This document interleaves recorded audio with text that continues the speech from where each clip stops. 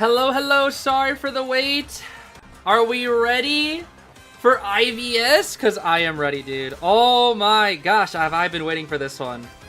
Ever since the end of IVL, I have been waiting for this. And not just because NAU is in participation, but IVS is one of the most exciting times for Identity 5 tournaments because it is the only other international tournament that we have each year that isn't KOA. So I'm very excited.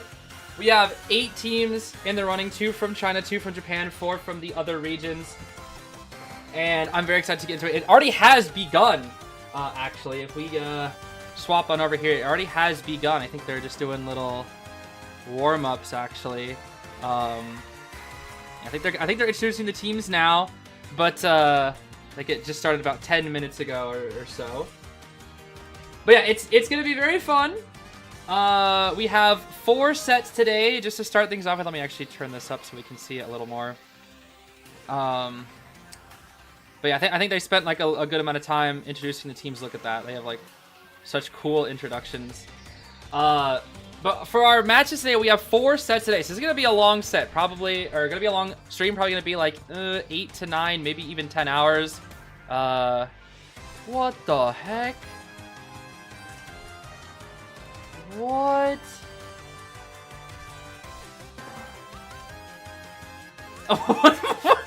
Okay. What the heck was that?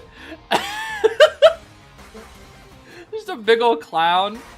Hello, it's me, Joker. I'm a giant balloon hologram thing. Anyway, our 4 sets, my fault. Look at that trophy. It's so blurry you can't even see it. It kind of looks like the IJL trophy, but it's like a little shinier. Ooh, that looks nice, actually. Man, why does every trophy look cooler than the KOA trophy? The KOA trophy looks so cheap. IJL, IVS, IVL, the trophies always look so cool. But yeah, our 4 matches. UD versus ZETA. That is the South Korea team. I think it's underdog versus ZETA is up first. Our second set is RC versus MRC, which are probably the 2 best China and Japan teams going at it. RC versus MRC, which is going to be fun. Our third set is the battle of the best non-professional teams, B4U versus FT. And then final match of the day will be ACT versus KL, which is the Hong Kong, Macau, Taiwan division versus the other China, team. So,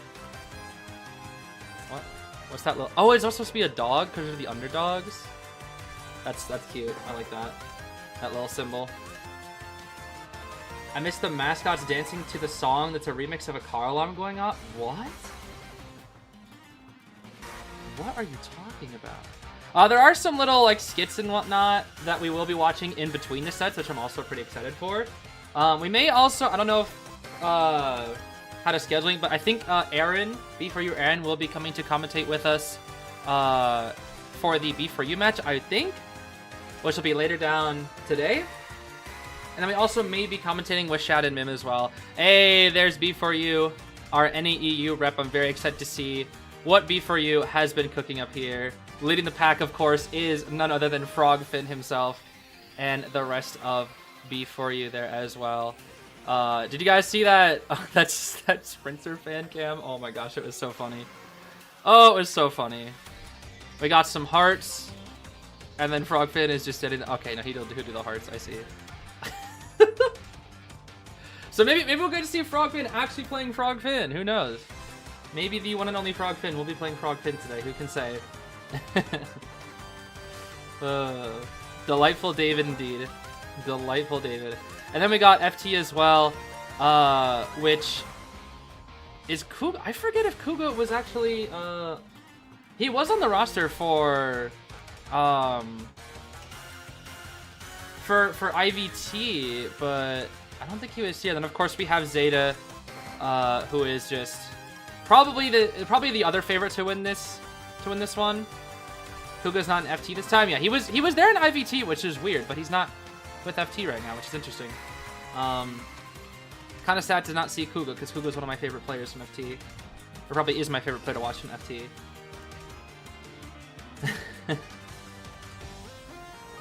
Yeah, the honey cake dish made by Frogfin himself, indeed.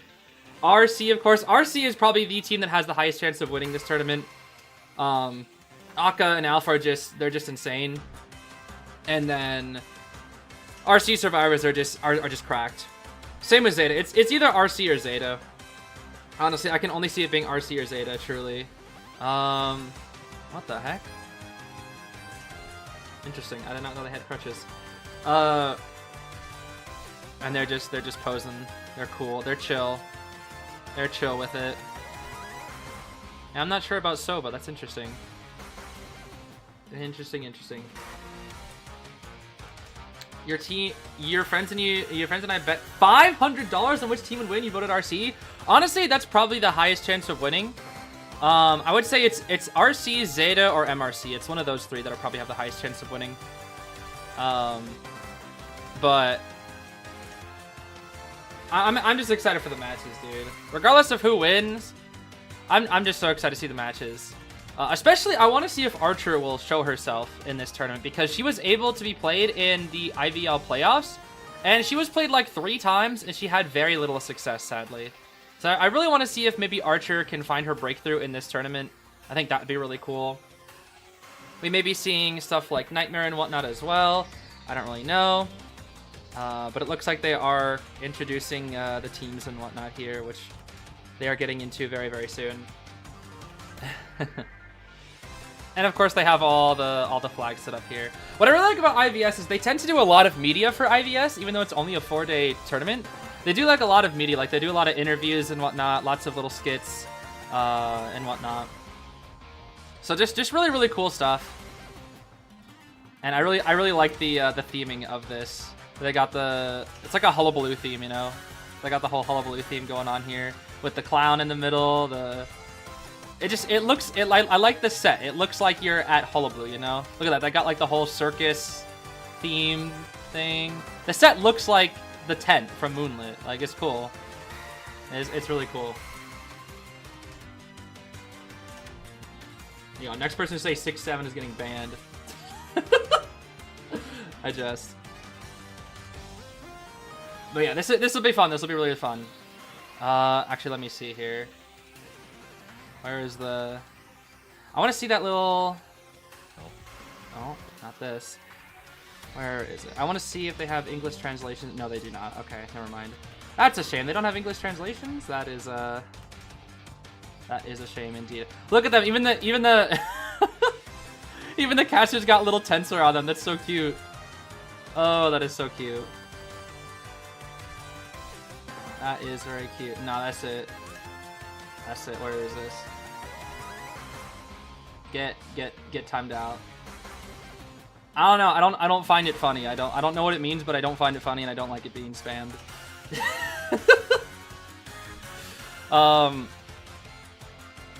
Anyway, they have like a little cool promo video. Unfortunately, I don't know what it means, but they always do really, really cool promo videos for IVS. I think they had like. Hold on. Let me see if I can find it.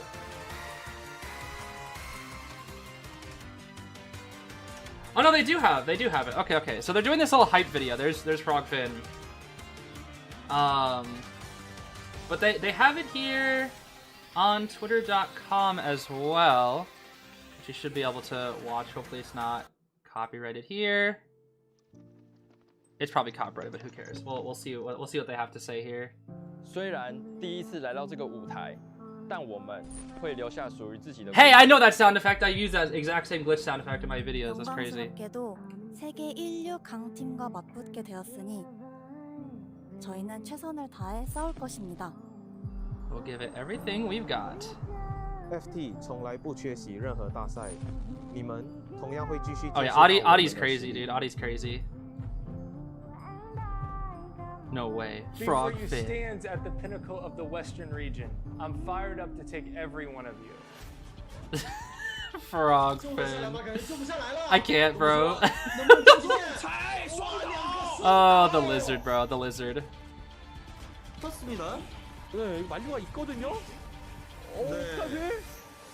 Yo, the Hullabaloo that did nothing. What? High game here. Adi fighting for his life with this experience. Oh yeah, Adi's crazy, bro. Don't chase Adi. That is what I've learned. Do not chase Adi. Adi's insane.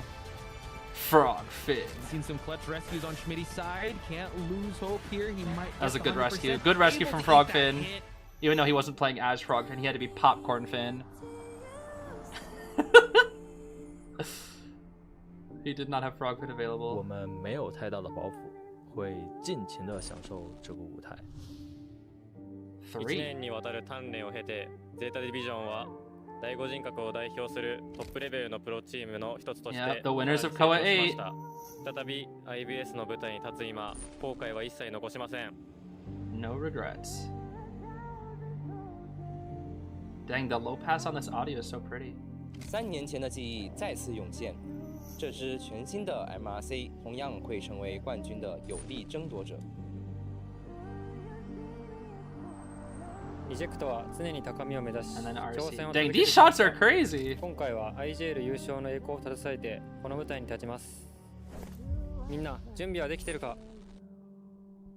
Are you ready? They always do so with these hype trailers, bro. They really do. I know ZETA wants to get revenge for last year too. They probably want to.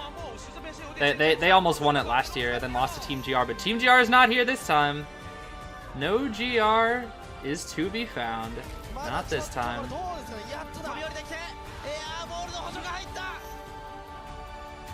Why are you looking at me like that?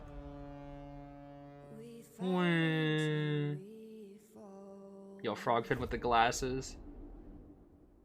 I'm just gonna be calling him Frog. People who don't know about his Frogfin alias are gonna be so confused when I keep referring to him as Frogfin. Oh my gosh.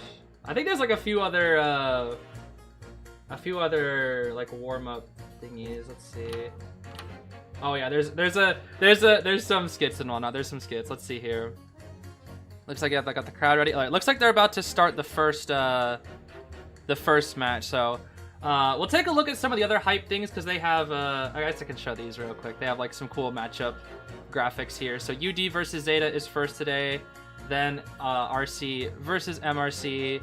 Then we have B4U versus FT, and then ACT versus KL. Those are the matchups there for today. So looking pretty cool with the graphics. Oh, I guess they also have this as well. They have the every single team having little cool graphics there. This is of course our NEEU representative team B4U, and then all the other teams looking pretty stylish, pretty cool with their little gestures and whatnot. Whole tournament only lasts 4 days. Yep, it's a very short tournament. It's an invitational. It's called the IBS Invitational, where they bring together some of the best teams from each region to battle it out. It's like a mini KOA basically. It's a mini KOA. I guess is what you could see it as. So it's pretty cool, and we do have a couple of little skits that we can watch. There's like a trash talking skit, and then there's a player moment episode 1, whatever that means, that we can watch in between sets. So we have little fun things to watch in between the matches. Volume too low?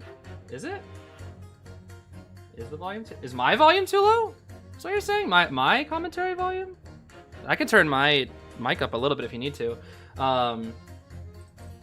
But the song is too loud? Is it? Doesn't seem too loud to me. I'll turn it down a little. Either way, it's not gonna matter too much because we're gonna swap over to. We'll swap over to like the low audio.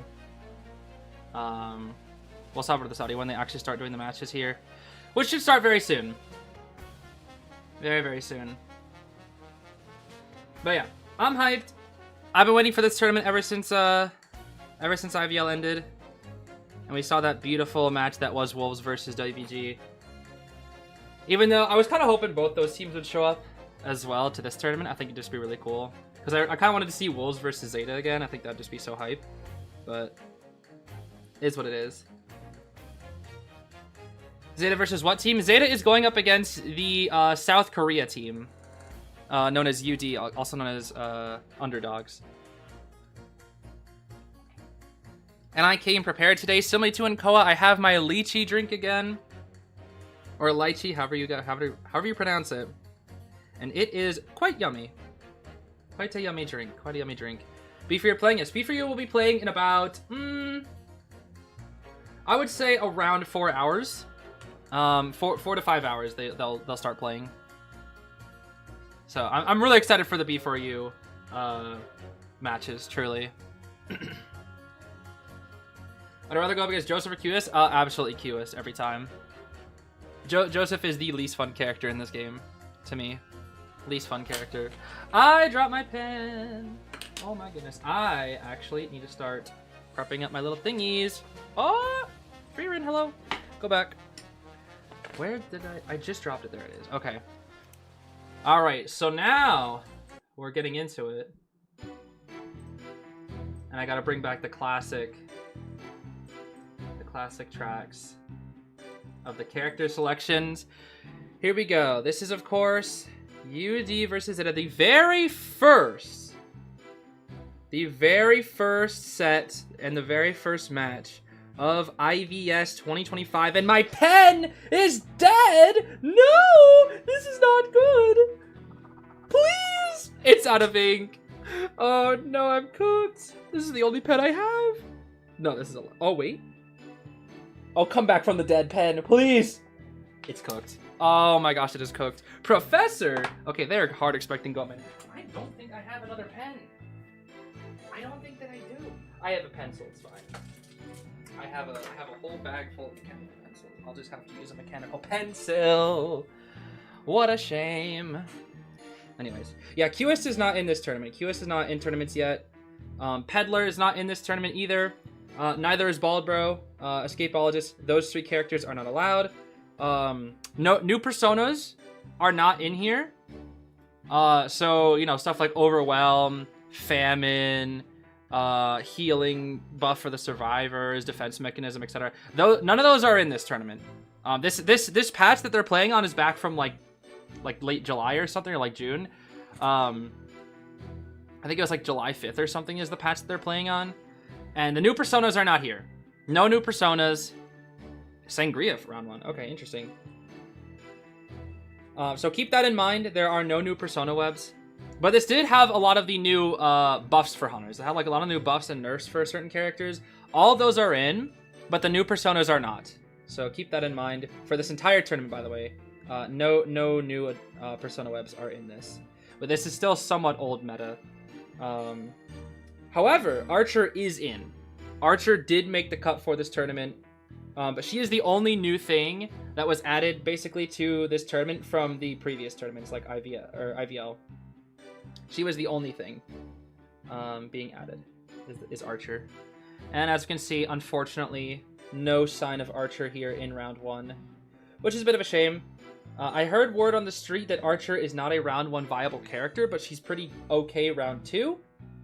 But there have been no breakout players of Archer yet, which is a bit of a shame because I think she's such a cool character, and I really, really want to see her more. It's just sad because she's insanely difficult to use at top level. She's kind of like Batter. And it's just like there's more consistent characters, you know? Where it's like, even like most of the time when you're an Archer, if you're not full kite, you're gonna have to like... You basically only have like 2.5 items, and it's just your items are not nearly as consistent as, you know, a magician where you just have to press one button to use your wand, and it's way more consistent. Is QS going to be in this upcoming Koa signal? Yeah, Koa will have QS. Koa will have QS. I can say that without a doubt. Koa will have QS. This tournament does not, and I don't think IJL and IVL Autumn will have it either. He will not be in those. I do believe Peddler and Escapeologist will be in, but QS will not be available, and then when Lanternist comes out, she will not be available. But I think those two characters should be available for Koa, and then Hunter Melly might just barely miss the cut for Koa. It depends on when she releases.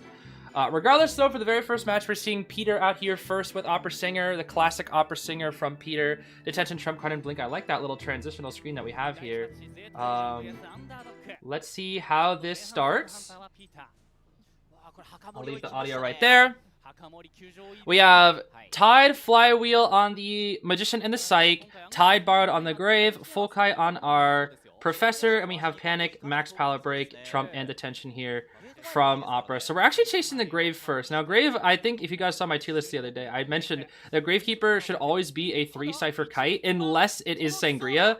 And this is a perfect example of that Gravekeeper is not the best into Sangria. Although, He did utilize keeping his shovel very, very well, because now he still has 2 shovels, but was able to make a good amount of distance there.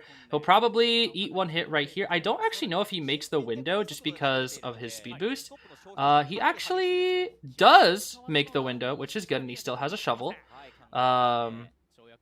So Graves' goal is to just get inside, shovel after he does a mind game here. He's a little bit too scared to use the mind game here. We'll just swing right here, and then he should die to blink. This should be a blink down right here. Vault this, force blink. Misses the blink. Ooh, that was close. That was close. That was close. That was close. Okay, dangerous, dangerous game we're playing here, Mr. Peter. Oh my goodness. Yo, chill with that. Yeah, so Grave, that was still a good kite though. I mean, two ciphers at 90, 1 at 42. That 42 one is a little bit low. Ada is already here for the rescue because she kind of has to be, because if she gets cut off early, it's going to be really, really tough. She's trying to delay the rescue as long as possible. Doing a pretty good job at that, I will say. Doing a very, very good job of delaying the rescue as long as she can, especially for an Ada. The Grave will run into the Opera Singer, and then Ada will run away. This is great because we can buy a lot of time dying away from ciphers, although Grave is not really doing the best at dying away from ciphers. I guess Mage is here. He has to avoid taking a hit at all costs here. He has to avoid taking a hit. He'll get run away. Peter kind of messes up the dash back. Graves is trying to die away from ciphers here. Ciphers are pretty decent. All the 3 ciphers are being worked on here. Mage can easily get this rescue. This is looking like a draw. This is looking like a very solid draw. Then again, I guess there is no borrowed time on like 3 of these characters, and the one character that does have BT is dying. So Peter can actually 3K this. This is 3K potential. But so far, like, the kite was solid. The rescues have been solid. Mage is trying to delay this rescue as long as possible with his wands. And once again, Slimmy to Ada doing quite a good job with that. Let's see. Let's see. We have plenty of time. We have plenty of time. Don't get greedy here. Don't get greedy here. Oi. Oi. Okay, nice. That was good. That was good. Good manipulated hitbox, hitting the Gamekeeper there. Mage gets away with full health, and the ciphers are looking really good. The only issue is that mid cipher is going to end up being their last cipher, which is really, really not good. As we can see, Peter is just going to try to get like a few hits, maybe hit or a wand forced out. Unfortunately, didn't get either. Didn't force out anything from that magician. That was really, really good from Ego. And this is crazy because, by the way, this is a professional team versus a non-professional team, and look at their Cypher Rush, dude. Their Cypher Rush is crazy. And they're about to pop a Cypher against Peter. UD's kind of good. UD is very good. Like, I remember when I was watching these guys in the finals, and I was like, wait, why are people underestimating them? They're, like, actually really good. They're gonna draw Peter at this rate. Like, they're actually almost about to draw Peter. Peter can, again, still 3K because they don't have borrowed time. But, like, if one of them had borrowed time, they would probably most likely get the draw here. They're gonna pressure down mid-cipher as much as possible. And Ada's gonna start a new cipher in that corner. They kind of have to, what they're gonna do here with their survivors is they're trying to go back and forth, forcing Peter to kind of commit slowly but surely, keeping up this mid-cipher until Ada pops the other one. Some, yeah, Professor is here to pressure this beautiful flywheel, and then once she sees that Ego, the magician, comes in onto that cipher, she's gonna go back. I think he's gonna greed for the cipher, and he's gonna get it. Yeah, he's gonna greed and pop. Only issue, though, is he's not in the best of areas. He's gonna have to go to that pallet. The only pallet that he has to work with is right here. Beautiful vault. Oh my gosh, this magician is so good. Ego is so good. She is going to catch out the psychologist at the gate. Psychologist doesn't really have much to work with. She does have a single flywheel. She's going to have to fly to that pallet, otherwise she won't make it. Yep, exactly. 10 MS Opera's too fast. We vault this window. We vault it back through. She should be dead very, very soon here. Teleport will be up in 20 seconds. Are they on the gate yet? Are they on the gate yet? Oh, we're not on the gate. We're not on the gate. We're not on the gate. We're not on the gate. We're not on the gate. We're not on the gate. Teleport will be ready. It will be ready at like 95 on that gate. Although it is a professor, so professor should be able to escape. The question is, can the magician, can Ego escape? That is the question of the day. It is quite risky because this is also Ada's first chair, so if we do see a teleport, it will be quite risky. There's the teleport. We're going to probably go back. Scale. No, he missed his scale. Oh no. And Ego's not in position for that rescue. This might be a 4K. Oh, unfortunate. This actually is 4Kable now. This is 4Kable now. Because the thing is, Ego or Ada, like Ego or Cyan, will not be able to make it onto this side. This is likely a 4K for Peter. The issue was they just weren't in position. I actually don't think it was good that they popped. I don't think it was good when they popped, because nobody was in position at a gate. That's the issue. Despite that pop being really good, I think they should have played a little more patient so that they could be in position for gates.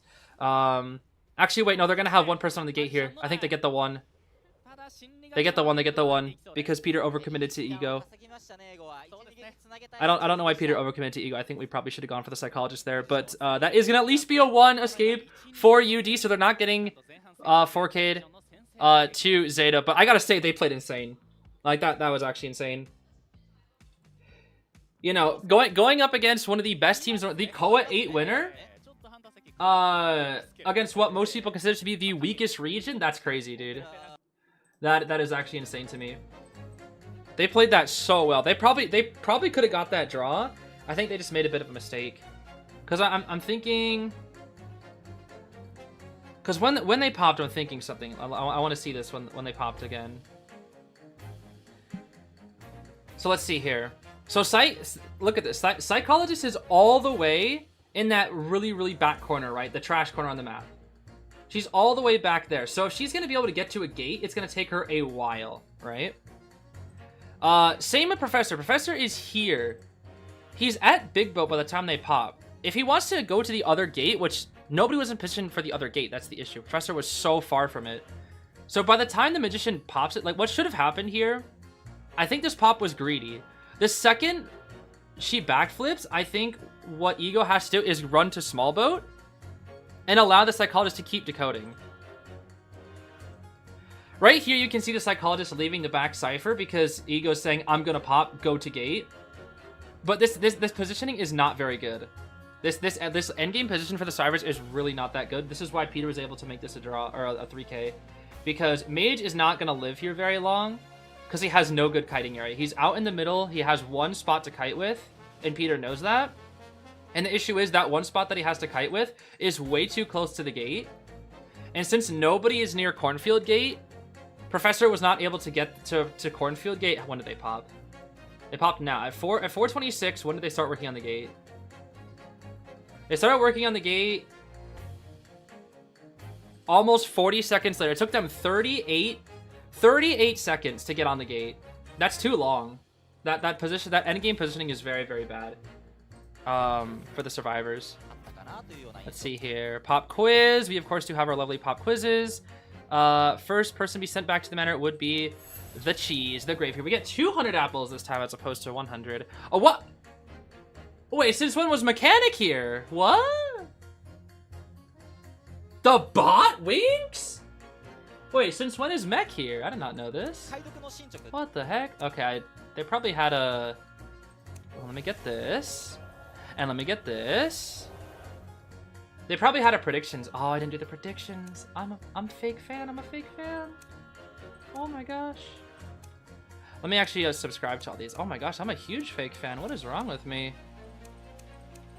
All right, let me do all that. That should at least get me a good amount of apples. Maybe not all of them. No, it does. Nice, okay. I agree that you guys should do the exact same thing that I just did if you want to get your golden apples. Once again, golden apples are really good to get right now. Because if you look in the shop, I already bought all the stuff. But you can get all this cool OPH stuff. You can get like a poster that you can put on your wall. You can get some cool stickers for Smiley, Luca, Merc, Auntie, and Beep Beep. Same with their little portraits. And if you save up enough, if you like, you know, do the do these little quizzes and whatnot, do the predictions and whatnot, you can eventually save up to get this cool mercenary skin and this cool antiquarian skin. And by the way, all the esports skins for their alternate costumes will show up here. So we'll see one for Joker eventually, we'll see one for Prisoner, we'll see one for Cheerleader, and then in the future, I imagine for BLK, we'll have one for Mechanic, we'll have one for Batter, for Geisha, we'll have one for... who else? Yeah, a couple other characters. So that the longer you guys engage with tournaments and get these golden apples, you'll be able to get these skins basically for free without having to spend like fragments or echoes. So it's another currency that you got to save up, but it's just something nice that you can, you know, engage with, watch tournaments, get better at the game, engage more with IDV competitive.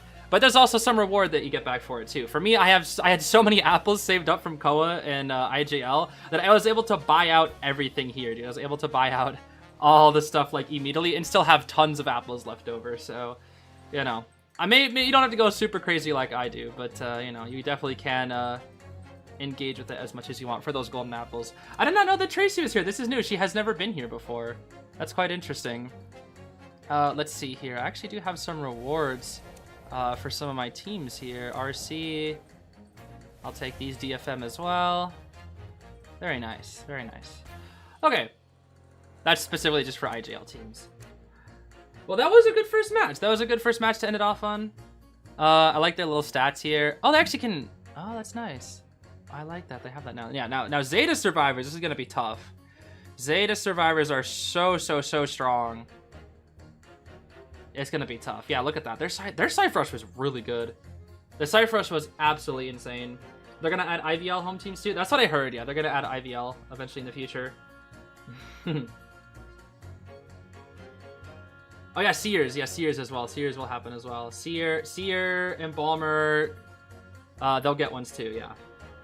So, every year they're going to add in like more of those characters, so you'll be able to get those skins if you play or if you engage with these, get the quizzes right, get the right answers, you'll get the apples and whatnot. And typically if you watch through me or the official IDV channel, these guys, I think they will tell you the answers to the pop quiz if you engage with either one of these chats. Like if you engage with the official one, or even in my chat, we'll tell you the answers for the pop quizzes most of the time, because we tend to like getting our apples. Official chat is going fast. I think it's just because I wasn't loaded into it, so it just like had everything go by super fast. Idea for Thief buff: faster vaulting speed, longer flash duration, buff Hoarder to stealing parts from rocket chair when rescuing, -10 rocket speed on same rocket. I don't know, just random idea. Yeah, I don't know what the best thing for a Thief would be. It's weird because like the Thief's kit is just like really awkward.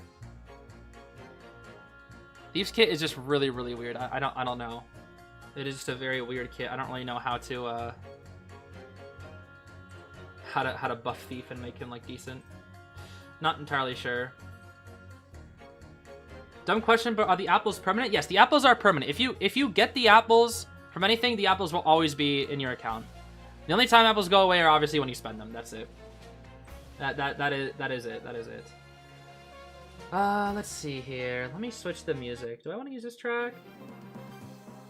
Nah, let's not use this track. How about this? This will work for now. We can change it later. This will work for now. Shorter stun, slow down debuff, make him better. Thief? I mean, Mind's Eye. What buff of Mind's Eye need? Mind's Eye... The issue with Mind's Eye is that her gimmick is just not good, because her whole gimmick is that she's supposed to be, like, be able to see hunters through walls. And, yeah, that might not have been the worst in the past. I don't think it was ever really that good. But the issue is that, like, being able to see hunters through walls is not really that helpful. Especially because most of the time, not all the time, but a lot of the time, good survivors use their ears. And they have, like, noise-canceling headphones when they play this game. And they can hear the hunter. They can hear the hunter's footsteps, so they don't ever get, like, red-lighted. They'll be like, okay, I can hear the hunter trying to red-light trick me. I'll just go back the other way, right? Is it possible to earn 60k golden apples just in this tourney? I doubt it. However, in the future, there will be IJL streams. And during those IJL streams, I believe they usually do stuff like that. And for Koa, I will say Koa is the best time to get golden apples. Koa has golden apples like just 4 days. They have so many apples. Is it possible to earn 20k? 20k apples. Let's see. I think maybe. If you get every question right, I'd say maybe. Let's see here. So if we get the permanent apples here, like let's say you get all 3 of these. So daily logins, pop quiz, that's pop quiz weekly, complete rank match weekly. So let's say you get both of these, that's 2,000. You get these all 4 days, that's what? Almost another 2,000. So that's almost 6,000. You subscribe to the event, you get whatever this was, another 2,000. So that's 8,000. You get predictions right, you can get up to, you know, 450 if you get each one right. Most people on average get like 1 or 2 correct. Then you get the pop quiz, each correct answer you get 200. So yeah, you could definitely farm up. You could definitely farm up 20,000 if you watch all 4 days. You could definitely get 20,000, I think. 60,000 is probably gonna be a bit much if you're starting from 0, but there will be more opportunities to earn. There will be, so do not worry.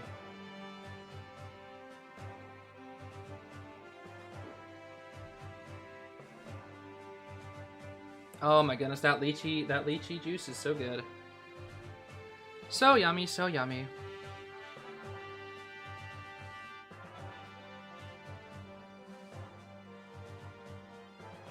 Not confirmed? What is not confirmed?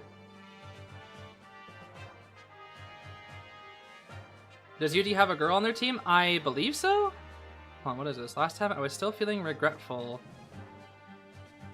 Though back in Japan, I hope to return with joy this time. We achieved good results. In the world competition, after all. It is precisely because of the experience of winning this time that we achieved good results in the world competition. Okay, interesting. I find it funny that they say world competition and not just Koa. I don't know. Again, Zeta were the winners of last Koa.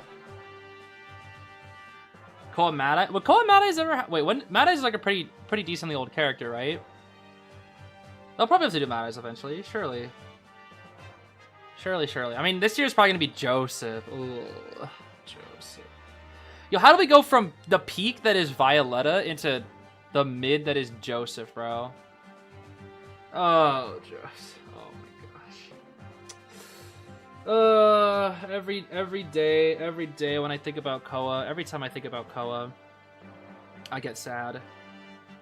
Every day that I think about Koa, I get sad, and I remember that Joseph is going to be the hunter this year. Oh, so sad. Leave my boy Jojo alone? No, I'm good. I don't like Joseph, and when Joseph comes out, he like, but Violet is so cool, like, she's so cool. Like, you can't make, like, Joseph... I'm sorry. Like, we just went from Eldritch God Feaster to, like, Reborn Cool Spider. Joseph hate from a Nightwatch fan? What you mean Nightwatch is cool? Joseph is literally just a dude. He's just a guy. He's just a man. He's not scary. He's just a guy.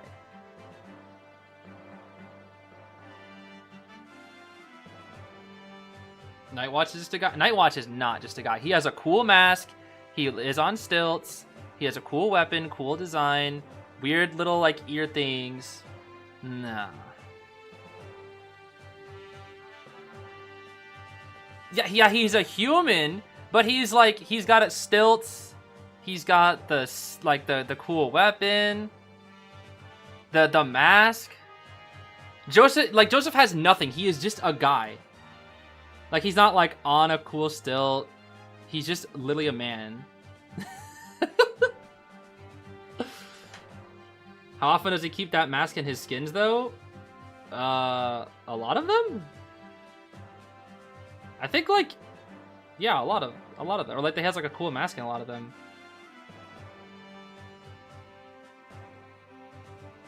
I don't know. I find Nightwatch's design to be way more interesting than Joseph, who is literally just a human. Who has, like... I guess his shoes are kind of funny because they're pointy. Oh, Joseph. Alright, let's see here. Moving on to... Game 1, second half. We're picking it safe. We've got the officer. We've got the prof. We've got the mage. Mr. Mage, where'd it go? I don't know. Spin, bow, and it's back. Now you just need to add some women. Yo, that BQ is right there. BQ is cooler though. I think BQ is cooler than Joseph because she has like the veins and she has like the head thing where her head is like sewn on. That's cool. But Joseph is literally just a dude who has like cracks in him and it's just okay. He's just a guy. What about Hermit? He's just a guy. I don't really like Hermit that much either. I think his design is kind of uninspiring. I'm not crazy about the hunter designs that are just like humans standing there without like any special thing about them. I like it when my hunter designs are like spooky or whimsical or scary. That's why I've always said Soul Weaver is the best hunter design. Hands. I will still always say Soul Weaver is the best design in this entire game, like character design. Geisha is cool because she has her spooky form. That's the thing about Geisha. She has her spooky form. She's still not that scary though. Like her normal form is just kind of fine. But her spooky form is what makes her interesting because she's got like the mask and then she floats and her cloak is always like kind of messy looking. But Soul Weaver, best hunter design. Easily best hunter design. She's so cool. Yeah, Antonio's is interesting because like even though it's just like okay, he's a human, but he's got like the weird creepy smile. His hair is like possessed. Like there's something interesting going on there, right? Ivy, I mean it's like kind of balanced because like her hair is weird. She's got the whole yith thing. She's got a creepy smile and the 3 eyes. So it's like I can vibe with it, you know, I can vibe with it. But when you just have Joseph, who's literally just a man, it's just to me it's not really. It doesn't really do anything for me. It's not like. It's just like, okay, that's the guy right there. Like, if he feels like he should be a survivor. You know. Jack is also a man, but he's got a cool big claw. He's got a big old claw and a funny mask. And a nice hat. Why is Goatman so zoomed out? Look at that. Why is he so zoomed out? What the heck? Look at that. Kazuneko Aeroplanist, bro. Kazuneko Aeroplanist. Yeah, the Opera Ivy are kind of similar, I can't lie. I think Opera has a pretty interesting design, but it's not like one of my favorites. It's just like kind of cool. Just because of the kind of like, I don't know, she's got like big claws, kind of. And her shadow design is way cool. I really like her shadow design. But like her like main design is just kind of like, I feel like it could be cooler. But I do like her like weird claw hands. I don't know why she has claws, but she has claws. Her hair, yeah, her hair is kind of funny. It looks like auntie hair, you know. She's got some ant hair. Who do I think will get the next SS skin? Probably Joseph. Joseph actually is like perfectly designed for an SS tier. And because he's a huge moneymaker, they're definitely gonna give it to him. I guarantee it. Because the thing is, Joseph literally has 2 forms, like in almost all his skins, so it's perfect for him. Worst hunter design is Clerk. Clerk? Clerk as worst hunter design? What you mean? That's crazy. I would not even put Clerk close to being the worst hunter design. I still think worst hunter design is Joseph because that's literally just a guy. Clerk is just a Joseph is literally just a guy. All right, let's see here. Looks like Zeta's a lot more confident with their borrowed times. We have borrowed Tide Officer, borrowed Flywheel Prof, borrowed Knee Jerk Mage, Flywheel Tide Charles, and then Detention Trump Card and Blink from the Goatman. Blink Goatman? It's probably fine. I mean, he's been getting adapted to more meta. I used to call it like the skill issue trait, but people are adapting. And against Mage and Prof, I don't disagree with it either. Now let's see here. How is this gonna go? How is this gonna go? I'm gonna turn this up a little bit more. If it's a little bit too loud, you guys can let me know. Let's see, we got Rage Berserker, Exhibitionist, Wanted Order, Trump Card Attention. And we're going for... We are willingly chasing Kazuneko? That is brave. That is brave. That is very brave. We are willingly chasing Kazuneko. That's crazy. One of the best survivors, if not the best survivor in the world, we are willingly chasing him first. That's kind of crazy. Oh, he got stuck! Kazuneko got stuck! Did you see that? He got stuck on the... that cage was kind of mid. I can't lie. That cage was not the best. Kazuneko is actually in a really good position here since he has jetpack and... Oh, wow. Wow. Wow. Wow. Wow. Kazuneko got so lucky with that, actually. He has scale. He has scale. He has the professor scale. He has professor scale and jetpack, and he's doing really, really well here. This is already in position for a 3 cipher kite. That was a good cage from I. Or AI. Is it AI? I don't know. Oh, what the... That was odd. Okay, wait, the baits? Hold. We have Blink. He's on cooldown. This should be it. He should kill him right here. Blink down. Okay, that was not bad. That was not bad. The ciphers are a little faster than it was in the last game. Yeah, but the issue is they still have to 3k. He still has to 3k Zeta, which is going to be hard. The issue is, though, Zeta is so experienced that they're going to have good positioning endgame. The only reason that UD didn't draw was because they had really bad positioning for endgame. Whereas I don't feel like Zeta's going to be a team like that. Let's see here. No, officer's leaving no trail, which is really good. It's going to be really hard to find out where he is.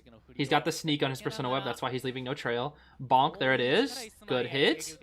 We're going for the double down on Shinami.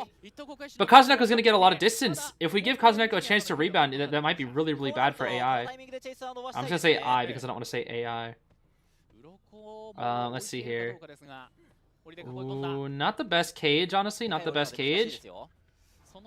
Good patience. Good patience. Good patience. Oh, not the best jetpack from Kazuneko. That's a good down. That is a double down. This is actually 3Kable. This is 3Kable. Because they don't have a tide turner here. If we can get a good stuffed rescue or a farm, that would be best case scenario. Kazuneko does have hover though. All he has left is hover though, to be fair. He doesn't have any jetpacks to pair with it. It is just hover. So that's going to make things a little tricky. We do have Professor getting this rescue. Let's see. Okay, good backdash into cage. Ai's doing very good here, I will say. Ai's doing very good. 1. And... Oh, a double cage. Down goes Kazuneko. Okay, honestly, this is a good chase onto Kazuneko. This is very, very good. This is 3Kable. This is actually 3Kable. UD is actually like... They are cooking, bro. They are actually cooking.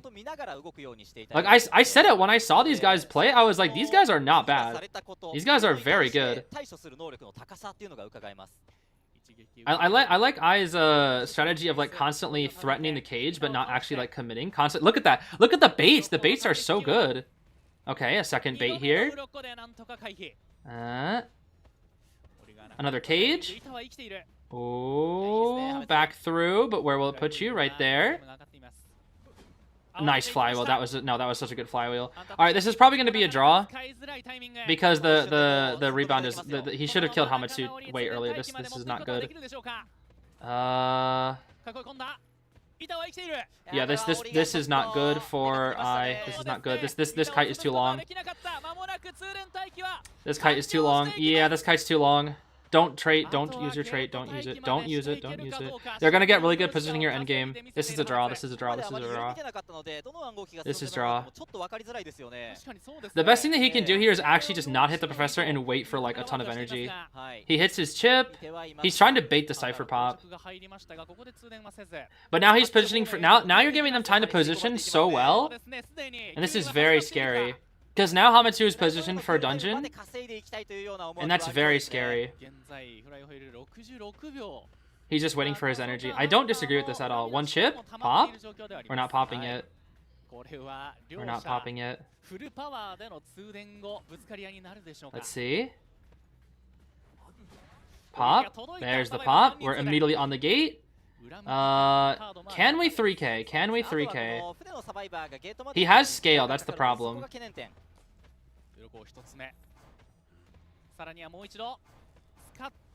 Alright, there's the down. Delistu is going for that gate. Delistu is going for that gate. If I reads this chairs and goes to Delisu's gate, he could 3k. He can. It is possible. He can 3k. He has to teleport now though if he wants to. Oh, he's checking. He doesn't know. He doesn't know. What? What? What? Oh no! This is not good. This is not good. This is not good. This is really bad. This is really bad. This might be a 3. This might be a 3. Oh, this might be a 3. He doesn't know. He doesn't have double cage. He doesn't have double cage. He has to wait. He has to wait. Perfect. No, he's gonna. No, it'll be fine. He has a cage. But he has scale. Oh no! Wait, there's a chance. There's a chance of a 3. There's a chance of a 3. You can't chase the officer because he'll just go to dungeon and he'll get that. Don't get lost now. Don't get lost. Don't get lost. Don't get lost. I think this is a 3. This is really dangerous. He's gonna run out of tension soon. Oh, okay. No, he got it. He got it. He got it. He got it. Woo! Okay. That was dangerous. That was really dangerous. He's gonna force out the mage. There we go. Okay. He got the draw at least. He got the draw. Oh, that was scary. Oh, that was scary. That was scary. That was scary. Oh, that was scary. Oh. I really did not want to see a 3 escape there, dude. I really didn't. As much as I love Zeta, I kind of have to root for the underdog here. The underdog, literally named underdog. Wait, no, it's fine. It's fine. It's fine. It's fine. It's fine. It's fine. It's fine. He has cage. He has cage. He has cage. It's fine. He has cage. Okay. He's keeping away from dungeon. As long as he's keeping away from dungeon, it's fine. There's the flywheel. Bro, if he doesn't hit this cage, I think it's cooked. Oh my gosh. No! Don't let it be you, bro! Don't let it be you! Don't let it be you! Okay. Don't let him back through. Just break the cage. Just break the cage. Just break the cage. Don't let him back through. No! No!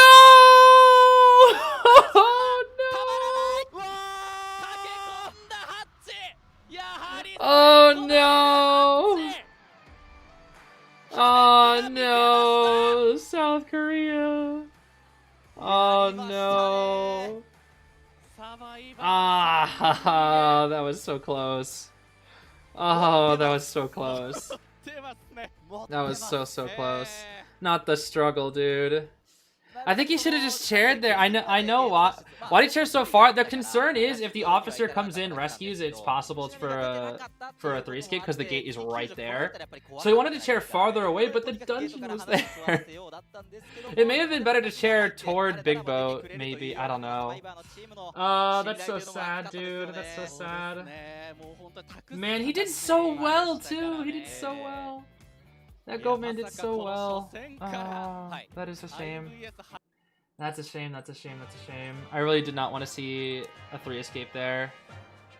Oh, I really did not want to see a 3 escape there. That is such a shame. Let's see here. First target to be knocked down was Aeroplanist. That is Mr. Kazuneko himself.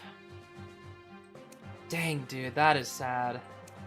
That is sad, that is sad. The day reset, so we can now grab these apples. Very nice. Man, that is sad. Very good plays all around. Yeah, the good plays, good plays. I can't deny that. It was good plays, yeah.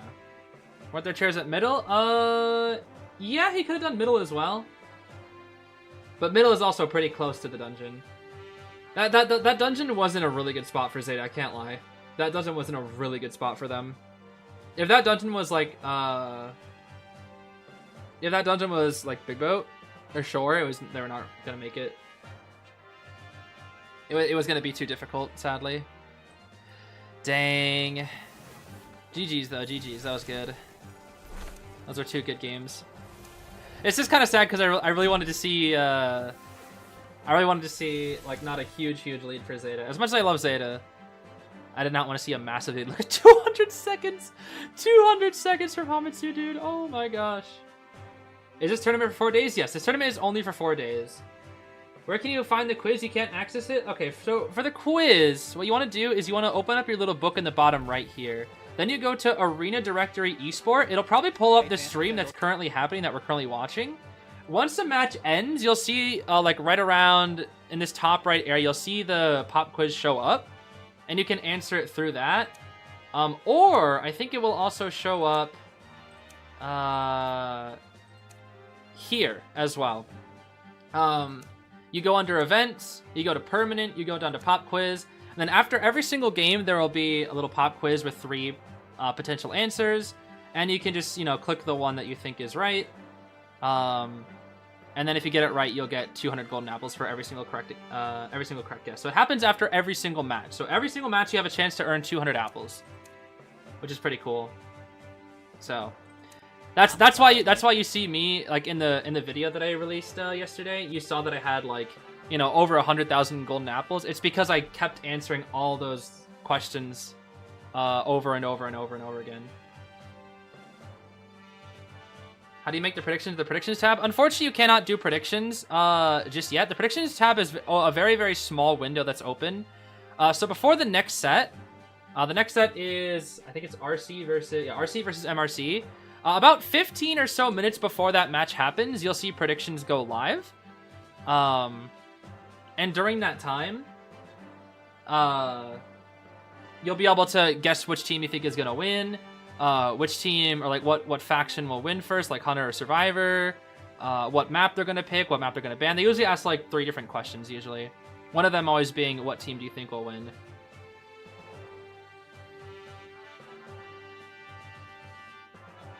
What's up, y'all? You're a little late, but it's nice to watch IVS. Really excited to see how UD goes against ZETA. It's a tough competition, but I have faith in them. Yo, Lochilu, oh my goodness. I swear I gotta know if these responses or if these comments are I gotta know if these comments are just with context. I gotta know. Because almost every time I see these, it always makes me sad. I'm so glad you reposted the freaking Spencer thing though, Luchilo, because I would not have known of that. Because I don't really use TikTok. So I would not have seen that. Oh, it was so funny. That Sprinter fan cam. Oh my gosh, it was so funny. I'm so glad he posted about that. Because that thing cracked me up so hard. Oh, it was so funny. So funny, so funny.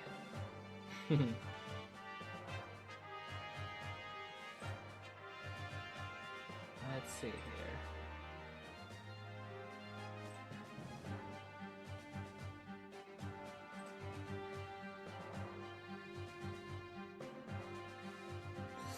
Dang, dude. Oh, I'm nervous for B4U later. Oh my gosh. I am so nervous for B4U. Cause I remember in Koa 8, I was like, yeah, they could probably beat FT, and then they kind of got worked to FT. This time though, I don't know. This time, I am not sure. This Tom Nook fit. It does kind of look like a Tom Nook fit, doesn't it? Yeah, it does kind of look like Tom Nook. Oh gosh. Yeah, I don't want to see anybody saying that South Korea is weak after that game. Oh my gosh. They actually played so gosh darn well that game. So gosh darn well. Yeah, I haven't played Animal Crossing really at all. I'm not really an Animal Crossing gamer. What the heck? What? Bro, I look up Hunter tier list and it just autofills solo leveling Arise. I don't even know what that is. I'm gonna go IDV. I was trying to... What the heck? I was trying to get to a place where I could do like a... who I think has good designs. Let's see here. I wanted to like just kind of throw one together.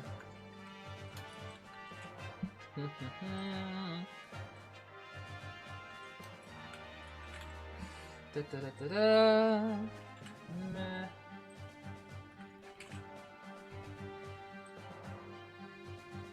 I think I can do something like this. All right, we can throw one of these together real fast, right? We can throw one of these together real fast. So we were talking about the Hunter designs earlier, right? So I'm just gonna throw this together real fast. Hellenberg, pretty cool. Clown is pretty good. Gamekeeper is pretty good. cool. Fire. It's fine. It's fine. It's boring. I think Mana is pretty cool. He's a guy, but like he's like a weird like he's got like a weird like claw and like a tube. He's not just a guy. He's got like he looks like a human experiment. Feaster's pretty cool. Witch is fire. I think Axeboy is really cool. Lizard is honestly not that inspiring. I don't dislike him, but it's kind of uninspiring. Beaky's just kind of boring. Bonbon's I think Bonbon actually has a really good design. I think I said this before. And it's kind of cool. Antonio's is pretty cool. Sculptors is hers is fine. Percy's is fine. Wheels is fire. I love Wheels. Naiads is I think it's kind of cool. Wax, I don't know, it's fine. Nightmare's sick. Clerk is probably she's not the scariest. That's the issue. I think I'll put her here, but she's not that scary. I think Hermit's kind of boring. Nightwatch is really awesome in my opinion. Sangria is probably right here. Fool's Gold is probably right here. Goatman is fire. I think Goatman is so cool. Hullabaloo is actually pretty cool. Peddler, I think, is pretty cool. Probably like right here. And then Ivy is like probably here. I would say this. Probably something like this. Probably something like this. These aren't ordered, but I'd probably say something like this. Where I'm putting Qist? Qist is probably under It's Fine, I would say. I put him under It's Fine. Yeah, I could see Feaster going up here too. Yeah, Feaster's very like creepy and weird. I can see that. I kind of put Axeboy up here as well because he's just not really that scary. He's like he's a little too goofy, but I do like him a lot. I mean, Axeboy or Bonbon's not really that scary either, but I do think Bonbon has a really good like character design. Yeah, something like this. Something like this. I think I made something like this before. My opinions always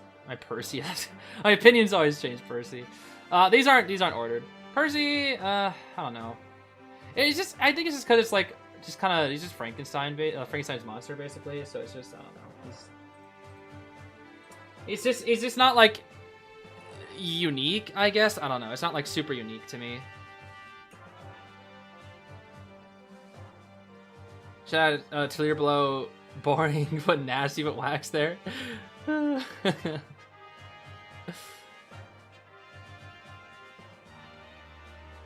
It helps if they got like some spookiness to them, you know. Soul Weaver easily number one though. Soul Weaver easily number one. I will always say, in my opinion, Soul Weaver is the coolest design in the game.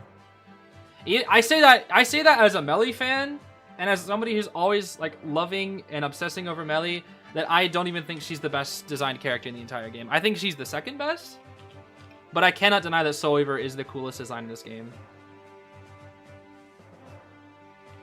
I will always be an advocate for Soul Weaver having the coolest design in this game. Yeah, that's why I have such high hopes for Hunter Melee's design. I have like insanely high hopes because I've been waiting for this thing for like ever since I joined IDV. Ever since I knew that a Hunter design for her was coming, I've been excited for it. But I can't wait because it's happening this year. What is this? This looks like such a meme. What? What is that? Hey guys, you're on the Oh, that's so stupid. It's literally just a PNG, dude. Oh, that is so dumb. You're watching Disney Channel? Oh, that is so funny. What is that, bro? Why are they having just the duck? What is the duck? Oh, that is so goofy. You just don't get it? I just don't get what. What is your favorite character? Did I put your favorite character in boring? I'm sorry. Hold on, where was it? If it is ordered, I would do something like this. I think BQ has a chance to be up here because of her like neck thing, but I think it would be way cooler if her head like ripped off. I think that would be so cool. It'd be like really, really scary.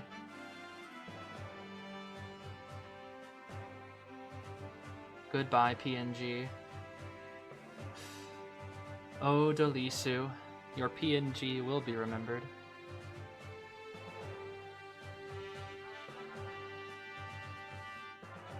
Yeah, I'm sorry, Misty. I mean, Sculptor's not bad. I just think, like... I think the biggest issue is she's just not really, like, super scary. I don't know. She is definitely cooler than Wax Artist.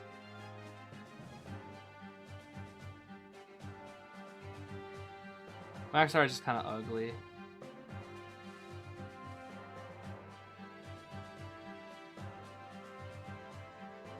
But I can't even say that Wax Artist's like design is bad.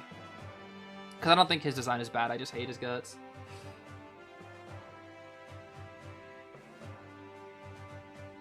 A sickly child in a wheelchair is terrifying. I mean, I don't know. I don't really find it to be super scary. I think that's why I just think Violeta's so creepy, because she's just like a weird spidery thing. Dream Witch actually is probably the scariest in that like one art of her. If we're talking about that one art of Dream Witch, she's probably the scariest. I can't remember where to find it, but that one art of Dream Witch, that's the scariest one. I also saw some artwork, like I think like a few months ago, where it was like, let's make IDV more scary, and they basically turned the hunter designs into like even more creepier versions of themselves. It was so cool, dude. Oh my gosh. They just took the designs of the hunters and then they just made them like even scarier.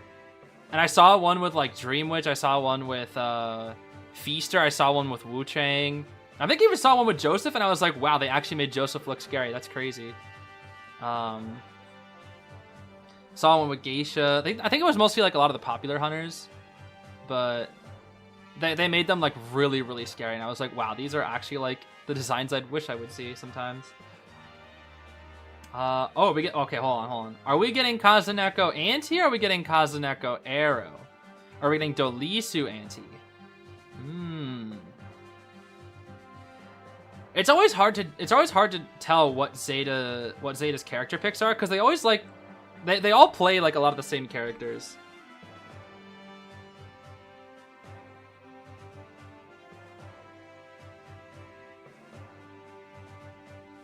But yeah, I hope we see Kazuneko Anti. Kazuneko's Anti is so good. Postman? Hold on. Are they gonna put Kazuneko on Postman? No, wait, right? I feel like they give Dolisu Postman. Let's see. Who gets who?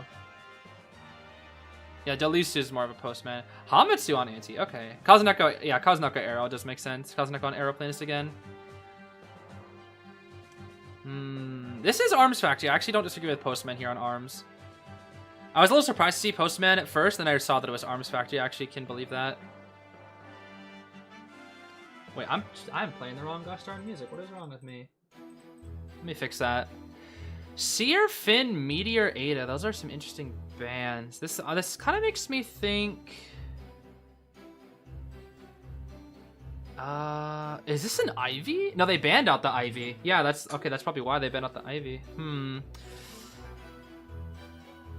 Yeah, I would say these two like maybe a witch.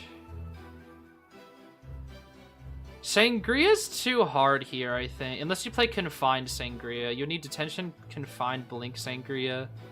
I guess you could do Hullabaloo here, too. Hullabaloo would not be the worst here.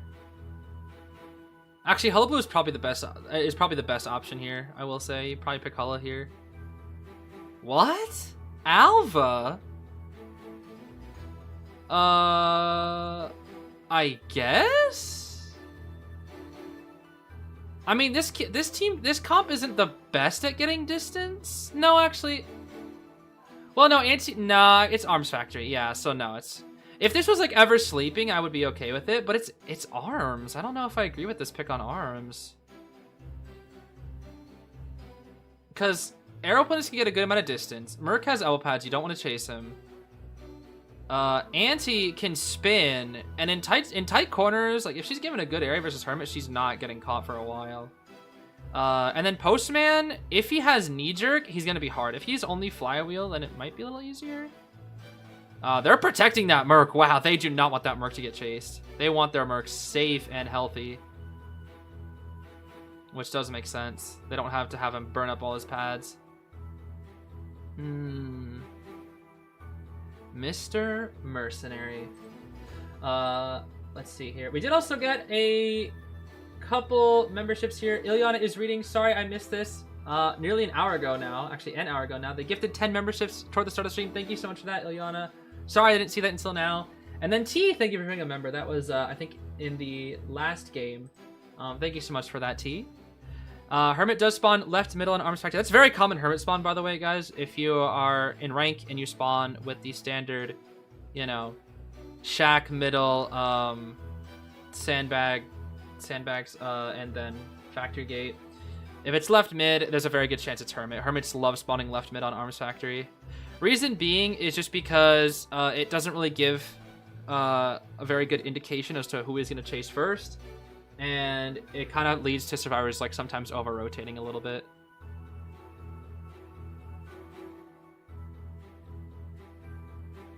Y'all playing Silk Song. I gotta play Silk Song eventually. It's on my to-do list, truly.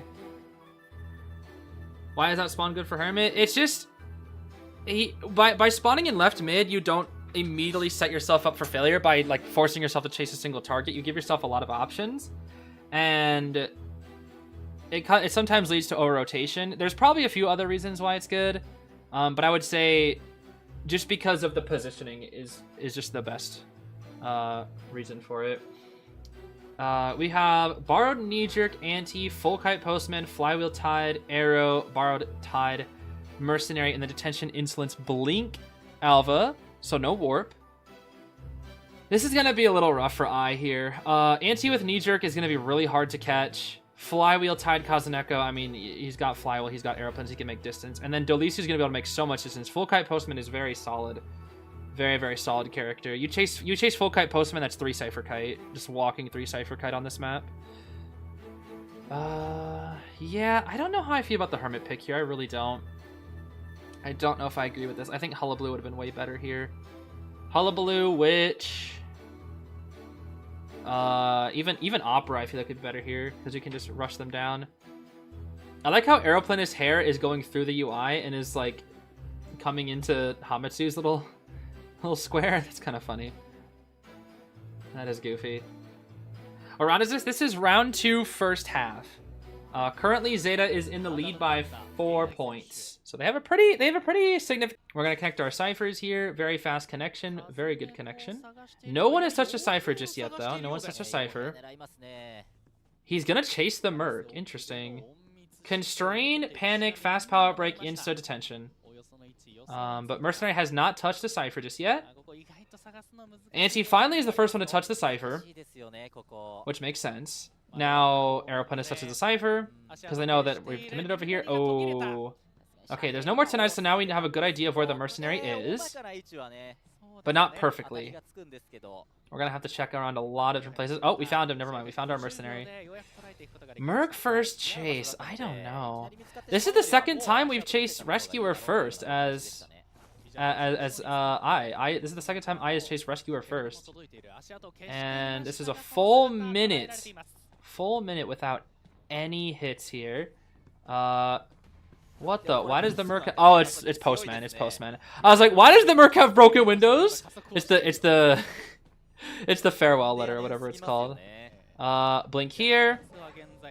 Yep. Obvious blink is obvious. We do have eyeball. Will we go for it here? Yes, we will. Doesn't hit it though, unfortunately. Beautiful elbow pad from this Mercenary. Oh my goodness. Yeah, this is really good. This kite is really, really good. It's gonna be 2 minutes before he goes down. Yeah, if it was actually a knee-jerk Merc, I was about to scream. He's not behind that. Yo, bro, come on now. Alright, he gets that color, not bad. We do swap over our colors here. But we have no stuns available for this Hermit. No stuns just yet. Oh my gosh, another farewell letter? No way. Alright, boop. So one more hit and he should die unless it's red. I think if everybody takes red, he'll still live, barely. But it does not look like Postman. It does not look like Delisu's on red, so he's going to go blue here. Nice. 切り替えるんじゃないですか。 Ooh, Hermit. いやもうダウンは And this should be the down. Boop. He's full presence. 2 ciphers are done. These ciphers are very good. These ciphers are very, very good. 十分な回り方してますよね。 That's a 3 cipher plus kite. 2.5 minutes it took for that down to happen. That is Hermit for you, bro. はい。 That is Hermit for you. Yeah, Hermit's gonna be even worse after the panic nerf as well. Panic's gonna hurt Hermit a good amount. Let's see here. Kazuneko's readying up for the rescue. You got this, Kazuneko. You're crazy. Bonk. Good rescue. He is full presence, so if there's any chance to make a comeback, you gotta just start applying as much damage as possible now. Really? He doesn't want to even give the chance for a rebound here. Can he get an extra hit here? Let's see. What is he? Okay, I don't know what he's doing. He picks up the blue. That way, in case he was able to like somehow get a red into blue onto him, he won't accumulate any extra damage to his team. We'll get the chair here. This is probably a draw. I can't even say that for sure, but it's probably a draw. Hamatsu will come in for an extra rescue. I can't even say that because there's an antiquarian. She could support. The Cypher Rush is really, really good right now. What's the panic nerf? The panic nerf means that if people are injured, they no longer decode at 3%. We're really going to try to Terror Shock this out. That's not happening. I'm sorry. Just hit the Merc. Oh, it's so hard. Ooh, we see him there. What? No, she didn't have a flute. Why did you respect that? She didn't have a flute. Oh, she didn't actually have a flute. You didn't need to respect that. Oh, look, she's not even close to having a flute. And the dog! The wick! Oh no, they're gonna pop. At the perfect time! It's primed at the perfect time and they can pop. Oh no. Not good, not good. Not good for this Hermit. And now we're forced to switch to Delisu here. Not good. Do we have Wick Dog? We do not have Wick Dog. This will be a hit, but he's still living. Aeroplanus attempts to flywheel. Kazuneko, I don't think actually gets the flywheel, unfortunately. Oh, this is tough. It's gonna be a 3. It's gonna be another 3 from ZETA. He gets that? Wait, no, no Mercenary. Both Mercenary and Antiquarian both live. They switch off. Yeah, they switch off. The Wick Dog. Oh, it is cooketh, dude. It is cooketh. It is so cooked. It's another 3. Oh, he was so close to the draw. He should not have respected that ante, dude. He respected the ante when she had no flute. There was no reason to. He backed up away from her and he got scared, but there was literally 0 reason to back up away. That's tough. Another 3 escape. Man. No, Aya is not bad at all, dude. Not bad at all. I mean, here's the thing. You are a non-professional hunter going up against one of the best teams in the world. And you're playing Hermit on arms, which is not the best matchup. Oh man. That is really tough. Unfortunately though, if UD does not 3 escape here, or sorry, if UD does not, yeah, UD needs to 3 escape here, otherwise ZETA just wins, unfortunately. Yeah, this matchup is actually just like really sad for Team UD here. Yeah, I mean, don't get me wrong, I love ZETA. Don't get me wrong, I really do love ZETA. It's sad to see that, you know, poor UD, the South Korea team, is matched up against the KOA winner. So it's like, imagine qualifying for KOA as a non-professional region, and then you're teamed up against one of the best, if not the best team in the world. It's tough. Looks like the answer is 316. Thank you guys for that. Let's see here.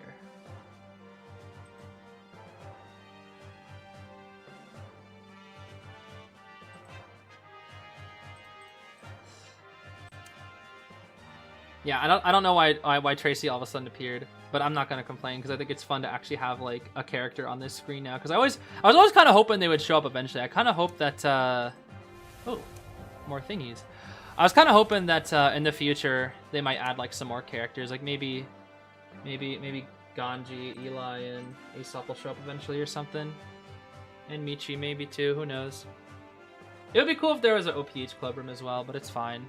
OPH is already like everywhere else, to be fair. It's their debut, yeah. I mean, UD is good, bro. They are so good. Like, I think they're actually like UD might actually be like on the same level as B4U, potentially even stronger. I'm not even gonna lie. They're that strong. Like they probably could be better than B4U. I just haven't seen B4U at their at this tournament. I've only seen B4U since IVT, but I think there's a chance. But I know B4U has been practicing very, very, very hard, so we'll have to see the fruits of their labor coming soon. But yeah, UD is crazy, dude. UD is just crazy. Yeah, UD is from South Korea. UD is from South Korea. And it's widely regarded by a lot of people that South Korea is the weakest region out of all the regions of IDV. But they are trying to prove that wrong, bro. They are trying to prove that so wrong because they are insane, bro. They are insane.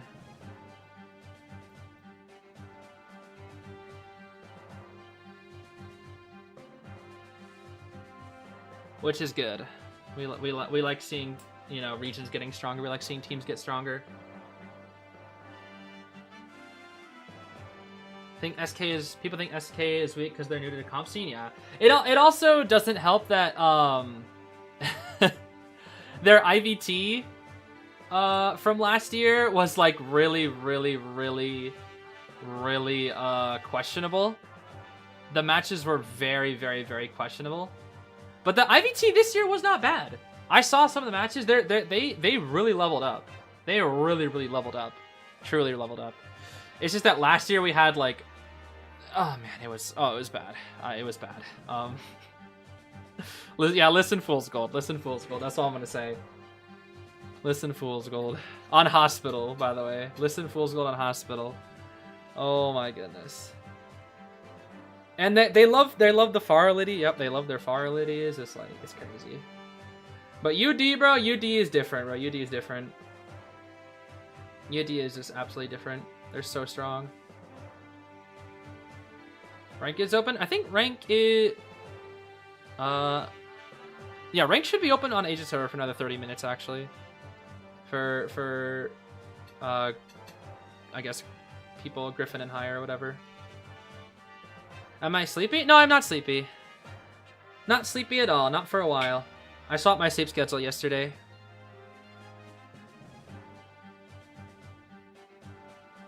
Yeah, detention. When was the Listen Fool's Gold? Listen Fool's Gold was last year's IVT. Oh, it was a time. It was truly a time. It was truly a time. I remember, because I didn't even watch it at first. I just remember seeing people on Twitter.com saying, what on earth is going on in South Korea IVT? What is happening in South Korea IVT? Why is South Korea IVT so weird? And I wasn't even planning on watching it, but then I kept seeing people just saying, why is it so weird? What is going on in South Korea IVT? South Korea IVT made me lose my mind, and I was like, okay, guess I have to watch it since the games are going to be that crazy. And yeah, they were that crazy. They were...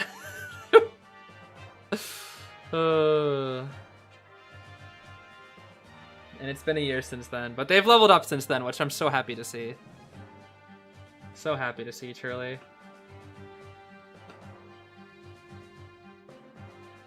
Oh my gosh, they got the JPEG again. The PNG is back. They got the PNG of UD.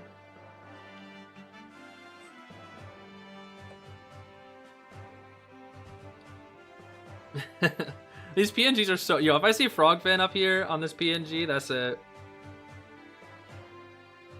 Oh my gosh, the crowd is trying to form the heart. Look at that. That's so goofy. That is so goofy. Uh-oh. Somebody's camera shy. I would be too. If I ever went to one of these and they point the camera at me and I see myself, I'd be like... Ah! I'd start crying. I'd try to, I'd be like, oh, don't look at me, scary. Yeah, if they put Frog Fan, I'm gonna laugh so hard. I would laugh so hard, dude. Now, if it was Frog Fan, what I'd do is I'd try to look up as fast as I can. I'd try to look up a picture of Remy Rat from Ratatouille. So that he'd be like right next to Remy Rat, so Linguini can have his rat, you know? Would I ever attend one of these in person? Maybe, maybe. Maybe someday. I gotta put up that Remy Rat, dude. If they put Kazunok in when I finish the heart, oh, that's tough. That's tough.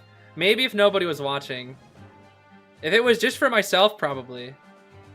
But if people were watching, I think I'd be too nervous.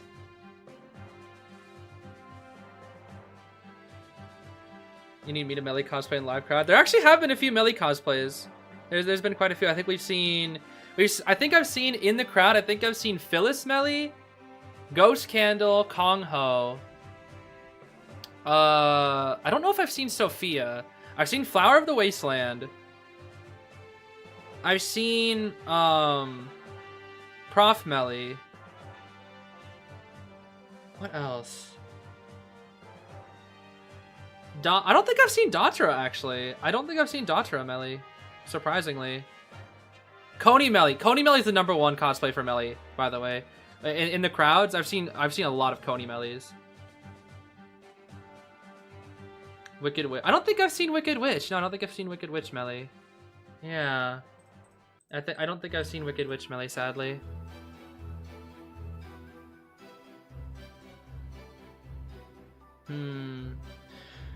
Alright. Merc Arrow. We're playing we're playing very similar to Zeta, actually. Merc Arrow. Keeping things very, very, very safe. Very, very standard. Mike Gaming. He's here.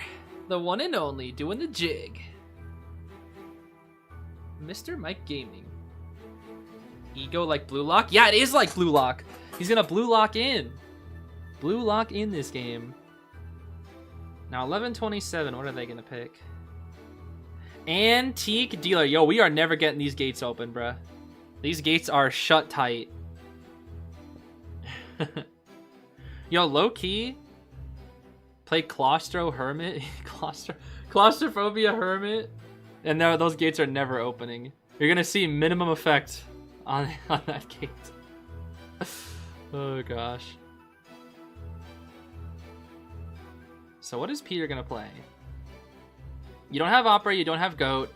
You have Ivy or Hala. Oh, he's gonna play Ivy. No, he's 100% playing Ivy. No, it's gonna be Ivy. So sad. No, I just gotta. I mean, Peter does like Hala, but I think he likes Ivy more on this map. It's a shame. It's gonna be Ivy. Yeah, he banned Finn. It's definitely gonna be Ivy. There's no way. There's you banned Seer, Officer, Finn. That's Ivy. That has to be Ivy.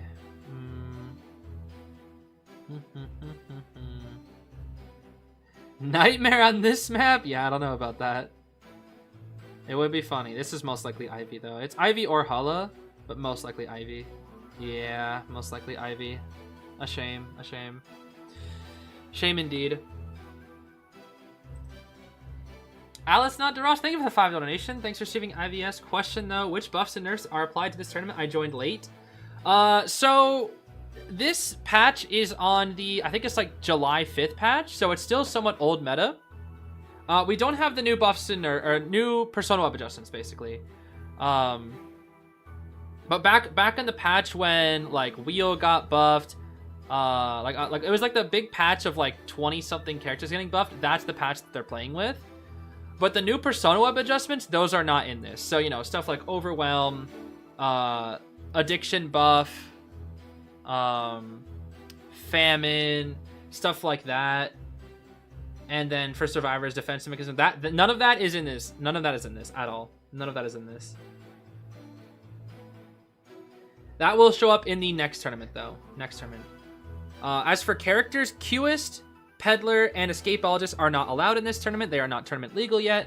And neither is Darkwoods. Darkwoods will not be played in this tournament either. All three of them, Peddler and Escapologist and Darkwoods should be played in Autumn IJL and IVL. But Qist, I do not think will make the cut. He might make the cut for playoffs, but he will not make the cut for like regular matches. Wouldn't it feel weird to still play with the old personas? Depends on what you're playing. I think it just depends on what you're playing. I miss the old personas back when addiction wasn't stupid.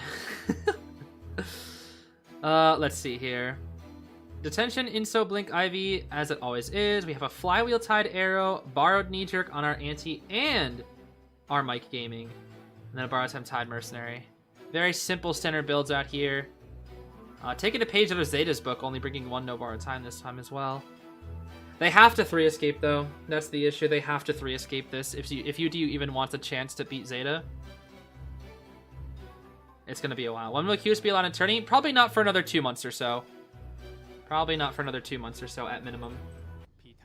It'll likely be, it could be even longer, but I doubt we'll see Qs until like November or December. And we're chasing down the Acrobat no?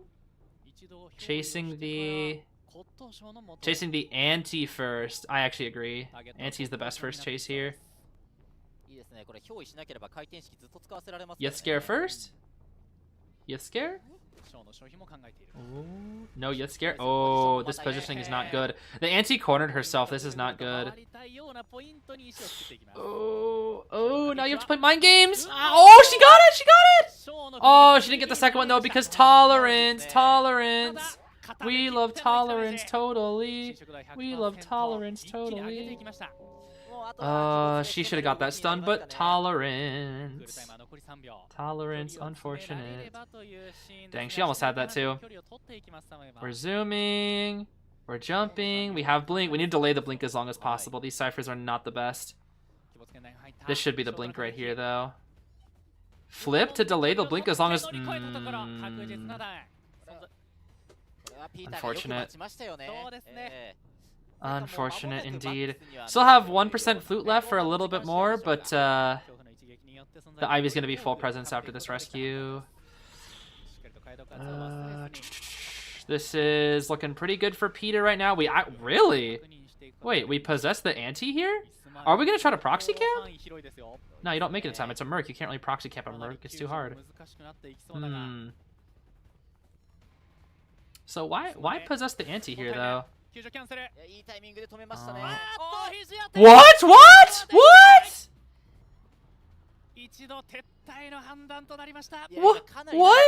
Why? Why? Was that a misinput? That had to be a misinput. That's a huge mistake. I don't know what happened there, but that's a huge mistake. That was close. Okay, full pres. This is not 3 escapable, bro. This is not 3 escapable.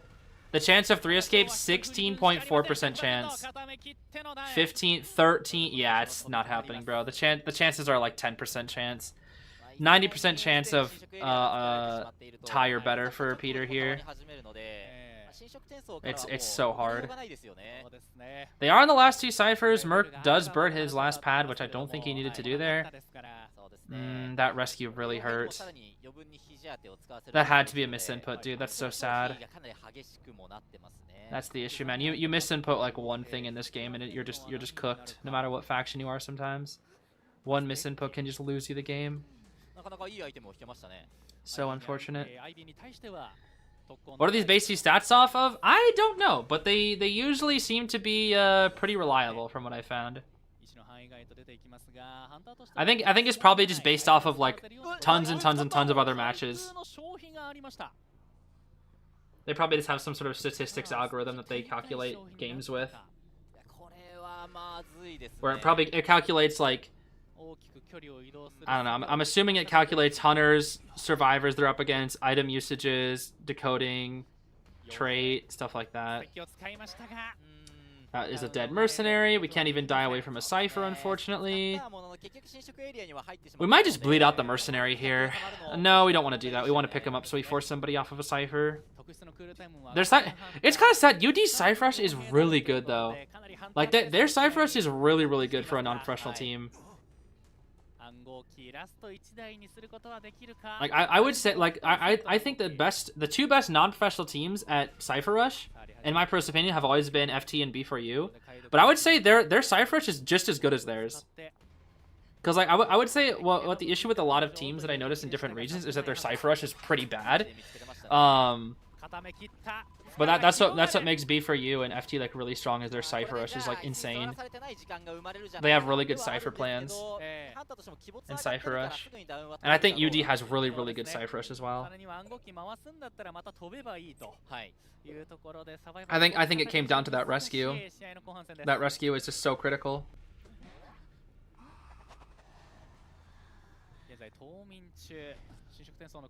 This is probably a 4K.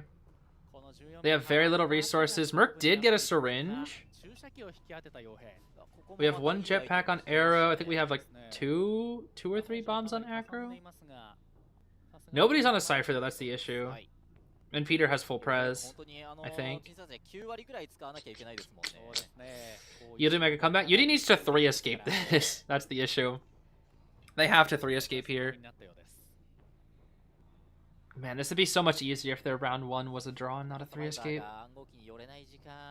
The points wouldn't be so critically far behind. I mean, I guess it wouldn't really matter because they still would have lost in terms of round wins, but I'm sure it still would have given them a little bit of better wind under their sails. 99 on Airplanes is pretty lucky though. This might be the break they need, but they're gonna need like a couple of those 99s.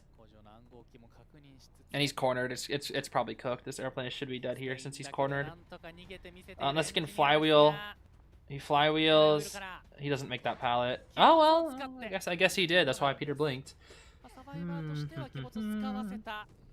Yeah, 3 escaping, especially when this airplane doesn't have borrowed time, is gonna. The only way I see it is if Peter teleports to the incorrect tablet. I feel like that's the only way.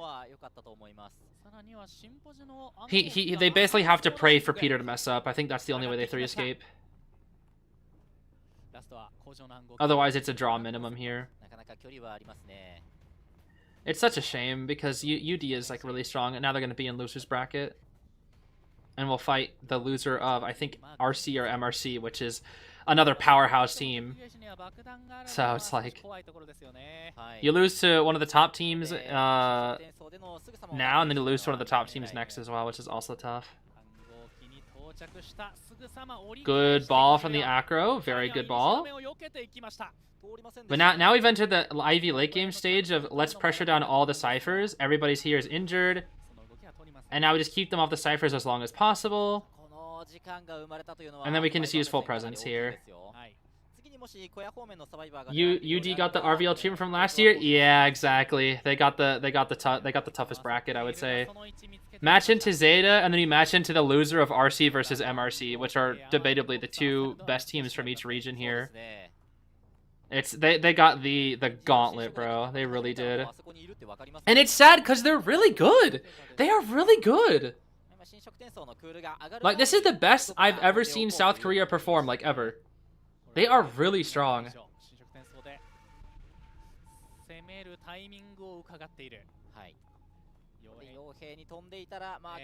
And at this point, it's just, you just whittle them down slowly but surely.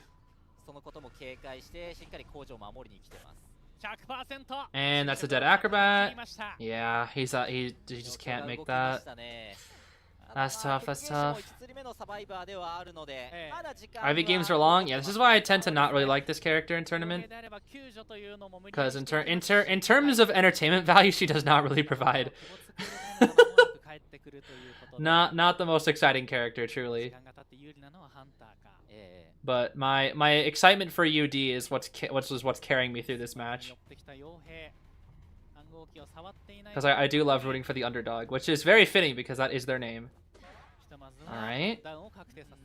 That cipher at 87 has not moved in the past like 5 minutes.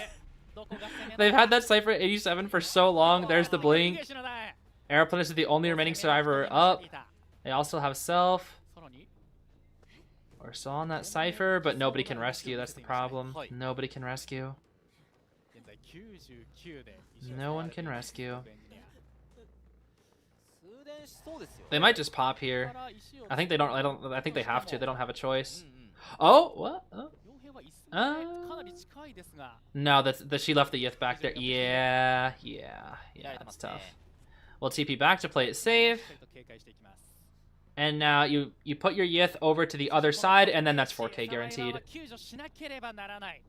Yep, that's 4K guaranteed. Ivy's Law has taken effect. When there are 2 survivors up at endgame, and the Ivy is positioned, it is cooketh. There's nothing they can do now. Yep, GG. It's impossible for them to win. It is quite literally impossible for them to win. It's one of Ivy's greatest strengths. If you can get it down to 2 survivors at endgame, and your Yith is in the right spot, you guarantee win. You guarantee 4K. It's not even like a guarantee 3K. It's a guarantee 4K, in like 9 out of 10 situations. What? Ah, we're playing it safe. We're playing it safe. Okay. We'll chair the mercenary first since you got him first or down. Makes sense, yeah. Whew. We actually broke Ivy's Law in practice, but you need items and gates cannot have rocks. Ah, interesting. We TP, and that's it. Yep. That's gonna be it. Yeah, breaking Ivy's Law is tough. It's tough. Truly tough. I mean, a coach like Aaron could find the cracks and something like that, but yeah, it's not easy. It is not easy. And that's gonna be the win for Zeta. With a total point score of, let's see. Ooh, that's so sad. This point score is so sad because the UD did so well. Oh, 14-3, dude. It doesn't feel like 14-3. They put up such a good fight, and yet it somehow is still 14-3. Oh man, that's tough. Well, I guess that's just how it goes, dude. That's just how it goes. That's just how it goes sometimes. Unfortunate. But that's only our first set of the day. Only set number 1. And I'm gonna get my notes prepared for the second set. This one will be a lot more balanced, because this one we have 2 powerhouse teams going up against each other. We have MRC and RC. Kind of funny. We have RC and then RC with an M in front of it. How silly, how silly.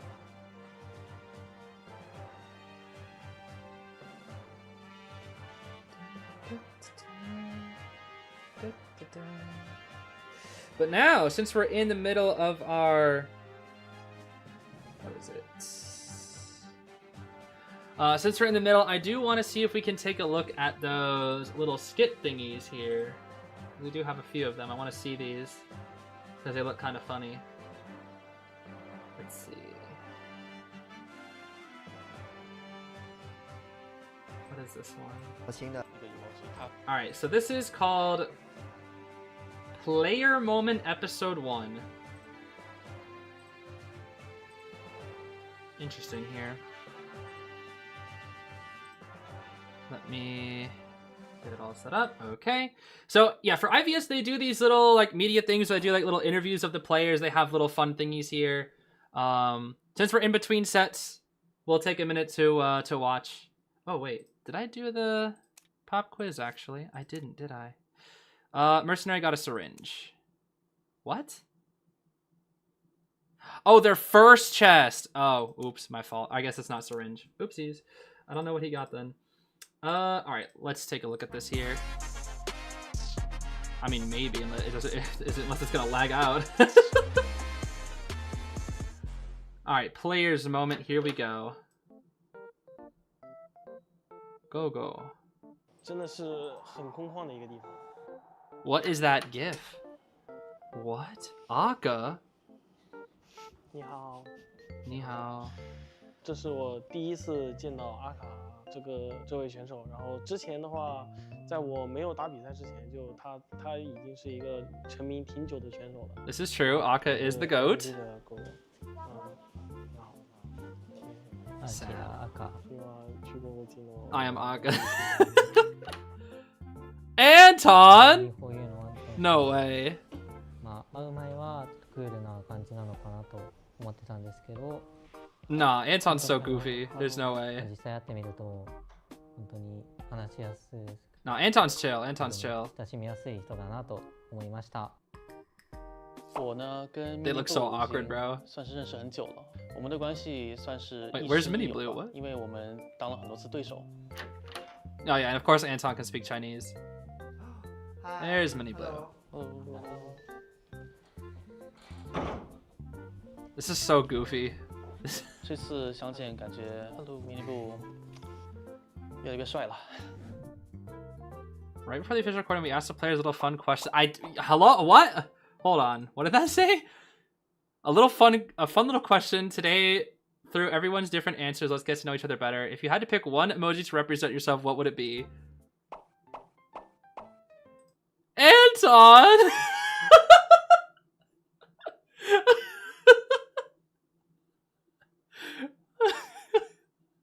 What is Aka? What is that? Is that a clown? What is that?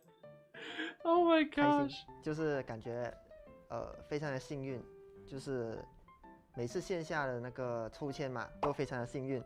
哈，这个就是我的这个表情的来源。你这样说就不好了吧？你这样，你让我没办法呀。对你来说是不是也算好签？对谁来说都是好签，是吧？对。但是你这样说的很不好哦，你这样会逼得我一气之下气都没下呢。我画的这个 emoji 是一个非常楚楚可怜、super pitiful 可爱的 emoji， 主要还是因为它比较可爱。然后呢，我跟我朋友在日常的时候也经常会就我发一句话，我加一个这个 emoji， 他发一句话，他加一句这个 emoji， 然后自然而然就成为了我最喜欢的一起用最多的 emoji。自分を表す絵文 The 字 clown はピエロです。ピエロの絵文字はよくツイートでも使っていて、自分の一番得意なキャラクターは道化師ピエロなので、 Really? 絵文字です。 You should use a bird. 是一只狗啊，然后这个狗是在我 Oh, is that what that's supposed to be? 因为我画很不好，这是我唯一会画的。Hey, how Anton speaks perfect Chinese? Yeah, it's crazy when I used to hear him talking to Yinling. I was just like, wow, they're just going crazy with it. 在那里面学到了这个，然后我后面一直用这个东西，就代表 We're playing next Frogman. わお、犬をサインに使ってるなんてとっても面白いですね。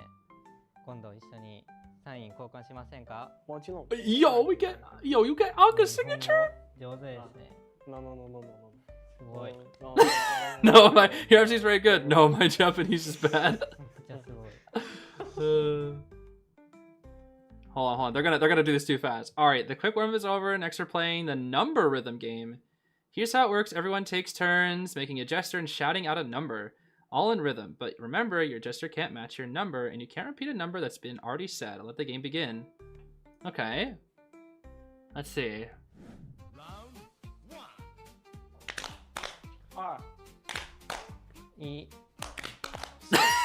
What? 5、3、 9、 6、 7、 8、 7、 1、 2、 3、 2、 6。 Anton. Round 2。3、 2、 1、 4、 6、 5、 1、 4。跟我一起做惩罚了。运气不好。 Just bad luck. 5、 1、 2、 4、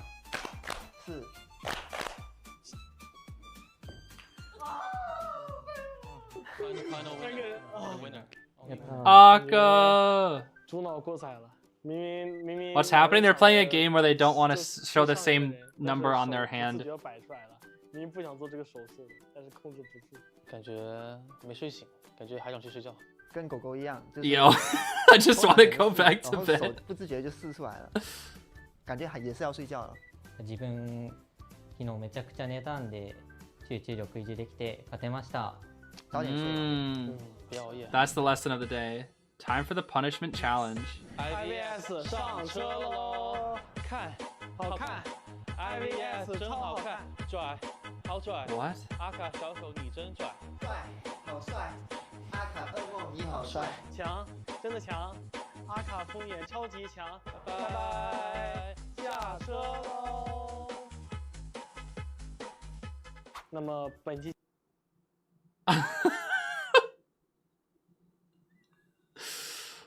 Yeah.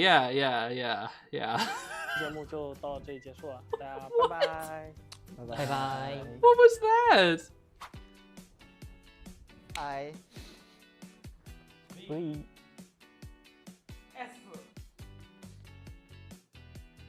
There was an attempt. Oh, that's goofy. All right, looks like Zeta's doing an interview. That's not all though. We have trash talk. Wait, there's another one. Let's see here. This is the next one. I don't know what this one is, but I guess this is just like teams trash talking each other. Quote unquote trash. It's like sportsman like trash talk, I guess. I don't know. That's just what they called it. So we'll see. Curious to see what this one's about. All right. Here's the interviewees. What do we got? What do we got? Frog fin! What was that, a turtle? 大家好，我是 MRC 战队的奈奈。 Hi. 大家好，我是 AC 狗狗。大家好，我是图图 KL 的求生者，咱们的签字会和是机会的。大家好，我是 FT 的 Mini Blue，也可以叫蓝莓。 My name is Blueberry. Schmitty from B4U from the North American region. My name is Frogfin. リジェクト所属のラウリーです。저는 UD 에고 선수라고 합니다. 毕竟之前我都没有什么采访的，这一次选到我也不知道为什么。 저도 제가 왜 트래시 토크를 하게 Yo, they don't even know why they're here. 刚刚之前看过我的直播吧，平时打排位遇到一些状态没那么好的队友的时候，就是会语气比较重，有点压力他们。然后官方可能 What is he 看上我 holding? 这点，然后是邀请我去参加垃圾话。 Oh, the quality. Oh, the quality. What? Oh my goodness, the quality. I've been the captain of B4U for Hold on, go back. I've been the captain of B4U for 7 years. Probably the most notable face when it comes to North America is that I'm the most competitive. I want to win at all costs, and I'm not afraid to say it. 7 years? B4U has been around for 7 years, haven't they? 塩だったりもそうなんですけど、僕ちょっと I thought it was like. いいなと思ってて。 I thought this was like their 6th なんでなんやろうと思 year. ったんです They けど have? 僕面白いからです。 Were they really around in 2018? ふざけたインタビューの回答が欲しいからだと I thought it was like 6, yeah. I came briefly to Shanghai for KOA 2, but that was in 2019. So Yeah, they were AO in 2019. Yeah, so it hasn't been 7 years. They were AO. ，IVS 的冠军。 还是把这个比赛打好吧，打好比赛吧，发挥自己最好的状态。很希望能拿出我的绝活，然后在赛场上闪耀，就是。 If they count AO, I can see it, 希 yeah. 望在上海参加 IVS，除了这个也没有别的事了。僕が好きな中華料理をたくさん食べたいです。チャーハンとか牡蠣とか焼きナスとかです。 Grilled eggplant, huh? 泊まっているホテルにビリヤードがあるので、ビリヤードを楽しみたいと思います。 You can play what? What can you play? What did he just say? I know he didn't say that. Oh, that's the cutest. 상하이에 와서 그 게임 하는 게 유튜브에 나오는 게 하고 싶었어요. 왜냐면 멋있어 보여가지고 방송을 볼 때 그래서. Sorry, I got a little traumatized there. 不可置信，算挺开心的吧，因为第一次以战队的形式来参加 IVS 嘛，也是第一次来到上海来打比赛，非常的激动吧，只能说想要展现自己的队伍的实力。 이번 FT is strong. 소감은 제가 할 수 있는 최선을 다해보고 싶고. Respect. が削られているので少し Oh, it is. It is. 心境です。 This IVS, we're very confident. We've been putting a lot of work in and a lot of practice in. 我也是非常的。 That is true. They've been practicing a lot. 自己可能技术没那么厉害，就 QS is one of those Fushigi balls. The Fushigi? 表演没他们的这么精彩，有点 I gotta know what key rabbit is holding. 비록 조금 위축될 순 있어도 Is it a rabbit? 그냥 최선을 다해보고 싶어요. 打到最好，尽量可以打赢职业队吧。However, we're excited to play whoever we play, and it'll be a fun match no matter what. Okay, so this was probably before they probably filmed this before the bracket draw, I'm guessing. 3年連続か。3年連続で出ているんですけども。 3 years, yeah. やっぱり 3 consecutive years in IBS. 準優勝の2位ばっかりで、この IBS 自 That's 体 true. が日本勢は多分最高順位2位しか取っていないので、もう絶対1位取りたいなっていう気持ちで参加しました。最希望对阵的队伍应该是 FT 吧，因为之前听到 Oh, they're on opposite sides of the bracket. That's tough. 什么最后的底牌，就是也是比较期待跟底牌。What? The final trump card? 这也太那个了。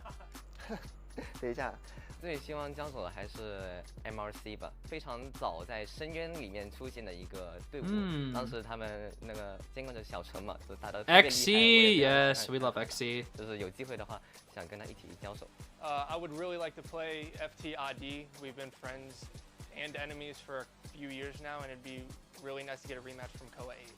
Oh, that's fair. That's fair. And that's the matchup they got too. No. Oh my gosh, everybody wants to fight MRC. What the heck? やっぱりその戦ったことがなくて。Yeah, notice how nobody's saying we don't want to fight ZETA. We don't want to fight RC. どんなハンターなのかすごい楽しみです。 저는 제타 어? 카즈네코 선수가 Kazuneko, baby. Yes, sir. 생각을 했어서 한번 겨뤄보고 싶어요. 非常高的队伍是 ZETA 吧。 And it's crazy because they got that. They actually got that. ちょっと考えます。ミラクルと ACT です。理由は一度も戦ったことがないからです。啊，没了，没了。应该是 RC 战队吧，因为 RC 战队的屠夫方面玩的比较花一点，各种各样的角色都有，还是比较喜欢交手的。ZETA we don't want to play because they seem the strongest. They just won KOA. That's fair. That's fair. Hunter is probably the strongest hunter in the world. ZETA 吧，因为之前遇到ZETA的都是有一种降维打击的感觉，就是被打的心苦口服。 Yo, rest in peace. B for you was not mentioned once. 팀이랑 안 만나고 싶어요. 왜냐면 만나고는 싶은데 너무 강팀이다 보니까 아무래도 만나지 않았습니다. ZETAディビジョンです。ついこの前決勝で戦ったからです。対戦したくないチームはリジェクトで。 Yo, the Japan teams do not want to get each other. とても怖いのでもう戦いたくないです。最不希望碰到队伍是。 They're scared. They're traumatized by that nightmare, bro. 队伍感觉都有点难打。最不希望在前面就碰到的队伍应该是 RC 吧，因为他们其实实力很强劲。 希望他们能多打几场，然后有点路线供我们研究。最不希望还是 RC， 因为他们那个两个监管者都很强。 Oh yeah. 他们的角色池也非常的广。 Bro, what do you do against? What do you do against this? What do you do against Aka plus Alf, bro? What do you do? 本次 IBS 的目标的话，我们肯定是保持队史吧。心苦口服只能说。優勝して賞金をがっぽり稼ぎたいです。 Our goal is to show everyone around the world that we can be number one, and we will do anything it takes to be number one. やっぱり、優勝はしたいんですけど、コーチ変わってまだやっぱ新体制っていうところはあるので、ちょっと世界戦 Catching flies. やっぱ COA が最終の目標なので、そこに向けての経験を積んでいけたらなと思います。做一个幻想就是冠军吧，看看能不能达到吧，尽自己全力就好。 어떤 팀이라도 한번 이겨보자 이런 마음으로 임해보고 있어요. 打好自己，打出自己的风采，还是那一句拿出我的毛女，就这么简单。Mind's Eye？ 目标是冠军嘛，每个 What？ 的选手目标都是 Mind's Eye？ 巅峰对决吧。这届 IBS 我们队内选手经验，老家是上海。 Yo, I better see that. I better see that Helena. Oh, it just ends so briefly. Okay, I better see that Helena. Hold on now. Wait a minute. Yeah, I just got promised Mind's Eye gameplay? Alright, hold on now. Let's see this. Do we still got predictions up? Oh, we still have predictions up. For a full we have 1 minute. Okay, let's see here. RC will probably beat MRC. Will the antiquarian character be present? Yes, most likely. Round 1. Round 1, I swear. Lots of round 1 is Leo's or Lakeside nowadays. I'm gonna say Lakeside because RC likes Lakeside and they're gonna try to play Nightmare. So I'm gonna say Lakeside. I don't know how accurate that's gonna be, but I'm gonna guess Lakeside. Oh my gosh, there's like the in-game chat here. Hiyo! Hiyo! Why? Ah! Anyways. Oh, why am I tier list still here? Get this out of here, bro. Alright, we still have 5 minutes before the next match. Oh my goodness. I think that was all the little skits that we had to watch. What is this? Oh, okay, never mind. I thought we had like a whole little specialty thing going on here. Yeah, let me double check to see if there's any other like little skits or something here. I don't think that there are. Oh, I guess there are. Hold on. Oh, they had like a whole pre-interview. That's right. Hold on. Yeah. Let's see here. Hold on. I think it's actually on the official channel. Players Surprise Program Match Preview. Okay, we can watch this while we're waiting. Gives us something to do. Let's see here. They do so much media, bro. Let's see here. 皆さんこんにちは。IVS 特別企画大会予習へようこそ。公式キャスターのナミカリです。カエルです。よろしくお願いします。 So I believe these are the Japan commentators. I think we'll see Kuroshiro in this video. Actually, I think Kuroshiro's in this video. 今回の IVS 招待大会に出場するチームをまずは紹介していきたいと思います。 We probably should have watched this before we started, but it's fine. We'll take a look here. 日本地区からはリジェクト、ゼータディビジョン。中国、香港、マカオ、台湾地区からはキロラブフォーエバー。 What is Kilo even? Like, what is 欧 Kilo 米地 love? 区からは B4U。 B4U. 東南アジア地区からフューチャー。韓国地区からはアンダードックとなりました。はい。今大会の各地区を代表するチームが集結します。はい。日本地区からはアイゼールの2チーム。中国本土地区からは、IVL2 チーム。はい。その他の地区からは IVT を制したチャンピオンが The frog guy. 彩色豊か、もう IBS って感じがしますね。いや、しますね。やっぱりこう世界交流というか、そのいろんな地区のチームと戦うっていうのは What the heck? What is that? What do they have written down? What the heck? 思うので、いや今回の IBS はかなり盛り上がっていくと思います。はい。さて、カエルさん、今回はなんと Like their feelings weigh a ton? Ah, maybe. はい、サプライズ。なんと、中国公式キャスターのこの2人と一緒に IVS に参加するチームについて That would make sense. と思います。このタイミングで Did they not just do that? What? タイミングで見ていきたいと思います。それでは、ぜひこの2人をね、ちょっと呼んでみたいと思います。こんにちは。Hi. Hello, hello, 你好。你好。おいオルゴール。Oh, because Kaeru, that's funny. お二人と一緒に見ていきたいと思うんですけれども、まずは自己紹介をお願いします。好，大家好，我是来自第五人格赛事的官方解说慵懒 Lazy Rabbit。Hello， 大家好，我是中国大陆赛区的解说 Frankie from One Piece。早速ですけれども、まずはこのお二人に中国本土地区代表のチームについてちょっとお聞きしていきたいと思います。はい。まずはこの2チーム、注目ポイントなどはありますか？那像 MRC 的话，其实他们也是一个双监管的队伍，而白鹿的话也是刚刚拿下了一个最佳新人。Yeah, Bailu is so strong, dude. Bailu is so incredibly strong. 小城的话，后手也是可以去轮换打一些控场型的监管者的，所以我觉得他们两个监管者的一个搭配是非常不错的。是的，那我来讲一下 ACT 这支队伍吧。那这支队伍的话，虽然说 Oh, so I think each region is going to introduce their teams. I see. That's cool. Each region's commentator is going to introduce their teams. That's cool. 双监管的配置在本次 IVS 的参赛名单当中有前手的这个真真 Nerf Antonio Buff Wu Cheng. What are we talking about? 然后后手的话还会有九优啊，他也是一个绝活破轮，无论是 Wheel Breaker. My favorite character, the Wheel Breaker. 我觉得无论是 ACT 还是 MRC， 它都是会非常具有持久作战的能力的。今ハンターについてお聞きしたんですけど、 The Survivors。注目ポイントとか、こういうなんだろうチームだよっていうサバイバーとしてはこういう強みがあるよとかっていうのはありますか？因为刚刚也是说到了 MRC 的监管者这边嘛，那就说一下求生者这边嘛。其实我感觉他们目前主要是说他们对于版本的一个适应可能还不是说特别 Adapting to 的 the 好， version, maybe their performance is not the best. What? 的一个求生者非常强势的队伍，可能最近的一个得分率并不是很高。但我其实是非常相信 No, I feel like 的队伍 MRC 的，希望 Solaris 他 are 们可以 pretty 继 good. 续加油吧，改一下状态，可以的。那我来说一下 ACT 这边吧。ACT 的 The 球队 woke 他们的整体风格 breakers MRC 的区别还是比较大的。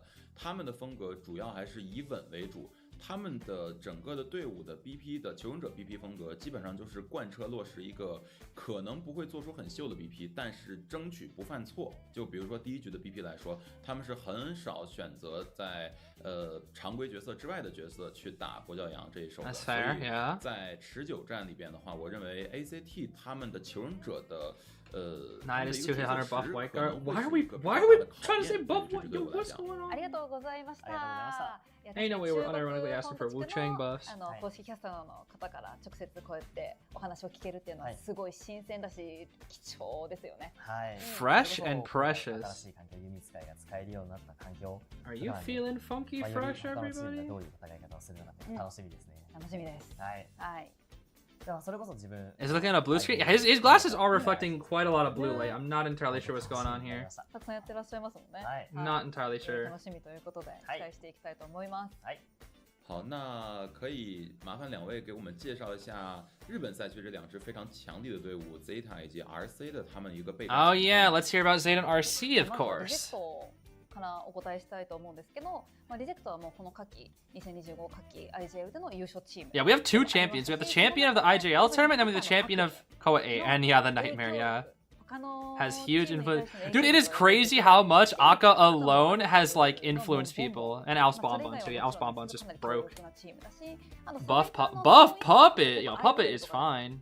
真似されるぐらいの Buff Puppet. 参考にされるぐらいの影響力もあったし、あとは個々のチェイスもさながら、連携力っていうのも世界レベルなので、今回の IVS は RC is insane, dude. ゼータはですね、まずサバイバーからなんですけど、それぞれの個々の PS が高いんです。 Strong individual strength, indeed.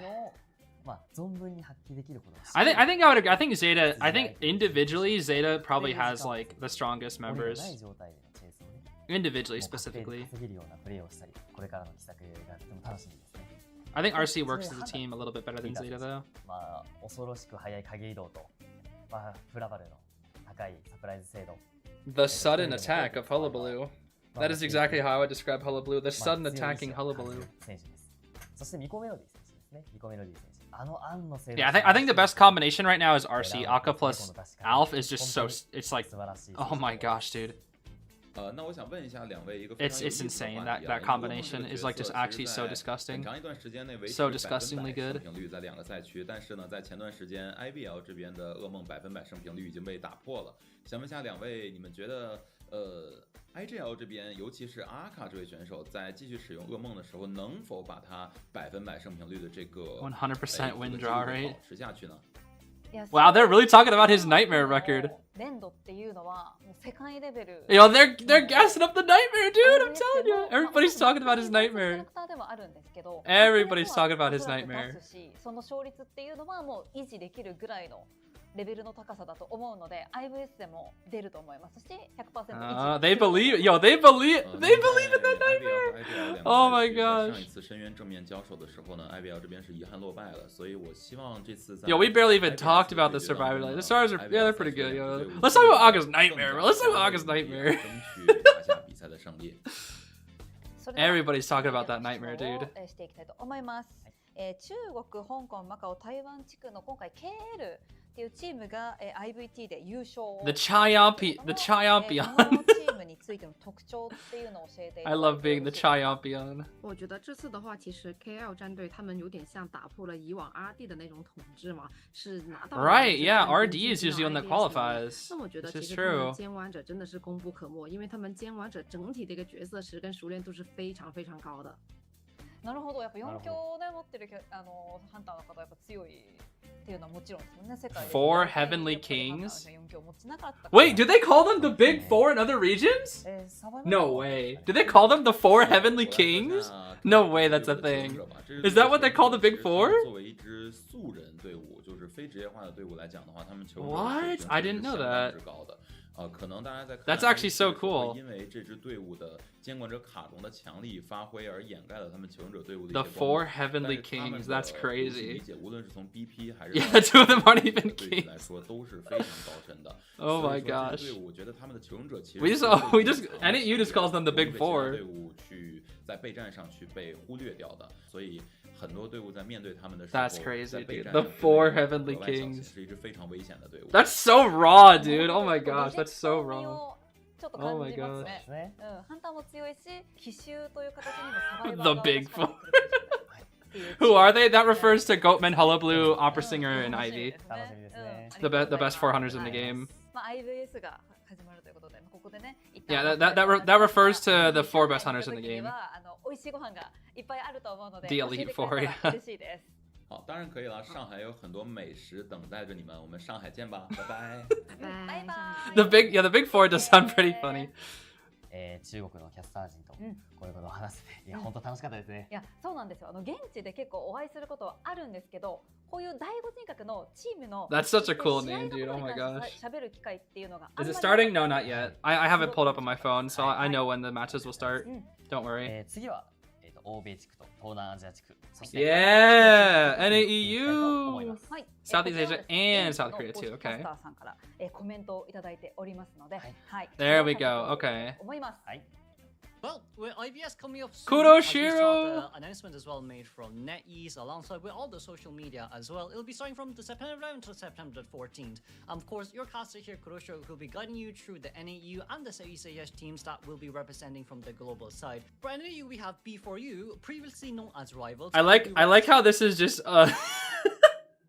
I like how this is a recorded video because they couldn't call him. So they just have to just stand there and watch the video. They have to just sit there and they have like a reaction cam as opposed to last people where they just actually talk. It's kind of funny. NAU side. As a region themselves, they've always been the most dominant team in our current NAU region. Overall, their team comp has been pretty solid from their side with being able to get a 3-man escape, a clutch 3-man endgame 3-man escape, if I may add, during our finals of match 2 first half. Oh my gosh, the stream lag! I remember the stream lag of NAU finals. Oh, it was so bad. Oh, the stream lag was so bad. And of course, you can't forget about that last game on An getting another 4-man elimination up against Omni 2. Oh, the stream lag was so bad in IBT. When I watched it, I felt like the shadow was glitching through walls because the stream lag was so bad. あとはサバイバー陣のやっぱりこの4釣りをされない力だったりとか、1逃げをこだわるっていうところだったりとか、あとはやっぱりその重要な場面での3逃げっていうところも今動画の中で詰まっていたと思うので、まあサバイバーハンターともにかなり安定したチームなのかなと B4U は思いましたね。はい。I wouldn't call Sprinter just stable. チームだと思います。その中でもスプリンター選手ですね。あの選手、まあ今回新しい環境になると思うんですが、その中でもどのような戦い方をするのか楽しみですね。楽しみです。Which set is it? We're currently on set 2, but it's about to start. The Southeast Asia representatives, FT, who's been representing Southeast Asia division for almost 2 to 3 years. Yeah, now. FT is so strong. They also do have a long standing from Asia side too. They have been very clutch in getting 1-man escapes here up against Hushins, you know, Wu Chan in game 2 in River Park, and of course Das Sculptor in game 3 in Lakeside Village. So much hype between these two teams. I'm sure they'll be able to bring us fantastic games going into IVS 2025. はい、ということで東南アジア地区の Why do I feel like he had more to say? I feel like he had more to say. What? Hold on now. 出場していないハンターの方が今回 IVS に参加されるということで I feel like there is more to say there. 新しいハンターが来るというので、すごく Yeah, him is they swapped out their hunter. FT swapped out their hunter. It's not him anymore. 안녕하세요. 한국 지역 IVT 진행을 Oh my gosh, it's the VTuber guy from South Korea. 언더독이란 뜻을 가지고 있는데요. 언더독이란 스포츠에서 PQQ. 우승이나 이길 확률이 적은 팀이나 선수를 일컫는 말입니다. 실제로 지금까지 한국 지역에서 국제전을 갔었던 팀과 선수들을 상대로 Went 우승 from 후 him to IVS them. 진출권을 획득했습니다. I don't know. I guess him was only for IBT. I'm not sure. 상황에서 지렁이 컨트롤과 상작강에서 나온 아대로 생존자들의 끝까지 포기하지 않는 플레이로 지하 통로 탈출을 기록하며 I forgot they won with the clerk. 플레이가 기억이 나네요. 팀명 그대로 Oh, that one 한국 wasn't back then, 지역에서 but they won with the clerk 언더독의 in 반란을 보여줬던 South Korea. 것처럼 IVS에서도 멋진 활약 기대하겠습니다. 韓国地区の動画でした。はい。そうですね、名前初めて聞くチーム。 It's interesting. I think South Korea is the only region that allows VTubers ね for commentary. はいあとサバイバーについてもねかなり触れてましたけどどうでした？はい、そうですね、もう4釣りしそうな盤面で、こらえて1、2ゲーをしっかりと。やっぱりそのサバイバーの、粘り強さが注目になるんじゃないかなと思いましたね。そうですね。はい。エゴ選手の粘着色、骨董オフェンスっていうのがかなり試合の中の展開を早めたりとかもしてたので、 Yes, we love anti and forward. They're so カエ cool. ルさん、はい、今回の、IVS 大会予習いかがでしたか？そうですね、自分それこそその日本地区と中国本土地区の大会とか見てるんですけど、その他の地区についてはまだ情報があまり入ってなかったんで、これを機に勉強しつつも、That's fair. Most people don't pay attention to the other regions. を見るのを楽しみにしてます。 Sadly. いやそうですね、はい、まさにその国際大会なので、COA 以外でのこういう貴重な場っていうのもありますし、やっぱりこういろんな地区、いろんなチームがありますし、アマチュアプロのチームが混ざってる。 Is it no Persica here? No, Persica is not in this tournament. いろん Sorry. な選手っていうところっていうのもやっぱり Persica is a part of Team WBG, and WBG is not in this tournament. もう違うチームにフォーカス。はい。 Which is a shame. I kind of wanted them to come 楽しみにしていきましょう。 because they got second place in IVL, but I think they wanted to break because they've been under a lot of China teams are exhausted right now, and I know WBG is like very, very, very exhausted. 素晴らしい試合を楽しんでいきましょう。はい。さあそれでは IVS 本戦でお会いしましょう。バイバイ。 Yeah, and their management as well. Their management is it has been known for a long time that WBG's management is not the best. Anyway, perfect timing because we are just about to get into this match now. We just still have one more video to watch, but we'll save it for next time here. But it actually is going to be Ever Sleeping to start things off with. A bit of a shame, so I got that prediction incorrect, which is a shame. So that means we're not going to be able to see the round 1 Nightmare here, potentially, which is kind of sad, but oh well. Nightmare could be played on this map, but I feel like he's usually best on the biggest maps, like Moonlit and Lakeside. But we've got Lewis, we've got Prof, we've got Grave, and we're likely going to see Mage here, I'm guessing, as the final pick. Mage, Anti, Arrow. No, Arrow's gone. I would think Mage here. You just pick Mage every time. Most likely Mage. Actually, no, this is RC. They're unconventional. Yeah! Archer! Let's go! I remembered it was RC. If it wasn't RC, I would say Mage, but then I remembered. Let's go. Bryn. She's here. Oh, please cook. Please cook. Please don't get worked. Please. I want you to be good. I want you to be good, Archer. Ugh. Yo, I am looking. Look at her next to Puppeteer. Is so funny. It looks like she's about to shoot him in the face, and Puppeteer just like, please don't. The positioning of that is so funny. Oh gosh. Bryn, I need you to cook. Don't let them tell you you suck.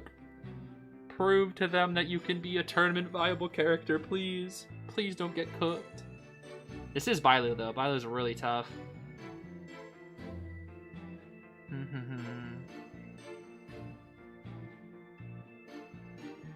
Yeah, Graves just like, oh, I'm out of here, bro. I'm gonna get away from that arrow. All right, let's see here. So what's gonna be the pick for Bailu? What's it gonna be? Is it Goatman? Is it Hulla? It's Goatman. Okay. It's gonna be Goatman. Oh, please. Chase the archer. Chase the archer and let her cook.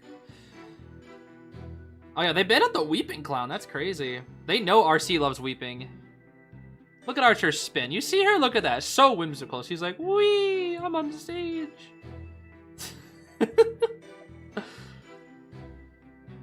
Let's see here.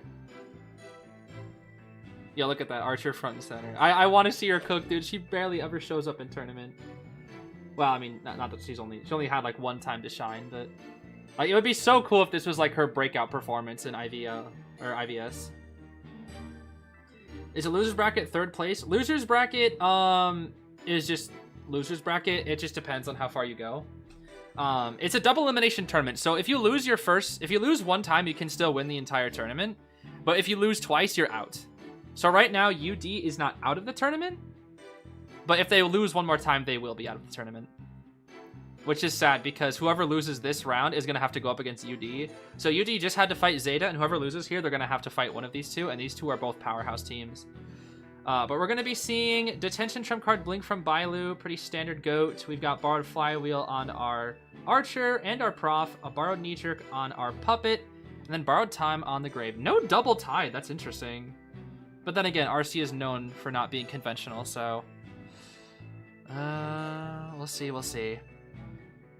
Not the most conventional team by a long shot. Especially with their Hunter playing Nightmare and convincing everybody that he's not trash. When everybody thought he was a bottom 300 for the longest time. And Akka was like, he's actually tournament viable. Alright, anyways, here we go. We're gonna be chasing the Professor first? Professor, most likely. We're going to mid to not make it obvious who we're chasing, but it's most likely going to be that Professor. It is going to be that Professor. Despite the hard counter, we're going for the Prof. We've got Rage, Berserker, Exhibitionist, Wanted Order to Attention, Trump card. That seems to be a pretty common Goatman build. I don't really see a lot of Goatmans bringing... what is that? I don't really see a lot of Goatmans bringing the... What is it called? Pallet break. Oh, maybe a hit? He tries to bait it. Look at that whiff swing, though. Oh my goodness. That should be a kited cage right here. Oh, what? Wait. Oh, that was weird. That cage was not good. This is going to be a really good kite. Oh, well, no, after that hit, he should die right here. The tram, the cage, this should be death right here. He should be cooked right here. Just black cage that, and then he's cooked. Yep. He's out of options. Just black cage. Yep, there you go. Easy. But the archer! The Brin! She's here! Cook! Yo,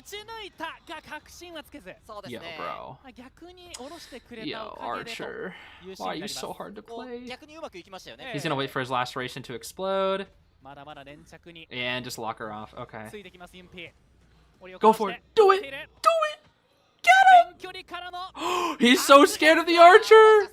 2 cages? For an Archer? You're that scared? No way. This Archer's crazy. Yo, they're just looking at each other. He's terrified of Archer. Oh my gosh. He's so scared of Archer. Hold on now. Archer broke? Shoot him. Laceration him. Kill him. Attack! Nice flywheel. Okay, there's some laceration.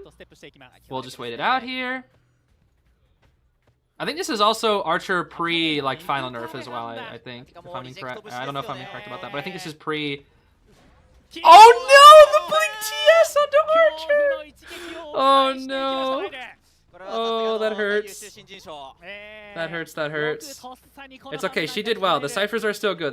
And he's switching targets. He's switching targets here. This is not the best. He's switching targets. This is not ideal. This is not ideal for Bailu. He's switching targets. Okay, he has 2 cages to break through.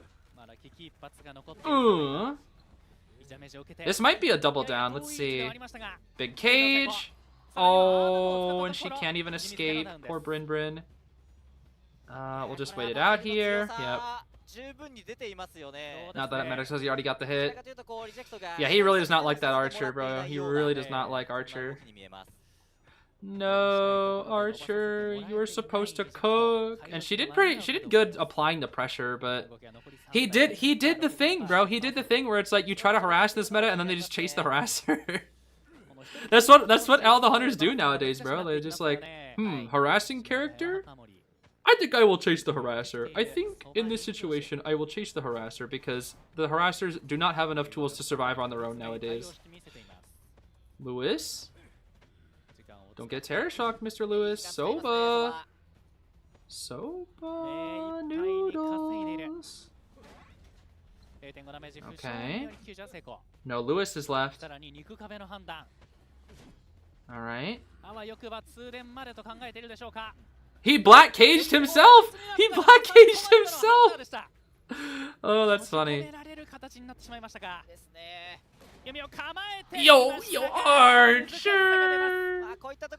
Archer! 即座に確信というのは相当難しいですからね。はい。 Archer. これで弓使いは飛び。 Archer. Come on, man. I wanted you to cook. You were supposed to cook. It's okay. This should be a draw. This should be a draw. RC can get a draw with this. Oh, the scale. Nice. RC still has shovel, just barely. RC City still has shovel. they're all going for the cipher. He doesn't have trait. They can just jump it. Yeah, they can all just jump it. This positioning is not good though. This positioning is not good. Down goes the prof. Grave. Oh, that was close. Oh, that was close. Go for gate. Go for gate. Always go for gate here. Even if it is a Lewis. Yeah.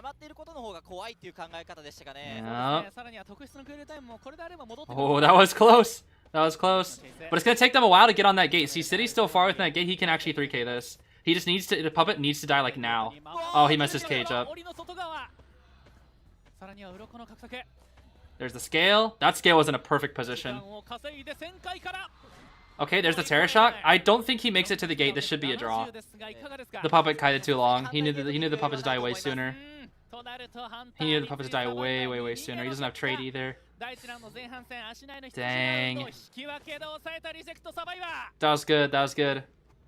Even though that endgame positioning was not good for the survivors, the puppet was able to last long enough. That scale being right where it needed though, oh my gosh, that is so lucky though. That is so lucky. I gotta see something though real quick. I want to see something. Let's see here. Yeah, this is Archer back. Yeah, so this is even fully nerfed Archer, by the way. Let me see here. So her cooldown on her bow is still 12 seconds at this point. So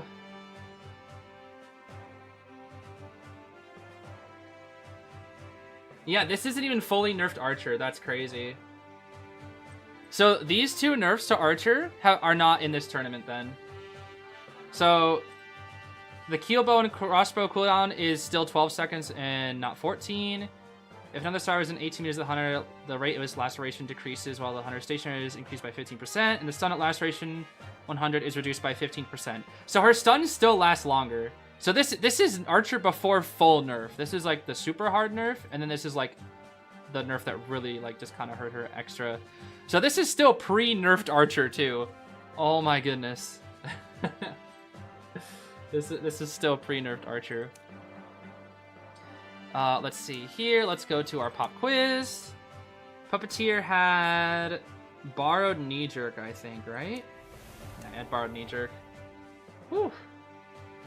Did Archer even stun Goatman once? Ooh, good question. He had to wait out the laceration 3 times, but I don't think she ever got out a full stun, sadly. And you know, it's crazy, dude. It is crazy that the first stun, you would think that should just be a free stun, right? But this is once again just an example of how difficult Archer is to play. Because, like I'm telling you, bro, I can already hear it. If this is my Archer and I miss this shot right here, I know everybody in my comment section is just gonna say Zeez ... Like that was the most free shot of your life, and then nope, you still miss because you have such little time to hit that stun. You have such little time to hit that stun, dude. You have to position it perfectly, and then you have to hit that stun. And it's this character is just so hard, dude. It is. Yeah, quite literally just be that. Exactly. It would just be that. And it's like if you miss your shot, cooked.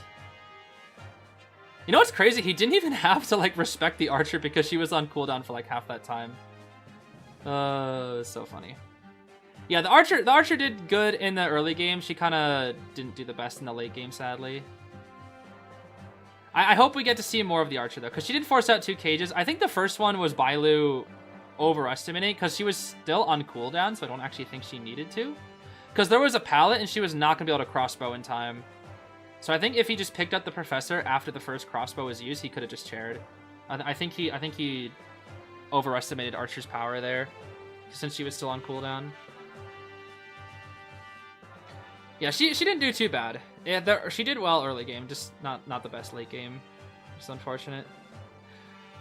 I hope we get to see more of her though, because she was not global ban picked either, which is really good. That was not a global ban pick. Because she was picked 4th. Since she was picked 4th, they still get to use her again, which is awesome. I hope I get to see Archer again. But that ended up being a draw, right? It was a draw.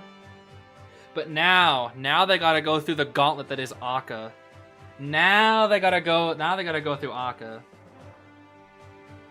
Why are we saying Zeez ... Because anytime I fail something, my chat always says that. And it just reminded me of like that, you know. But it's okay. I do the exact same thing to Zeus. Whenever Zeus messes up, I just say Zeus, and then he's like, "No, but this is the reason why." And then I just say, "All right."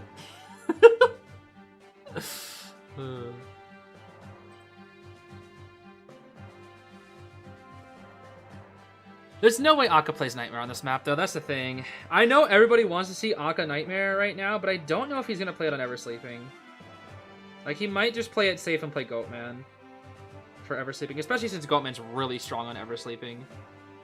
Really, really strong on Eversleeping. Eversleeping's not a bad map for Nightmare. Yeah, I don't think it's a bad map, but it's more the fact that he has better maps, and it's like, do you want to save the Nightmare for either one, a respect ban later, or play him on a better map? I think his best maps are, from what we've seen from pro play, it seems to be he's most effective. Number 1, Moonlit, and then Lakeside is probably number 2, I'm guessing.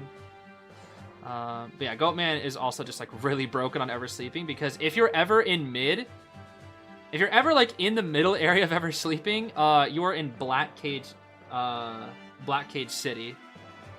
It is Black Cage City for Goat. Nightmare not good on Eversleeping? Not good on Eversleeping? Interesting. What about Chinatown? Because I've seen him on Chinatown. Surely he's okay on Chinatown. But I know he's mostly used on Lakeside Moonlit, for sure. Gates are too close. Your TP cooldowns are too big to stop them. I see. So it's all about the distance between the gates. I see. That checks out. I think it's more the fact that Eversleeping in Chinatown's gates you can cross the map really quickly. So his pressure isn't as effective. I think that's what Aaron's getting at. Is that even if his chase is like equal, it's the fact that his endgame pressure isn't as effective because survivors can cross between the gates quicker. Because like if you try to cross on foot Moonlit Gate to Moonlit Gate, it takes like what, 55 seconds, and I think Lakeside is like also pretty close to that. Whereas if you try to cross the map on Chinatown, I think it's like 20 seconds, and then Eversleeping I think is like 28. I forget. I remember seeing like a gate to gate video a long time ago. I don't really remember the numbers though, but it's like around that or something like that. I forget. But it's just because of how good Nightmare's endgame. I see where you're coming from though. That does make sense.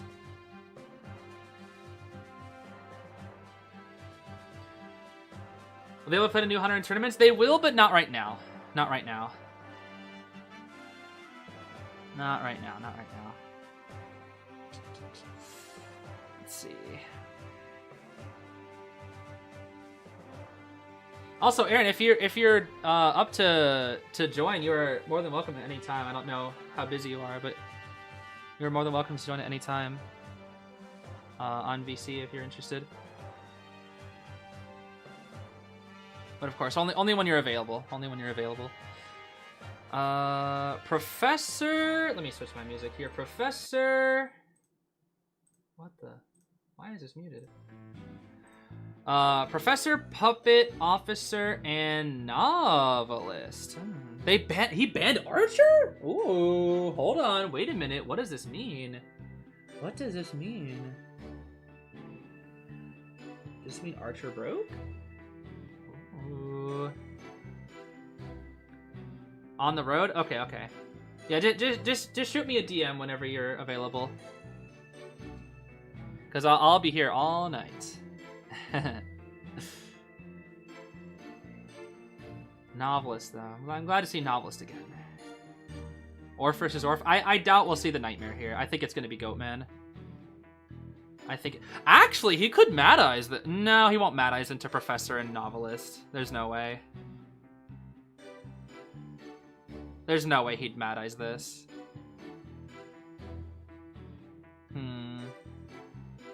It'll probably just be Goatman.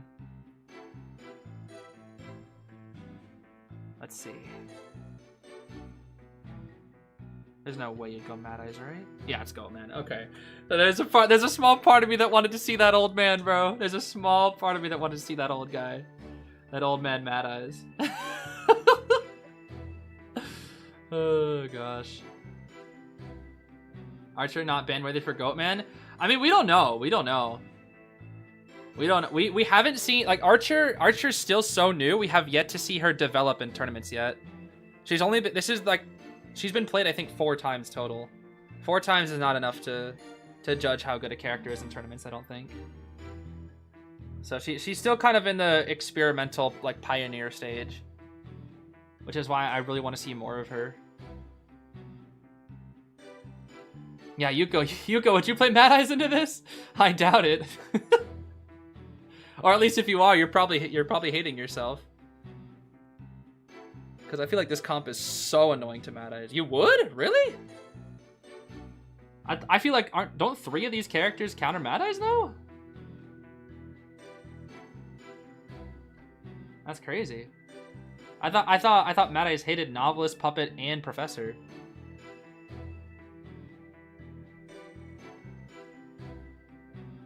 In this situation, you chase the Novelist if you have excitement, or the Professor, most likely.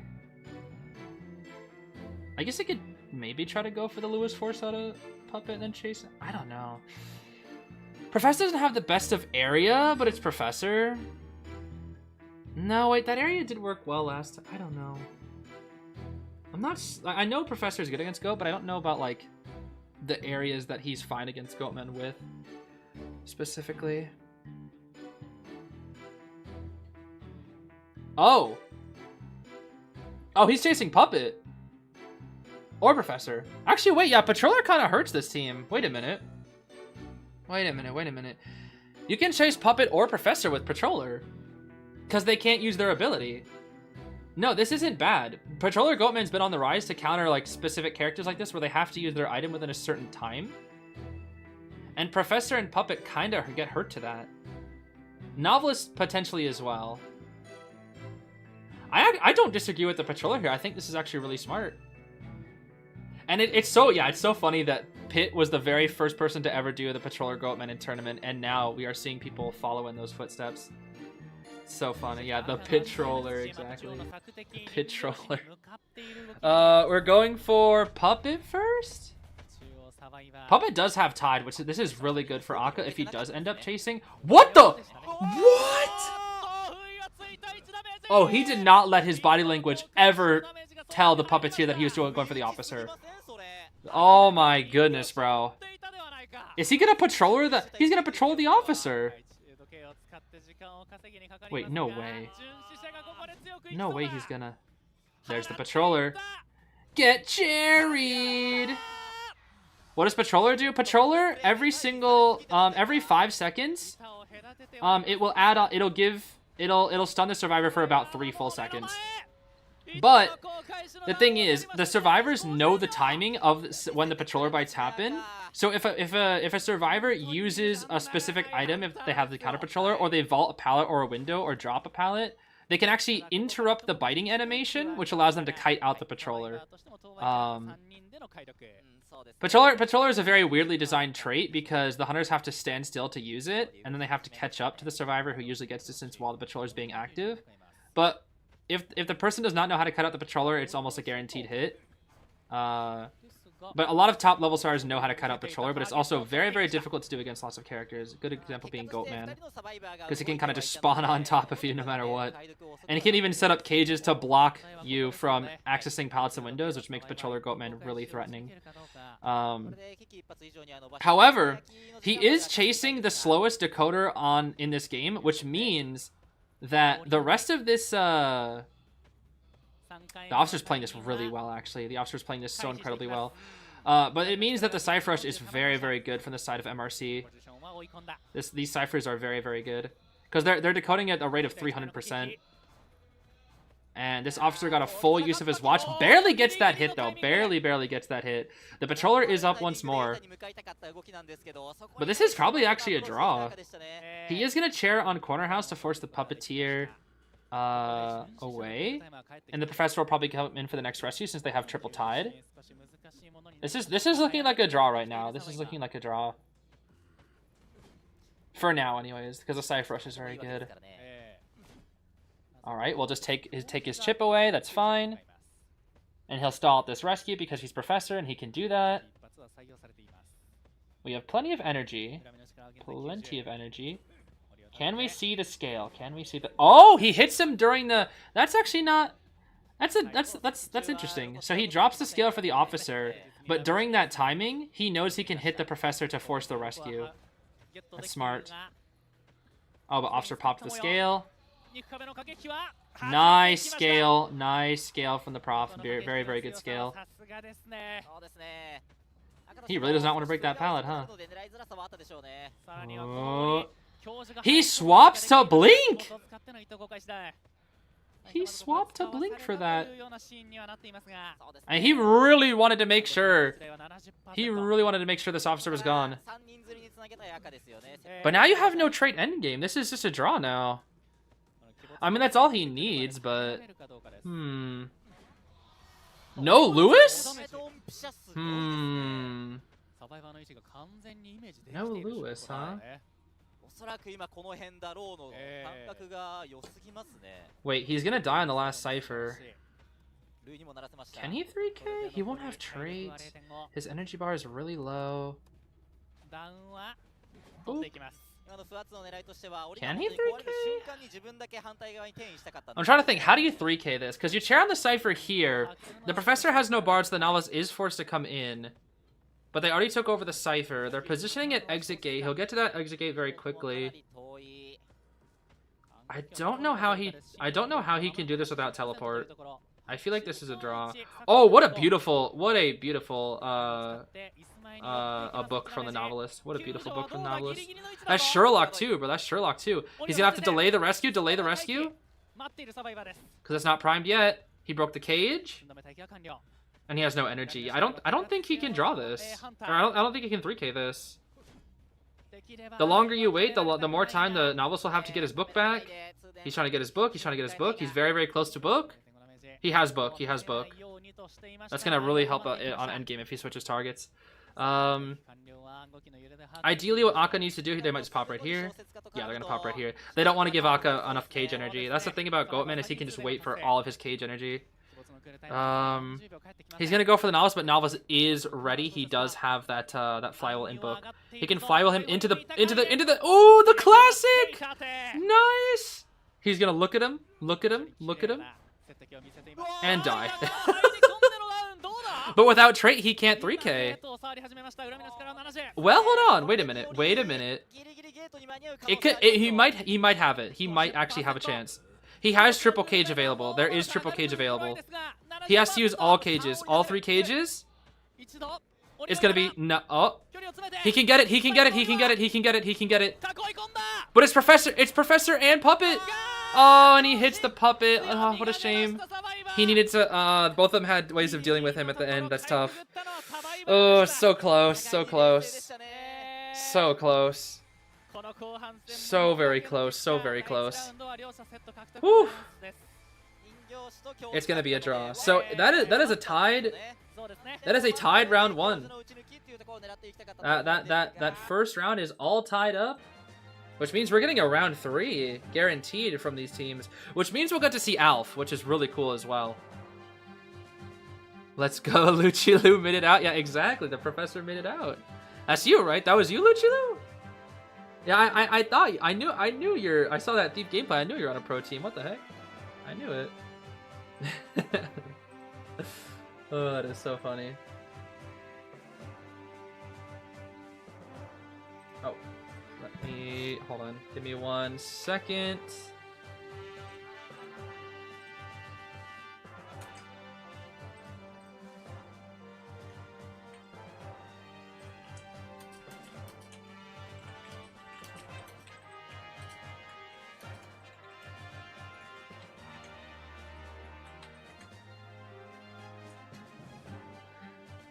There we go. Beef, you're playing in an hour? Yeah, they'll probably play in about an hour, yeah. Hour or so. Maybe like hour and a half at worst. That was a good first round, though. Really good first round. We had the crazy Archer gameplay in round 1. And then Patroller Goatman, bro. Patroller Goatman. Oh, gosh. What do we got here? Pop Quiz says... Who had the longest containment time? I'm guessing the... I don't know. I want to say... Oh, wait, it says it right here. It was the officer. I can literally see it, bro. I can literally see it. That's funny. I can literally see the stats right there. How goofy, how goofy. You know, give me my apples. Thank you very much. I want my apples. My apples are important to me. The season is about to end, guys. I need to roll my dice. Got 4 more die to roll. What survivors lineup will get into Koa in your opinion? How do you mean? Like what survivors will get the Koa skins for next Koa? Is that what you mean? Or how do you... Well, I'm not really sure what you're asking. Yeah, the data was right there. Dozo. Yes. So they've been keeping... If you've been looking at the Koas from like every single past Koa, they usually have been doing... One of the Ashes of Memory characters is usually the main character. So if you look at Koa 4, which was the Great Race, Prosector was the main character, or the main survivor. Like, you have a main hunter, then you have a main survivor. I still have my S badge, nice. Prosector was the main one of Koa 4, right? And then Koa 5, there weren't any AOM characters, but Officer, I think, was the main character of that one. But the main character of Koa 6, the main survivor, was Melly. Also AOM character. Main character of Koa 7 was Composer. He was the main survivor. And then Novelist was the main of Koa 8. So most people are assuming that the next main character for Koa 9 is Journalist. So a lot of people are thinking Journalist is like guaranteed this Koa. A lot of people are hoping for Painter because they skipped over Painter. So people are just like begging on their knees for Painter because he got skipped. He's the only character from like, I guess, one of the older release characters that was skipped. So a lot of people are hoping for Painter. But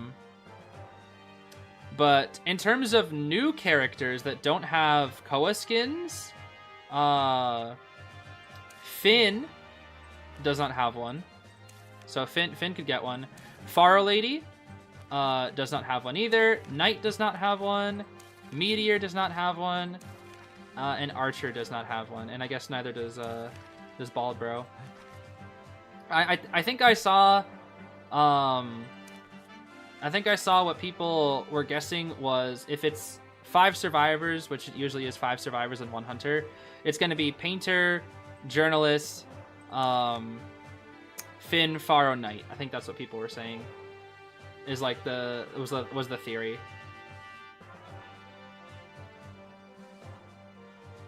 And then I'm guessing like Koa 10 will be like Meteor, Archer, Bald Bro, and then Lanternist or something. I don't know.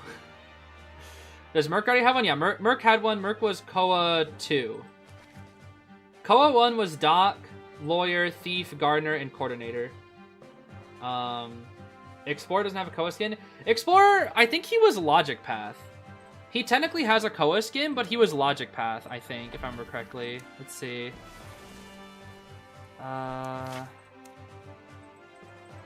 Explorer. Yeah, Lucky Guy does not have a Koa skin, I'm pretty sure. Yeah, this was Kurt's Koa skin. It was with the Koa 2 essence. It was Logic Path. It doesn't have the little Koa thing next to it, but he was Koa 2. Yeah, Embalmer was Koa 3. Along with Dancer, Cowboy, and I think Seer. I think Seer was also Koa 3. Mind's Eye was Koa 2. Oh no, Dancer was also Koa 3. Perfumer was Koa 2. Forward. Was Forward Koa 2? What was Forward? I forgot. What was Forward? Was Forward Koa 2? No, Koa 5, right, duh. Oh my gosh. Wait, they skipped over Forward for a long time. What the heck? I was thinking, like, he's such an old character. They skipped over him for so long. What the heck? Yeah, I completely forgot. Yeah, Koa 5 Forward, that's right. Koa 5 Forward is really good. I do actually really like Forward's Koa 5 skin. Yeah, Koa 4 was Prospector, Wildling, Acrobat, Priestess, and Barmaid. Koa 5 was Forward, Enchantress, Prisoner, Postman, and... Did I say Officer already? I forget. Koa 6 was Melly, Batter, Toy Merchant, Weeping Clown, and Gravekeeper. Koa 7 was Patient, Psychologist, Professor, Antiquarian, Composer. And then Koa 8, the most recent Koa, was Novelist, Aeroplanist, Cheerleader, Puppeteer, and Little Child. So, those are all the Koas so far. So all the characters have Koa skins except for the newer ones? Basically, yes. The only older character that does not have a Koa skin, if you don't count the fact that Explorers was technically a Logic Path tie-in, but he was the 5th one, basically, is Painter. Painter was the only Koa... He was the only survivor that was skipped for Koa, for some reason. People have no idea why, but he was skipped. As for Hunters, Koa 1 was Hellenber, Koa 2 was Clown, no, sorry, Koa 2 was Ripper, Koa 3 was Clown, Koa 4 was Gamekeeper, Koa 5 was Geisha, Koa 6 was Wuchang, Koa 7 was Feaster, and then Koa 8 was Soul Weaver. So most people are assuming that next Koa is unfortunately this doofus. Which I wish they would just skip and go to Dream Witch because she'd be way cooler than Joseph. But Joseph is a massive moneymaker, so I don't see any universe where they skip Joseph. So it's most likely Joseph this year. Which is sad to say for me personally. Skip Joseph, go for Mad Eyes. I wouldn't be mad if they would skip to Mad Eyes this year. I wouldn't be mad. But I'm excited for Witch. I think Witch will be really cool. I think Witch will be insanely cool. I actually can't wait to see what they'll do with Koa Witch. I think Koa Witch has potential to be like one of the coolest like Koa skins ever. I still think Violetta's Koa skin is like so insanely cool.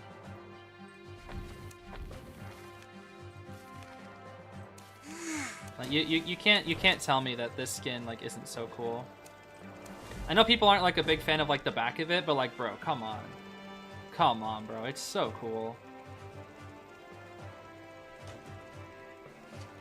Like, she's a mobile house, but a spider. So cool, dude. And the lore behind it was, oh my gosh, the lore behind it was so cool. Such a cool skin, dude. Yeah, it's like Howl's Moving Castle, but a spider. Quite literally. And yeah, she has wings too. She has wings. Like whenever you use your speed boost, she has like wings. It's so cool.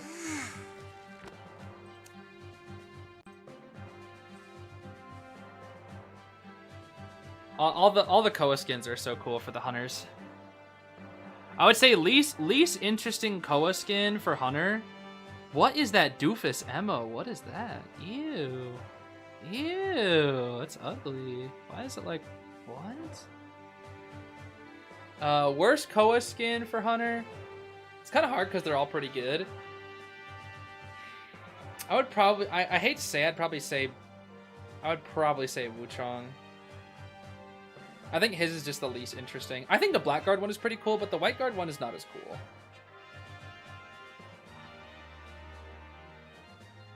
Back off Woo Woo. I mean, I don't think he's bad. I just said, like, of the... I just think, like, of all of them, I think his is, like, the least interesting one to me.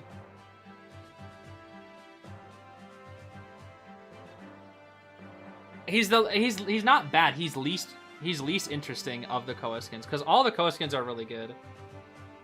The Black Guard is cool, but White Guard, he's just kind of whatever. The Black Guard one looks way cooler. I will say. He looks way, way, way cooler. Alright, let's see here. Cordy first, and Patient as well. We're banning out Sia, we're banning out Arrow. We've got the Ivy. You have the skin, never use it? Yeah, I usually play as the Link Click.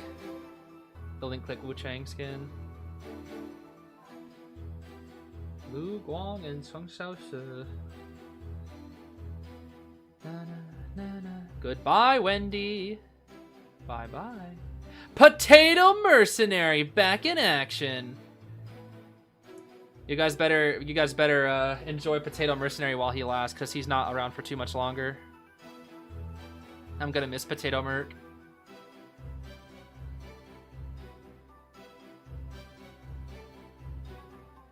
Lucky God. It was only a matter of time before the Lucky God showed up, bro. I knew he was coming. I knew it was only a matter of time. The Lucky God. Or Zeus calls him God Guy. I think both are pretty funny. Mad Eye's here? Here? On this map?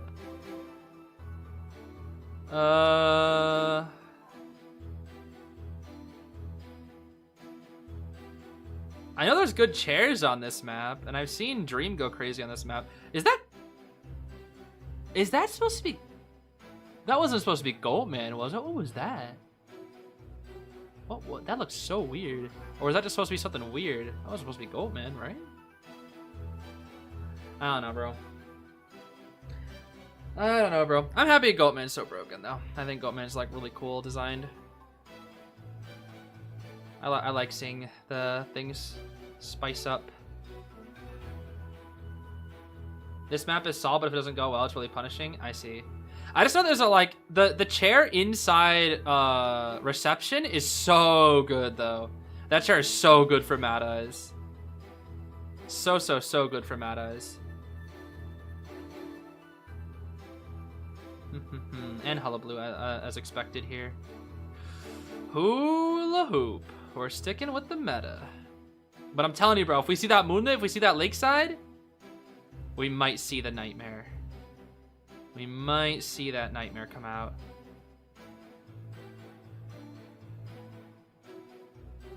Hubba Bubba Gum.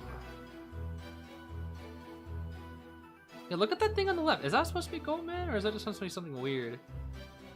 Can't really tell. I don't think it's supposed to be Goatman. I think it's just supposed to be something that looks weird. I don't know. It's weird.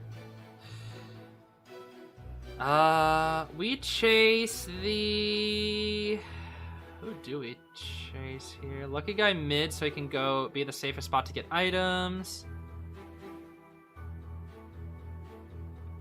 If you chase Patient, he might run up into Lucky Guy, and then he can do the church loop. But if he runs left, he doesn't have the best kiting spot.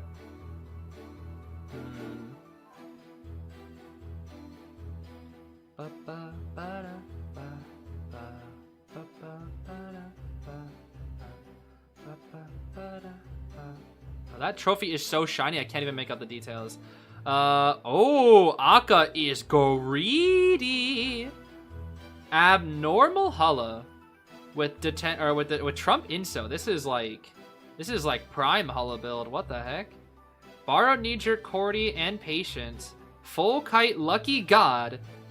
And then Tide borrowed on Mr. Potato Mercenary. I mean, if Akka can make Hulla work like he was in Prime, he'll 4K here. Who is best hunter in the game, in my opinion? I don't really think there's any contest. It's Goatman right now. There is no debate right now, I would say. I think you ask like most people, and you'd probably get a 90% overwhelming Goatman. There are still some people who say Hulla, and there are still some people who say Sangria, but most people would assume.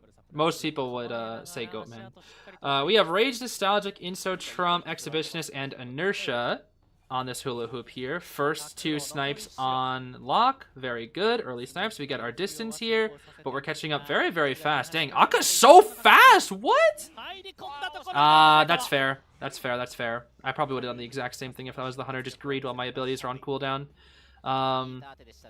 Can we see a beautiful snipe here? Let's see a snipe from Akka. Be careful when taking vaults because clone. Careful now. Good first hit. I break at the pallet. My name is We have one more clone. Snipety snipe. There we go. Ooh, almost got a second one too. Alright, clone's on to cooldown now. Let's see. We're gonna be a little bit more patient with these jumps. We're probably gonna wait for clone. Force gun here. Pew pew. No pew pew just yet. We're holding onto that gun. Probably because she doesn't know what trade is yet. Nice snipe. Nice snipe from Akka. That was really good snipe. Really, really good snipe. The ciphers are all kind of far, but he can abnormal. Merc is already coming in. He can abnormal reception here. But if he uses a jump in, he does not have a jump to get back. And that's a 98% cipher? Ooh, that hurts. And they didn't get a full rescue or a free rescue either. Ooh, that's a big abnormal. That is a max used abnormal, maximum used abnormal. 60%, bro, 60%. That was a beautiful abnormal. 1 second more of kiting and he would not have made that abnormal. That is a completely game-changing abnormal. He's going to go for a double down. No, he can't get it because Merc used a pad. Very good pad usage there. Do not get double downed at all costs. Now we can go after this Cordy. Cordy still has the pew pew though, so let's see. Let's see. We have that pew pew. We know that it's abnormal, so we know that there's no excitement. Will we jump over this? We will. Probably excitement right here. There it is. Did I say excitement? I meant to just say gun. That's crazy. He was able to get the double color hit. Trade. That is huge. I think he actually just 4Ks now. No, I can't say that because of God Guy. They have God Guy. Because they have God Guy, they don't guarantee 4K here. Because they have God Guy. God Guy's Cypher Rush with the bot is like keeping them alive. Because he didn't chase God Guy. Patient returns, gets a damages rescue, but the Cordy is dead. And that is all. Cordy goes down. The ciphers aren't actually that bad. They can actually draw this. It's because the bot was able to get like 40% cipher, 40-50% cipher progress for the team. All thanks to God Guy, bro. All thanks to God Guy. Oh, God Guy is so good. We're gonna abnormal again. Bring that thing down to 29. They can still draw this because no detention. He sees the bot. He might take some time to kill the... No, he won't kill the bot. He does know the bot's there, though, so he might be aware of the bot if they try to ring tonight with that bot in the future. Let's see. Yeah, this is not Makoto Naegi. God Guy. Do we see a flywheel? We see a perfume? Do we go back? We're just gonna force... We do go back. Okay. No flywheel. Oh, we've got another jump though. Ooh, wait, God Guy has no BT. Oh, lucky God, no BT. I just realized. Snipe. Didn't actually get the flywheel itself. It's fine though, it's fine. He should be okay here. What a rotation. Wow, what a rotation. Cyphers have caught up a little bit, but it's still a little slow. I actually thought they'd have a little bit more Cypher progress than this. And he's going to try to hard cut off the next rescue. Because he knows where both people are. They might have to after half Lucky God. Oh, this is tough. They are not in position for this rescue at all. Patient has to double. Ooh. He has to do this. I completely agree with what the Patient said. He has one more hook to make this. Okay. And he's gonna greed for the Cypher. He's gonna greed. He knows he can't. He's like, I realize the rescue's after half and I can't prevent it. I might as well just pressure the Cypher. Dang. Now they know it's no detention though.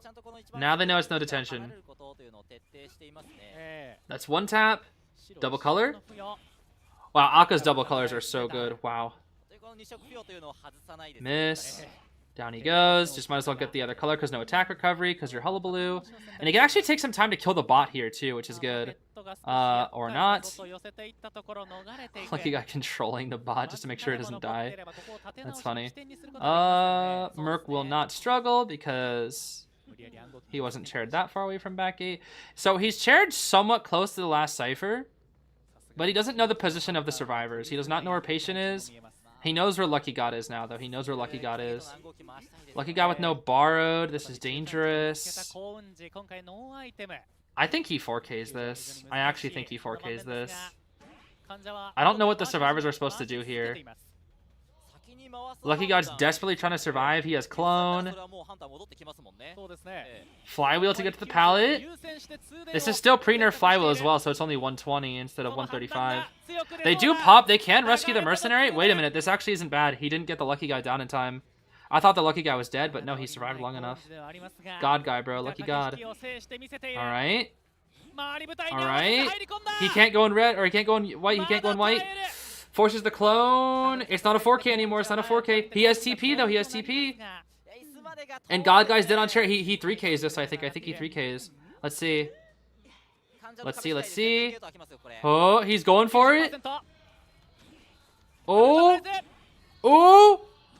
Oh. Wait. He did make. They drew. What? They drawed? I'm telling you, bro, it's God Guy. It's all because God Guy. It's all because God Guy, bro. It is all because God Guy. They drawed that because the Lucky God, Cypher Rush, and his Kite endgame. He was able to barely live long enough thanks to his flywheel. Hold on, I'm curious about something. I am curious about something.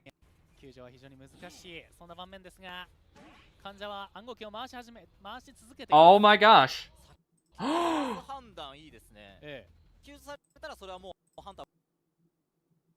guys, want to know something funny?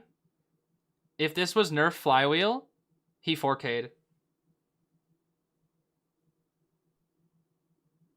He actually did. Look at his flywheel. It's 5 seconds until it's ready. It would be 20 seconds until it was ready if this was Nerf Flywheel. If this was Nerf Flywheel, they 4K. That's a 4K with Nerf Flywheel. That's crazy. They only won because it's still pre-Nerf Flywheel. They only got that drop because pre-Nerf Flywheel. That's crazy. Dang. Because I knew the Lucky Guy Flywheeled somewhat recently, and I was like, there's no way. That's why they nerfed it? Bruh. That's insane to me. That is insane. That 15 seconds on a flywheel can mean the difference between 4K and a draw. That's insane, dude. That is insane. That is insane, bro. That is insane. It's just something that's fun to point out, you know? If that was Nerf Flywheel, bro. That was a completely different game. Let's see here. Who had the longest containment time? Did they show stats? They did. Longest containment time was the Cordy. The Cordy! That was another good game. Another very good game. How do tournaments work? Are they not allowed to reuse characters? Oh yeah, I can run through that real quick. So tournaments are kind of weird because they run on two different sets of bans. They run on two different sets of bans. Let me see if I have like how do I show this? I'm just gonna download like an arrow PNG or something. Hold on.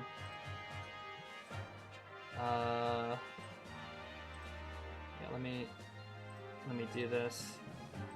So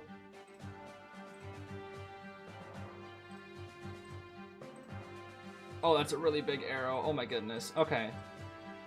So this is a perfect example since this is round 2.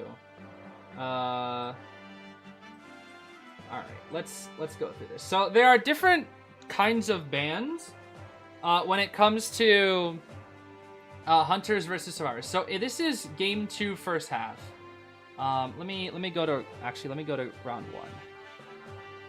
So you notice up here you see all these locks, right? These are all locked. These are locked, and then over here, this is so scuffed. Over here, these are locked. But these aren't. So in round 1, what happens is there is an order to things. So first off, the hunter gets to ban 2 characters. Seer and Antiquarian are the first 2 characters from the ban. That is what happens first. Next, the survivors pick 2 characters. They pick Puppet, and they pick Professor. Then, the hunter's allowed a 3rd ban to pick. He bans Weeping Clown. Then, the survivors pick their 3rd character. They picked Gravekeeper. Then after that, the hunter is allowed to ban 1 more character. It looks like they banned Aeroplanist. And then they pick 1 last character for the survivors, which was Archer. So for the first 3 characters in these slots that they picked, so Puppet, Professor, Gravekeeper, those 3 characters will be banned in the next round. So see how this one says Game 1 first half? We'll see these 3 survivors all go up here. They'll be like this little lock thing. They'll all be up here. And those 3 characters will be locked in the next rounds. So it basically works like this. These 4 survivors are picked each time by the hunter. So they can pick 4 different survivors, whatever round it is. Doesn't matter. They can always pick 4 survivors to ban in a set order. But the first 3 survivors used in each round will not be able to be used in the next round. So this is what? We just saw round 2. And as you can see, I don't know if this was the same characters. I guess it's MRC stars. But you see how there's Professor, Puppet, Officer. The first 3 characters chosen by MRC last time are now banned in this round, and they cannot be used at all for the rest of the set. And it's the same thing with the hunter. So last time the hunter picked Goatman, which goes up here. He can no longer be used.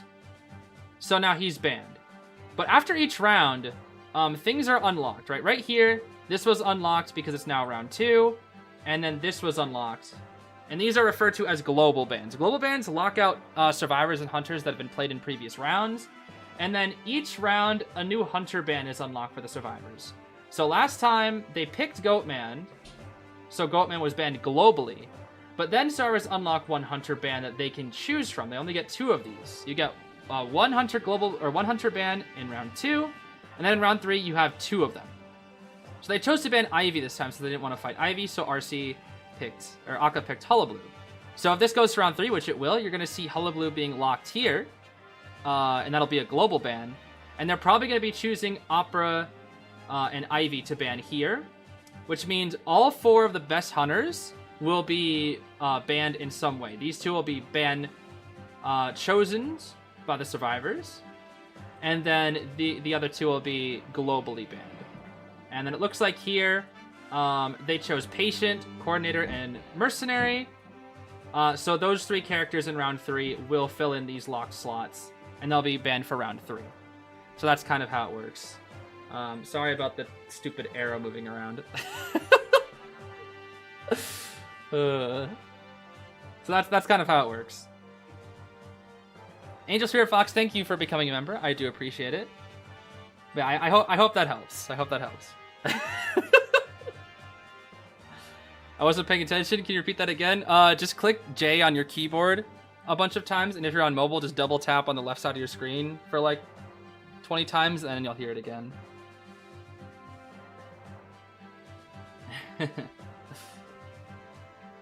So basically, they saved Archer for slot 4 to keep her open, and just in case. Yeah, so the interesting thing about slot 4 on the Survivors is that whatever the 4th pick is, it does not get global banned. So it doesn't end up going into those 3 little locked categories. So the 4th Survivor that you pick can be used in future rounds. Which is why you'll see a lot of characters being picked 4th is like Meteorologist. Because people love saving Meteor a lot, because she's a very versatile survivor.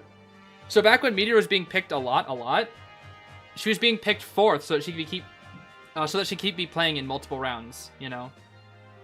However, I did hear a rumor that they're gonna get rid of the 4th pick, and so all survivors in the future may be global banned in the near future. I don't know how accurate that is, but I did hear a rumor about it. So that might be something that we see in the future. But the Hunter global ban system did not used to exist until recently. So I am really happy that they implemented Hunter global bans, because if Hunter global bans were not a thing, guys, we would be seeing nothing in tournaments except for Goatman, Hullabaloo, Opera, Ivy, which we do see a lot of already, but the chances of us seeing them are not as high thanks to the global ban system for Hunters. Another thing to mention as well, Survivors only used to have 2, only their first 2 picks used to be global banned, but now since there are so many viable Survivors, they decided to upgrade it to 3.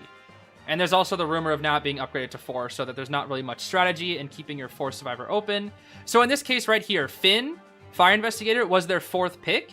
So now, if we go to round 3, RC will still have Finn available to use, but they will no longer be able to use Forward, Aeroplanist, or Lucky Guy for the rest of the set. That is just for RC, though. It only applies to the picks that you chose. It does not apply overall. So it's not like, you know, RC can pick Forward and then MRC can't use him. It only applies to that team, specifically. Yeah. Anyway, Finn, Forward, Lucky, and Aeroplanist. This is a pretty good comp. Cypher Rush is pretty good with Lucky Guy. Forward has good harassment. Finn is a good kiter plus can support. And then Aeroplanist is a very good all-rounder character. We ban out Seer, Anti-Meteor, and Mech. These are all very, very good bans from the side of Bailu. And we have options. We have Hulla. Bailu really likes Hulla, so he's most likely to pick Hulla here. It's probably going to be a back-to-back Hulla, I would say. Most likely back-to-back Hulla. I don't think we would go Ivy here. I don't think we go Ivy into... Even though those are Forward, which would get rid of the harassment, I don't think you would want to go Ivy into an Aeroplanist plus Finn. You can, though. You can. But I don't think Bailu will, especially with Bailu's preference for Hullabaloo. We'll see, though. We'll see. Yeah, it's Hullabaloo, as I figured. I figured it was Hulla. I figured. So yeah, another perfect example. Since this is the Hunter being chosen for round 2, it will be locked in round 3 for MRC, so they will not be able to play Goatman, and they will not be able to play Hullabaloo. And then whatever 2 the Survivors pick, they won't be able to play, which is most likely going to be Opera and Ivy. So then they have to pick something that isn't the best 4 Hunters in the game, which is when we usually start seeing a lot more variety, when we start seeing weird picks like Clown, Nightmare maybe. Nightmare does come out like in round 1 for Akka specifically, so we might see like, you know, Bonbon, Wax. That's when we start seeing like the late round Hunters, right? Which those Hunters still can perform in early rounds, if they want to. There's also, what a lot of Hunters are doing nowadays as well, is they're not only picking meta sometimes, where they'll pick a non-meta Hunter in round 1, as long as it has a good matchup, and then they can save their meta for late round. That was a very common trend that we saw a lot in IVL. Like we were seeing global bans of like Goatman, Smiley, and Wheel, and that was it. So no matter what, in round 4 and round 5, this was usually a best of 5 strategy. But in round 4 and round 5, they would always have at least one of the big 4 to work with. So if they banned like Opera Ivy, they'd have Hulla. If they banned Opera Hulla, they'd have Ivy. If they banned Hulla Ivy, they'd have Opera. It was a strategy commonly used to like play non-meta in the earlier rounds, so that you could keep your broken Hunters for the later rounds. so that there would always be one available. Regardless of that, though, we're going to be seeing detention, or not detention, we're going to see Trump Inso Peepers from Bailu, so no abnormal, but Peepers instead.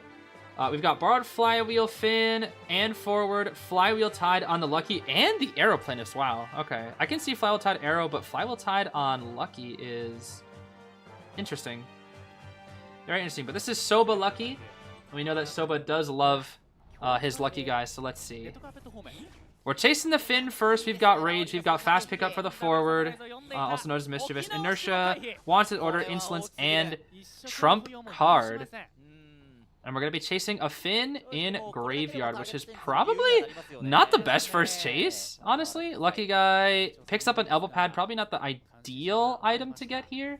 But they'll probably open up a chest and grab a bot or something. I can only guess very soon. There's the bot. Yep, there's the bot. You want to get that bot as quickly as possible. Clone is on cooldown. We can get back inside church. We still have one more ball to either go Graveyard or somewhere else. We're going to drop the ball here. Use the speed to go back to Graveyard. I agree. Massive, massive amounts of speed being got here from Rowley.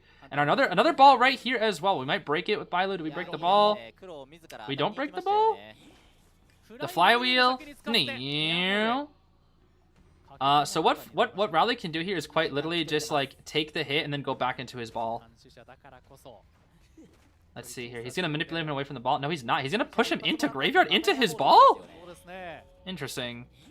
Does he make it to his ball in time though? I don't think that he does actually. Yeah, he doesn't. Okay, he doesn't because the attack recovery is too much. All right, that's a pretty good kite. Ciphers are about... These are pretty good. He breaks the ball. Ciphers are good. Aeroplanish Cipher got done. Lucky's is a little bit behind, but it's okay because he has the bot. And that's what's really important, is he has the bot. So the final Cipher will be fast. Beautiful hover from City. We're jumping on in here. We'll just get the free rescue. Did we get any damage on City? Oh my gosh. He can't fly out because red. That's tough. Cannot flywheel. Cannot flywheel. Yeah, Finn kind of can't do much here. He does predict the jump from the hollow. That was really good. Does predict it. Drops the peeper. He's going to be very, very slow. The forward is here to harass now. The forward is here. Let's see. Mr. Zeus IDV. Mr. Ryuji. All right. Let's see. Now this is where things get hard because he has to play to survive while also applying pressure to the hunter, which is really difficult when there's peepers. Flywheel, he baits out the flywheel. He might just die here. It's so hard to keep. Oh, yep, he's gonna go down. It's so hard to stay alive. It is so hard to stay alive. There are so many peepers here, dude. There's just so many peepers. Oh my goodness, he tried so hard to harass, but it's so difficult. It's so hard in that positioning. There's not much to work with. The second he vaulted into the Hala, he died. Because he had to apply that pressure, but he also gave up his own survivability to do so. That's why playing Harasser is so hard. Because you have to sacrifice your own survivability to apply pressure onto the hunter. Which is why so many people say Harasser meta is dead. Where it isn't exactly dead, but it just requires very, very, very tight positioning and playing. Not the greatest elbow pad from the lucky guy. I don't even know if he makes that rescue. The forward! He makes that rescue now because the forward came in. I didn't even realize. This is Zeus's fault. Yo, Zeus, what's going on, bro? Yeah, Finn's dead, but the forward can harass. The forward isn't positioning here. The ciphers are actually decent. Forward. He didn't realize. He didn't realize. Bailu, you gotta pay attention. You gotta pay attention, bro. Ooh. The forward still has enough for a ball too. He still has enough for one more ball. Oh my gosh, they have enough time. The forward? He has to respect the forward. He has to respect the forward. He has to. All he has to do is buy like 2 seconds. And that's already a 4% game just because the forward's existence. And now they just pop. Exactly. That was beautiful. Beautifully played from that forward. Oh my goodness. Bailu got a little too impatient there. That's going to be the down. He does have trump card. Is it enough? Is it enough? We're working on backgate with City. We have wanted order. We know we're going this way. Ooh, I don't know if we make it. It's a little close. If Lucky Guy had gun, it's free. Wait, but the forward. If he picks up the forward. The forward's here. The threat alone of the forward. If he picks up the forward. No, he missed it because tolerance. Oh, the tolerance. The tolerance. The tolerance for the path of insolence. He drops him. He needs to push the forward out. The flywheel. Oh, crawl out. He drops. He drops. He drops. He drops. Oh no, he's out of ball. No, no, no, no, no, no, no, no, no, no, no, no, no. There's no way this is 3K. There's no way this is 3K. There's no way this is 3K. There's no way this is 3K. Forward. Careful. Forward. Forward. Forward. Forward. Pallet stun. Pallet stun? No, he jumps. He doesn't want to get pallet stunned. He's trying to get the forward. Oh. Oh, is it not? It's not enough. Wait, but the lucky guy. They get the 3. They got that 3. What? They got the 3? Wait, no way. They 3'd that? Oh my gosh, RC, dude. I'm telling you, this team is crazy. They 3'd that? I actually can't believe that. And they said harassment meta was dead. Nah, it's just because Ford's so good. Oh my gosh. What a game, dude. What a game. And we got a guaranteed round 3 with these guys, too. Sheesh. Needed to confirm the kill on Lucky Guy. I think he was looking for a 3K because he was in a position to 3K there. But I think he got a little greedy. He got a little greedy there, I will say. And I gotta see what saved that Cypher Rush. Was it the bots? Did they even utilize the bot? They did. The Lucky Guy's bot, dude. The Lucky Guy's bot, dude. He was able to work on the ciphers. Yo, Lucky Guy's so stupid. They were able to manage that because of the bot Cypher Rush, and only the bot Cypher Rush. Oh my gosh, Lucky Guy. The forward harass. Yo, forward plus Lucky Guy is actually like such a good combo. It's so good. What do we got here? What's our pop quiz? Lucky Guy, when opening their chest, was controller. Yeah, it was the bot. It was the bot. He got elbow pad from his thingy, and then he got controller from the chest. I remember I was paying attention. Hi, Bot Tracy. Speaking of bots, Bot Tracy herself. Yeah, where did they spawn that Lucky Guy? Was he mid? I'm curious. They spawned the Lucky Guy. I think he's mid, right? Yeah, that's so safe. That's such a safe spot for him. Because you can't, you go for Lucky Guy, he just rotates you. Like middle church is such a safe spawn. That's why you put your weakest chase or your weakest kiter there, or like a decoder. Because it's so easy to transition in church. So easy to transition church. It's so over. We're so back. That's quite literally how this match was. It's so over. We're so back. He almost made that too. The forward didn't even have ball in this situation. Like I'm looking at this. Look at this game state. If I'm looking at this, bro, the chance of an NAEU ranked team 3 escaping this is like 1%. That's just not happening.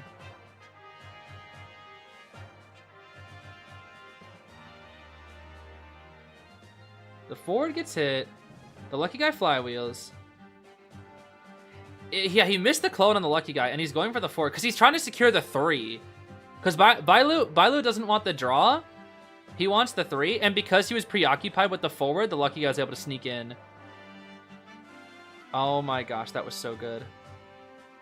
He could have taken the draw, but it was the fact that you have the win right there. And that's the thing, it's like Bailu risked it. He played the risky play. Which I don't even blame him for. I don't even blame Bailu for doing that. I don't even blame him for doing that. Cause like if he got that forward down just barely and he was able to kill the lucky guy, he probably could have got that 3k, which would have secured them the round win. But because of the greed, he got 3 escaped. Dang.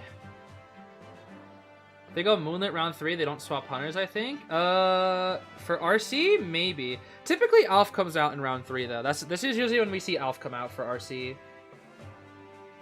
And I think MRC might swap as well because they also have 2 hunters. So we'll probably see, we might see a double hunter swap here. Might see the double hunter swap. Plus, what they could do is if Akka comes out, they might just ban his Nightmare. They very well could. I think if Akka comes out round 3 here, what they'll do is they'll ban Opera, and they'll ban Nightmare. They won't ban Ivy. They'll rather take his Ivy over his Nightmare, I think.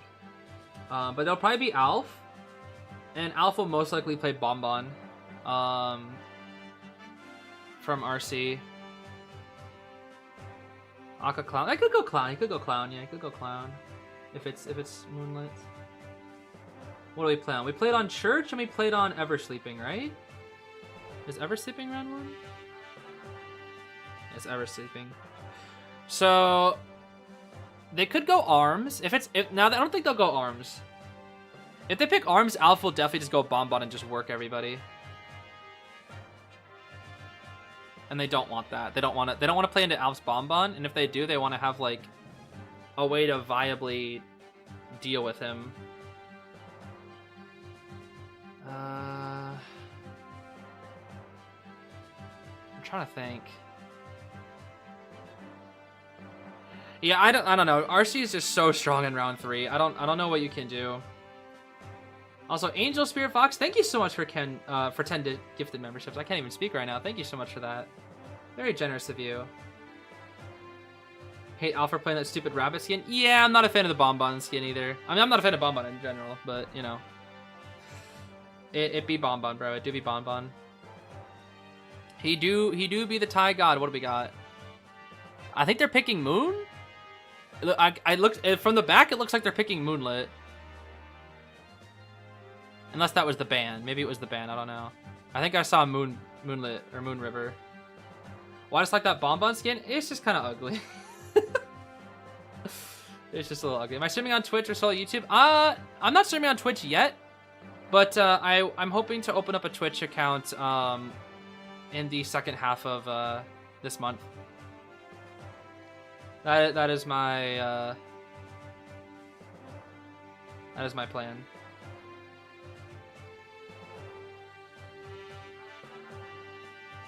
When is next content stream?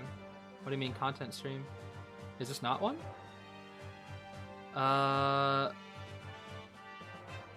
They banned Chinatown, and I think it was Moon. I like how they still call it Moonlit River Park here. That's interesting. They don't say Moon River. They still call it Moonlit. Huh. Yeah, so RC's picking Moonlit. Which means, if they don't swap hunters... Ooh-hoo-hoo! Oh, I thought you were talking about my content specifically. Oh yeah, for next like new content IDV live stream, I actually don't know. I don't know. If it does happen, it will likely be. I actually don't know. I don't know. I don't know when it will be. That is a good question, actually. Good question. Good question. When is Guess Your Rank? Guessing Your Rank opens in like 2 days. I'll put out a form probably once the stream ends of a reminder of how to record your games, but it will open in like 2 days.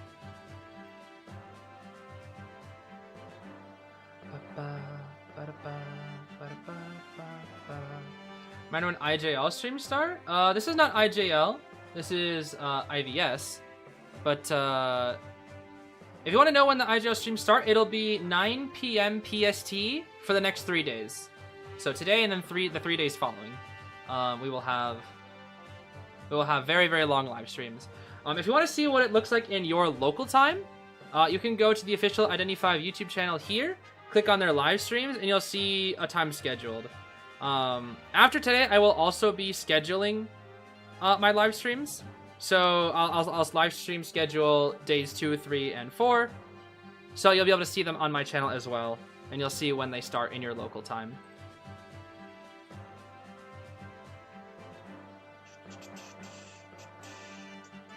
Oh yeah. If there's rumors, I do ask that you, or like rumors or leaks, I do ask that you not spread them here because I could get in trouble. It's not best to talk about rumors in content creator live chats because it can cause trouble. So I do ask that you do not spread rumors of leaks and whatnot there.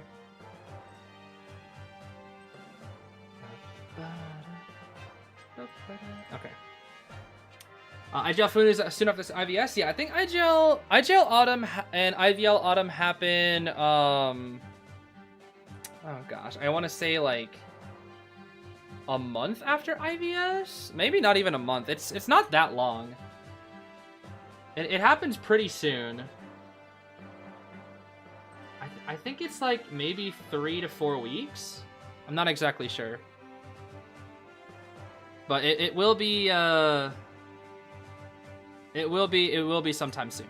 That is for sure. It will be sometime soon. Dang, they got a big old flag. Look at that. Big old flag for MRC.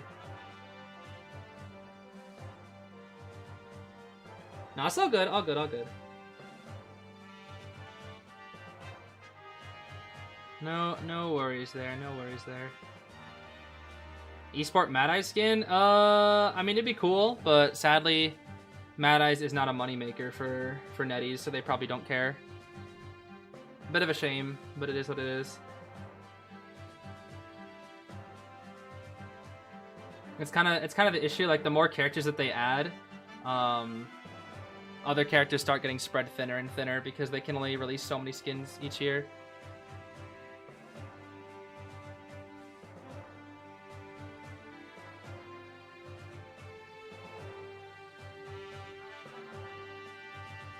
Yeah, Be For You soon. Be For You will likely play at most in an hour. I would say most likely probably in 45 minutes. But it probably won't take longer than an hour to see Be For You. Cause round 3, unless this goes overtime. The only time is if this goes overtime, which is possible. It is possible for it to go overtime right now. But we do have XC coming out here, so I'm curious to see what XC will pick here. Let's see, since it's round 3, let's swap the music over. And now we see, yeah, so if you guys look at the band, Goatman and Hullabaloo are banned globally. Opera and Ivy are both banned from the Survivor side. So now XC has to pick a hunter that is not the big 4, or the best 4 hunters in the game, or the 4 Heavenly Kings, whatever the other regions call them. So Archer's being banned out here again. XC really does love Dream Witch with Detention and Insolence and Blink. But we might see...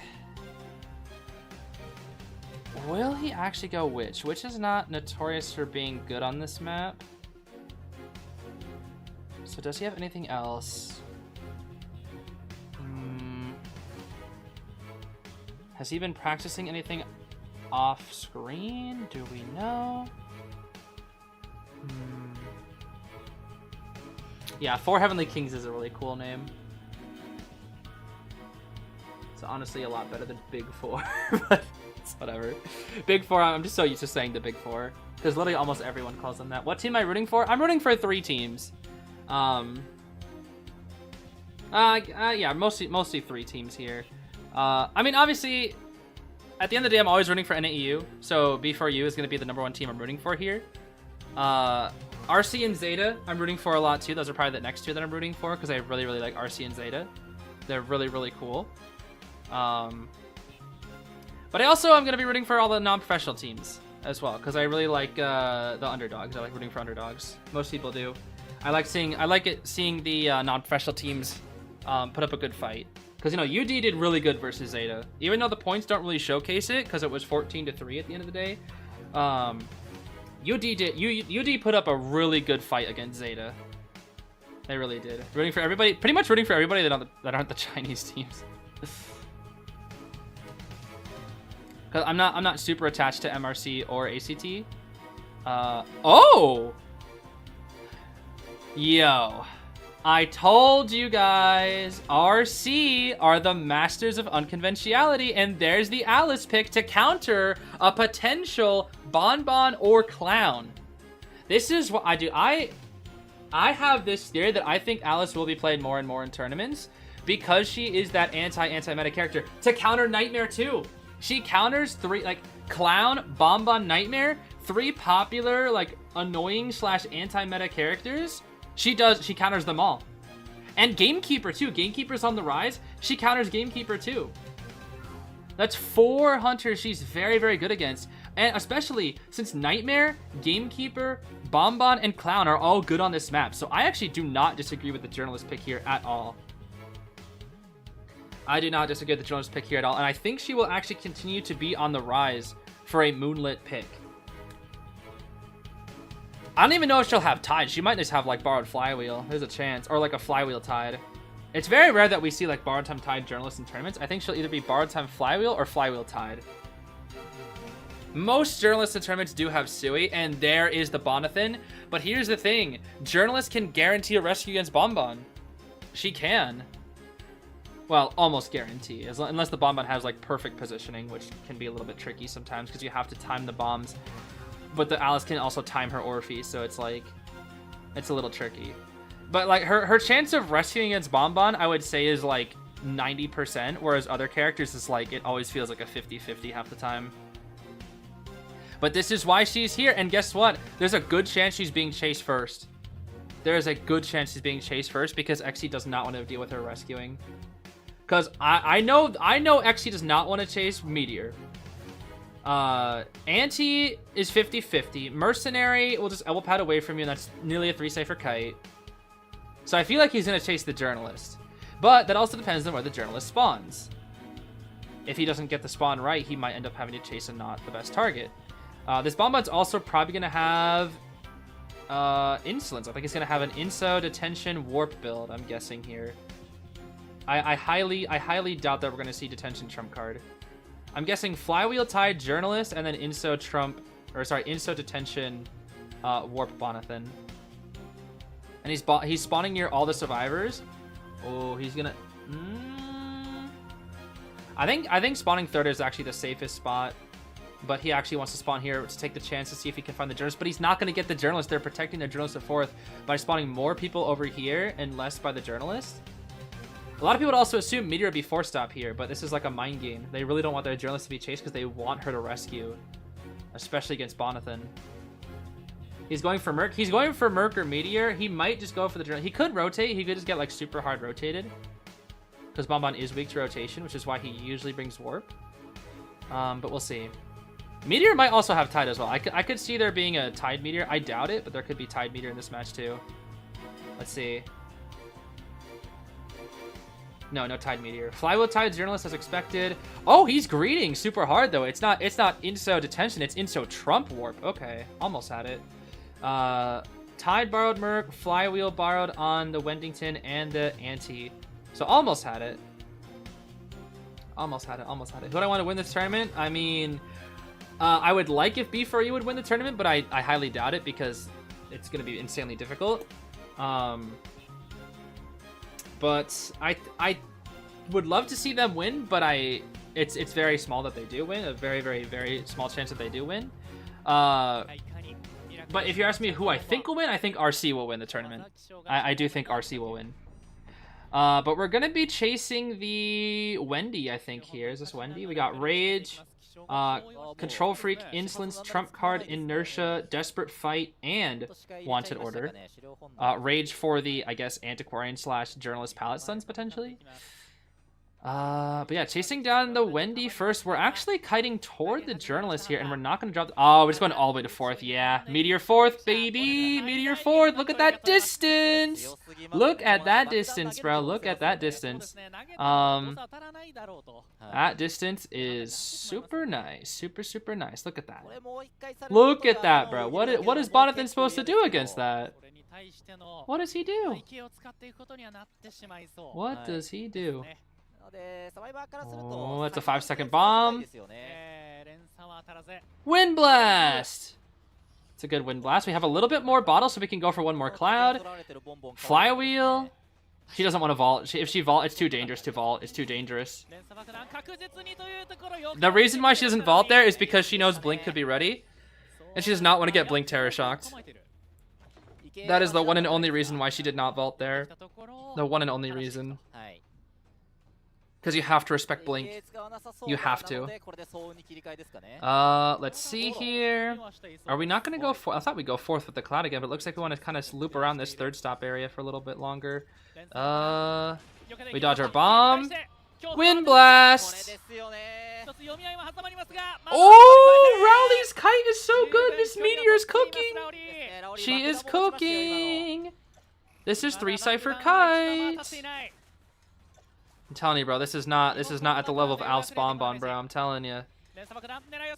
Yeah, honestly, you played Bonbon into the team with the best Bonbon in the world on it. That's kind of crazy. I don't know if I agree with that. You actually played Bonbon into the team with the best Bonbon in the world on it. That's kind of crazy. Yeah, that Wind Blast was beautiful. That was a beautiful kite from Meteorologist. Rowley's kite was so good. 3 ciphers and then some. Wanted Order on the Journalist is not the best, coming in here with the Eebskin, but she has the doofus. She has the doofus. This is less important. She has the rescue doofer. Let's see. Beautiful flower from Soba. There's the doofer. Let's see. Even if it's a farm, it doesn't matter. Oh! Ah! Oh! Dang, dude. I know I said the rescue was a very high chance, but he had the timing on the bombs perfectly to kill that doofus, which is why I think I needed to get in there a little bit earlier. Ooh, we do get the rescue, though. That's a very, very mediocre rescue for a journalist against Bonbon. Good from XC, though, with that camp. Good from XC with that camp. I feel like the best timing is to take over the rescue for the doofus, and then you... I don't know, you have to kind of like rush down the rescue, basically. Just like super force it. That's the way I see it. You kind of just have to brute force the rescue. Or I feel like Soba was maybe a bit too patient there. But the ciphers are still very good. Ooh. Rowley, how are you so fast? How are they so... Yo, I was about to say, if you make that pallet again, I'm about to scream at my ping. Here comes the antique dealer, but I don't think she's here in time. Yeah, she won't be here in time, unfortunately. Unfortunate. Was it after half? I believe it was. So the Thai God Bonathan will be getting his tie here. Let's see. Thai God Bonathan will... Oh, wait, it was before... Oh, wait, because the Merc was there as backup. I forgot. The Merc got there. The Greed? The Greed? Oh my goodness, the Greed? Alice can't do much against this. Yep, dead. Oh, but now you're switching targets. Now you are switching targets. Look at that wanted order, bruh. That wanted order go crazy. This is fine. The Antiquarian has to rescue this very well, though. It's up to this anti. Flywheel. Ooh! Look at that distance! Look at that distance. Block him off. Doofus! Doofus! Oh! Get doofed! He got doofed! Ooh, dodge it. She breaks the bomb! She smacked it and she misses her doof. Wait, but this journalist has no borrowed. She's just gonna die right here. Okay, they're just gonna have to pop. But nobody's in position for the gate. His warp is not ready just yet. It's gonna become a battle of just speed. It's gonna become a battle of just speed. RC, yeah, City is gonna just elbow pad to the gate to open it faster. I think he draws. I think he draws, actually. I think he draws. I think he draws. He's just now getting on the gate, but I think he makes it to the gate in time because he has TP. They don't make it. They don't make it in time. I think they get a draw, but I don't think they get out. Ooh, they're gonna greed for it. They're gonna greed for it. The smack? The bombs? The one more smack? Wait, but the Anti-Crimers are at the perfect time. Ooh, he's trying to stand in the way. He's trying to. Huh? What? They did it again! They did it again! How? How did they do it again? What? How did he do it again? What? How did they do it again? Twice? Yo, RC, calm down. They did that again. That is the second time they've had critical endgame situations where you, like, most people would see that and be like, oh, that's gonna be a draw. Yeah, I think that's gonna be a draw in this situation. And then it's not. And I think, hold on, I need to see this. Hold on. I need some investigative. I need to like see this. I need to see this again. So he teleports the gates at 81. The gate is at 81. He has 6 bombs at the ready. The Anti has... That only looks like 1 flute usage, though. Is that enough for 2? Because I thought she swung twice. Because she swings once here. She had like 0.1% flute. Because that swing not only hits the bonbon, but it breaks the bomb too. Which means Merc is able to work on the gate for a fraction of a second. He goes for a bomb drop and not a swing. Because he doesn't know what the gate's at, so it's probably safer to go just for a bomb drop, especially since he doesn't have detention. But then Anti's like, smack again. So he doesn't get the Terror Shock in time, so he can't Terror Shock. Because those 2 swings, he wasn't able to Terror Shock. The Anti had barely enough for 2. That 0.0001% flute clutched. And he stands, what he does here is he stands in the way. 2-second bomb. They all position to dodge it. Meteor flywheels it. Merc gets hit. Anti dodges. The gate's like halfway open. Merc can eat the hit here because it's a mercenary. But then he sees another bomb and decides, oh, no, go back. He saw another bomb, but he dodges it. He dodges that bomb at the end. Oh my gosh, go back. He dodged that second bomb. Where is this? He dodged the second bomb because he knew if he gets bombed into chip, or he gets chipped into hit, he's going down. And he can't tank it anymore. Hold on. Right here, he sees his bomb drop, and he's like, I'm out, bro. I'm out. But because there's so much happening, XC, he didn't have a bomb. Wait, did he? Bomb. Okay. Bomb. He doesn't have enough time to chain it. He doesn't have enough time. He doesn't have one last bomb. He needed one more bomb. He sees the mercenary. He's even looking at him. But he doesn't have a bomb chain. It goes off the second it recharges. And the second that blows up, he immediately rushes in and he realizes it's cooked. Because he can't use Time Bomb. The Time Bomb would put him in an animation or he wouldn't be able to hit him in time. So he's trying to get him down with these 2 chips, but they realize, oh, it's 2 seconds. All we have to do is just walk out now. If he swings, Mercenary's able to eat it. And then the other 2 just won't even die because no detention. And then it's 3 escape. Oh my goodness. Another clutch 3 escape from RC, dude. Another clutch 3 escape. So in this situation, we have no round 4 guaranteed. There will be no overtime, I think. I don't think it's possible for overtime. So the only way MRC wins is if they 4 escape, I believe. Yeah, that's the only way. Because if MRC 3 escapes here, RC will win. Because they have that extra point That was extra 2 points from round 2. They already have a round win. So the only way to win is by forest keeping with MRC. So we're gonna see some crazy. Oh yeah, let me see the quiz answer. Hopefully we still have enough time. We're gonna see a crazy comp from MRC if they want a chance of forest keeping here. Shh, from Alf. The hunter was shocked how many times? I think this is how many times the hunter got a terror shock, and not actually how many times they were shocked, which people are saying 0, which is the case. Thank you. Yeah, that question's very misleading. It says it actually means how many times the hunter got a terror shock, not how many times the hunter was shocked. I got the answer wrong in the past when I noticed a prisoner had shocked the hunter twice, and the answer wasn't twice. It actually just means how many times the hunter gets a terror shock. It's so weird. Nerf Anti-Maker useless? Nah. Why are we nerfing Antiquarian? We're nerfing one of the only viable harassers still in this game. Yeah, being able to break projectiles is kind of dumb, but you know, if you nerf Anti, you gotta. I mean, she has actually gotten nerfed over time, truly. I don't know. I think Anti's fine because she has, she's like not as strong as she used to be for one.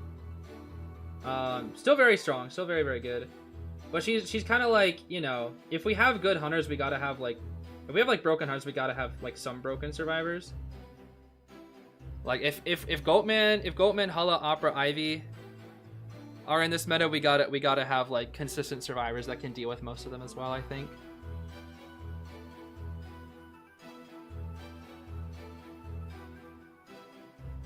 But yeah, and I won't deny that Anti is really strong. She is one of the best top 5 still, in my opinion. But I also think there's quite a bit of dev bias toward Anti, but she's really cool. Let it turn a draw into a win with 2 uses per item? Truly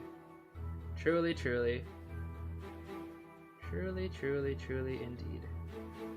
But that's kind of just how this game goes a lot of the time, is like one item, one ability can change everything. That's just how it goes.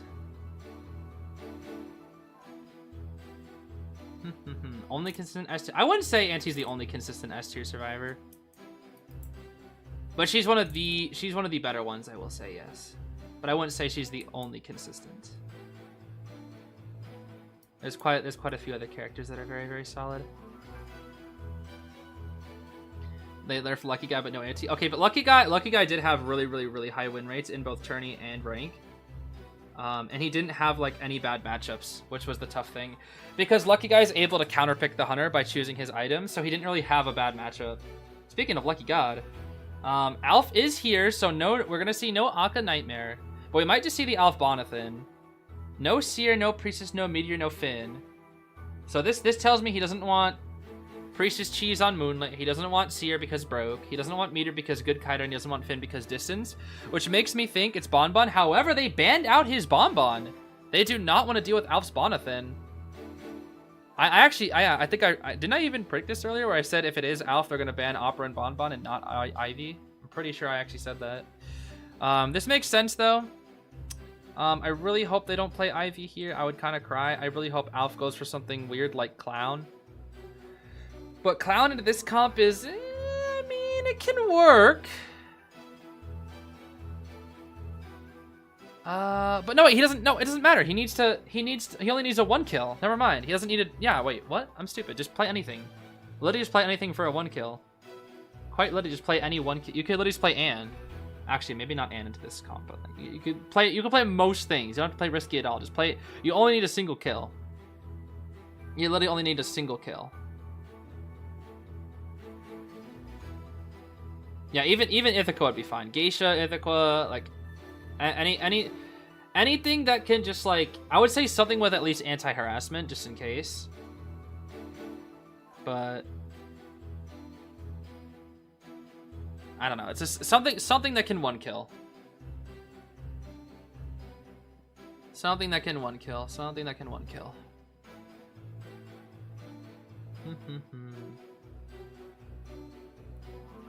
Ah, Gamekeeper. Yeah, no, I agree. I agree. That's not a bad pick at all here. This is this is his best map. This is his best map, I agree. This is not bad at all. Not bad at all, not bad at all. Especially since the incentive to rescue is insanely high, and Gamekeeper's camp is very strong. It is quite strong. It's hard to harass this character too because he can just drop trap. Yeah, no, I think this is actually the perfect character to play. This is actually the perfect character to play. I actually agree with Alf's pick here.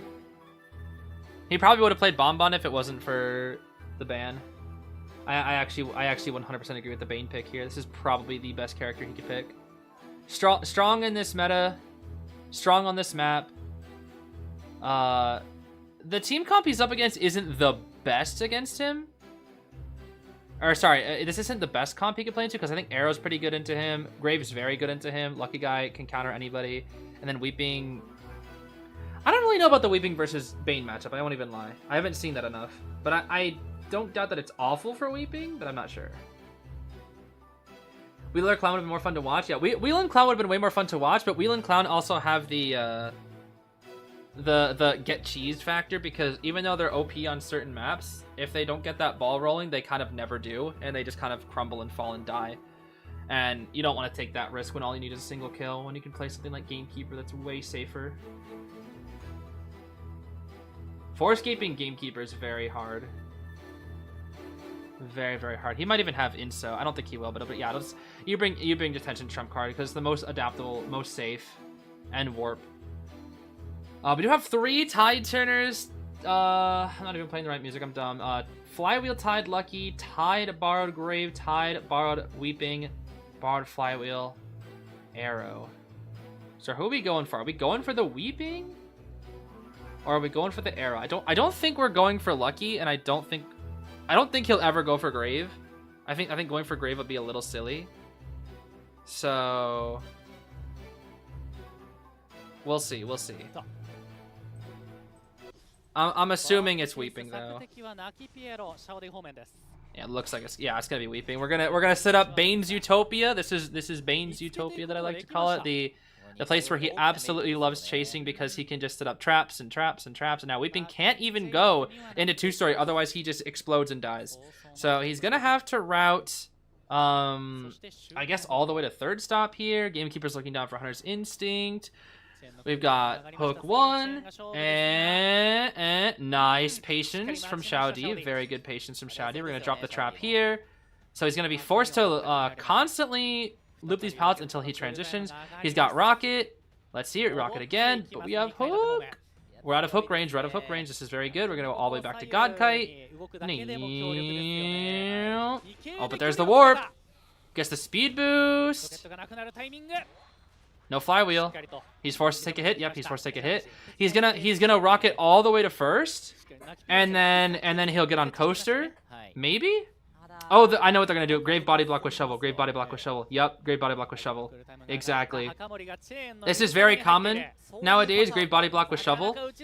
Oh, come on. You got hit by the classic? No, bro. Come on. I thought the grave would body block that. Come on. That's the classic Gamekeeper hook spot. Nah, that's the classic Gamekeeper hook spot, bro. I thought they would expect that. That's tough. That's tough. That's tough. That's tough. That's tough. All right. That's a good kite though. That's a good kite. That actually maybe a chance for a ski, but he has no items. That's the issue. Is it took all 3 rockets for that. Let's took all 3 items for that. And now we can do some Bane cheese. Let's see. Scary, scary. Looks like he just wanted to go for the instant hit to speed it up and then try to get the hook onto the Weeping.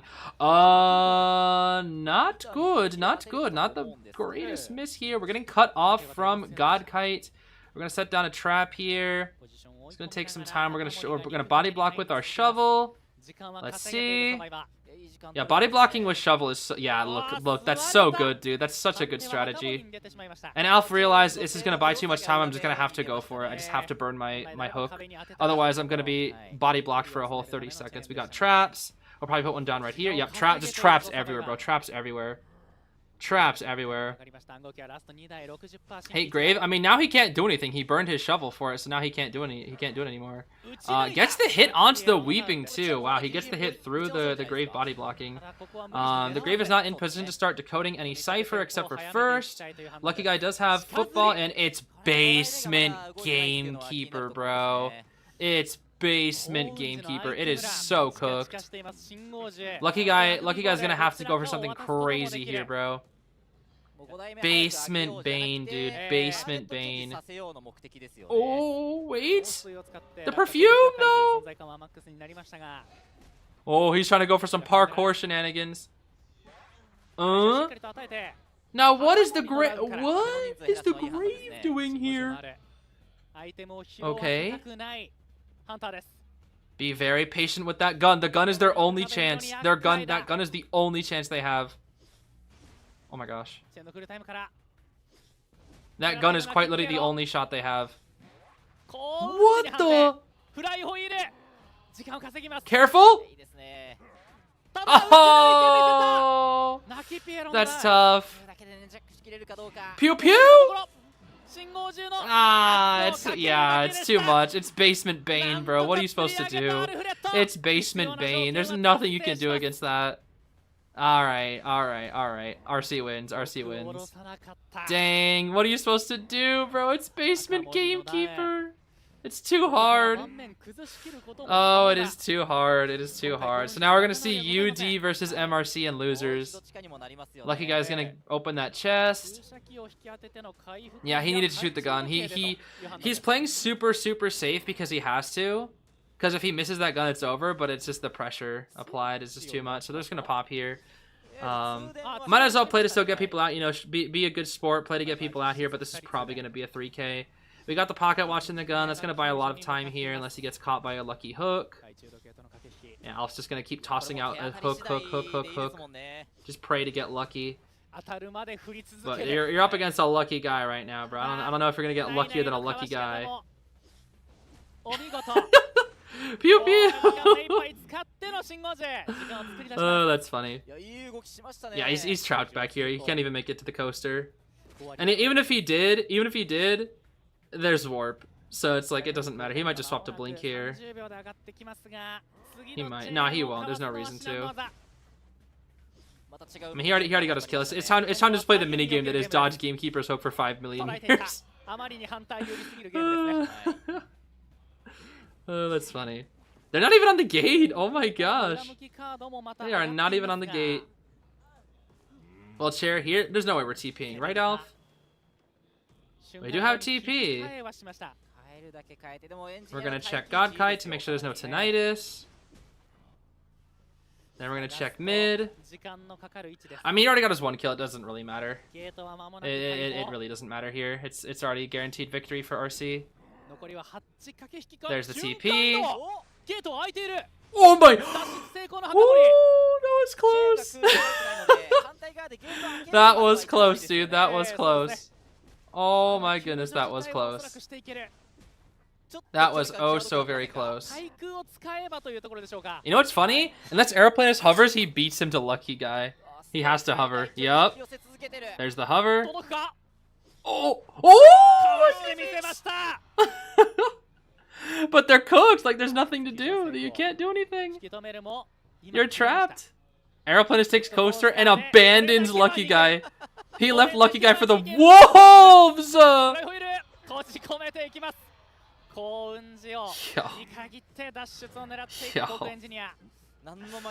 He's not even struggling, bro.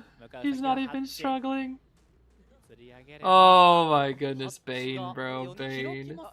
Oh, this character is cheese. This character is cheese, dude.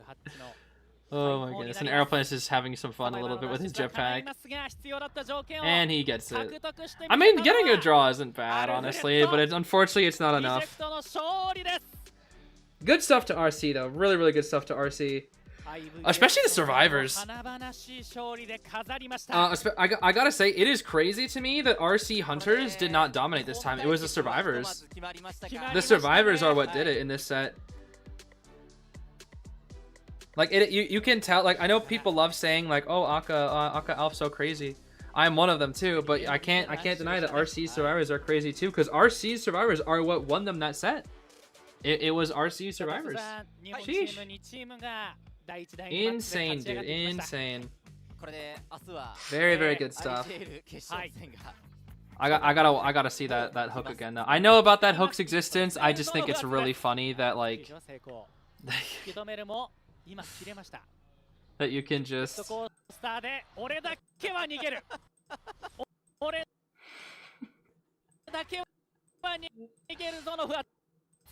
and then he's just trapped. Oh Bane. Oh Bane. Oh Bane. What a character, bro. What a character. What a character. What do we got here? Pop quiz says, how many cyber machines were decoded? I don't know. Let's go back and look.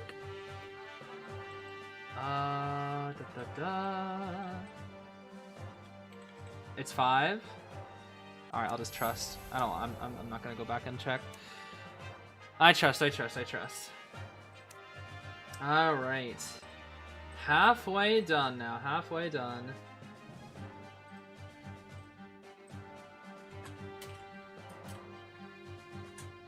Alright, looks like Aaron will be able to join us in about an hour, which will be fun. So hopefully we'll be able to see his take on some of the B4U games. Did B4U play? No, B4U is up next. B4U is up next. And I'm very, very excited to see B4U. Very, very, very excited to see B4U. Very, very, very excited to see B4U. Obviously, because NAEU team rep. But we do have... Where is this? We did have like one more video to watch, right? We got some bumpers we certainly need to focus on here. Players surprise program. I don't think we've seen this one yet. So we can take a look at this little thingy before we get into the next thing here. Oh, that's a little loud. Alright, I don't know what this is, but I think it's like another little skit thingy. Hello， 大家好，我是小小，欢迎来到我们今天的 IVS 选手突击节目 IVL 篇。我们这次节目主打的就是一个突击，我们就是要让这些选手猝不及防，防不胜防。那今天的话 ，Catch these players off guard. 2 lucky contestants. 看一下吧。欢迎光临白鹿先生，欢迎做客我们 IVL 选手突击节目。我们今天将会给你送上一份大礼。 真的吗？奖励你突击为我们开箱检查一下你的行李箱，做好准备了吗？好，走，我们一起去看看你带了什么来到我们 IVS。Bird voice impression? What you mean by bird? What bird? There's so many birds. 那我们现在也是顺利的来到了白鹿的房间，在正式的看你带了一些什么东西之前，还是有2个问题想要采访一下你。就也是第一次来到 IVS 嘛，这一次是怀着一个什么样子的心情来参加的 ？Yeah, the pilot is a newcomer, so. 就看到你没有对比赛的渴望，眼里全是班味儿。怎么说 ？Post-work exhaustion vibes。休息了比较短的一段时间嘛，做了一些什么样子的调整吗？睡觉。每天睡觉调位。那我们言归正传。Sleep and play rank all day。来到我们 IVS 的线下。 This guy。看看这个包里，你一般会带一些随身用品，是不是？是的。The little plushies。这是首饰，还有2张。 神秘照片 ，2 mysterious photos， 给我们镜头展示一下吧。什么神秘照片？可以看得出来，这外面那个夹子已经有点被盘包浆了。会有一些什么样特殊的含义吗？护身符吧。偶像的力量，有没有一些具象的、实用一点的东西？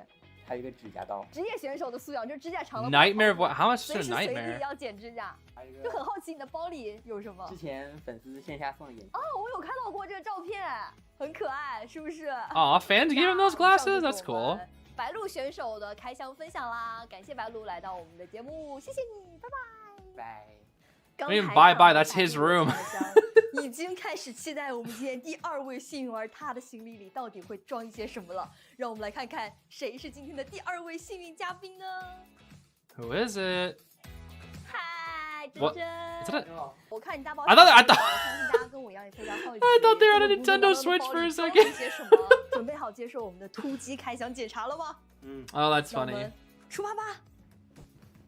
好了， Oh, 那我们 what 也 the- 是来到了真真九的房间。 All right, 这边 here we are. 想先来采访你几个问题啊。这一次也是首次参加到我们 IVS 的比赛当中嘛，怀着一个什么样子的心情来 ZZ9's 到 first 赛 time at IVS as well, 我 huh? 能来。那你这一次的话，因为其实队伍已经公布了嘛，你会比较期待和哪支战队交手吗？ RC 和ZETA。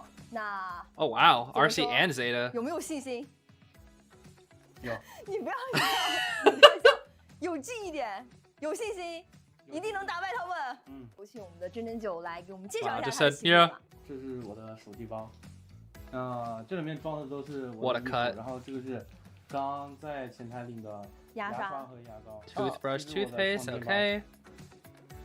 感觉这包鼓鼓囊囊的，塞了不少东西啊。我带了，这个是，哎呦，这个是我平常打 Okay, the 排位 phone 的手机，然后这个是我的耳机，还有 The 我的 headphone, 数 the 据线 charging case. Okay, this is 里 all 面还有 just like 散热 for. 器不是你这包这么鼓囊，就拿了这俩就没了。我这些东西我不知道能不能拿出来呢。哎呦，怎么破了？这个是我的一次性袜子。 Disposable 而且这俩其 socks. 实你都是井然有序的把它装起来的，所以你平常会比较喜欢收纳吗？不会。不会。啊。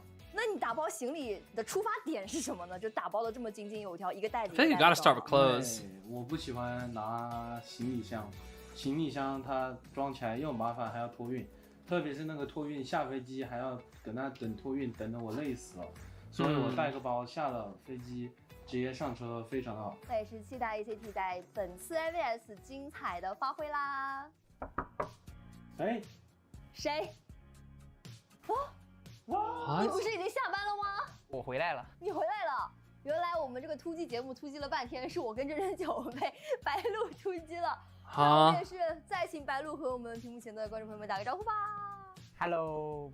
白鹿来都来了，那咱们肯定也不能让你白来。那最后的话也是给我们 Yo, ZZ9 looks so tired. 日本赛区选手的提问给到你们，我们进入问答环节吧。第一位选手阿拉法多问到白鹿这边。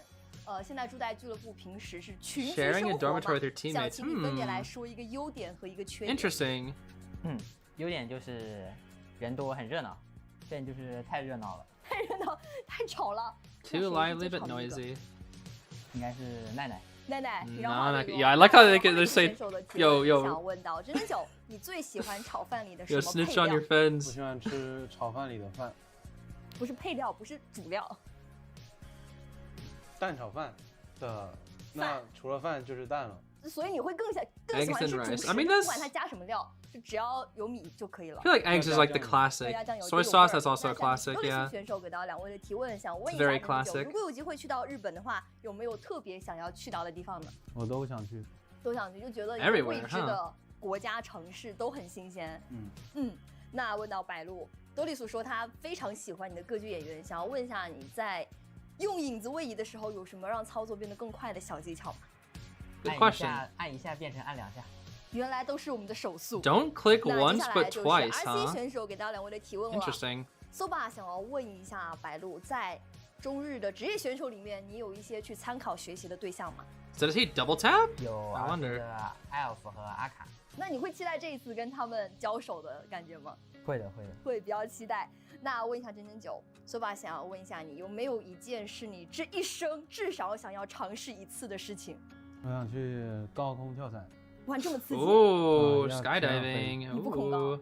我恐高，你恐高，然后你要去高空跳伞。但是我想在天上飞。那下面是阿卡给到的提问，问到真真九，在上海有没有推荐的美食或者旅游景点呢？玩的可以去外滩玩一下，外滩，你怎么不说我们去东方明珠塔下喝？那个外滩可以看到东方明珠塔。那接下来是 City 提问，那问到白鹿吧，你有没有比较推荐的中国菜呢？有红烧肉，很好吃。 Braised pork.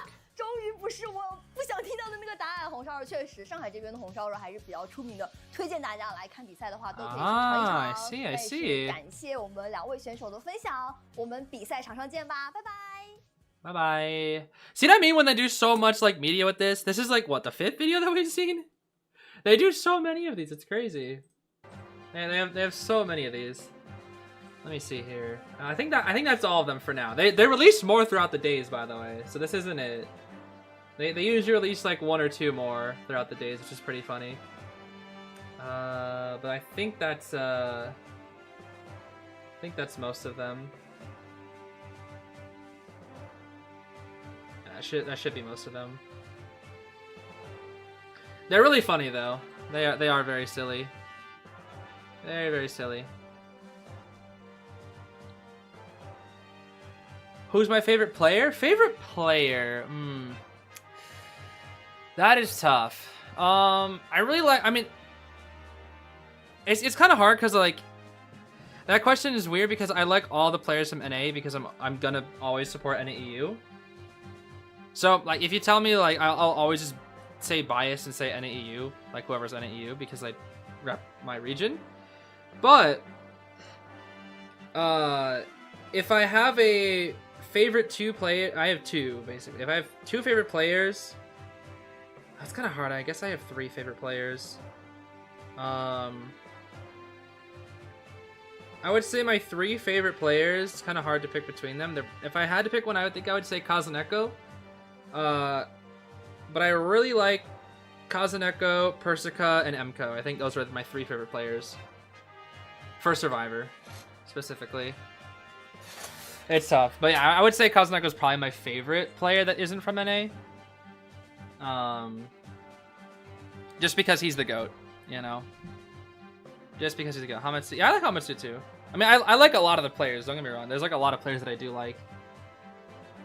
But just the way that like the players have made me like feel during certain games where I just pop off so hard. Kazuneko, Persica, Emco, like they're just absolutely cracked. And also Emco is like so funny. Emco last year, dude, he had interviews last year. Oh my gosh, he was so funny. I think Emco was in IVS last year. Oh my gosh, he was so funny. He was so freaking funny, dude. Emco has such a funny personality. I kind of wish he streamed more because he's so funny. So funny. Oh yeah, do we have predictions up for B3 versus FT? I'm curious. It should be up very soon. Let's see. Not yet. Yeah, I do like harasser players because that is the role that I like to play. Well, I'm trying to learn how to play, I guess I should say. I'm not very good at it yet. Not very good. Watching B3 makes you nervous as if I'm the one playing. Yeah, it's crazy because every time I watch B3 and Omni play, I almost feel like, it really does feel like I'm the one playing just because they rep, you know, our region. So when I see them lose, I get insanely disappointed and sad. And when I see them like win, I get so excited. It's crazy. Like when I saw Sprinter get 4 escaped in Koa 8 against Team GR, I was like so depressed. I was like, oh man, I felt. You guys have seen it. If you guys remember Koa, my Koa streams, after B4U was eliminated, I was so miserable for like 2 hours. I was just like, it took so long for me to get back into like the swing of things. And it's gonna be the same way here. Is like if B4U loses to FT, I'm gonna be like really depressed for the final set, which is kind of sad. But if B4U wins, I'll be pretty happy for, you know, ACT versus KL. But if they lose, I'll be depressed. Oh gosh. Who won so far? Yeah, so we are halfway through the day. We had UD versus ZETA, which was the South Korea team versus ZETA. ZETA won with a total score of 14-3. It looks like domination from the points, but UD actually put up a really good fight against ZETA, and I really have to commend their strength. So ZETA did win that. Second set was MRC versus RC, and this one was a lot closer. But the survivors from RC actually got the win this time. With the final score being, let me see, I actually haven't calculated it. 10-14. So 14-10 RC lead. So they won by 4 points. And then finally, not finally, but our third set of the day, we have FT versus B4U, which has not started yet. But it will start in about, I'm guessing 10 minutes. 10 to 15 minutes. Where does KL come from? KL is the Hong Kong, Macau, Taiwan division team. They are from the Hong Kong, Macau, Taiwan region. Because there are 4 non-professional teams in this tournament, and then there are 4 professional teams. 2 from China, 2 from Japan, 1 NAEU, 1 Hong Kong, Macau, Taiwan. Oh my gosh. Encompasses so many places. 1 from Southeast Asia, and then 1 from South Korea. And then of course, this is why I think this set is going to be really interesting, because I think back in KOA 8, if I remember correctly, I'll see if I can find it. KOA 8, I think it was actually day 1 as well, which is interesting. KOA 8 day 1. Let me see if I can find it. KOA 8 day 1 of global finals, or group stage, I should say. Was this B for you? RVL? Yeah, it was RVL versus FT. They were the second set of the day. So we're basically watching this happen again. This happened back on April 10th, so this is, 5 months later. We're having a rematch between B4U and FT. But this time it's a different meta. Things are different this time. They don't have Yin Ling anymore. Yin Ling, I think... I don't even know what happened to Yin Ling. They didn't actually make any statement about Yin Ling. I'm not really sure what happened to Yin Ling. But now they have a member called Lion. Lyan. I think I can find it. Where is it?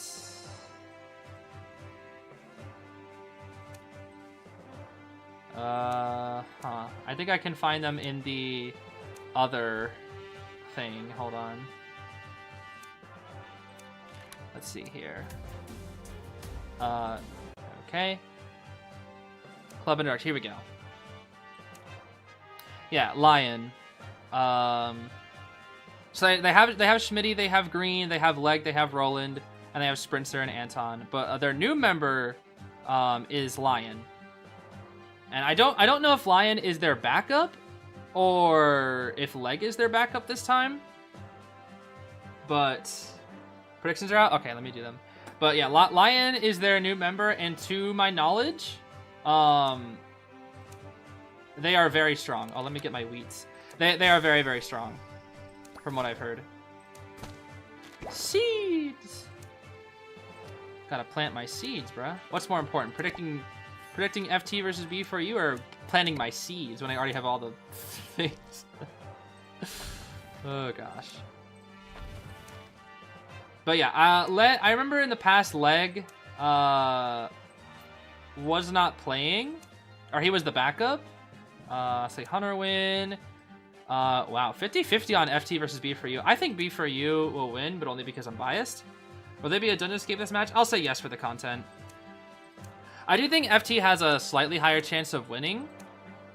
But it's hard to say. Let's see. How many apples did I get? I got 300 for the predictions. I guessed the wrong map, unfortunately, last time. But the Smurfs, yeah, I can't believe like the level 17 person has the highest on the has the highest on the freaking wheat game. I can't believe that, dude. Of all things. But yeah. Yo, look at Frogfin, bro. Look at this guy. Why are you posing like that, Frogfin? Why does he look like he's gonna open up a door? Look at that. That's not the type. That's not like a cool pose, bro. You look like you're about to open up a door. This guy, Frogfin. Yeah, see, there's Lion. Lion's very good, though. I did get to watch a few of B4U's practices before they left. Only a very small amount of them. But Lion is very good. Lion is very good. What region SEA mean? SEA refers to Southeast Asia. Then we have Sprinter the Goat. The Hunter of B4U. Once again, Anton is listed as a hunter, but is their secondary coach. And they're actually also being coached by Skyfall from GX. Let's see. Did it say Skyfall in their thingy where their coach was? Not here. It's so blurry, dude. Yeah, it's weird. It doesn't say coach. That's a bit of a shame. But yeah, they're being coached by Skyfall, which is pretty cool.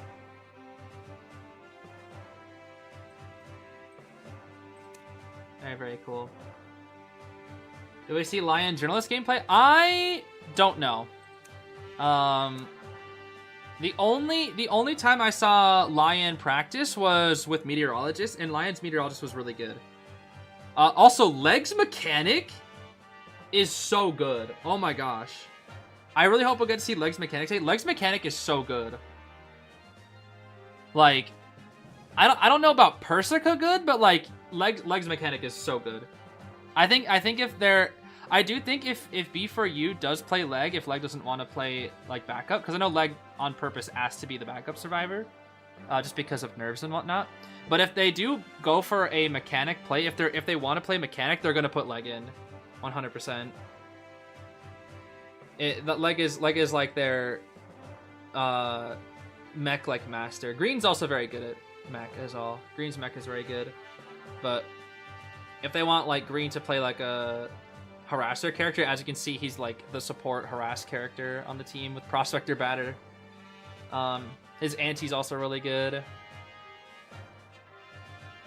But yeah, I don't know of Lion's like super deep character, but all I know is they play Meteor. I have not even seen them play Journalist. Haven't seen it. Roland obviously is the rescuer. Pretty much masters every single rescue character. And then Schmitty is just like plays main kiters, Seer, Finn, Acro, several other characters, Patient, stuff like that. He just tends to play kiters. And I think Lion is similar. And then Leg is kind of like a mechanic specialist right now. That also plays a lot of decoder type characters. Leg likes decoders. His Farlady is actually pretty good too.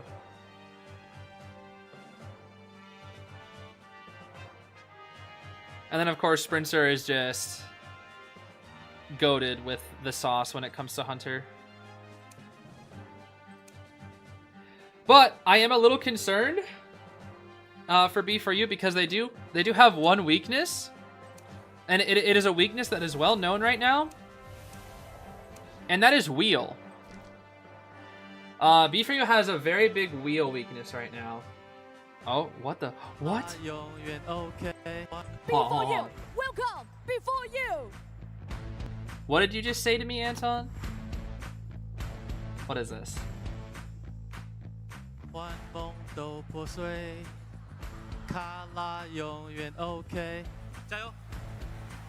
don't know what that means. Guys, what did he say? I don't know what that means. I don't know Chinese. I don't know what he said. I have no idea. That sounded like a little song or like a meme or something. I don't know. I don't know what that was, bro. I don't know what that was. Wheel weakness, yeah. So, if you guys remember back in IVT, B4U got absolutely destroyed. Absolutely destroyed. What did they say? They got absolutely destroyed to Pit's wheel. Like, destroyed. I'm gonna pretend I understood what they said. Why are there Chinese players for the NAEU team? It's not that they're Chinese players, it's just that they happen to speak Chinese. And I guess that's just... They just live in... I don't know, they're just in the NAEU... I don't know. It's just... That's an odd question. It just... I guess? Yeah, I don't know. I mean, I think most of them that do speak Chinese are bilingual. Like, I think Green speaks both languages. I swear one of them used to be I think Yinling actually used to be able to speak 3 languages. I swear I heard that before. I think Yinling also knew Japanese, but maybe I just made that up. I don't know. I forget. But Yinling was Yunling's English was like pretty good. Yeah. But it's not like they come from China just to play on NAEU. It's just that they're just on the NAEU region. But yeah. So their games will start soon, and oh my goodness, I'm starting to feel the nerves. I'm starting to feel the nerves. Oh my goodness. Starting to feel these nerves. Oh my goodness. Oh yeah, they're locked in. They are so locked in. I sent them a good luck message and they haven't responded, which means they're locked in. Normally they respond to me or like give me like a little emote, but I can tell they're locked in today because they haven't responded. They are super locked in. Looks like FT got banned, so they're banning out Arms and Hospital, which makes sense. I think they're gonna pick Lakeside. They are. Yep, they're gonna pick Lakeside. B4U likes Lakeside. When I saw their practices, they were playing on Lakeside. They were playing on Lakeside. Leo's Moonlit, Chinatown, Ever Sleeping. I don't think they really practiced Red Church that much, but it was mostly Lakeside is what they were practicing.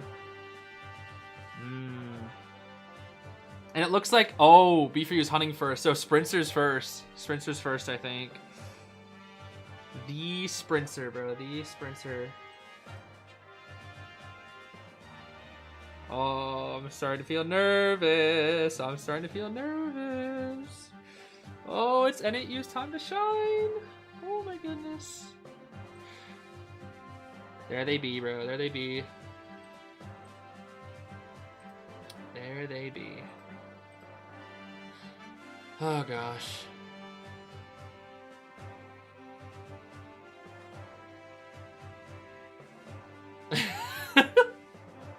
Yo, I check RC Sova. Sorry for the journalist rescue. Bonbon is so strong. Dang it. And then of course Pit the goat supporting his friend. We love to see Pit out here supporting his friend Sova. That's awesome. Oh gosh. Yo, it's crazy that even Sova's like, yo, I hate Bonbon. I hate this guy Bonbon. Oh gosh. Okay, it's auto translated. I'm assuming it meant saving my butt.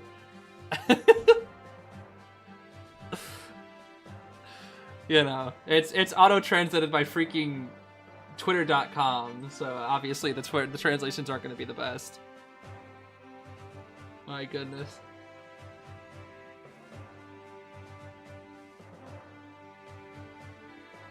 And we have a message from Alf here as well. Great to win as a team. Personally, I'm frustrated that despite having several moves to secure the victory, I couldn't execute them all and ended up splitting a match we could have won. I'll work hard and play more flexibly in tomorrow's match against ZETA. Ooh, that's right. They are going to be against RC versus ZETA. Oh my gosh. That's a finals matchup, bro. That's a finals matchup, and we're getting that tomorrow. That's crazy.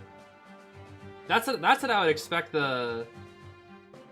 Dang it, that is what I would expect to be the finals matchup. That is insane. Oh my goodness. Did MRC win over ZETA? No, RC beat MRC. But it was because of their survivors. It was not because of the hunters this time. Both Alf and Akka only got draws.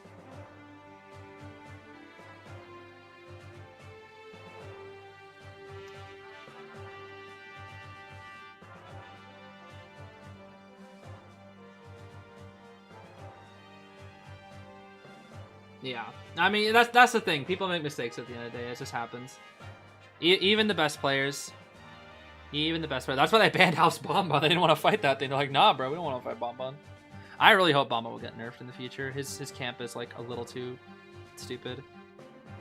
And there's Mr. Sprinter. Oh, he's got the heart rate monitor thing too, so I'll be able to see his thingies. 70% elimination, or 70% 4K elimination rate. Average elimination is 3.7. Average knockdowns 8. Average reduction points nearly maxed.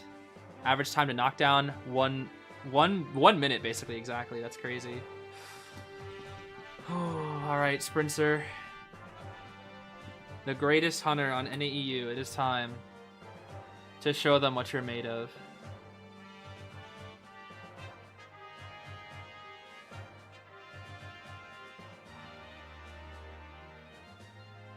do something. I'm nervous, dude. I'm nervous. I will say, actually, I will give you guys one thing. When I was practicing, but when I got to watch one of their practices, I was doing I was watching Schmitty 1v1 Sprinter, and then as a joke, Schmitty was like, "Yo, give me a break. Let me watch you 1v1 so I can feel better about myself." And I literally played Novelist and I died in like 30 seconds. It was so funny, dude.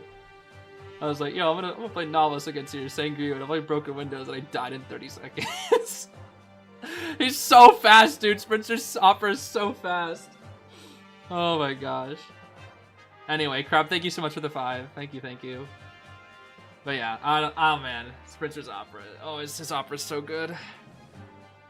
I would not even be surprised if Sprinter's a top 5 Opera in the world. His Opera's so good. I think he's top 10 guaranteed. I don't know about top 5, but I think he's top 10 Opera guaranteed. His Opera's so good. Will I play Opera or Goat?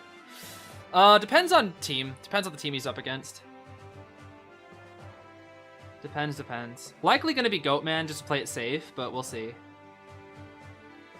Doesn't Sprinter have 10 MS? Yeah, well, all the players here are playing with 10 MS. Yeah, to be fair, I was 73 MS going up against his, like, 20, but, you know, I also just kited badly. A Novelist should be able to force trade against Auber, but not me, bro, not me.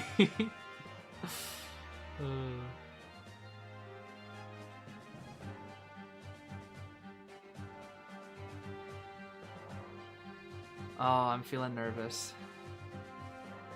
Yeah, since when did Sprinter have a necklace? What the heck? That's new. Alright, are we getting into it? Are we getting into it?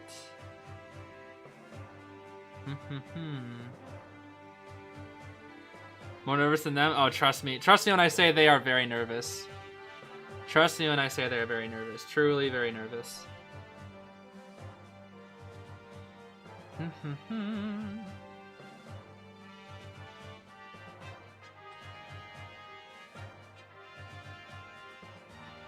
Yeah, Skyfall is helping out B4U for IVS. To my knowledge, I'm not sure what the relation is, but I do believe the teams have formed like a sort of inter-regional alliance to like help each other out, basically, where they give each other tips and whatnot. Oh, I just want to see these character picks, dude. Oh, I'm getting nervous. I want to see these character picks, dude. I gotta see these Ben picks. Gotta see these Ben picks. Well, coaches don't get to sit there and play because, for those who don't know, coaches cannot give their team any advice during a match. They cannot. Coaches, the second area selection happens, they have to leave. And then it's only the players. The coach cannot give them any advice during the match. Once the area selection phase is like in the middle, the coaches have to leave. For those who don't know.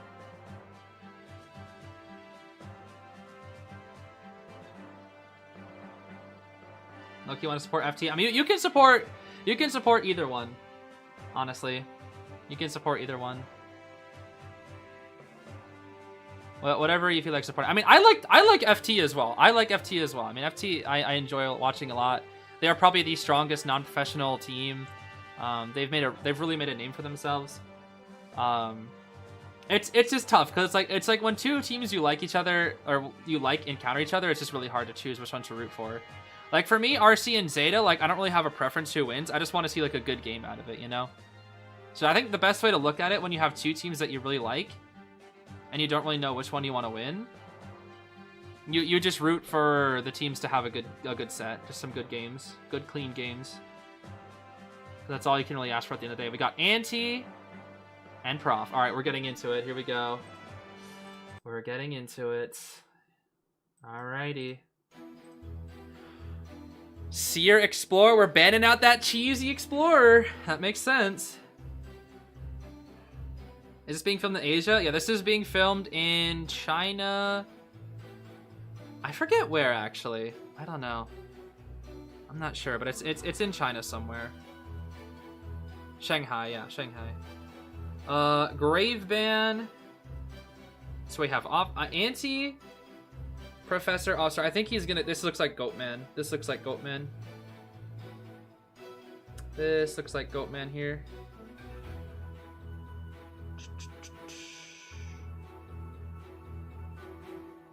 The E and Z stands for esports. Well, what does the other one stand for? Aeroplanist. Makes sense. Adi's cracked. I think Sprinter just chases anybody but Adi. Adi's insane. I was watching Adi and IVT. Adi's crazy. Yo, Patroller Goatman chase the puppet?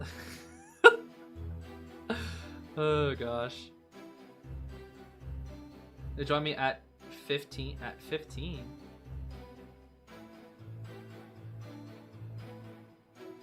Oh, no rush or anything. Whenever you're available.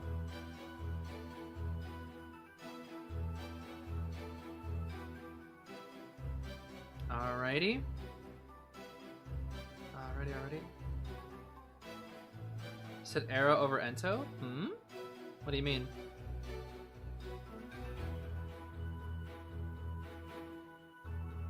No, I said Arrow because he banned Arrow. What? No, I said Arrow because he was banning he was banning Airplay, sorry. I was looking at the bans. Is Patroller Goatman a thing? Patroller Goatman is a thing. Yes, it is a thing. It is weird, but it is a thing. I don't know if Sprinter will go it, but it's a thing. Why did Aaron retire? I mean, he's mentioned it quite a few times. It's what? Wait a minute. Wax? What? Wait, Wax counters Puppet? Alright, I'm not even gonna lie, Sprinter's Wax is actually insane. I think Sprinter's Wax is actually top 5 Wax in the world. But this is weird. Cause Professor can deal with Wax. Anti is like 50-50. Puppet's the worst matchup here, but you chase Adi? I feel like Adi's the best kiter on the team. I don't know. Sprinter's Wax. Well, this is the only time you guys are gonna see me rooting for a Wax. Let's see. Shadow's the best. I mean, all the FT members are good. It's just that when I saw Adi in IVT, Adi looked unstoppable. Adi looked absolutely cracked and just insane. All right. Well, you're not even chasing the worst matchup for you. They put the puppet in big boat, obviously, because they want to protect the puppet. Yeah. This is tough. I don't know. This is tough. I don't know how I feel about Wax. I don't know how I feel about Wax into this. Because Professor can scale the Wax. Anti can, like, force 100. Yeah. It's funny seeing 2 SEA coaches, despite it being before you. Detention, Trump Card Warp. Tide borrowed on the Puppet and the Officer. Borrowed Flywheel on the Professor and the Anti. Prof can scale Wax? Yes, he can. I don't think he can do Hot Wax, but I'm pretty sure he can do like 100% regular Wax. Only cool Wax. Cool and Wax in the same sentence. Who let that happen? All right. Let's see here. Let's see. Oh, I'm so nervous. Sprinter, show him what you're made of. Let's see, where's Basement? Basement is not here, it's Big Boat. Oh, whoa, you messed up. Oh, that's huge. Wait, they messed up. That's huge. That's like no rotation at all. Oh my gosh, that's huge. That's huge. He messed up the rotation. That's huge. That's actually huge. He got the 100, but it doesn't matter. Oh my gosh. Wait, he's dead. He's dead. He's dead.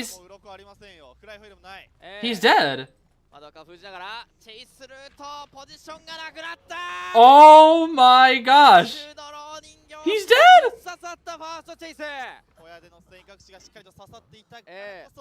They brought files for Goat? You can't kite wax out broken? Oh my gosh. Wait, you're right, they have no distance! They can't make distance against wax, which is the most important thing to do. Wait a minute, wait a minute, wait a minute, wait a minute, wait a minute. Oh, if he hit mini blue, that was actually insane. Wait. Wait.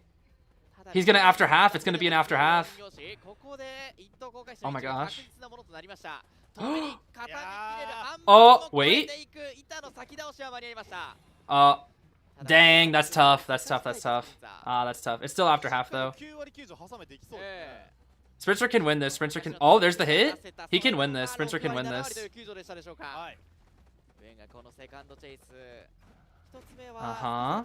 He has flywheel and scale to bait out this wax.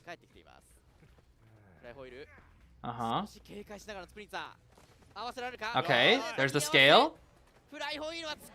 And there it is. Oh, he died!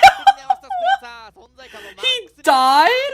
He died and then got frozen? What? That is so weird. Alright, this should be a 4K. The ciphers are amazing. The only issue is second chase. But these ciphers are insane. This should be 4K. This should be 4K. Do we wax bomb TP boat? What's gonna happen here? He needs to carry on this momentum. This is insane. This is an insanely huge lead. Insanely huge lead for Sprinter. He's chasing Adi and Big Boat though. This is a little scary. I think he's gonna try to bait out Lewis's here. He locks that off. This matchup's terrible for Puppeteer. This matchup is terrible for Puppet. Yup, just go for the double up. Just go for the double up. I agree. This matchup is so bad for Puppet. This is actually the next best chase he can do. Especially since the Puppet has tied. He does not have anything else he can do. It's a tied Puppet. He'll lock anti-cipher mid-chase to slow down the cipher rush. This is really good. And that's mid-cipher too. Locking down mid-cipher is so important. So important. These are two really good pallets to move back and forth, but he already baited out the last Lewis. Hot Wax is up soon. He can just activate Hot Wax if he really wants to. Just walk through every pallet. Yep. Now you just activate Hot Wax and he dies. Oh, you don't even need to, I guess. Alright, he'll probably lock anti-cipher here. Lock the cipher. Beautiful. Alright, and he'll chair right here. This should be 4K. This should be 4K. He can try to lock down mini blue cipher here as well. Let's see. He didn't get it. He didn't get it. He didn't get the lock. Almost though. Almost. It all comes down to if he stuffs this rescue, it is like super cooked. It is in super insanely cooked. No one's decoding. No one's decoding. No one's decoding. There's mini blue. He doesn't get to lock that cipher. I feel like he should have locked that cipher, but it's fine. It's after half. This should be 4K. This should be 4K every single time. Like no one's decoding. Their last cipher is just non-existent. This has to be 4K. He's gonna force the rescue here. He's brute forcing the rescue now. It's a little early. Adi dies here. Yep. Adi's just dead. Okay, I don't know why he hit that. I really don't know why he hit that. That was kind of bad. Should have stayed a little bit more patient, but it's fine. It's only funny when it's on somebody else. It's hilarious when it's somebody else, and it's depressing when it's me. Alright, he still has trump cards. This should be 4K. Unless he gets like dungeon, this should be 4K. There's the TP onto Shadow. But since it's anti, it shouldn't be that difficult now because he can just moonwalk and then just use Hot Wax. Can literally just use Hot Wax here. Let's see. He just can't get too complacent. Don't get too complacent and you have your 4K. Beautiful flyover from Shadow, actually. Beautiful flyover from Shadow.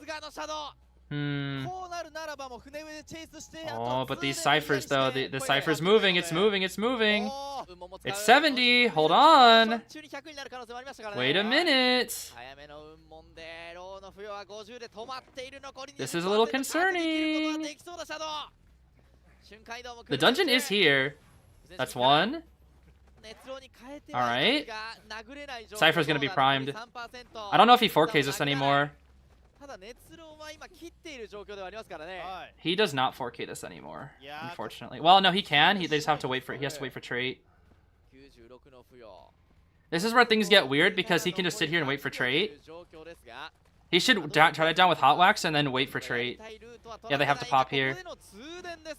Okay. I don't know. It's gonna be close. He uses the speed boost to get to the gate. I don't think he can 4K anymore. Oh, I don't know. It's gonna be close. It's gonna be close. It's gonna be close. I don't think he 4Ks. They're gonna get one. He doesn't 4K by a few seconds. That's tough. Dang. That's tough. The ante lasted too long. Too long. Dang. That should have been a 4, man. That should have been a 4. Oh, that's tough. That's tough. That should have been a 4. Chasing anti-big boat is it's so hard. Did he need the 4K? No, that was what started it, but a 4K would have been amazing there. But I will say that is a 3K with wax. And here's the thing. Now Sprinter has the advantage in later rounds. 3K with wax is still very good. Because now he just needs to hope that his survivors either 1 get a 1 out or 2 get a draw. This is a very good result for round 1. Obviously 4K would have been the best. But this is still really good because he did it with wax. He didn't do it with Goatman. He did it with wax. So they're going to have to ban Goatman next round, which means he has Hullabaloo, Ivy, or Opera that he can choose from. And then in round 3, he'll have one of the big 4 remaining. So him doing this with wax, I actually agree with it. Because now B4U has the Hunter advantage for later rounds. If FT doesn't match. If FT doesn't match this, if they don't go like something weird like Nightmare, then B4U will have the Hunter advantage. So, yeah, Shadow saved the game there, though. Shadow did save the game. A bit unfortunate. I think that could have been a 4K, but that was still really well played from Sprinter. A beautiful start for B4U. A beautiful start. Whew. Yeah, 94 seconds against a full pres wax is really good, but it's also, you know, Antiquarian Big Boat, which is just a little tough for wax to deal with, truly. Little tough. I think it also did hurt that the last cipher was so close to the gate too, because Mini Blue was able to get onto the gate super fast and even used his watch to be able to get onto it. But yeah, Anti saved that game. Definitely saved that game. Do you think going over FO would be better over going for Anti? He was still injured but had the pocket watch. I don't know. It's hard to say because he was injured, but Anti decodes faster. I don't know. It might have been because Anti opens gates slowly, so maybe. But I don't know. I'm not sure. Because Officer can buy a lot of time with watch. It's the thing is like Anti decodes faster, Officer decodes slower, but Anti does gate slower. And then Officer does gate faster. So there's a trade-off. I'm not really sure what was the best course there because I would need to see the game again to look over it a bit. Let's see. That would be Officer. Yeah, Waxus does not have that level of map pressure to be able to get that 4K there.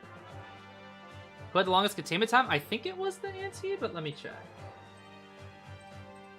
Let me actually get rid of this. They just showed the stats.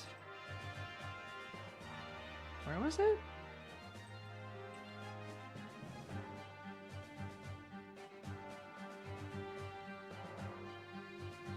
Yeah, it was the Anti.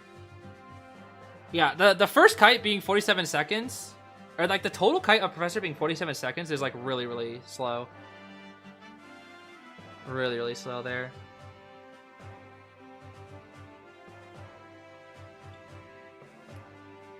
Yeah, if his TP was ready by a few more seconds, he would have 4K'd. If he had like 5 seconds maybe on TP, or if Officer Cypher was farther from the gate. It's because Officer Cypher was like Shaq, so it was he was easily able to get to the gate, and even used his pocket watch to get to the gate to go faster. Because they knew his teleport wasn't going to be ready in time. Which was very good. Which was really, really good. So now, for B4U to be in the lead here, they need to ideally draw so they get a round win. But at minimum, they need to get one out. They need to get one out. They have to. Whew. Paul is still B4U. Paul is in Omni right now. Paul has moved to Omni. But Schmitty is still in B4U, yes. Schmitty, Roland, Lion, Schmitty, Roland, Lion, Leg, and Green are the survivors for B4U. Also, this guy has butterflies all over. Did you see that? How am I not noticing that? This guy has butterflies all over his outfit. I love that. I want that. I want that. I want that for myself.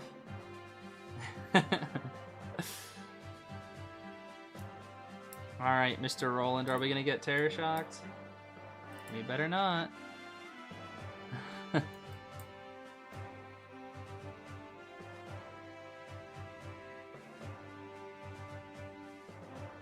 Escape probability, 50%. 50% coin flip.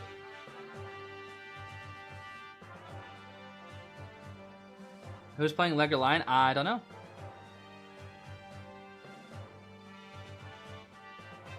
I do not know.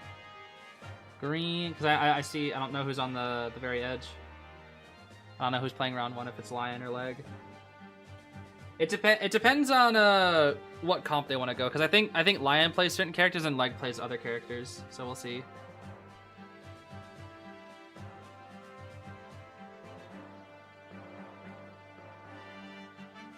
Actually, wait, did they show the heart rate? I wasn't even looking at the heart rates last game.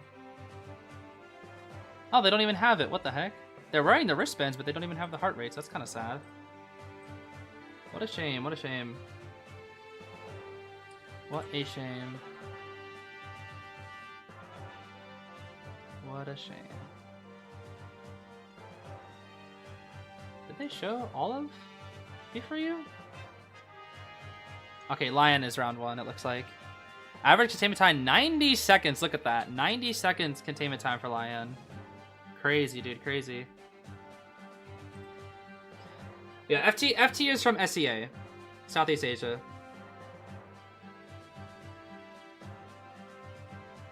So this is quite literally a battle between non-professional teams. Probably the two best non-professional teams out there. Debatably.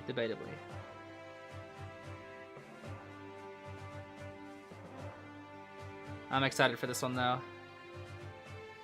I wonder if Frogfin will finally get to play Frogfin. Is this the time? Is this the tournament where Frogfin gets to play Frogfin? Is this the time? Yeah, I don't know when Leg will play. I'm not really sure what their strategy is. I'm not super in the know about that.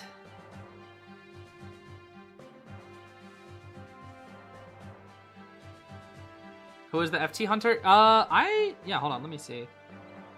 Cause it's not him, it was X-Yang? Yeah, this person did not play in IVT. I don't know how to pronounce their name. Is it Xiang? X-Yang? I don't know how to pronounce their name. It should be X-Yang. Is it actually just X-Yang? I mean, if it's just X-Yang, that makes it way easier. Okay, we're picking. Let's see here. Explorer Puppet. Okay, Explorer Puppet. They want to go for the gimmick, bro. They want the gimmicky Explorer. Alrighty. Puppet Explorer. Seer Anti makes sense.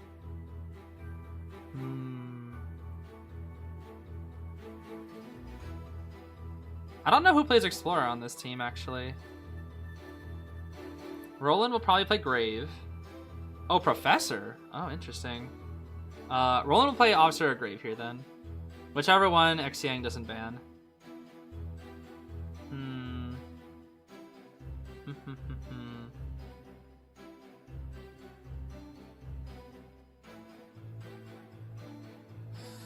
Yeah, okay, so we pick Officer here. Okay, Roland will be on Officer. I'm guessing Green will be on Professor or Puppet. Schmitty will probably be on Explorer, and then Elion will be on Puppet or Prof, whatever one. Yeah. Okay. That checks out, that checks out, that checks out.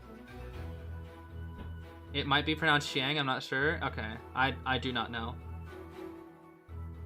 I'll just say Xiang until we know otherwise, just to keep it simple. Okay, I mean, this is a really good Goatman counter. But if they also opt for the not playing Goatman, this could be a little tricky. Yeah, that's Skyfall. Well, coaching, yeah, that's Skyfall coaching.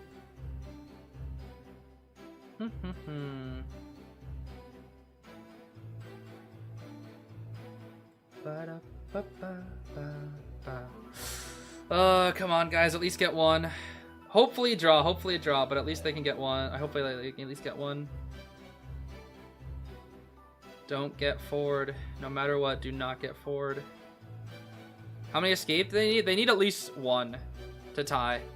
But they don't want to tie. Like, tying is not... You want to get a draw here. You ideally want to draw. It's the Goatman. Okay. It's the Goatman. It's the Goatman. It's the Goatman. Oh, I'm getting nervous. Oh, I'm so nervous for them, dude. I'm so nervous for them. Oh, I am so nervous for them.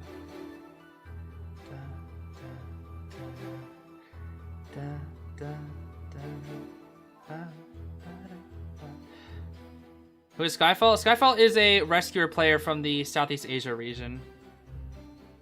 But they are he is temporarily coaching B4U for IVS. The Skyfall is very knowledgeable about this game.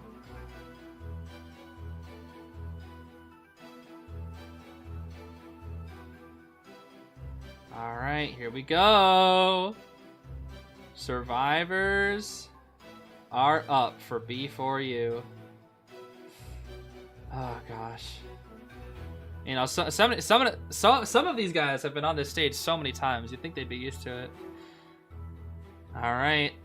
Officer, Explorer, Puppet, or protecting the Professor and Big Boat. And making sure the Explorer doesn't get found. This is pretty good. That's a good spawn for Explorer. I feel like Goat just chases Prof here. I feel like this is just Prof every time. Or you could go for Officer, threaten to watch, and then chase Puppet.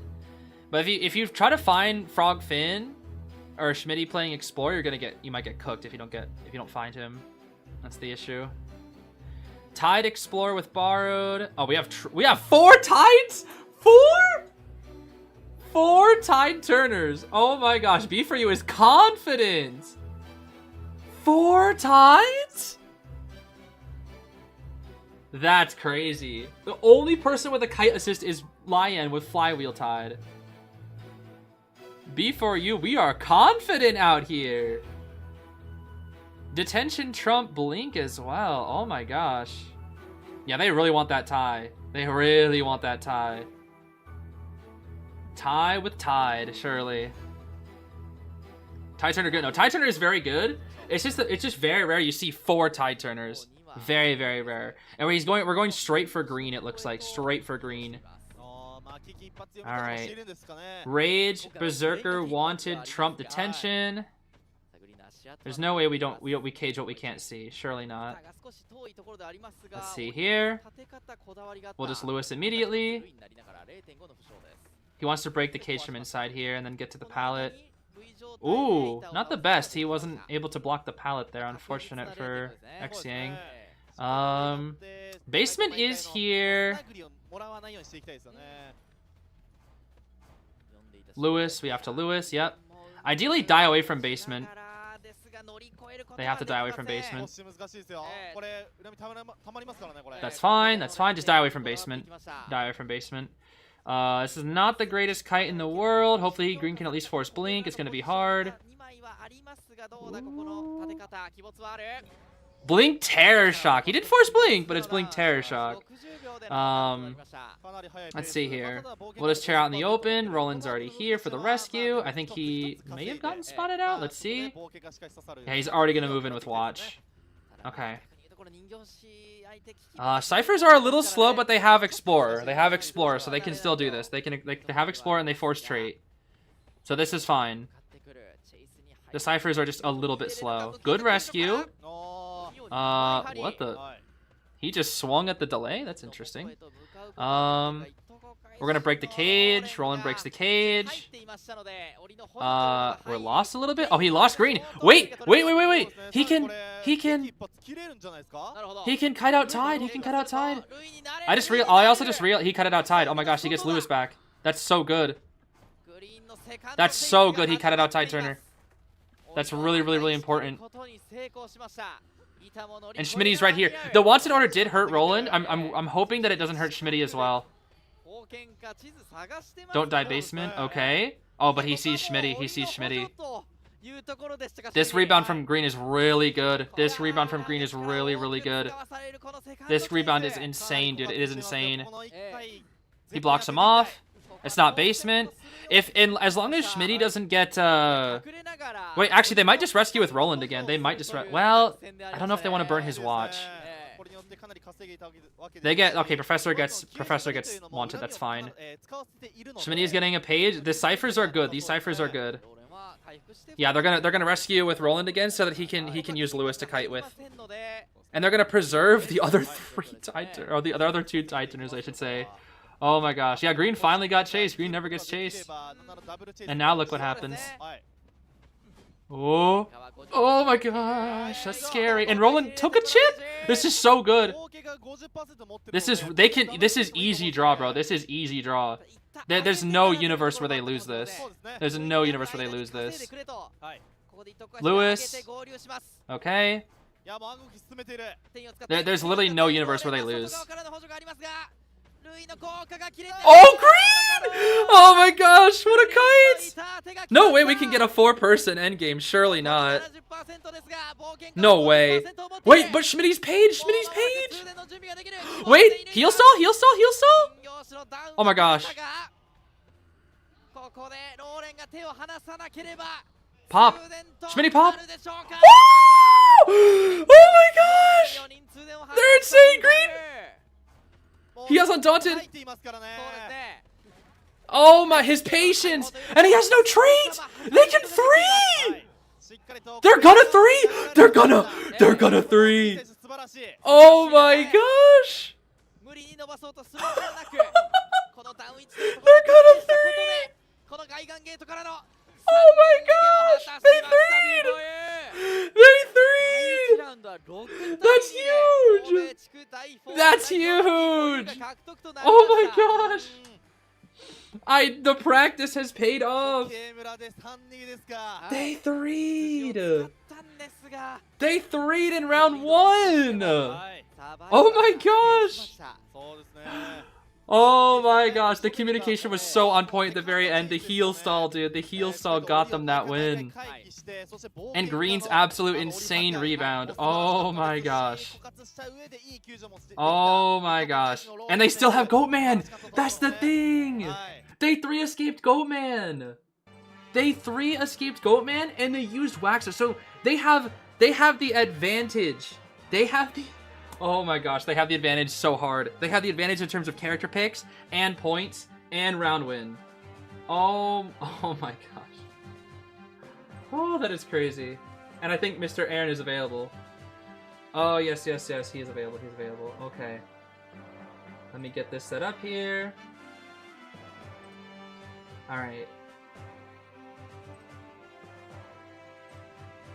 This is perfect. Oh my goodness.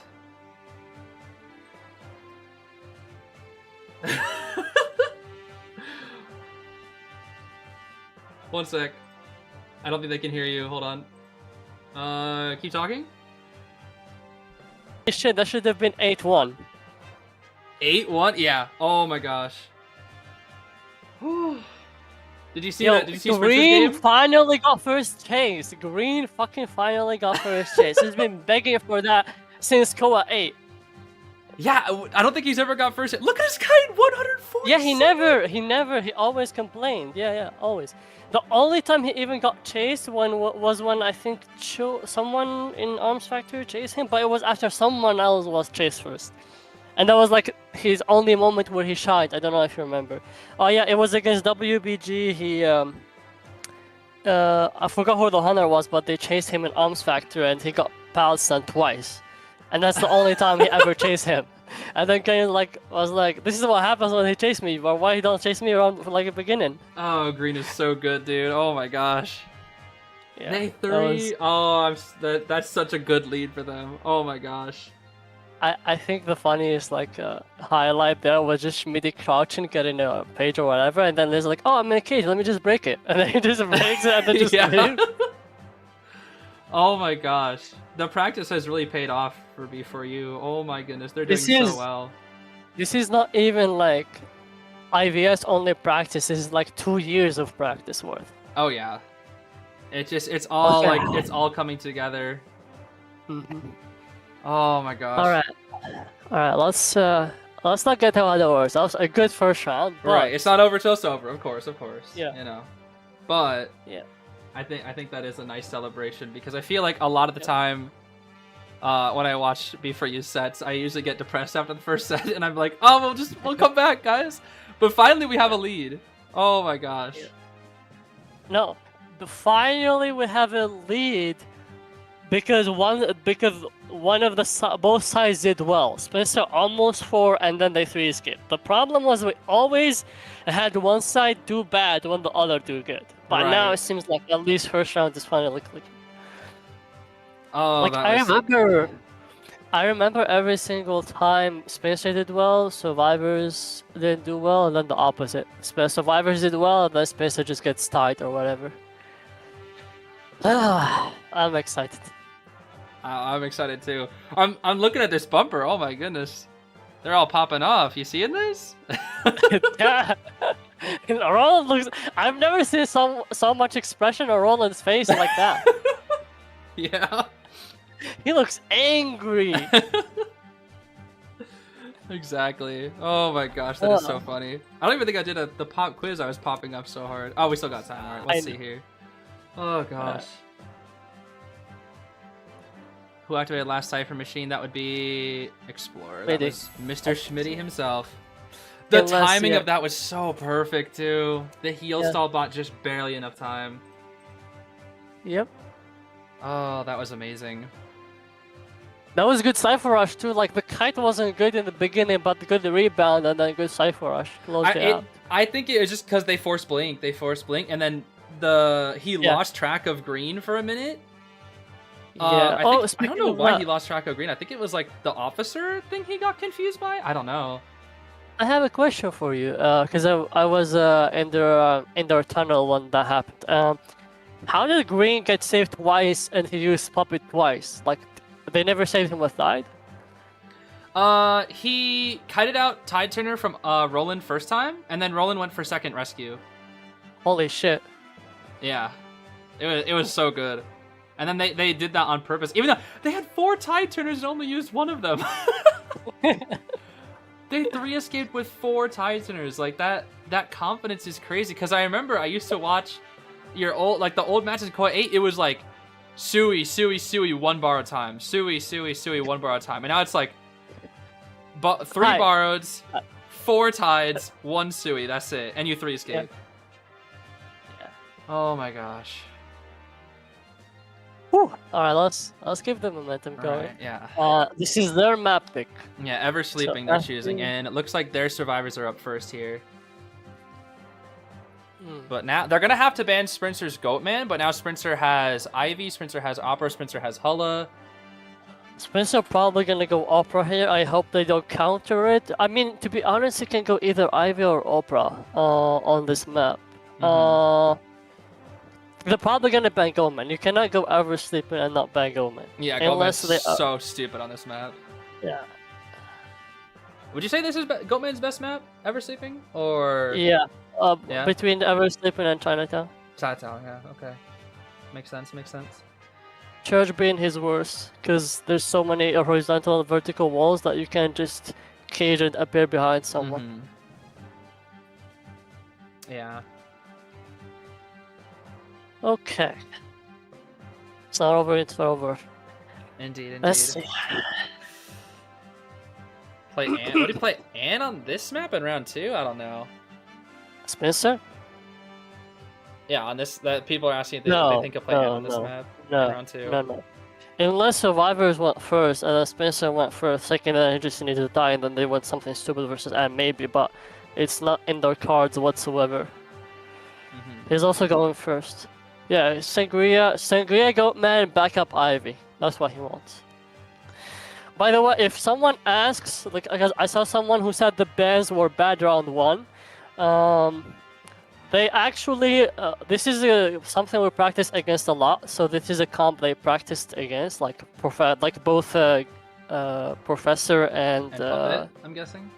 Yeah, I think you saw that a lot of practices, right? That's what everyone has been playing. Professor especially has been popping off a lot recently. Oh yeah. And I guess they were like, if the comp is too strong for Goat, we'll just use Wax Artist and then try to call it a day. Which worked out, because again, the logic was you cannot kite Wax without distance. Exactly. He tears those tanky characters to shreds. And it's funny, because I remember last IVS, you guys went up against a Wax Artist on Lakeside. Yeah. And Alf. Yeah. He, and I think chased Ada. I think it was Leg and Shaq, and then Leg died really fast because it's Psychologist and yeah. Shaq, and it's like, what are you supposed to do? Yes. Yeah. And now it's like you're the ones doing that. It's crazy. Yep. It's almost poetic in a way. Yeah, it'll be poetic when the game is over, bro. I'm holding my breath. I get it. But it's just having the wind in your sails like this. It's a nice feeling. Yeah, it's better than happening against yourselves. Yes, for sure. You guys are almost every single match, every single set, always up the creek without a paddle, basically. But this time, the momentum is yours. Alright, if Spencer 4Ks... I mean, that's best case situation, he 4Ks here. The thing is, he has Opera and Goatman, so... Unless the comp is really dirty... I guess Finn could be a good ban here. Finn would be good, yeah, because it works against both Opera and Ivy. Yeah, and even if they don't ban Goatman because they say, oh, he banned Finn, so he's not going Goatman, then it's pointless because he can still go Goatman. Yeah, he's just got okay, one waste of a ban, but they still have Goatman. Yeah, exactly. Exactly. He might just ban. To be honest, he might just ban Professor. No, Professor already wasted. Oh, that's amazing. Wait, why don't? Let me just open my tool. The permit bans were. I think it was Marvel. Prof Puppet. Is it Prof Puppet? Prof Puppet. and not FL. Let me see. No, sorry, it was anti Prof. Officer, so I still have Puppet. Okay, so probably maybe bump it then. Anti FL Profits. FL is good because if you want to go Ivy around 3, he won't have to worry about FL. Yeah. This is true. The last one you said.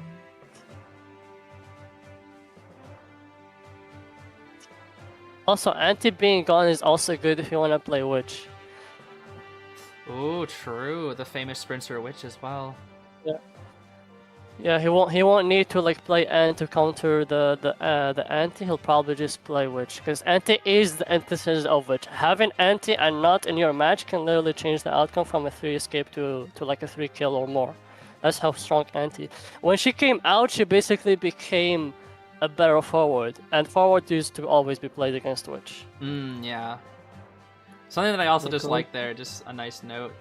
Normally, whenever I look at Sprinter in tournaments, he's always looked so stressed, but I actually got to see, he actually smiled there a little bit, which was nice. I saw that. Yeah, I saw that. I feel like I never get to see Sprinter smile when playing tournaments. He's always looks so stressed out of his mind. Yeah. which I get. It's tough being the hunter in a tournament. I mean, it's tough being any faction, to be fair, but I'm not jinxing anything, chat. lonely. I'm just pointing out all the options that they have, based on the global ban situation.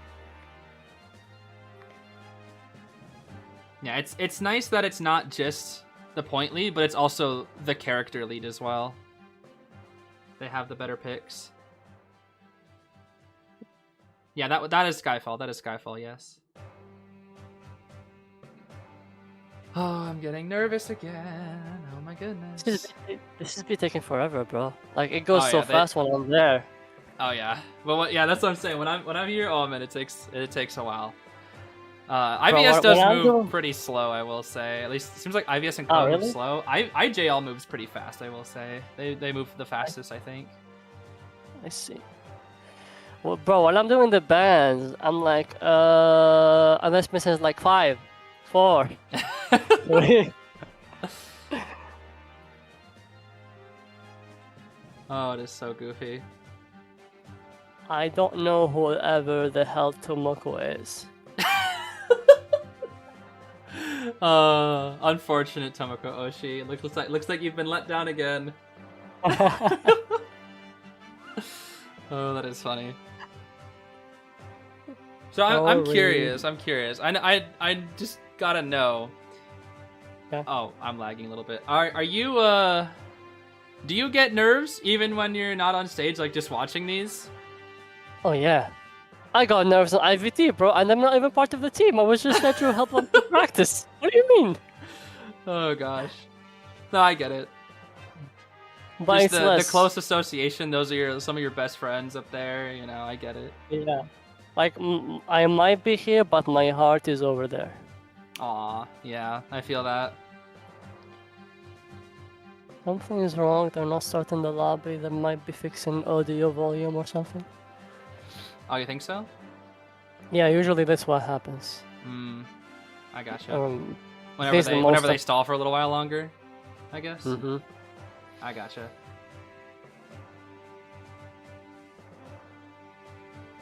Who am I talking to? This is Aaron. This is Aaron. Do you want to give there's a few people who are asking. You want to give yourself a quick introduction for those who don't know you? I think you'd be able to do a better job than me. You think I will be able to? Yeah, I trust.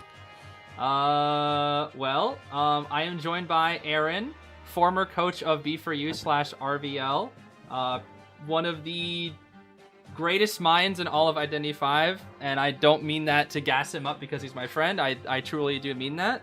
I think he might actually be like the best coach in the world because the amount of information and in-depth knowledge that Aaron has on this game blows my mind almost every single time I talk to him in depth about the game. And I feel like every single time I talk to Aaron, I learn something new about the game. So it is always fun to have Aaron here for discussions because it feels like anytime I do any form of commentary, there will always be something that I miss that Aaron catches, and it's just like, oh, you forgot about this one thing, and then I'm like, oh, you're right, that one thing. That's actually so true. Yeah. So very true indeed. I think we should be about to start.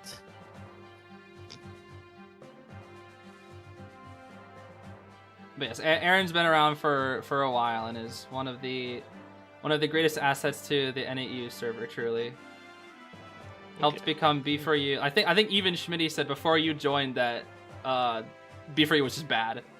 They were just like so unoptimized. Everything that they did, like they focused mostly on just playing and like copying, I think, meta and whatnot, or like whatever they learned from Persuade in the past, and like it just kind of fell out. And then once you got a hold of the team and started really integrating like your plans and strategies and ideas, it just, oh goodness. Let me tell you, the first days were rough. I feel like those are always the worst ones, yeah. The day for one, both day me two. and them. For both me and them, because I also, when I went back to coaching them, I had taken a break from the game for a year as I was doing my studies abroad, and then I went to my first I started my internship, and that's when I started coaching them again. So I had to like re-catch up on the game, and then at the same time to try to help people who were in that moment ahead of me when it came to like game strategies and stuff. And in the beginning, a lot of the time I tried to keep myself. This is, by the way, for the new coaches there who are starting with a new team.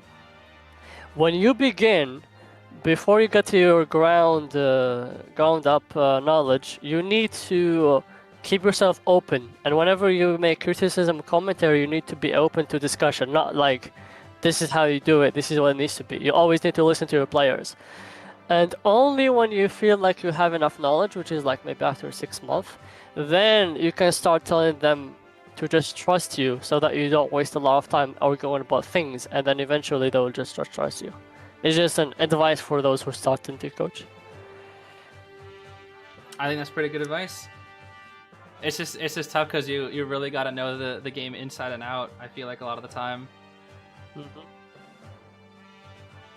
Because I know you said before that the best way to close the gap between you guys and the professional teams from China and Japan is just to use your own time to study things that they may have missed, and to basically just use that time using that study time, that huge time investment to close the gap as much as possible. Yeah, pro teams just invest a lot of time to improve, like to just playing. They just brute force the game, and when you play so much, you do gain not only knowledge, and then you gain instinct, and you also gain practice. So you kind of unlock all these three in one swoop. But for us, as a non-paid team, at least not paid enough, we really only have a limited time. How do you feel to pass it? How do you feel to pass the torch to Skyfall? I mean, I'm just glad that they have someone to help them while I'm away. Even before I left, I tried to give them all the knowledge and the ways of working that I knew about to them and to Anton. Right. I think it was also funny, like, you mentioned that Sprinter and Schmitty, the way that they take notes when it comes to the game is now very similar to like the way you would break down certain things. Yeah, I love that. I absolutely love that. And if anyone knows if you wanna like make good commentary, you need to be able to make a distinction between intention, performance, and execution. You need to, and then also need to be realistic. Those are the things you need to be able to discern when you watch gameplay to be able to judge a real play. Because the intent might be right, the execution might be wrong, the execution might be right, but the intent might be like a bad one anyways, and so on and so forth. Interesting. Okay, this is taking forever. Oh yeah, it's just this might just be unlucky. Honestly, this might just be the unfortunate luck that comes with situations such as these. We finally have the wind in our sails, and then it's like, let's have a pause real quick.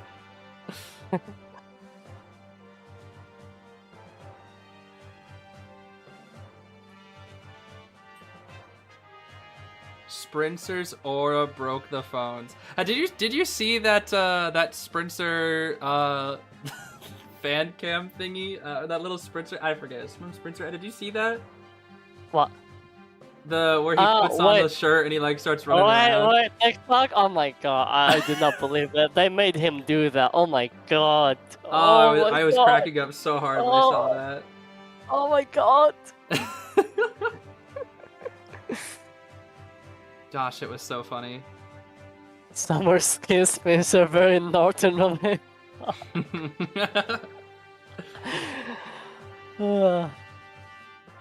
There's a fan. I don't know if it was. I don't really know what to call it. It's more like just like a IVS promotion thing.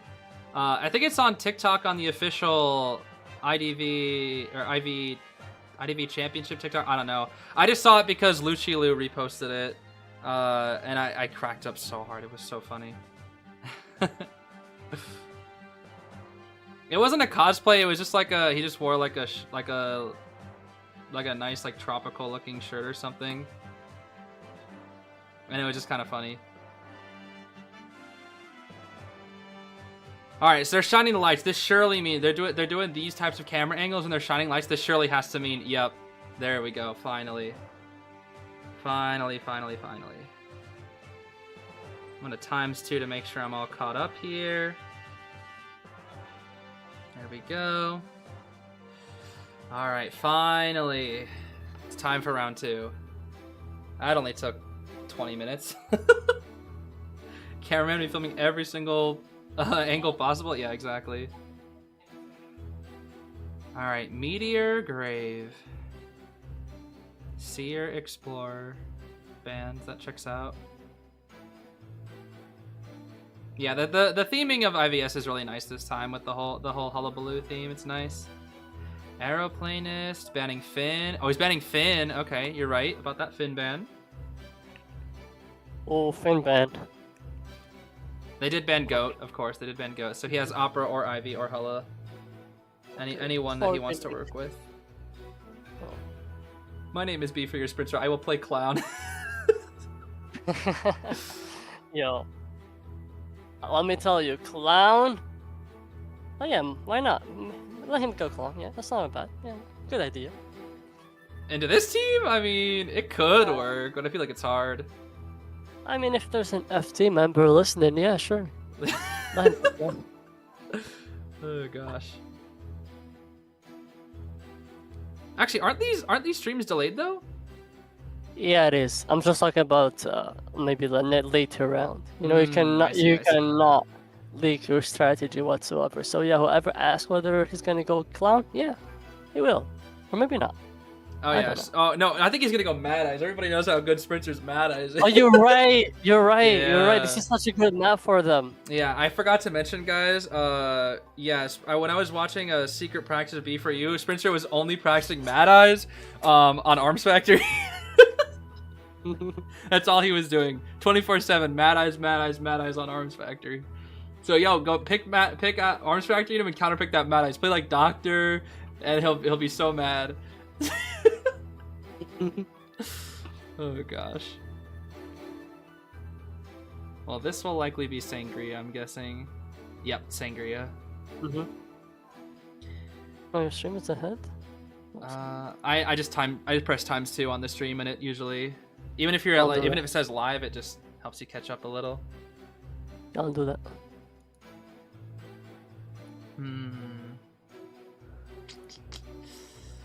Ideal first chase target. What do you think? Really. Or is this something you want to really. quiz me on? Anyone really. I was thinking anybody but Puppet. Wahoo. Even Puppet's fine. You think so? Yeah. Oh. As long as it's not in a broken area. I guess that's true. I'll look at spawns and then I'll see. You chase Meteor. Or do you spawn Graveyard and chase? No, you don't. You can't spawn Graveyard as Sangria, No. can you? No, he won't spawn Graveyard. Cause I know some hunters spawn Graveyard, but you can't spawn Graveyard as Sangria because the time it takes to cross is just too much, right? Maybe. Could still do it. To be honest, you can spawn in all 3 areas, left, up, or down. I prefer this though. I like this. Okay. Gotcha. If he goes for Puppets, I hope that Puppet doesn't spawn upstairs. Which, by the way, I think maybe they fixed it, right? You can't they spawn don't let you upstairs spawn anymore. Yeah, you can spawn on the stairs, but not I'll be back. upstairs. I think. He's gonna chase Grave. Tide, Borrowed Grave, Tide, Borrowed Puppet, Borrowed Flywheel on the Wendington, full kite on our Aeroplanist. Okay. Come on, Spencer, we need another good game. Ideally, 3 or 4K. I think he can do it. Spencer's Opera is just insane. I think he can do it. Would it be for your low-key 1 IVS? I mean, if they keep playing the way they're playing right now, I say heck yeah. Alright guys, let's calm down. 1 set at a time. Yes, Mr. Aaron. All right, let's see here. We are chasing the meteor, maybe? Oh, no, we're not. Ah, we're not making it clear who we're chasing, but the double pallet break. We have max pallet break on the Sangria. No Berserker. The grave first, then. Eliminating the rescuer. That doesn't hit. That's a scam. Oh, a messed up dash, though. It's fine. He can just take the time by breaking the pallet. There we go. Now, I know this isn't the best spot for Sangria, but I think he's going to try to force the grave back into this area. Ooh. Good shovel usage, actually. That's a really good shovel usage. He should take a hit here soon. That's a hit. Oh, he messed up. That's going to be a hit. He messed up. He does still have shovel, though. Okay. All the pallets in this area. Oh, my gosh. All these pallets. Oh, my goodness. All right. You can go to that pole, that one there. Dash here onto this pole. Dash one more time, dead. There we go. You don't need to do the final dash, actually. That's a good kite, though. It's a pretty long kite. They have double... they only have one Titaner, actually.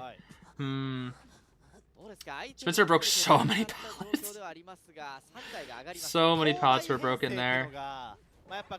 Oh? Wait? This is going to force somebody else in for the rescue. Adi, the puppeteer, is coming. Forces the Lewis. He can force out 2 Lewises here. Alright. No more Lewis, that's good. We'll cape here. That'll be a down. Meteor is thinking about using a cloud. I don't know if she actually will. Grave dying over here. This is not good. This is looking like a draw right now. Looking like a draw. Yeah, Mini Blue's kite was so good. I'm back. What happened? He got 3 Cypher kited by a Gamekeeper. Oh, why is the Cypher so far behind then?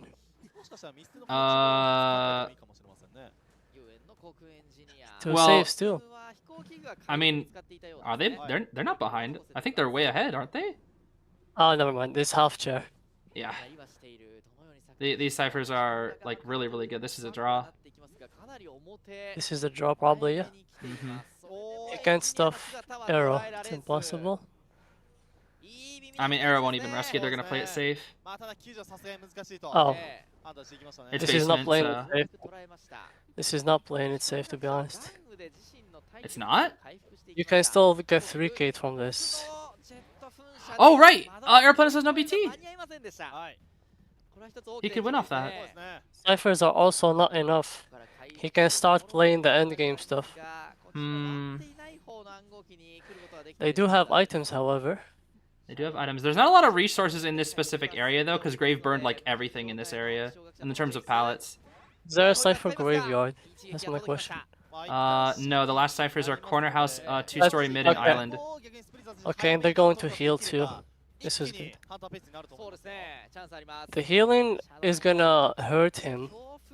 Especially because he switched to TP. That didn't burn his dash, though, which is good. This should be a hit right here. Yeah. Good. Now he knew she was gonna push. Hit. So he chairs Meteor Island, right? Or garbage? No, you can just chair her away. You chase her away. Just chair her right. Okay, he's going here back to the Cypher. I wouldn't have taken her to the Cypher, but I guess he doesn't know where they are. Yeah. I mean, that Cypher is the one at 53. So Airplane has to go Corner House, and he actually had the read on Adi. He didn't get tinnitus. Now he's gonna check again, and then they're gonna save after half. If they save I think after he can half, 3K this now. Yeah, he's gonna dash straight. Yeah. No, this is more than 3Kable. This is like he has a decent chance to 4. He should have tinnitus. He has tinnitus.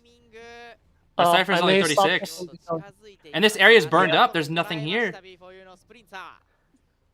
This area's completely burned up. There's no pallets. He also waited there. Just hit him. Nice, nice. That's it. Oh my gosh. She's dead. She's dead, yep. I And then he told just- you they he didn't just cheap- save, but the Cyphers were 40-70. That means they will have to enter a risky endgame, and Spencer knows how to play the endgames. The problem is, Arrow... Oh, the other doesn't have a flywheel. Arrow has no borrowed. Yeah. So, it depends on how long he can kite. He has no resource. Doesn't matter though. They won't be able to like pop after he survives. He's going for Adi. I think I know why he's doing this. Do you think he's gonna try to stall out for teleport? Yes, exactly. He will flip back here after he makes sure the person yep. And now he stalled for teleport. And also he started the chase with much less distance, while the person is far away from the Cypher as well. Oh my gosh, he flew through that pallet. Sheesh. Holy shit, the hat hits. Yeah. Just break it. No, you don't need any risky stuff. Just Oh, hit. oh. They have to pop here. Yeah, they're just gonna pop. Ooh, that was good. Puppet has gate though. Puppet has gate. Spencer would have to go now. I don't think he makes that. It's a puppet. It's a puppet. It's a 3. It's too close. If it was anybody but puppet, he makes that. Dang. Another 3. That's still really good though. That's still really, really good. Yeah, that's good. But Puppet barely were able to pop. Okay, no, there's no chance. Yeah. He doesn't have hover. He only that's just nothing. uses, yeah. Dang. Ah, that's tough. That's tough. That's tough. Ah, you can see him beating That's himself good. up about that. He wanted that 4. He wanted that 4. Oh yeah, yeah, he wanted that far. He He really played wanted his that card. 4. He played his cards right. He flipped back like I told you. He. Do you think it's just because the ciphers were too far apart, maybe, or? No, the only way to 4K that is by, funnily enough, if they try. The way to 4K that is if the survivors thought he was gonna TP quickly and then do the gate, and because he killed Arrow quickly, he knew that TPing is too much of a risk, so he went for the walk and he barely didn't get it. I see. I see. Dang. Once again, seconds off from a 4K. Seconds off. I mean, it is crazy that like their FT are barely getting 1-outs. Barely. I told you when I saw the ciphers and I saw they didn't save, it might look good to you, but with that much cipher progress, you will have to enter the end game, and Spencer usually knows how to play these end games. Spencer's late game is so strong. It's that one thing that you said before when Schmitty would be like, "Oh, I 3-cipher kited. Why are we still losing to Spencer?" Oh gosh. Longest containment time. I don't know actually. All right, so this is gonna put I guess not too much pressure on the survivors, because I prefer this, to be honest, because if it was a 4K, survivors would be like, just one escape, just one escape, just one escape, and like they'll be like, oh, come on, we cannot mess this up. Whereas now they're like, okay, we have a chance, let's take it. Oh yeah, I mean if serves get a draw here, that's it. That's it. Yeah. That is it. It depends what the hunter plays. Depends. True. I mean, they still have Ivy. They still have Hulla. If they ban Sangria here, I'm assuming they'll ban Sangria or Ivy, or I guess it depends on whatever FT's hunter is most proficient in, which I actually don't know.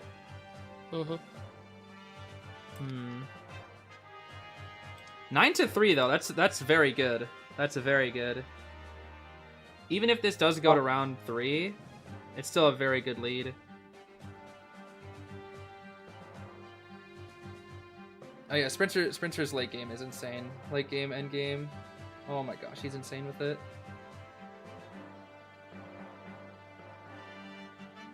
This is really nice as well, because B4U did not beat FT in Koa 8, so now they're getting another shot. I remember you, Aaron, actually saying that this was one of the matchups that people wanted to see B4U up against the most. Yeah. Just a reminder for the matchup that we had. Schmitty messed up the coffin. The moment he pulled the coffin, put him in front of his cipher, the 100 TP'd. He died on an 80% cipher. It was practically game over from there. And then for Spencer, he got through cipher guided by Aeroplanist, even though he knows how to chase Aeroplanist. Yep, Kuga. I remember. He just didn't do it the way that you need to chase Aeroplanist properly. Round 2, was it a tie round 2? Versus FT, what map was it? I don't remember. I remember only round 3. Round 3 was at which he needed to get a 4. He needed to get a 3 or a 4, but instead, no, he needed a 4. So he gambled, and then instead they popped and they got a tie, if I remember correctly. And it was because the survivors got one escape versus BQ barely. That Lakeside game, right? The Lakeside game. I remember round 2. Round 2 was Sangria Chinatown. He fucked FT up. He killed Kuga in like 30 seconds, I believe. Well, I thought that was the one where Kuga messed up though, because Kuga played Finn that game, right? And then Kuga messed up. Yeah, he killed him in 30 seconds. Yeah, I do remember that. That was like the corner house, and he tried to get inside restaurant but couldn't make it. I remember that. Yeah. Yes. And then. Hi, Roland. Hi, Roland. I love you too. Oh, how sweet. Man, I do remember those games. Sheesh. Yeah, I don't remember what the survivors got in that round. Yeah, I think I remember that. I got one escape. Yeah. I got one escape, I believe. Yeah, they got one escape, and then that's how I went into round 3. With like it was still round 3 force, which was good. Yeah. But you see, like round 2, Spencer did good. Survivors did we barely got the win. Round 1, they both did mediocre and then ruined the score. And then round 3, Survivors did bad, so then the Hunter had to go for more, and then Hunter just ended up doing bad as well. Dang. Yeah, it sucks, but it is what it is, you know? At the end of the day, these matches will depend also on how you show up on that specific day. Exactly. I don't know if you know, but pro players always say this. A set or at least a match versus another team can be decided by one moment, and whether you are, in a good state of mind or not, changes. Changes how you deal with that moment. Okay. Ooh. Interview. Yeah, Schmitty's got a little interview. It's pretty cool. His hair is so afro right now. It is, yep. The classic Schmitty hair. Where are the curls, bro? Oh, there they are. I was about to say, we need to see those Arby's fries hair, or whatever the heck Persuade's dad called it. Oh, gosh. Arby's fries hair. David Weasley. Oh, that's creative. That's a good one. That's a good one. I'm sure he's probably heard that before too, which is crazy. Oh, that is funny. Now I gotta see. The real question is, if they get Finn, will Frog Finn finally play the Frog Finn in tournament? That's the big question here. Oh, I think we're getting into it. Yes, we are. Yes, we Thankfully, we don't have to wait so long. Alright, here we go. Be back. Hero Wizard Schmitty. Oh gosh. They do ban Sangria, okay. Seer forward? Yeah, we're respecting Green's forward? What's going on here?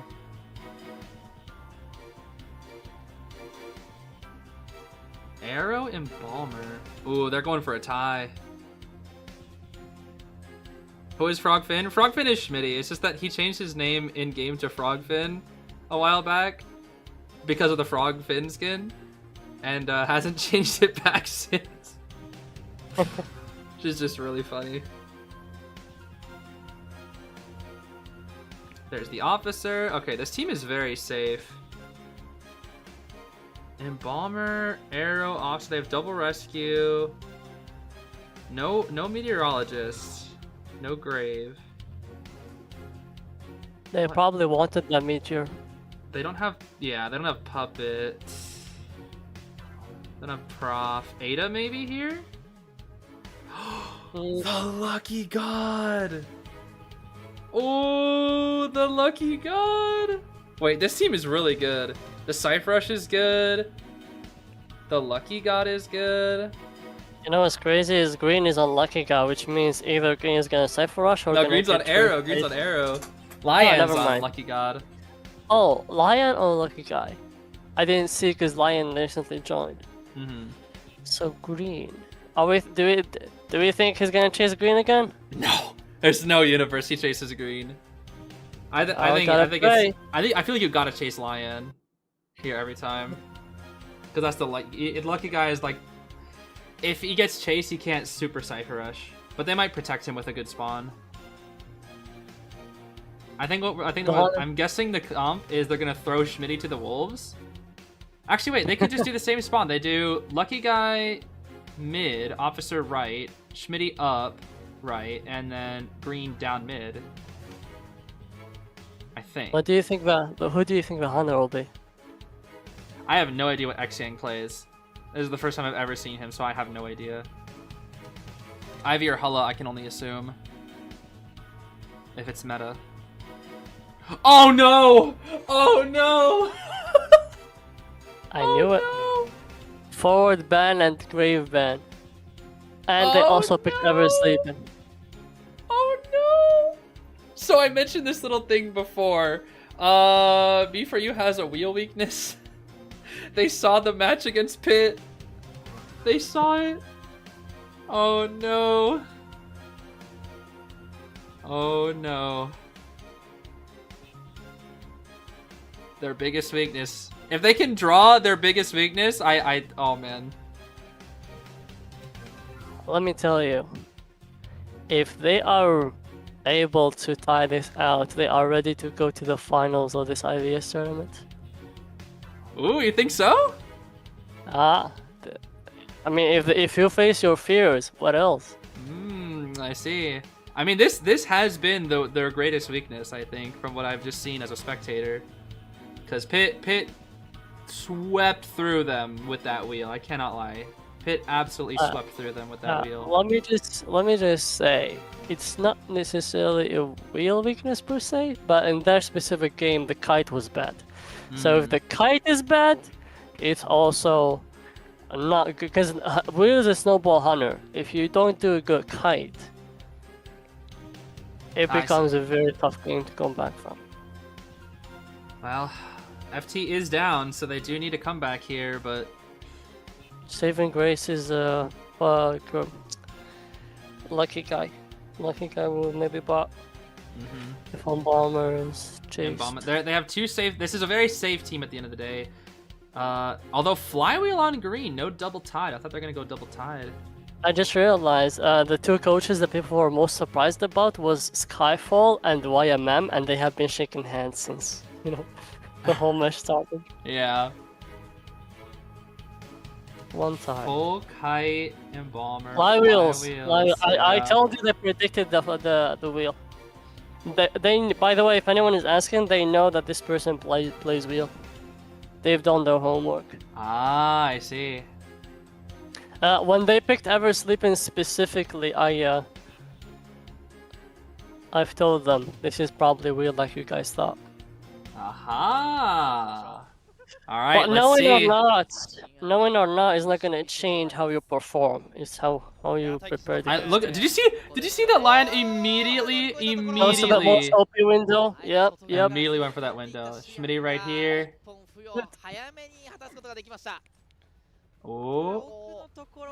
Oh, that's an early hit though. It's a pretty early hit. Yep. Yeah, only saving Grace is Embalmer. Right. Can save himself once. Alright, this is already better than the last kite we had. That's a really fast down, though. That's a really fast down. And Bomber. Let's see what they have. Lucky guy has a bot. He's gonna push the bot. He's gonna put the Cypher to 50, and I think he's gonna drop the bot, maybe. How much can a bot do? I think 50% with Lucky Guy. As long as they do 3 ciphers before Schmitty comes alive. Come on, waste it. Yeah, go ahead, waste it. Yeah, I like that. Flywheel. Ah, that's tough. That's tough. Oh, he hits. Oh, poor Frogfin. They have one more chance for a rebound. But they need to finish 3 ciphers. If 3 ciphers don't finish when Schmitty dies, the rest of the game is going to be very hard. Oh boy. Oh, it's a double down. That's gonna be a double down. Frogfin's running graveyard. Schmitty needs to survive. I don't know how. There's no flywheel. He's dead. Snap. Wait, he got to the wall. No, he snap. Can't do anything. And the bot. Oh, this is not looking good.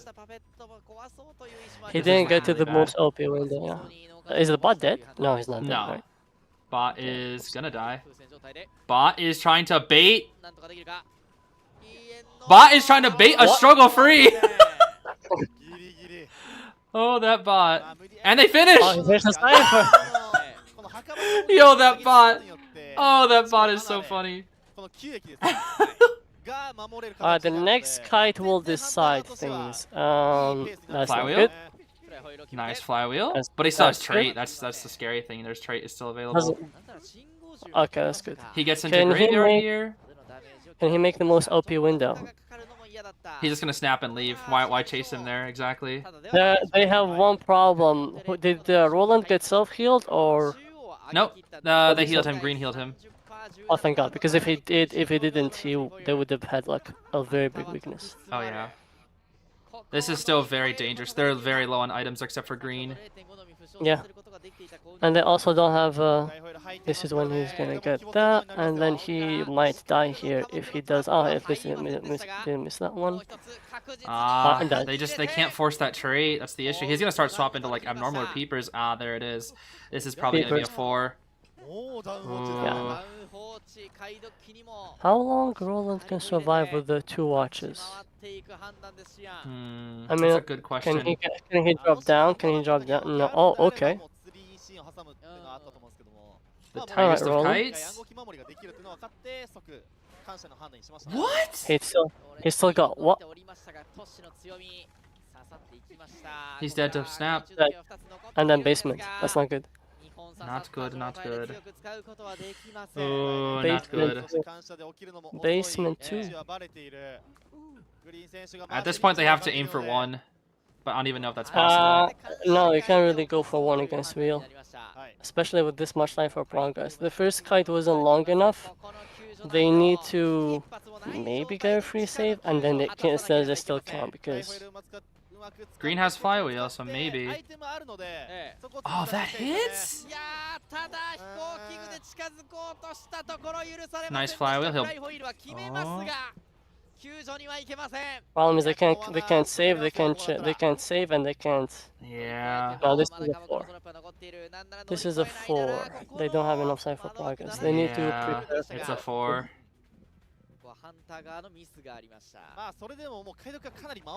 Dang, this is tough. This is tough indeed.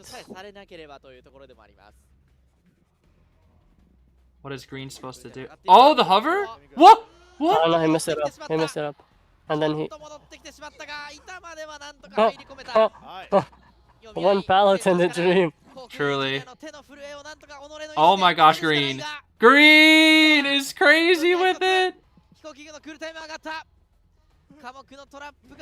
Oh, he was greeting it so hard. You kind of have to do that. You have to. Oh, you have to. Yeah, exactly. You have to. Did he play Zeeta? Yeah, he did. And now they have to burn selves. It's gonna be a before, yeah. It's very simple. If you just can't do a decent kite against Wheel, he just snowballs out of control. As simple as that. Yeah, but the spot that Schmitty had to work with was not the best. Yeah, but he spawned there. It's tough. Yeah, he didn't have a single window. Yeah. I think it was just the first spike that got him. It was just cooked. He'll football away. He'll just go back to green now. Yeah, he'll just go back to green. The tram. It's funny. He's already dead. Yeah, he has nothing, sadly. No, they don't lose, but they'll go around. It'll go to round 3, and they have a very small advantage now. Yeah, we have a small advantage. They can still tie it out to close the series, but it's not as dominant anymore. Snap. He doesn't have flywheel. What are you doing? He doesn't have snap yet. Cooked. And that's it. Dang. GG's. It's the wheel weakness, I swear. That wheel. Let me just say, they did scream Wheel, like they practiced against him, but not necessarily for round 2 with these characters. I see. Especially in Bomber. Because Smitty had nothing to kite with. And then the first chip that he got for free, that's what sealed the deal. Right.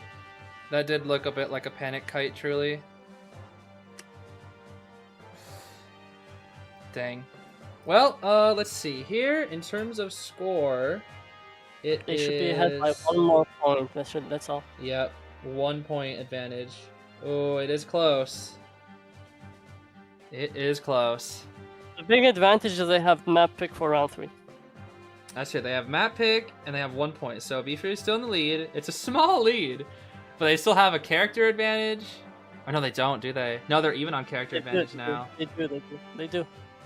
Because Wax was used to begin with. So. Well, they just picked Wheel, so now both teams have big 4.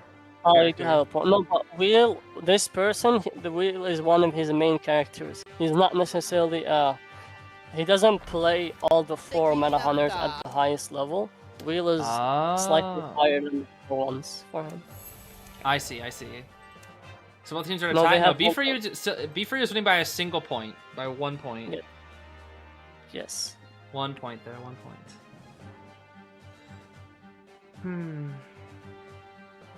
So if it's a draw, actually if Spencer does 4Ks, that's it, right? That's true, yeah. Right. So if Spencer 4Ks, the game goes to B4U.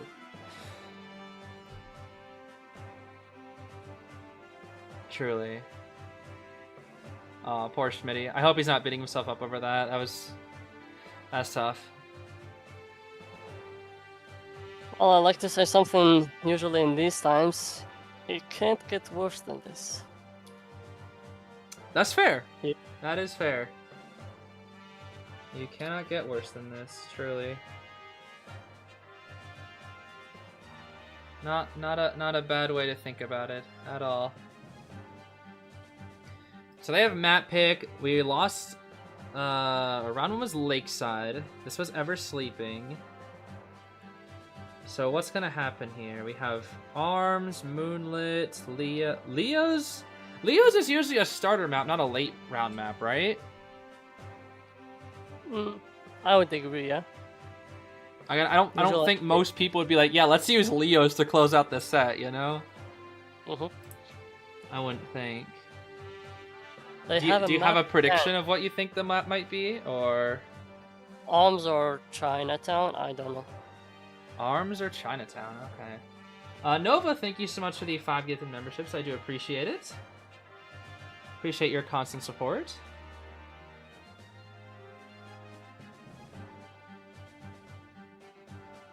Yeah, Spencer played this one so well too. So incredibly well.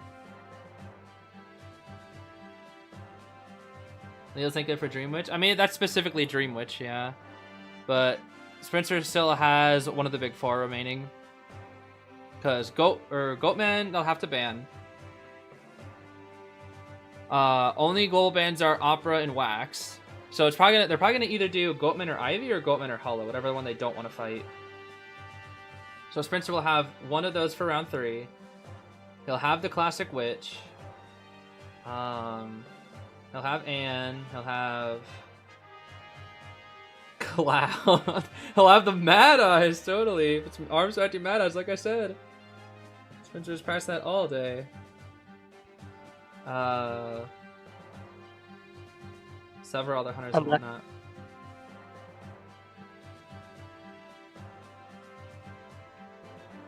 I gotta see that map pick though. I would love to see Spencer's Witch. It would be so great to see Spencer's Witch again. It's been so long. A classic Witch 4K would be would be the perfect way to end this off. Oh yeah, of course. Spencer's famous Mad Eyes that everybody knows about. You know, he's always been infamous for that Mad Eyes. Exactly. Yeah. They pick church and they go Mad Eyes. Yeah. Every time.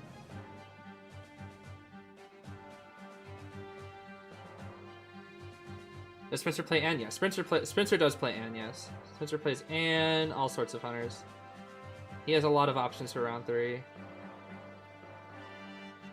But obviously he's going Mad Eyes. We all know this. It's gonna be Mad Eyes. Sacred Heart Hospital Mad Eyes. Yo, Percy! I don't think I've ever seen Spencer play Percy. Oh my gosh. Percy, dude. I think I've only seen one hunter play Percy, and that's Yukikina. Actually, no, that's a lie. I think there's one other, but I don't remember who. But Yukikina is the main one that plays Percy.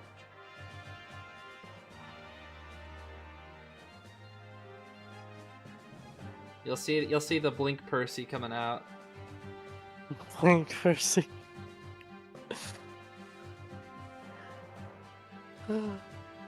It's gonna be no Chinatown, no ever saving. They ban arms. It's gonna be Chinatown. They're picking Chinatown. All right. I mean, that's. Is there a single hunter that is not viable on Chinatown? I think what Spencer's thinking is bad? Ivy. I think what Spencer's thinking is Ivy. Ivy, huh? If it's not banned. Ivy. Not Ivy Witch? Ivy Witch. Ivy is stronger than Witch. True. But I just know Ivy that Spencer has more experience with Witch. Yeah, At least in terms of, like, old school bias, maybe. Clown, a Clown, maybe. I don't know what this hunter plays. That's the issue. I don't know what X Yang plays.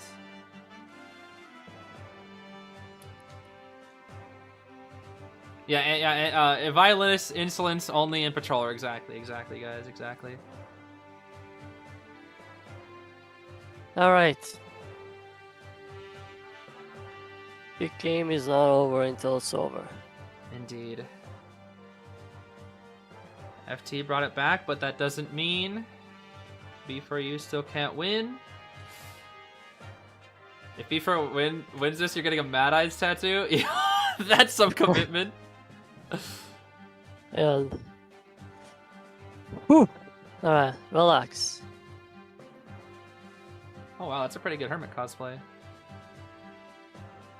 Yeah, friendly hunter in tournament.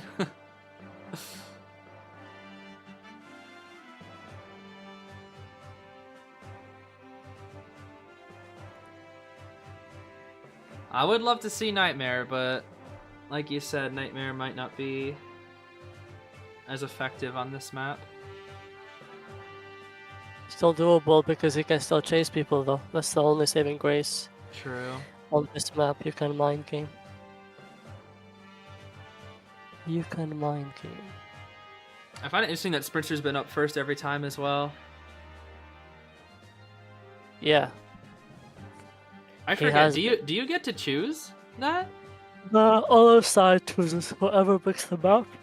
The other side picks the faction. I see. Okay. I guess I want to have survivors go first for FT. Interesting. Yeah. Yeah, what is that PNG of Sprinter? Yo, what is this? What are they doing? I don't know. They love putting PNGs so you can take pictures of the... Oh, that's Roland's mom, I think. The one they just showed. I think. Wait, really? No way. I know that she goes to the tournaments. Yes, That's so funny. I believe she's there today. That's so funny. She has been showing up physically to every single tournament since I don't know how long. Since I think Koa 6 for sure. Koa 5, I don't know. I wasn't there. Oh, that's awesome. Love to see the support.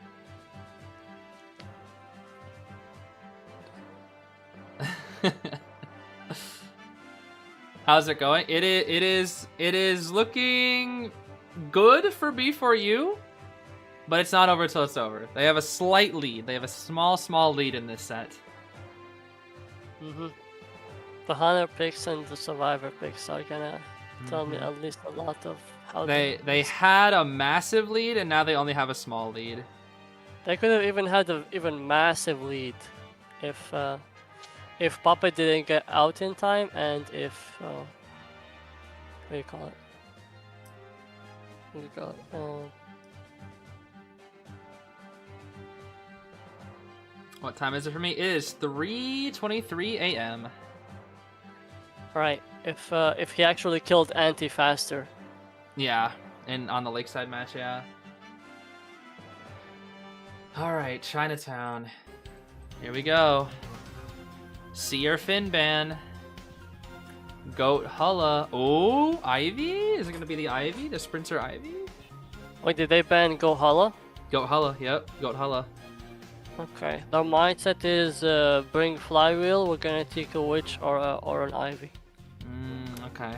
So everyone bringing Flywheel, but this is still Ivy able. Yeah, it's morning for me, it's actually noon. Lucky guy, puppet. And I like that. As a reminder, if Sprinter does 4K, the set is over, and then B4U wins. That's only if he 4Ks. Ada, this is looking like Ivy. Yeah, this is looking like a hard Ivy. They'll pick. They don't have Officer, which, like you said, you mentioned that earlier. No Officer for Ivy is quite good. Cheerleader? Wait, are they gonna cheerleader composer? No way. I don't know. It's interesting. But they need a rescuer. They have to play Merc. They could go Priestess here. I think, yeah, Priestess should be banned here. Forward ban. Okay. Does Ivy ban forward? I don't... I mean... Yeah, I feel like a Merc ban would have been better there. I don't know. Because it's obvious they had to pick Mercenary. Let me tell you, I have no idea what Spencer has locked in his mind with Skyfall. But if he bans forward, that means he already knows that they could go Merc. He already taken that into consideration. I see. They have a mech, so the Cypher Rush won't be as bad unless Lucky Guy is faced. I like how you're just calling Lucky Guy mech now. Yeah.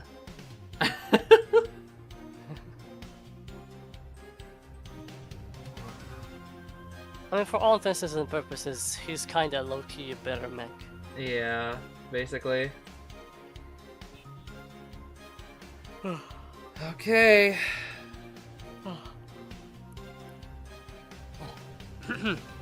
We're about to find out what he's gonna play. Will it be the Ivy? Will it be the Witch? Will it be the Clown? Will it be the Mad Eyes? The Percy? Spencer, play Blink Percy for the 4K. Yeah, that's too strong. We need to you'll keep catch that for the puppet off finals. guard 100% of the time. I need to keep that for the finals.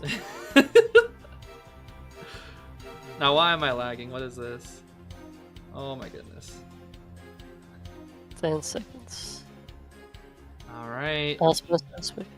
It's gonna be... What? Nightmare! What is that? I can't see. It's Nightmare! Holy shit. No way! Nightmare. Sprinter's Nightmare. I thought it was Ivy! No way! Well, I technically can't give you a surprise pick until it's actually out. No way! Sprinter's Nightmare. Who does he chase? I feel like he chase anybody. To whoever is asking, he already screamed Zeta and RC with Nightmare. Oh my gosh. Yo, please 4K. Please 4K with Nightmare. Please 4K with Nightmare. Please, it'd be so amazing. We'll have to see. Okay, guys, this is how Nightmare games go. If you get 3 Cypher kited and more, you have no chance. If you get 3 Cypher kited barely and you can kill the person before Cyphers pop, you have a chance. If Cyphers are 70, 70, 70 and they have no rebound, you have a very high chance to 4K. Alright. Who's gonna chase? Spawning there is interesting. You think he's gonna chase Puppet or? I think he's chasing Mercenary. I don't know why. I just have a feeling. But no, if you chase Mercenary, the Cypher. I don't know. I don't know. I don't know who he chases here. He's fast, but the good thing is spawning there with Lucky Guy. Lucky Guy is forced to go into hotels. He needs to drop the bot, and then one of the ciphers will be blocked for sure, if not even more. If the hotel is blocked, yeah, if hotel is blocked, and both Puppet and Lucky Guy goes there, only one person can decode out of the 3. Mac plus Lucky Guy plus. That is true. That's however, that's the only saving grace of this spawn. The Cypher Rush will be slower. The chase targets, he does not have a good chase target. I'll tell you that. So this is most likely gonna be a kite between 70 and 80%, and then there's a chance for a slightly longer kite for a 3. Because he doesn't have chase targets. He is going for Puppet. Yeah. The Puppet has knee jerk though, which is tough because he makes distance. Yeah, that's tough. Oh wait, Puppet didn't transition. That's actually good for him then. This is good for Spencer. Yeah, I was afraid Puppet. He went here, I think, because he. What? Oh, he just took that risk. He could have got terror shocked, and the kite would have ended right there. Alright. Oh my gosh. What? Okay, I'll take that. He wanted to pallet stun him, that's what he did. Good Puppet. Break it and hit. Hit for presence. Yep. Based on the ciphers, he's going back to an area where he is about to use pallets. No Puppet! No Puppet! That's huge! That's huge! That's huge! That's huge!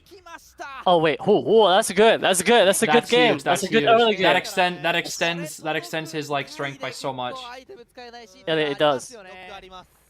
It does. He just needs to not give a free save. That's it.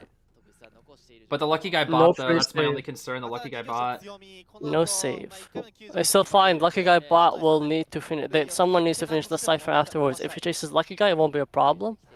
Okay, good hit. Okay, thank God. No bullshit hit on the chair. They are setting up for a save. He will have full of presence, and he's gonna have enter a very good okay. All right, this is it. All right. They're saying they're planning on selling. It looks like.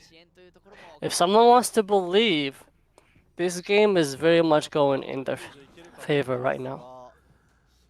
FTEs or our favor? Ah, I see. But the Cypher is just so fast. Unless they sell and he doesn't punish them.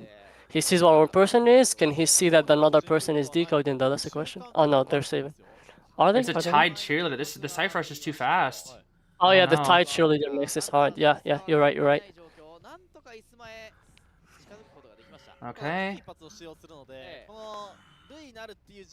They're gonna cheer though. They're gonna cheer. Yeah. And they have another person doing the ciphers, so. He still has trait, but is it worth to use it here? Yeah. Yeah. Because he has TP. He has to swap now. He has to swap immediately though. He's still on blink. We'll see. His cooldown won't be ready for endgame. He needs to swap. Is the bot dead? I don't think there will be an endgame though yet, but he should switch. I would agree. He's gonna get healed by bot though. Oh, wait, don't tell me. Don't tell me. Don't tell me. Does he know? No way. No. Oh my gosh. Did he just? He knows. He knows. He kills the bot? Yeah, this is good. Now your TP is already on cooldown. This is good for him. Because it's already been used. Bot is dead. The TP won't be for long though. The problem, he should switch to TP soon. He should. Yeah, he needs to reduce his cooldown.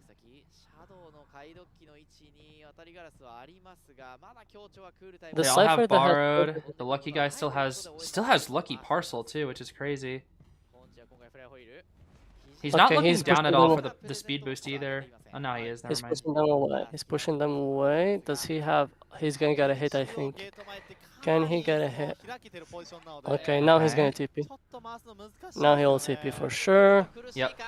And then he still has 2 more elbow pads. The Cypher is not gonna be worked on. They're gonna heal though. If he can kill him fast enough before the heal goes off, and then he can. Okay. He's gonna leave. Switch. There's no incentive to chase the mercenary though. That's the thing. He's too far from anyone else though. He has to. He's too far. He's too far. He's chasing Merc Hotel, which is not ideal, and they're gonna double heal as well. That's fine. If he as long as he makes sure that they cannot work on the Cypher. The problem is all the Cyphers. Here's the thing: all the ballasts are dropped. If Merc has or anyone has to kite here again, he can use that to his advantage. But now it doesn't seem like. That's a down. He should just slug mercenary, right? I would say chair first. Chair, okay. Yeah, chair first. Cypher has 50%. He has TP, but he's gonna chair for someone to come and then chase the other person. He might chase the person nearby. Oh no, he knows that person is not decoding, so. Okay, no, he has to push this person. So it's getting so risky. Their ciphers are so good. This is good though. The problem is they have Merc, so he needs to kill this person before. But she has pom-pom, she can't die. Yeah, she'll guarantee make it. Yeah. Pom-poms. She's going to the cipher. Wait, someone they're saving before half to. Yeah, the lucky guy will get the save. He has gun too. This is not necessarily over yet. But cheerleader needs to die because she's on the cipher anyways. He'll put a bird on the cipher. He has a blink. He can deal with it. He needs to. He doesn't need to blink. Good patience. Good patience. He needs to TP. TP. Yeah, UTP. UTP. Oh. Yeah. Lucky guy has a pretty bad area. Flywheel, not useful versus Nightmare. That's good. This is good. And then you just slow the cipher down. It's a Merc decoding. That's good. He has time. Okay, this is good. If he can. Okay, he just pushed him. He doesn't have much time. He doesn't have much time. He doesn't have much time. Can he kill him before? Okay. Yeah. Lucky guy got pushed far away enough from the cipher. They will pop though. They will pop. They will pop. But his teleports are on cooldown. Yeah, they will pop. That's for sure. Is he going for basement? No. Oh, he is. He is. Oh, okay, I'll take that. I'll take that. They don't have it. Yeah, they're injured. They're injured. Can you hit them? No. No, can't hit him away. から2連となりましたはいアイテムがないですよこれ Okay, he knows where the person 傭 is. 兵がすぐさま追われていく Oh, that the was huge. cheerleader speed boost. That was huge. That was actually huge. Yeah, and now they've split. This is not good. ミニブルーのこの読み合いが全てをかけて No, this is really bad. ここでも制した Yeah, so he needs a quick down. The lucky guy has And then gone. there's gone. It's a No, draw, he- dude. It's a draw. No, he can get more here. He doesn't have TP. It's It's a might draw. be more. Yeah, it's a draw for sure. Dang. 8話目の前 Well, that's 使う tough. ことができるかフライホイールは Wait, lucky guy's in position for dungeon. Does he have flywheel? He doesn't. Wait, he might get. Okay, no. He won't get dungeon. Oh my gosh. Dang, dude. Ah. That's so sad. He was so close. So close. Missed hit on Merc, especially because Merc was dead on chair. Yeah, that it was the cheerleader speed boost diff. That was what did it. That's the second time I've seen Nightmare lose to cheerleader speed boost diff, by the way. Oh my gosh. That is the second time I've seen that happen. Okay. Alright. The win condition is a tie. Hold on, but I'm curious. So, why did he TP to Merc? In the end? Yeah, because Merc was on the last cipher. It was at 40. Maybe he overestimated how much the cipher was. He didn't calculate how much time it took him to be there, because he killed the person, right? He could have chaired her first. Yeah. Right? You're not. Well, I think chairing or leaving cheerleader on the ground was the good call, but I think here, if he just chases lucky guy. Yeah, I would agree with you. If you chase lucky guy, it's better. He just overestimated how much the cipher had. That's it. That's all. Dang, that's tough. If you chase lucky guy, it's a better position because then an injured cheerleader would have to come. And lucky guy is also going to an area with no pallets. Yeah. And then you can cut off cheerleader from afar. And then Mercus, yeah, that was the win in play, which he did not. Yeah, damn, that was close. So close. If he just chased lucky guy. Can you go back to the moment when he got the first hit on lucky guy? First hit on lucky? Yeah. Like end game, like in the end game. Oh, end game, yeah. Before he shot the gun. So right here where he lost the mind game against the Merc. If that's me, I'm getting TS'd every time. Oh my gosh. It's the 10S plus Merc vaulting diff. I want to see how much distance lucky guy had after when he switched to Merc. Because he hits lucky guy here, he guns. But he had both of his TPs are on cooldown now. I think the biggest thing, something that I've noticed about Sprinter in all three of these games, he never has TP endgame. All three times he's not had TP endgame. It's never been ready.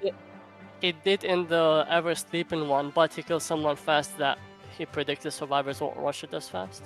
Or at least he didn't want to gamble it.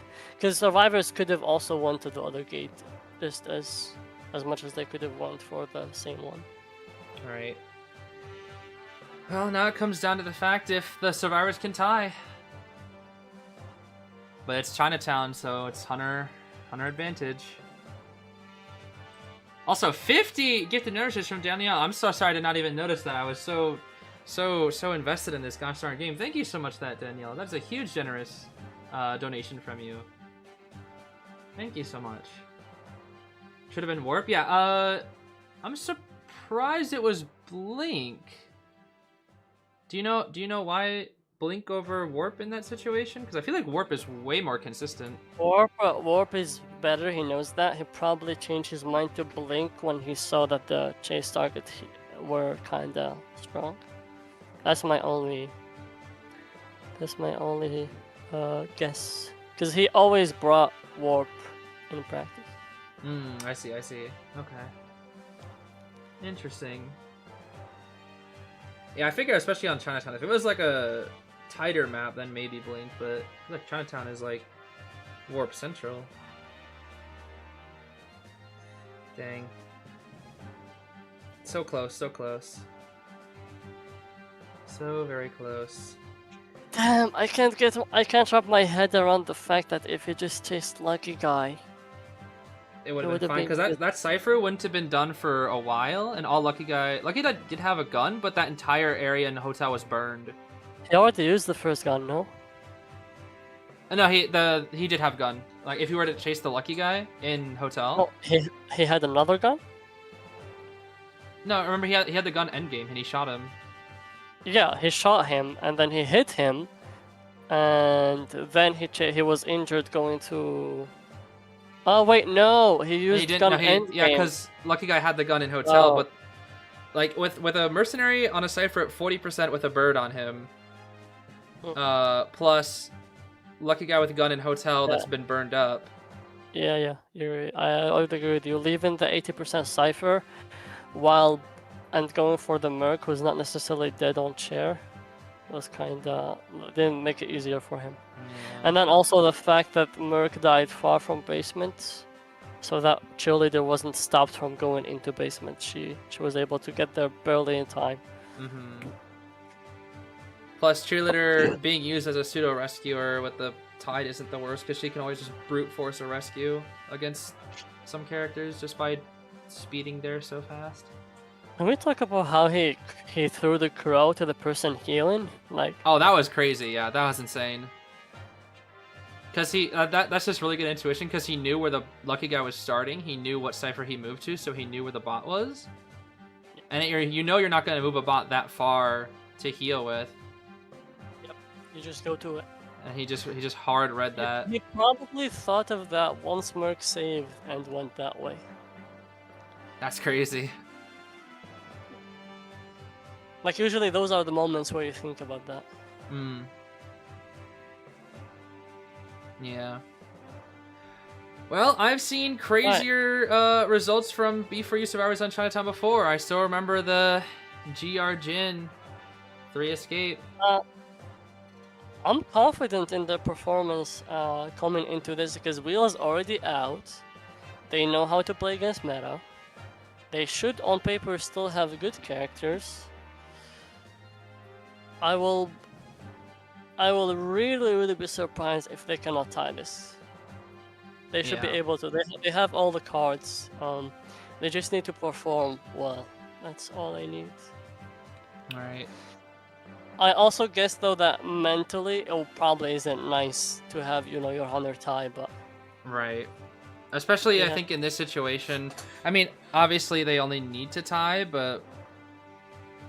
I'm sure, like, after having such a good start, feeling this way in, like, round 3, I'm sure the wind is now, like, out of their sails, and it's kind of like... Alright, now we have to tie kind of thing. Yeah. But I have faith. This time for sure. This time for sure. They are still in the lead. Mm-hmm. You just need to... It's yeah. They still have a good chance. This is the best survivor lineup we've had in a while. Well, they might not have had a lot of practice with green, but this is still one of the best lineups we have on the team and on the server as a whole. I see. All right. It ties in too hard. It's just the fact that it's Chinatown. If this was like Arms Factory, I'd be like, okay, yeah, it ties easy. But it's Chinatown, So Chinatown, so many hunters are viable. It's widely seen as the most hunter-sided map. So I'm not sure what hunter they're expecting though.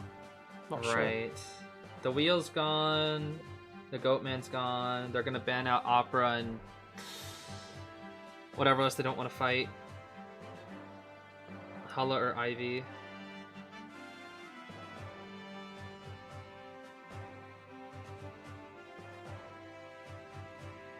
I feel like they'd probably ban Hulla over Ivy.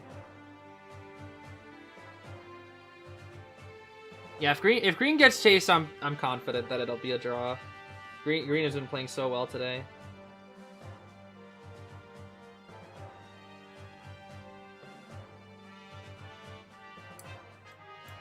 Which hunter would be good in Chinatown? There's a lot of good hunters in Chinatown. Lots of good hunters in Chinatown. How are the points between B for you and FT right now? Currently it is 11 to 10.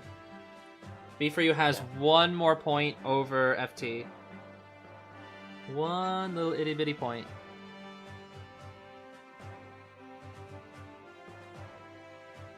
It's so close. Yeah, the wheel game really hurt them. The wheel game really hurt them. Best kiting spot in Chinatown? The best spot to kite in Chinatown is in the bottom right corner called Hotel, or also known as OP. That's what B4U calls it. It is the strongest kiting area on the map.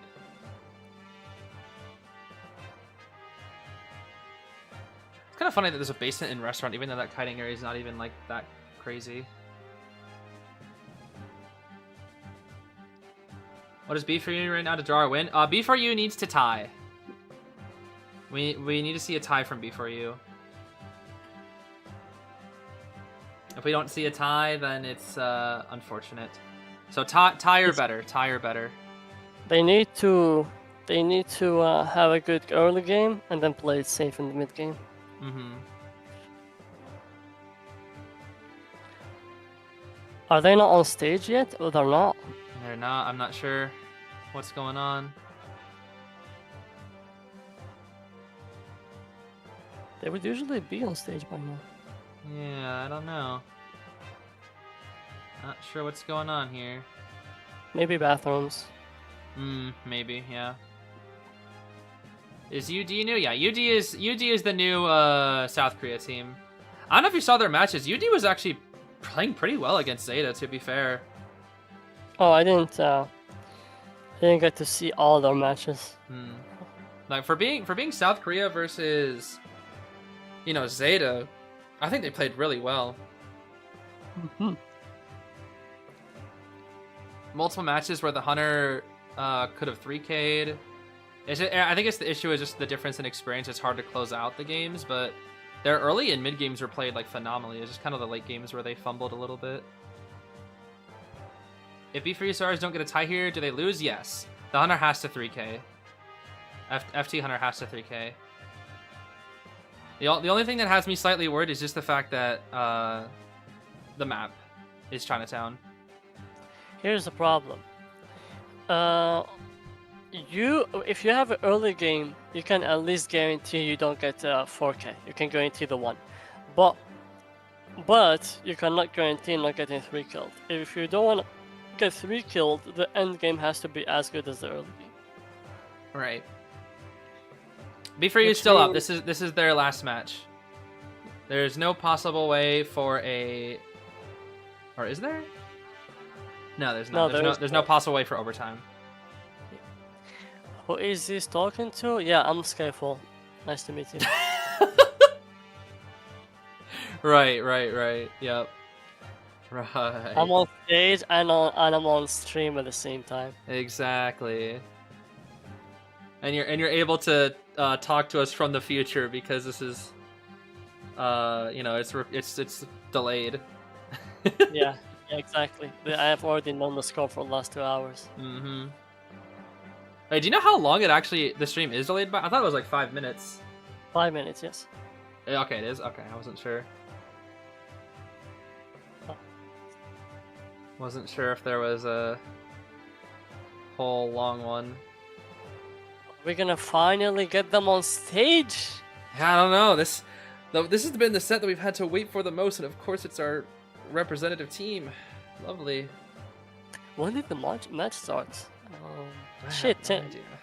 Oh my god, it's been like almost 3 hours. Has it actually? This set alone? Yeah. It's been 2 hours. Dang, 2 hours and... Sheesh. Yeah, the wait times have been long this time. First set was not that long. Let me see. I mean, it was only 2 rounds, but even then... Oh yeah, first set was so fast. What?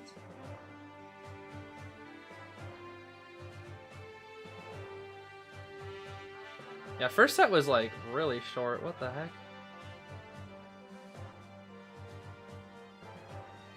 I don't know why it's taking so long. Really not sure.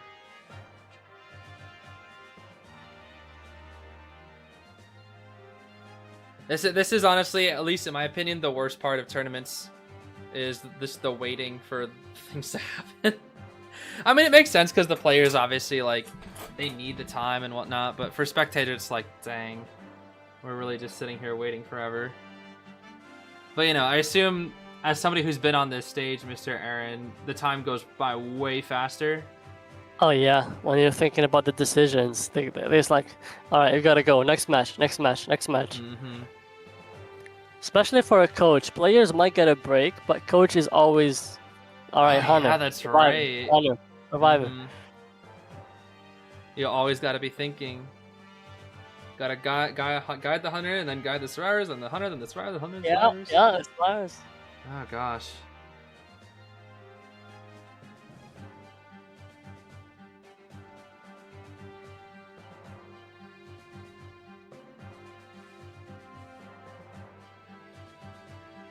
Why is Beat For You no longer called Rivals? I think it's just because they wanted to stay as Beat For You since they were known better. That's what Schmitty was saying, at least.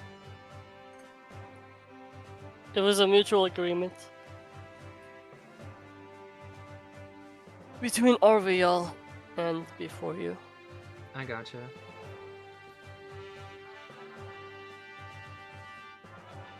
What? Can I ask him to say box? What? In a form? I don't even know what that means.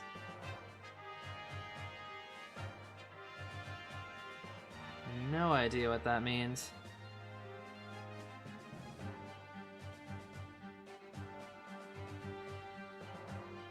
I swear I saw a Nightmare cosplay. Can we get the match, please? I know, that's what I'm Please. saying. This is the longest wait we've had. They're really trying to just delay this as long as possible. They're getting my watch time, that's for sure. Darn you. My watch time. Yeah, Before You has a lead by a single point.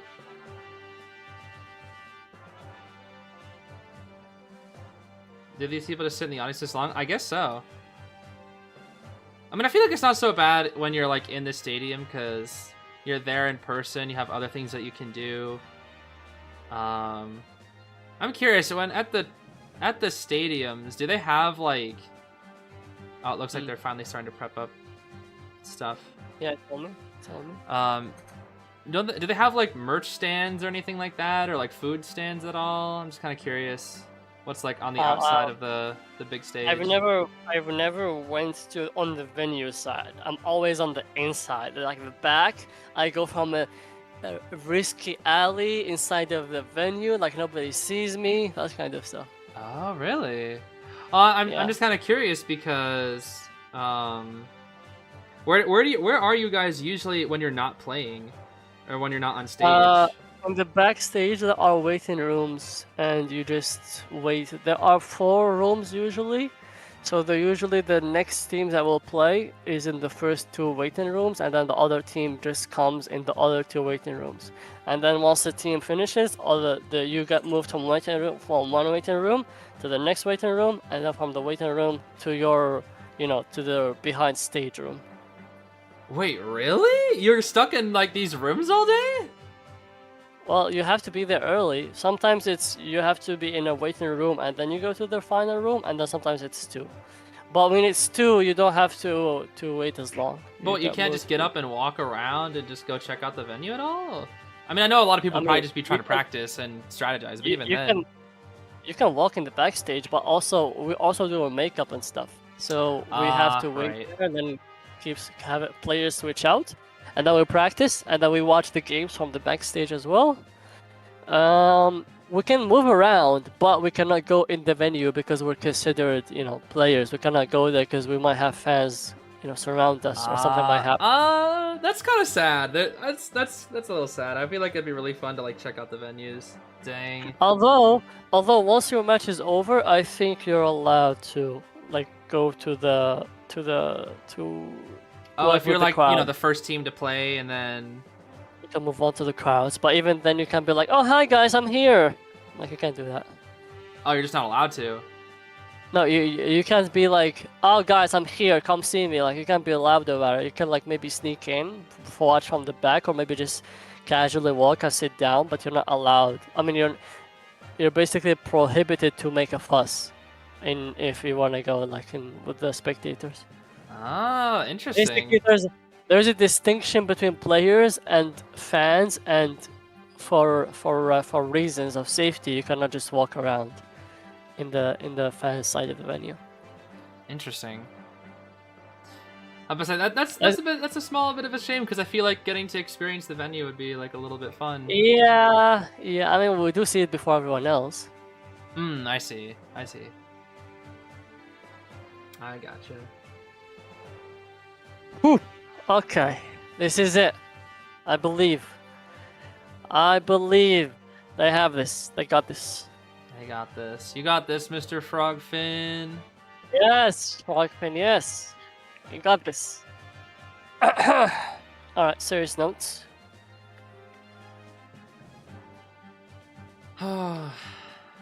Last match of the day for B4U. We still got there's a whole other set after this. Oh my goodness. ACT versus KL. This might be a map for Frogfin. You think so? We'll finally get to see that Frogfin? Oh yeah. Frogfin on Frogfin. That's what's gonna do it. That's what's gonna do it, surely. Frogfin on Frogfin. To save the day. Now. I can speak because the coach and the players are already on stage. Frogfin, the rescuer, they already used first officer. The hunter might probably just play the top 4. Which they have one of them, I'm Mert. not sure. They don't have explorer. Yeah, they lost explorer. They have Mert. They could do mech if they're feeling a little spicy, but that's a little risky, isn't it? I don't think they will do mech. No mech? No, I don't think so. Yeah, Frogfin is allowed in this tourney, yes. Yes. Let's see here. Where is my...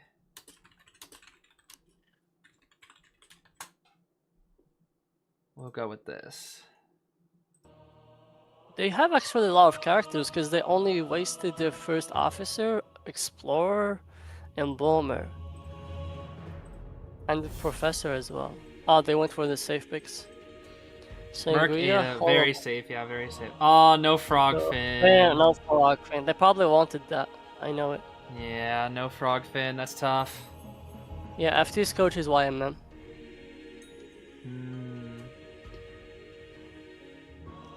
Prisoner? Okay. Interesting. Ivy. Probably, that's what they're thinking. Ah, I see. They have banned Meteorologist every single time. They really do not want to give B4U Meteor.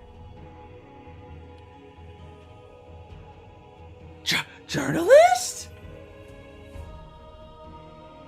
Journalist, huh? The anti-meta. The Bonbon Slayer, the Clown Destroyer, the Nightmare Slaughterer, and the Gamekeeper Cheeser. Green on Prisoner. That's smart. This is an interesting team. Oh my so goodness. With this said, I don't think that they are a Ivy main. And maybe they are a Gamekeeper main.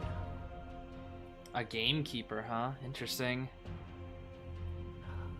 I mean, double rescue. You've got Alice to brute force any rescue. Green, obviously prisoner. Gonna try to bait the kite. If not, he Cypher rushes. It is Ivy. Yep. Ooh. Journalist versus Ivy? I don't know. Journalist versus Ivy is not very It's not very strong, that's for sure. Yeah.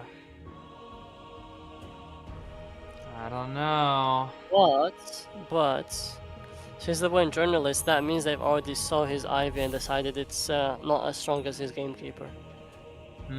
I see. So even if it's not like the best of matchups, they just gotta play smart. Yeah.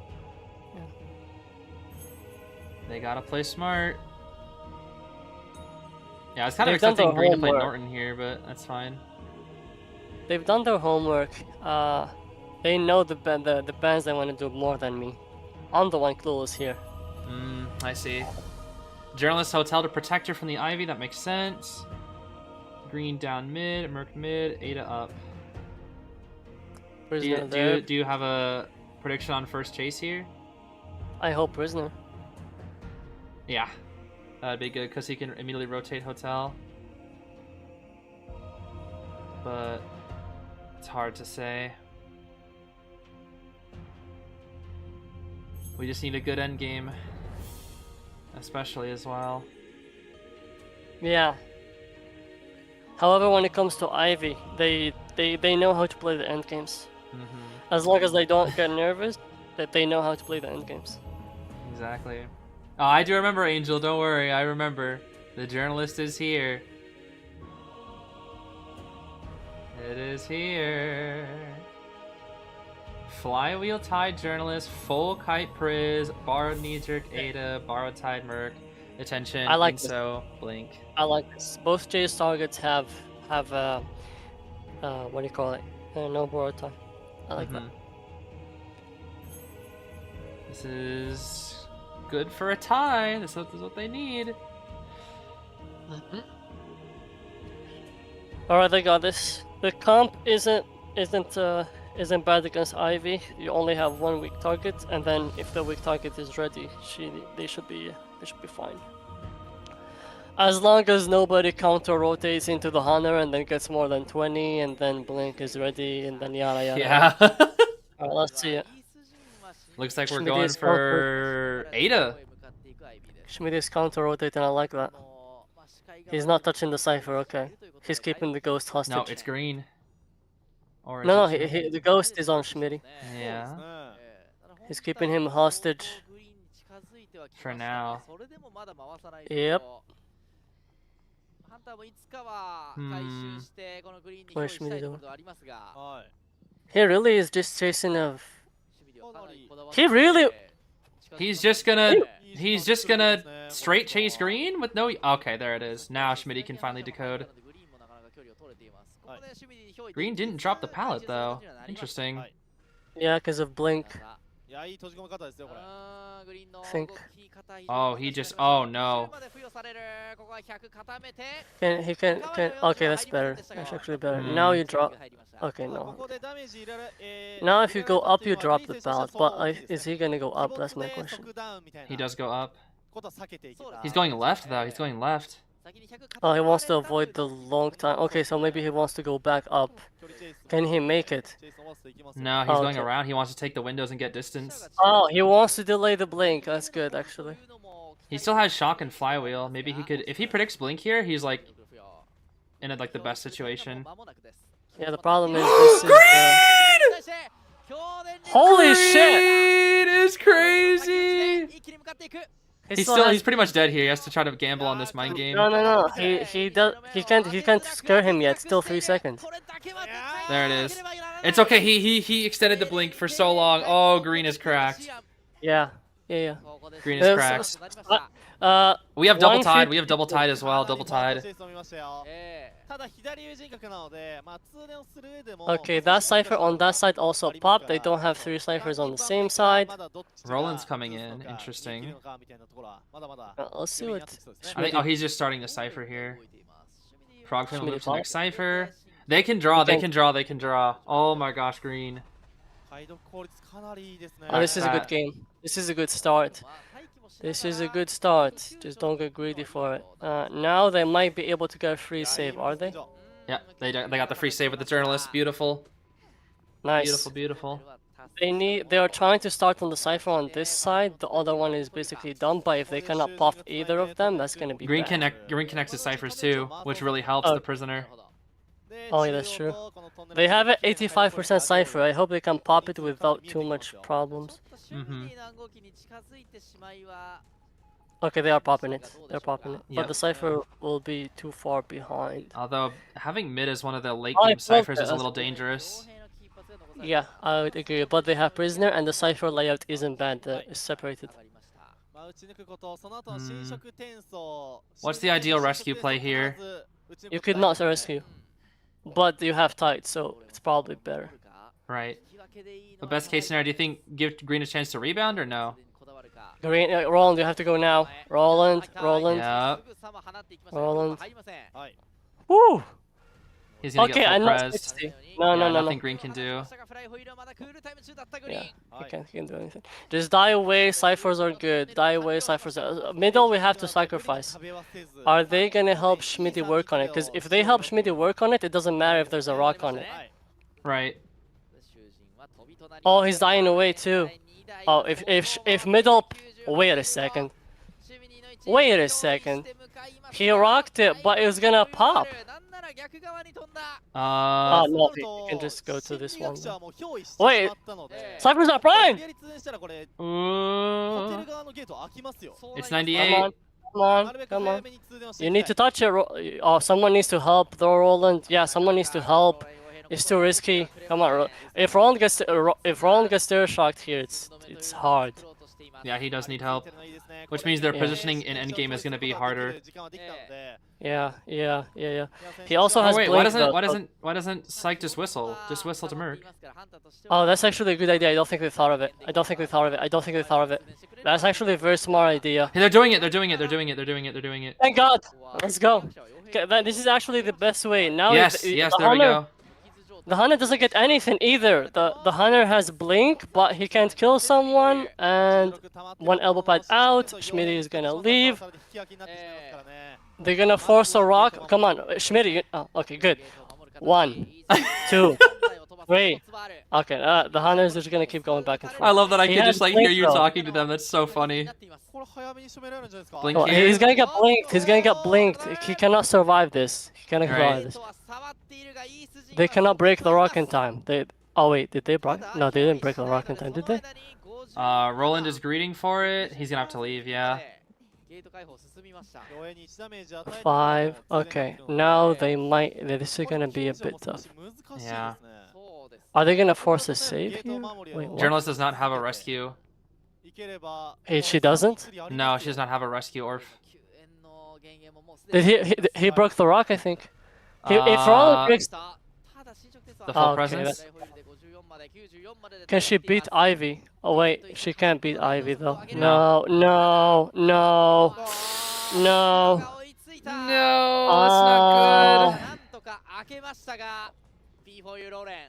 That's not good.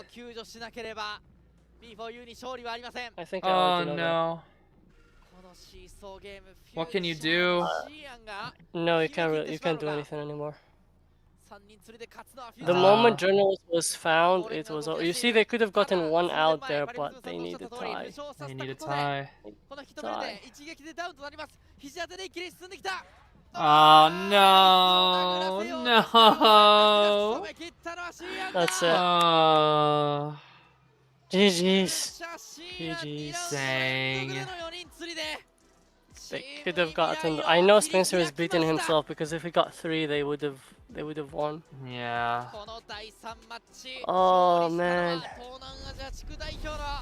This is sad to watch. That is. They had it too. Like it was a good game. It All was. throughout. Oh gosh. I don't even. What? Was there even a mistake? I don't even. What happened there? Or wasn't really. Schmitty left. I'm rewatching it now. I don't know.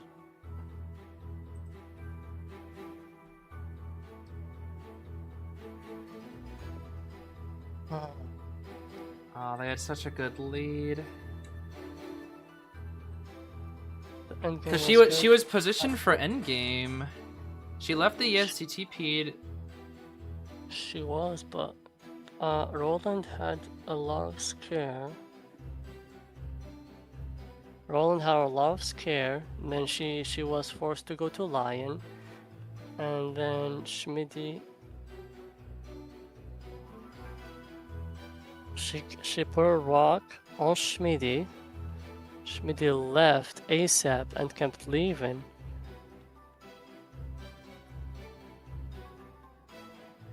But when she chased Schmitty, nobody was able to do the gate? Is that what happened? I don't understand. Is it just they just don't have items? The biggest problem was the blink was able to connect on Schmitty endgame. That's one of the biggest problems. Blink Schmitty, and then blink Schmitty without even rocking someone. So then while she was carrying, that's when she rocked. Dang. 1, 2, 3, 4, 5, 6. If he was any further away, Roland breaks the rock and then journalist goes back.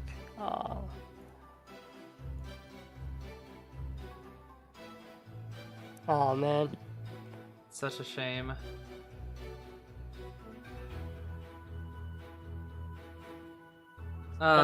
Such a shame.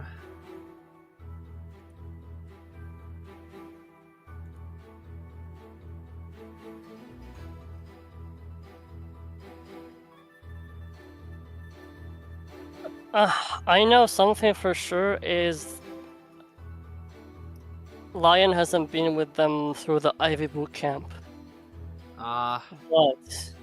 But they should have still been able to carry this, to be honest.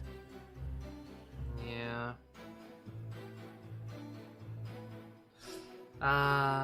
That's tough.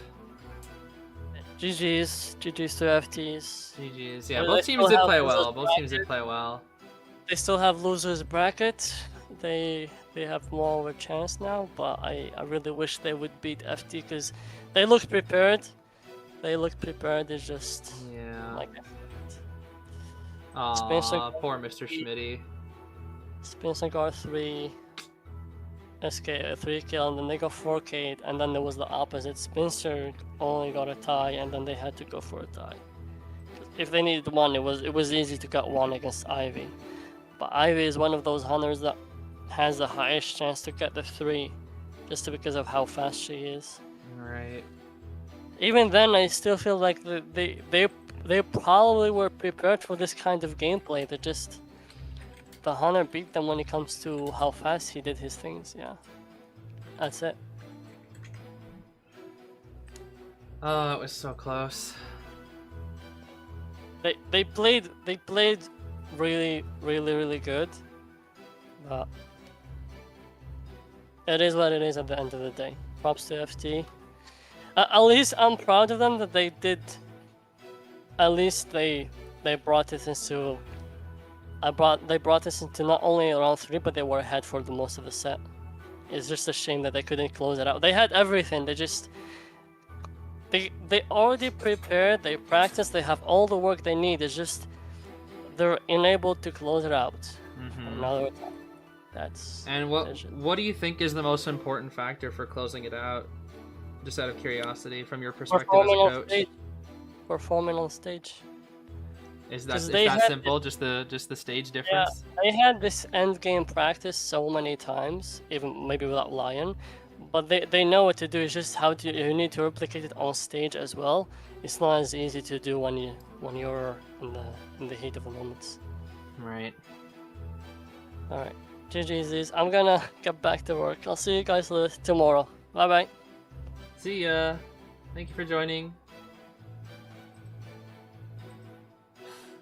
Man.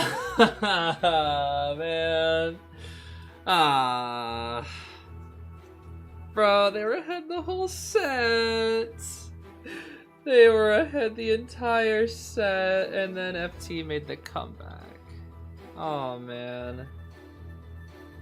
Such a shame. It's quite literally just the playing on stage diff. Oh man.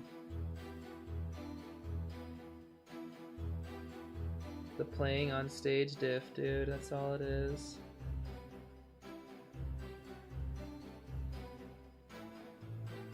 Such a shame. They played so well though. Oh my gosh. That round one especially. That round one they played so phenomenal. Oh, they played so well.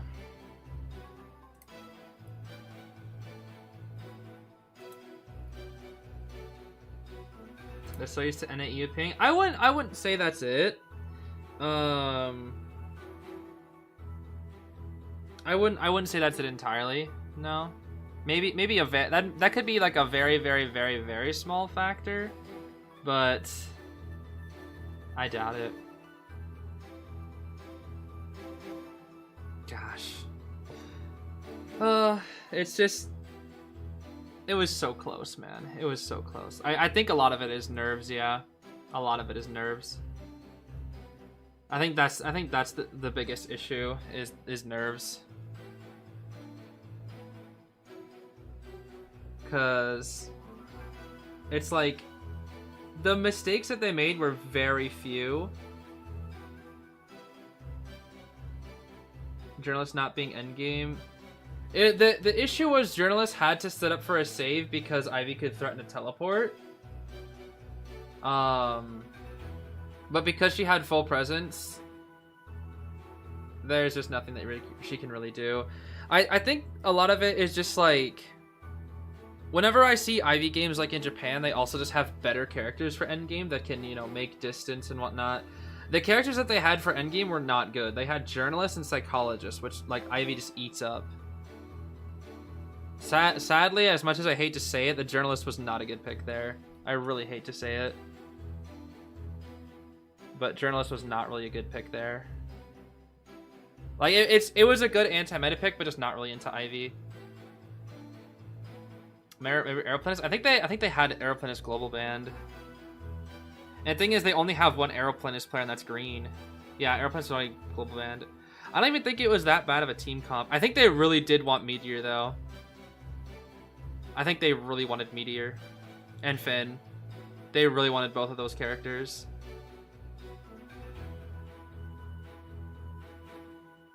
Yeah, a lot of Frog Finn's characters getting banned here too. Yeah. I think Ada was a good idea. Merc was a good idea. Priz was a good idea. I just don't know about Journalist. I don't know. I don't really know what you pick here instead.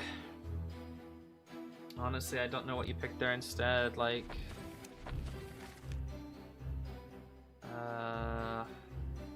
they didn't have Embalmer because they used him up in round 2. Let's see. Mechanic would have been tough there because Ivy was still available. I don't know. Losing Finn hurt though. I think losing Finn really hurt. They probably really wanted Finn. Cause Schmitty's Finn is so good. But he just got locked out of Finn. Anti, the issue is, I think a lot of the issue is also that I don't know what Lion's characters picks are, so I can't say for sure. But I do think that Green has a little too much on the technical characters, I will say. Cause Roland is Rescuer. Like, he's always Rescuer. He's always the Rescuer.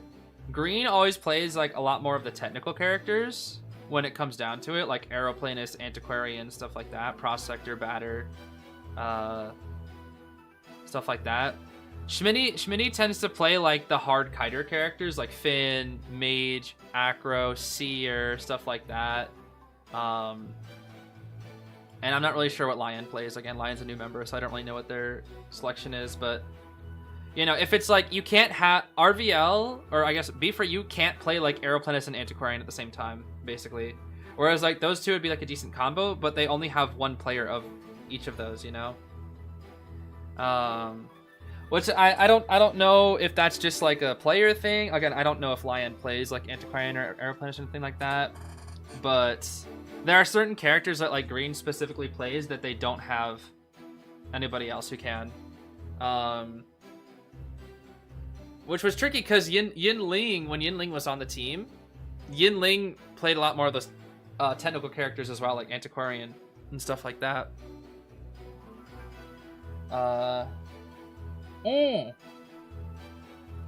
You know who actually would have been better here? Coordinator. Coordinator would have been really good here, I think. I think Coordinator would have been a better pick here. Cord. They still have Mage? They didn't have Mage, right? They still had Mage. They could have played Mage. Maybe not if there's like a Waxars. I don't know, Mage could have been good. Novelist. Green's their only Novelist player too. They like that's the thing, like they have Novelist would be best into Ivy though, but like Novelist could have been played in other rounds. But like Green's their only Novelist player.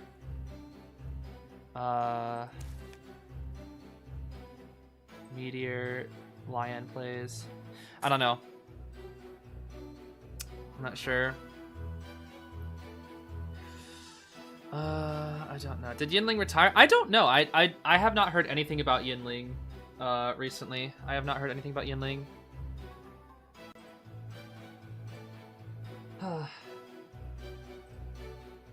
Dang.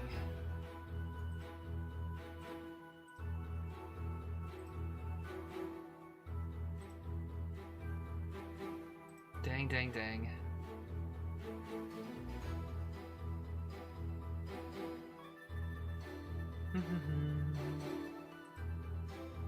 Did Be For You win? No. Dude, if Be For You won, I'd be like celebrating right now. Oh my goodness. Man, I didn't want to feel this way. That's so sad. Especially after that start. Their start was so good, dude. The start was so good. It's a lot of it I also just think is wheel. Like, they just have a wheel weakness.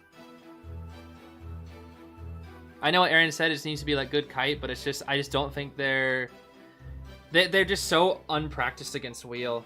And then wheel just kind of caught by surprise because wheel's been doing so well in tournaments lately. And they just don't have that wheel experience, you know?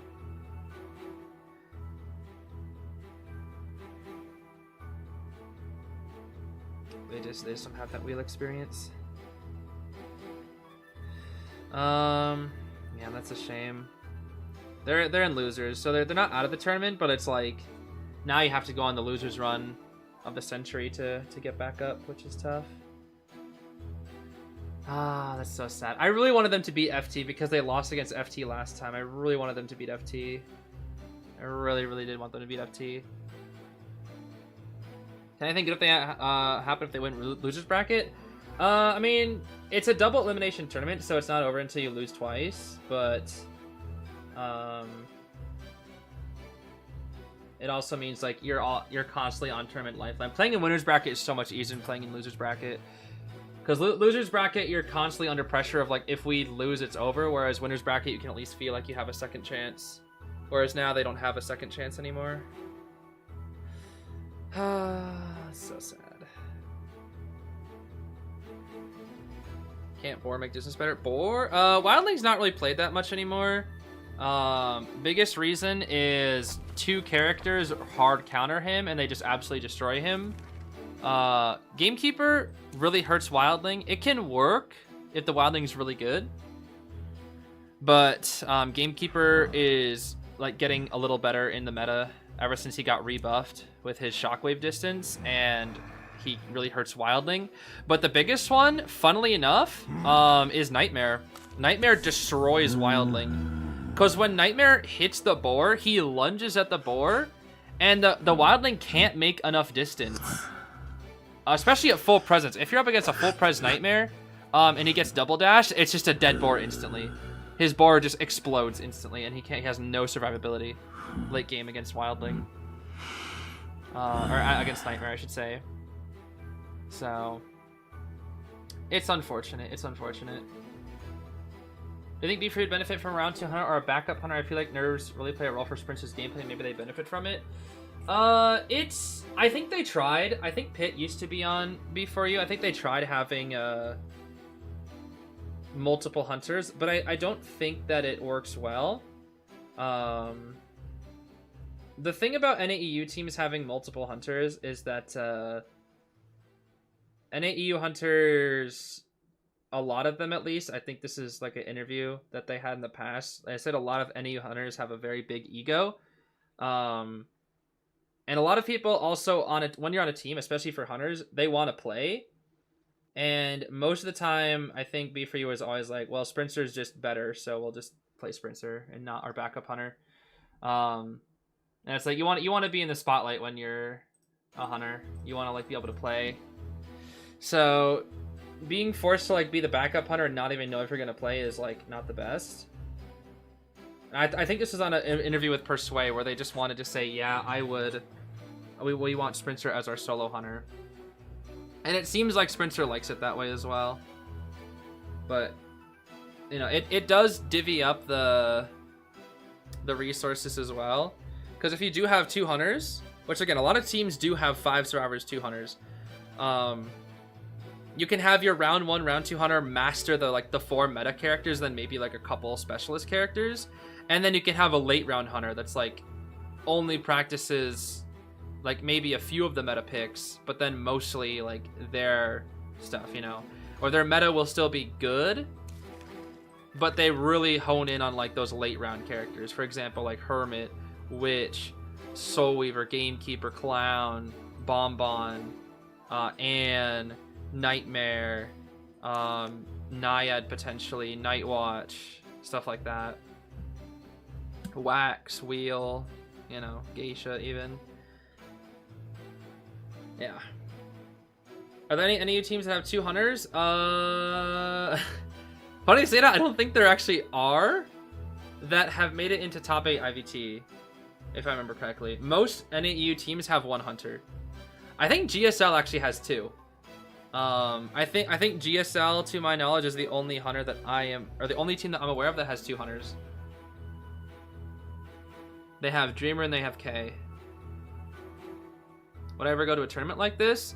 It'd be interesting, but if I were to go as a player, I would need to practice way more. If I would go as a spectator, I would have to plan like a whole thing around it.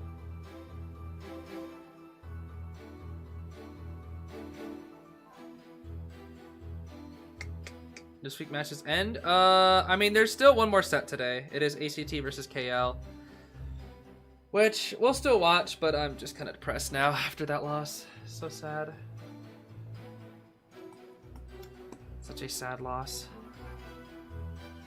I'm a little upset about it, sadly, but I know B4U is even more sad about it because they came so close this time. And they also lost to FTA previously, so it's like losing to them again hurts. So...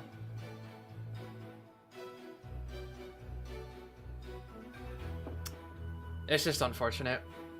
FT is just a really good team, though. Don't get me wrong. FT is such a good team. Such a good team. Such a good team. And whoever loses this set will be who B4U plays against. So we'll have to see. We will have to see. Would I be an announcer if you don't have to show your face? Like an official commentator? No, I don't think so. I like doing my own thing. I prefer doing my own thing. It would be cool to be an official commentator, but I think I enjoy having the freedom of being able to do my own thing instead. Personally. Whee. Let's see, do we have predictions yet? We should have predictions, right? Oh, my apples. Oh, it ended. Oops. Oopsies. Dang. Did I get any apples right here? Ah, so sad. Oh, B for you. So sad. Will I have Schmitty on stream sometime soon? Today? No. No. I'll ask if Schmitty wants an interview if they get eliminated tomorrow. Or if they win tomorrow, I'll ask. But I do not want to bother them after that loss, because I know the last thing they want is, hey, want to come on stream and talk? That's the last thing they want to hear, you know? Like, if I was playing in a tournament and like, a content creator said, hey, want to come on my stream and talk about your loss? That would be the last thing I would want. I'd be like, yo, bro, can you, like, chill? Let us think. We're still in the tournament. Let us think, you know? Will the character Feaster be present in this match? I mean, KL did have a Feaster player, right? I think so. Or no, wait. No, that was FT. Never mind. That was FT him. Never mind. I take that back. How would block them? Yeah. No, I just don't want to like be rude. Am I streaming the next set? Yeah, we're streaming the next set. Don't worry. It's about to begin. It's about to begin. I'm just a little depressed because I was really hoping for the NAEU win there. I was really hoping for it. But yeah, you know, they're not out of the tournament yet, so they gotta focus on their next game. I just know that... Yeah, I just know that, man, it's so hard. They came so freaking close, dude. So freaking close. I feel like it's just small little things. Small little things. Opinions on Qist? Yeah, Qist is Qist in my opinion is tie guarantee. I don't the more I see him, I don't know if he's a win hunter. I do think he's very unfun to play against though. I think he's very unfun to play against. But I don't know if he's a winning hunter. I think he's a tie guarantee. Because I have yet to see anybody with a breakout performance. I think he's just tie guarantee. But I also don't like him. I don't find him fun to play against, sadly. I really tried to like him. I thought he was really interesting. Oh my goodness, tall. I really tried to like him, but Cue Ball is just not fun to play against. It really isn't.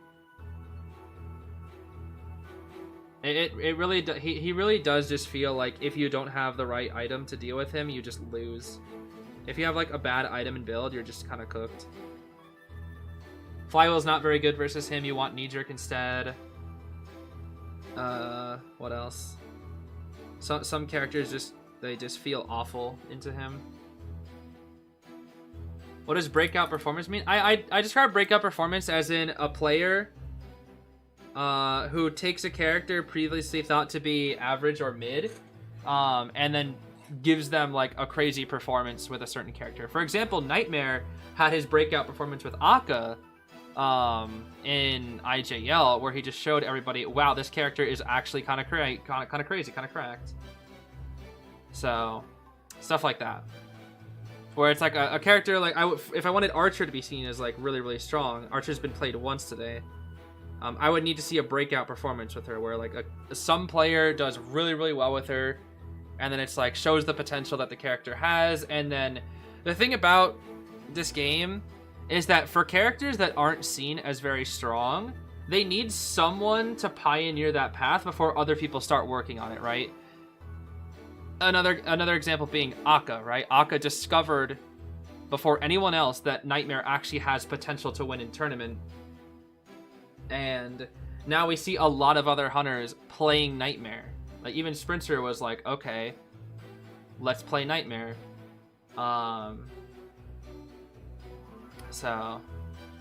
how does the Cypher reduce on QS work? Does the Cypher need to be boxed? Yes, the Cypher needs to be boxed.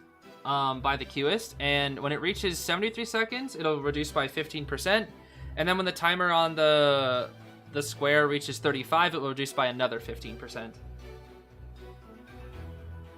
Spectating queuist in Asia, Dragons, and Peak Tiers, he was winning a lot. Really? That's surprising. Because I have not been seeing him win a lot. It's been a lot of like 3 Cypher Kite into tie from what I've seen. Molly Fantasy is doing great. Okay, Molly Fantasy is one of the best players on that server, so to be fair, that might just be player diff. Honestly, there's a very good chance. I think queuist is just very heavily like matchup. If he just doesn't have the right matchup, he'll just kind of dies. But I do think he'll perform decent. I do think he'll be a good rank hunter. I think he'll actually be a very good rank hunter. But for tourney, I think he's tie guarantee. But rank, he should always tie.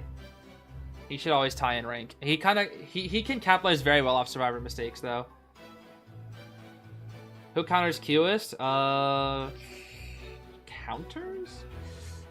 He doesn't really like distance gaining characters.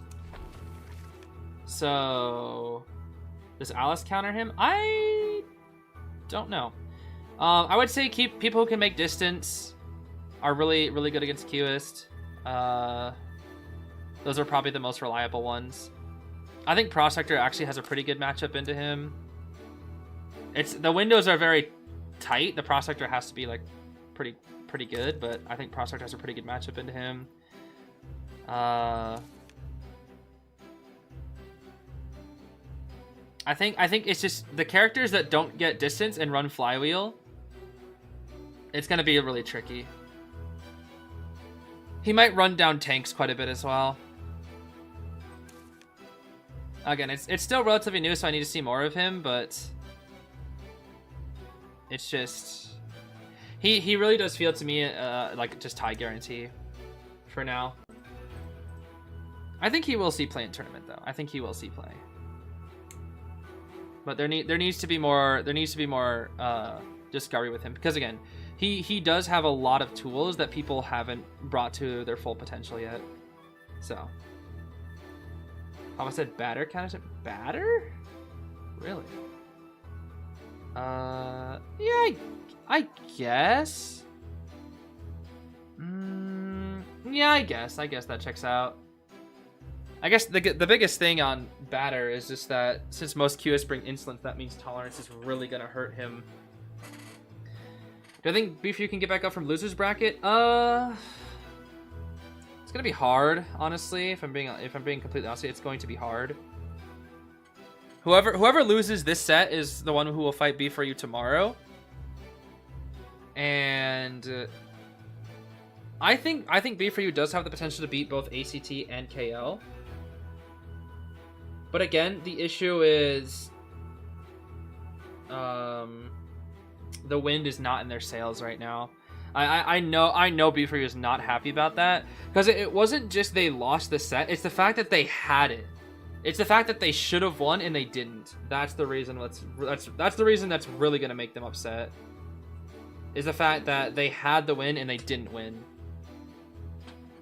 That's what's gonna that would make anybody upset, is the fact that like you look at the first half of that set and you say B for you wins every time.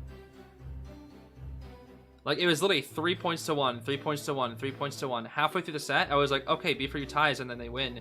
And then FT 4Ks with Wheel, and then Sprinter ties with Nightmare, and then they 4K with Ivy. Or yeah, and then it's just cooked. It'll just be cooked.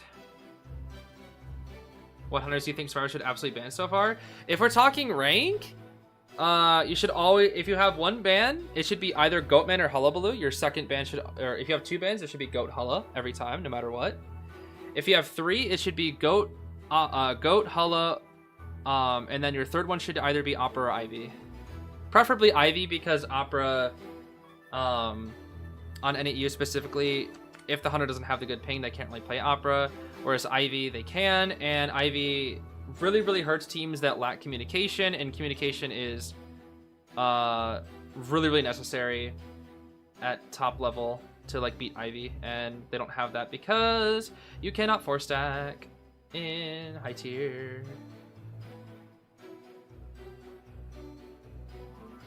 Yeah, most people would rather go up against Opera than Ivy.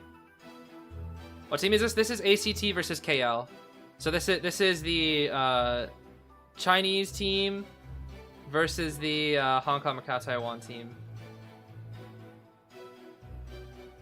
Yeah, Sprinter was quite literally seconds away from a 4K in both round 1 and round 2.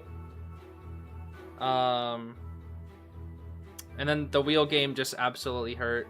Like the issue is like B4U has I see it as just they just have a huge wheel weakness. They really do.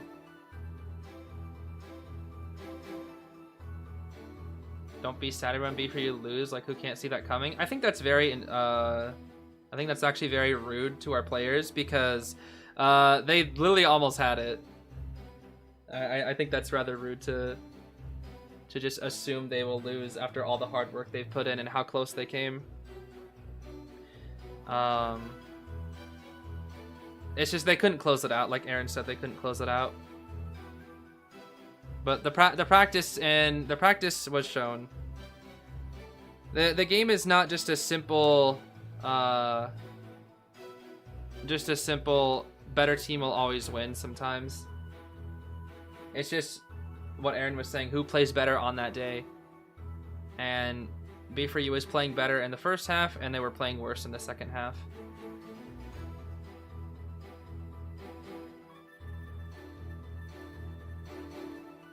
Seer Anti-Mage Novelist. Bands Novelist, interesting. Knight Puppet Grave Arrow. The decoding's a little slow. A little bit slow. Did you miss anything? For this set? No, this is the first game of this set. This is a fresh new set. KL versus ACT.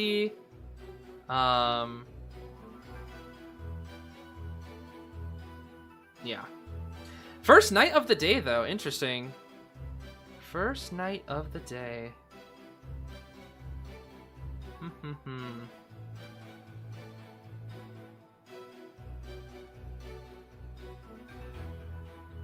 Knight Sterling. I mean, the rescue potential for this team is really high. They technically have 4 rescuers. They actually have 4 characters that could bring Tide Turner here, which is quite good. And Goatman. Mr. Goatman. To nobody's surprise, it is the Goatman. Yeah, this Cypher Rush is a little slow, though. What are we, minus 33? Is that right? Minus 33, I think, yeah. Hate Goatman? Oh, yeah, I mean, Goatman is kind of broke. Goatman is broken. Quite broken. Which teams have won? We've had 3 sets today. We had ZUD versus Zeta. Zeta won. We had MRC versus RC. RC won. And then we had FT versus B4U, and FT won. And now we're on the final set, KL versus ACT. And this is the very first match of this set. Hate when characters are overpowered. I kind of like when there's a few overpowered characters in the game because it means that the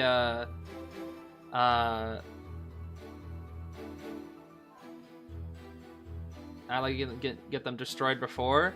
Destroyed? I'm sorry, I did not realize that a tie away from winning was them getting destroyed. My fault.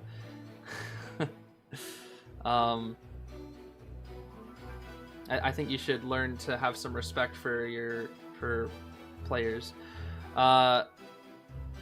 Even I would even say, like, it's crazy you say that, and then I look at Zeta that is 14-3, who had 11 more points, and I don't even think UD got destroyed by Zeta. I think UD did really well.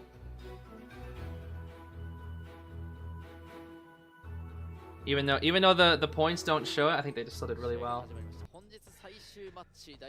But you don't see me saying they got absolutely worked and destroyed. These people put their heart and soul and work so hard to rep their region. I think it's rather rude to just diminish their efforts into they got destroyed. Rage bait indeed. I'm just in a sour mood because my friends lost. Basically, I'm just a little bit sour. But I think in terms of having an overpowered character in this game, I think is healthy for the meta, because that means that the meta fits around that character. Whereas in a meta with no super overpowered characters, it's like almost tricky. It's like really difficult for the players to play in because it's insanely hard to predict. It does make it a little more interesting for spectators, but it also makes it insanely difficult for the players to play against. This is a dead Lewis. That is a dead Lewis. That kite's okay. Not the best, but it's okay. We have Tide. Oh, it's basement though. Am I rooting for this game? This game, I'll probably be rooting for KL here because they're non-professional, and I want to see the non-professional teams do well. So I would say KL here. Oh wow! Oh wow! Oh wow! He got cooked. He got hard red and lag. Hello? Hello?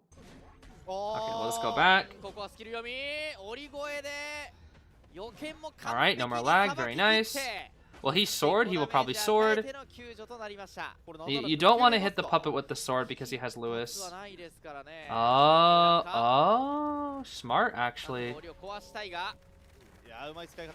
Very smart.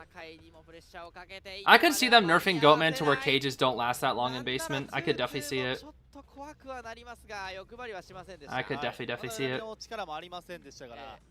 Night skin's so cool. Yeah, this skin is really cool for Night. This is S tier limited. The Red Knight.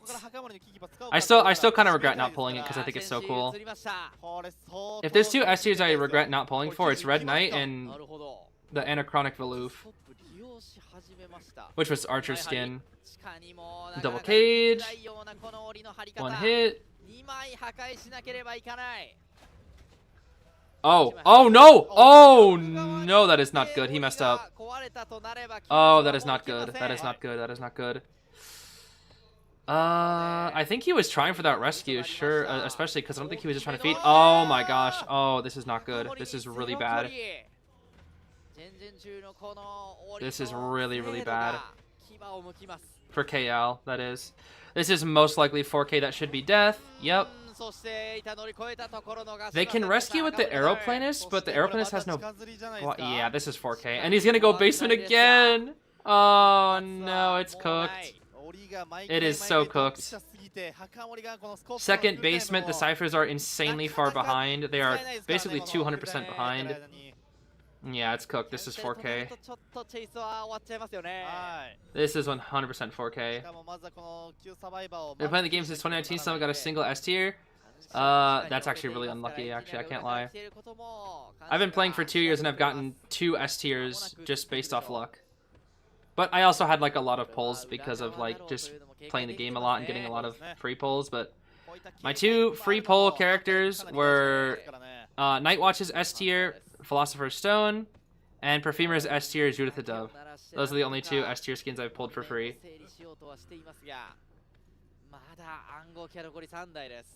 Koa? What? I don't think I pulled any free Koa skin, did I? I had to spend money going for Koa. No, I spent money on all the 3 Koas, and I thought they were never free. I did get lucky getting them, but I had to spend monny for them. If we're talking only like freebies, it was Judith and Nightwatch, Philosopher's Stone, and that's gonna be 4K. Yeah, that is 4K.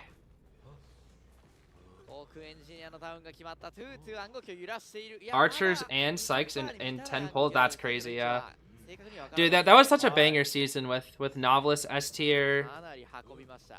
Novice S tier, Psych S tier, Archer S tier. They had such good S tiers. I got Wu Chang S. I got Wu Chang's S tier Koa skin, but I spent $150 basically for it because I was going for Ecosphere. But I did not get it for free. I had to spend money for that. When I say getting S tiers, I meant which ones I got for free without having to spend any money, and that was only Judith the Dove and Nightwatch's skin.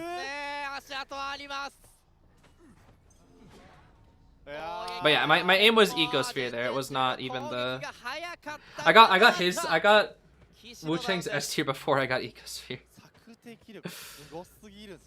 Never saw Ecosphere again. I've played Ecosphere a few times. It's just that there's so many melee skins, and I tend to play my favorite ones. Oh, good flywheel. Bonk. But I still play Ecosphere on occasion. It's just kind of hard to give love to all the melee skins since she has so many.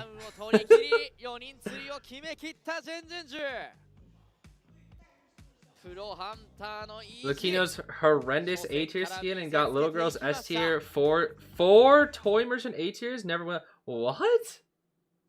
Wait, what was this? What essence was this, Lucilu? What? Little Girl S tier? Wait, is that like the evil one? The Little Girl evil skin, whatever it's called? Like Source of Evil or whatever. What is it called? Hold on. Source of Evil.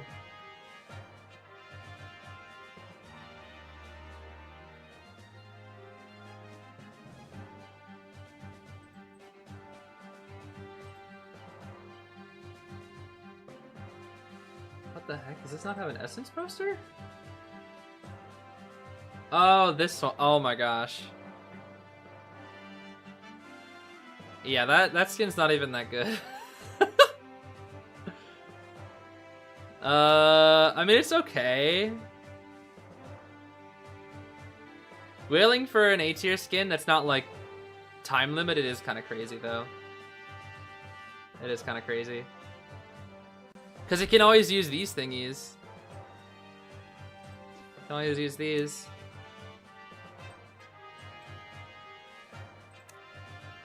There's so many. Oh my gosh. You're desperate.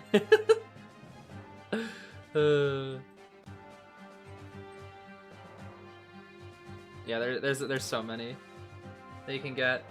I still have 4 of these. I've just been saving them. I have 4 B tier unlock, or 5, I guess, and then 4 of these, which I just haven't used. And I guess I have some character ones as well. Just kind of held off on them. Notice me? Do you know how much I had to open for free in 250? Yeah, that's tough. Going all the way is tough. Going all the way for any essence is really tough. I'm so desperate, y'all don't understand. I think I would probably do it for my favorite character too, to be fair. Like if I saw a melee A tier, I would probably do it. There is one thing that I'm super looking forward to when this season ends, and that is so that I can get Stinger. Because I don't have Stinger yet. I want Stinger. And it's so sad because I pulled this 3 times on my alt. It's crazy. I pulled Stinger 3 times, but not a single time on my main. It's fine. It's fine.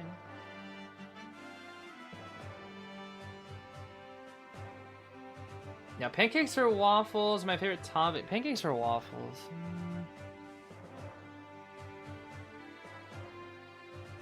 I honestly think probably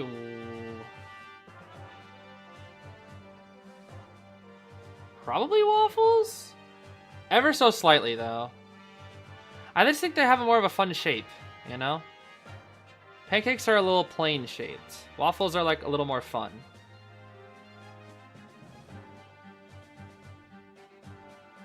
But I do think French toast is better than both of them. If we're talking like the three classic breakfast thingies. Yeah, so I hate yeah, exactly. I like waffles. So you hate pancakes? Exactly. Did B4U win or did they lose? Unfortunately they lost, but it was a very, very, very close game. It was insanely close.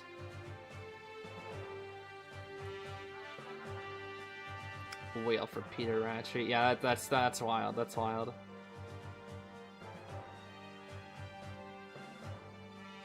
You know, I was playing with Prosbella the other day from TikTok, or I think their name was just Prospector on TikTok. I forget. And they told me they actually like spent money on Peter Ratchet, and I was speechless for like a whole 2 minutes. I had no idea what to say. I was just like, you spent money on Peter Ratchet, like on purpose. And it just reminded me that people are out there that actually spent money on Peter Ratchery. I can't believe it, bro. People in this world willingly spent their hard-earned money on Peter Ratchery skin in Identity 5. I don't understand. I don't understand how. I will never understand, bro. Peter Ratchery. He's so lame, bro. Peter Ratchery's so lame. He's not even like a villain that you like enjoy. Like, I read through the entire Promised Neverland manga, and like Peter Ratchery is just like, he's just kind of lame. He's like ugly. He's ugly. He's lame. He's kind of coward. Like, he doesn't have any powers. He's just kind of cowardly. He's like one of those cowardly villains that just like hides behind other people and like makes people do the dirty work. And it's like, he's very easy to hate, but also he's just like, he's so pathetic and lame that it's just like, you know, like he fits well into the story for what it's worth, but it's just like, man, Peter is he really is just, you know, he really is just like an annoying guy who sucks, huh?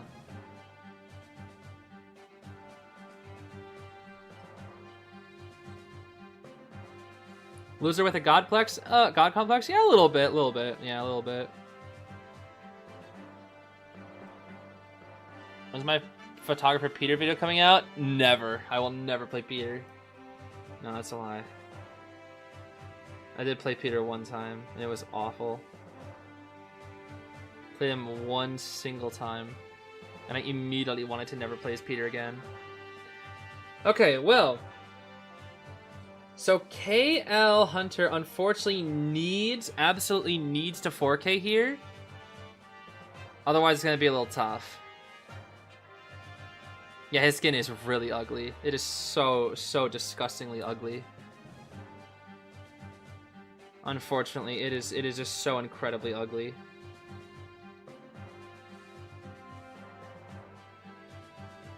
Peter Ratchery, bro. Peter Ratchery. Such an ugly skin. Thought Promised Neverland was monsters and children. What's a grown human man doing there? I mean, Promised Neverland is weird because the entire premise is like super interesting, and then it takes like a huge twist into being like a completely different story. It's weird. I really do enjoy it though, but I do feel like it has a lot of flaws. But I really enjoyed it when I read through it. I read through like the entire thing within like 2-3 days. And despite its flaws, I thought it was really fun. Very good manga. If B4U wins tomorrow, you gotta play Peter. If B4U wins, I will literally play like an entire stream of Peter Ratchery. If they win. If they win tomorrow, I will quite literally do an entire stream dedicated to Peter Ratchery. Because it will be worth suffering through that if they get a win. Can I pull for Summer Tomoko? I'm not pulling. You think I'm wasting my meta jewels on Summer Tomoko? I might do Summer Motoha because apparently she's supposed to be really, really solid as a light unit, and you don't get another light unit that's good for a while, so maybe. But what am I supposed to do with Thromoko, bro? What am I supposed to do with Thromoko? Is this bracket tomorrow? I assume so. Yes, I assume so. I mean, there's only 2 matchups in losers bracket. I think they'll have the first 2 losers bracket matches and then the other 2 winners bracket matches. Please scream pop quiz when the time comes. I think I forgot about the pop quiz last time. Sorry. I'm still sad about B4U. What topping should you add to your waffles? Let's see here. Well, maple syrup's always a classic, but you could do some whipped cream, some fruits. Blueberries are always nice. Blueberries always mix well. You could do some raspberries. I would recommend raspberries personally. I think raspberries are really nice. What else? You could do whipped cream if you're feeling fancy. You could do some honey if you're feeling a little fancy. Do I like Chikawa? I don't really know much about Chikawa. I think Chikawa is kind of goofy though. But I don't really know much about like the Chikawa lore. All I know is it's just like a little guy running around doing funny things, like a little rabbit thing.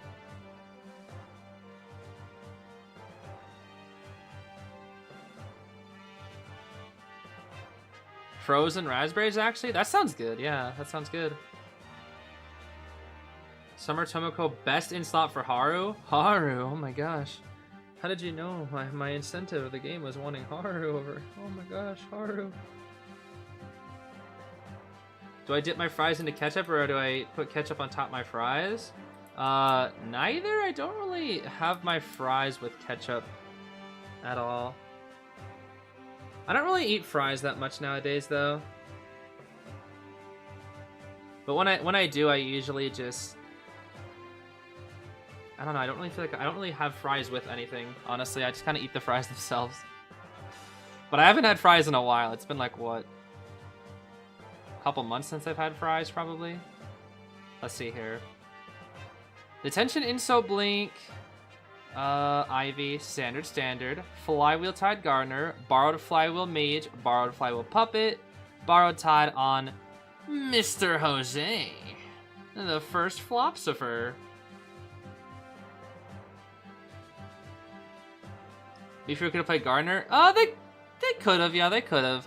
Gardener is a little riskier in the late rounds. He usually tends to be like a round 2 character, I would say. Yeah. No carb diet, bro. Miss fries so much. Fries to me are like, they're good, but... Oh, what the heck? That was... Okay, I guess we're like a whole second behind or something. Fries are pretty good, yeah, but I feel like there's just... I feel like as I've gotten older, I've just kind of liked them less and less. I don't know. Maybe it's just a unk moment thing, but I feel like I've just enjoyed fries less and less. Maybe it's just like, it's just that eating unhealthy foods makes me feel like really slow and groggy, whereas like when I eat healthy foods, I feel like I have a lot of energy. So when I tend to like eat like fast food or like a lot of junk food, I just feel like really sad. When I was younger, I would just like stuff my face full of like junk food and I didn't care. But now that I'm older, I feel like when I eat just like nothing but junk food, it just kind of makes me feel like trash. But you know, a good balance is necessary, of course. Well, we're kind of just hiding things out here. We're not really getting any good start here for this Ivy. And we're chasing... Why is the mage pinging you're on your own? Yo, that's crazy. That's funny. I know obviously it means different things in Chinese, but it's still kind of funny to see the ping being used. Oh, that is funny. Blink here? Oh? Oh my gosh? Oh no. Oh, this is a really bad start. This is a really bad start for Karen. Or Charon. I don't know which one. I don't know how it's pronounced. Is it Charon or Karen? I would think it'd be Charon because CH, but that's not always the case.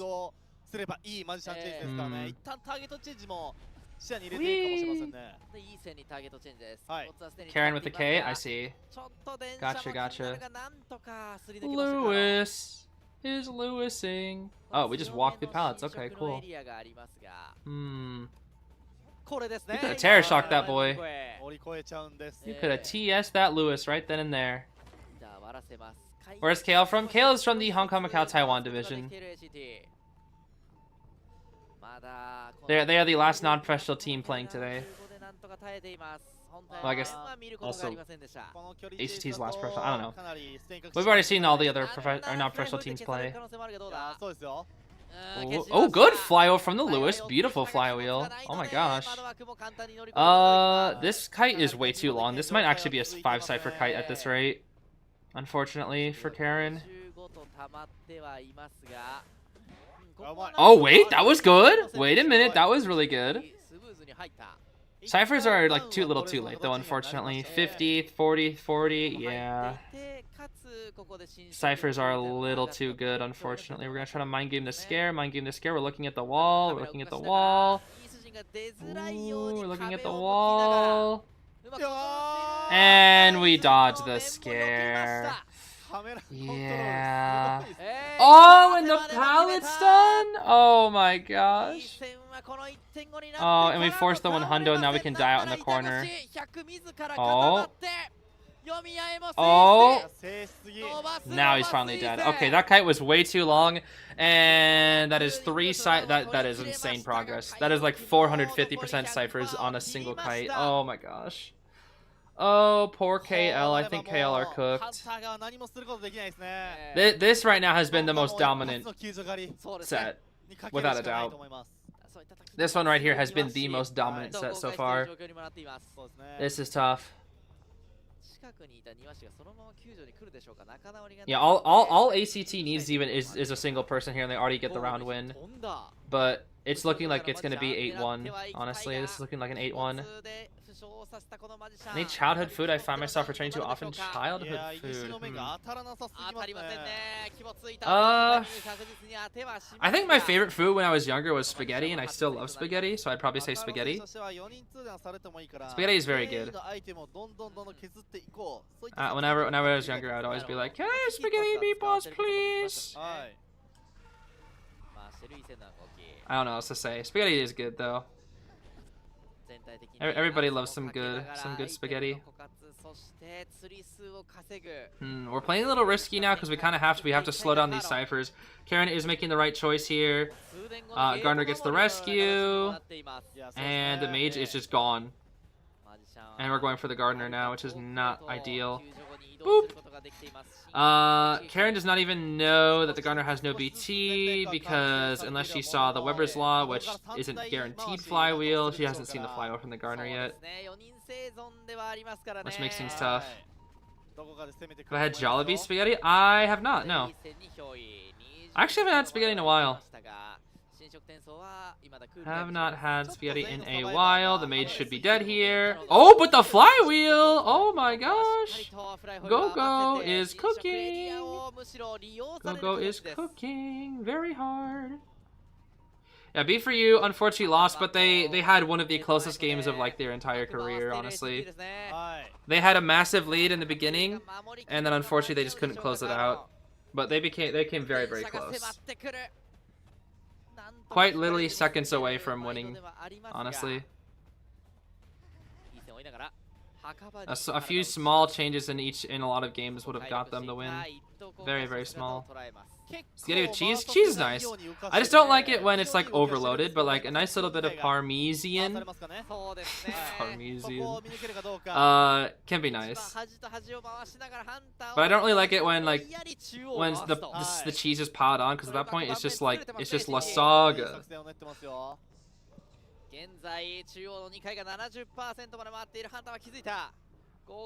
Oh wow. Not the crows. Not the crows. The classic. Mage is standing there, by the way, for those who don't know. When Ivy possesses you, the tablet spawns behind you, so now that she possesses the mage, the tablet will spawn underneath him, which means he can now work on middle two-story cipher very safely. Without getting pressured by the Ivy. So the only way she can do something about this is if she goes up there and actually does something herself. However, the timing is not going to be enough, and they're going to be able to pop right here. So that was a beautiful positioning from Go-Go, and this is looking like a 3 escape right now.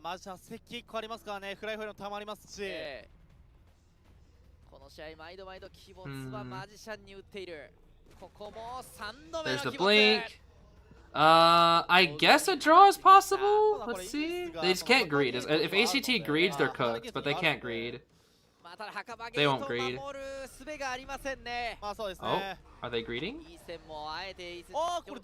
Wait, the tram hit? Oh my gosh, Lewis got hit by the tram, but she doesn't know. She doesn't know. Oh, she doesn't know. She actually could have called back the Yith, TP'd, killed the puppet, and then come back. Oh, but she doesn't know. She didn't know. Oh, that's tough. That is tough. That is tough. That is tough. 一等国家社懐中時計があります。ハッチ周 Oh, 辺 officer で is の攻防 here. ハッチにも Nah, 向 he か should う make 模様 this. しゲートに向かう He has watch. 楽園で He'll just force the gate or force the dungeon. Yeah, that's 確 it. 実なものだ That's gonna be a 3. That is indeed 8-1. SCT サバイバー 8-1. 8 points to 1. That is tough. 3人逃げで第1ラウ That ンド is 8 tough. 対 8 1という points 形 to に 1. なりました This is looking like the most dominant set so far. Karen did really well in that late game though, I can't lie.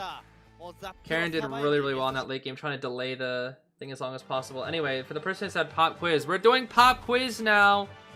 But I don't know what the answer is. Let's see here. Let's see. This match, the Hunter was shocked how many times this is terror shocks. I don't remember seeing any terror shocks actually. Was there one? Maybe there was one. I don't remember actually.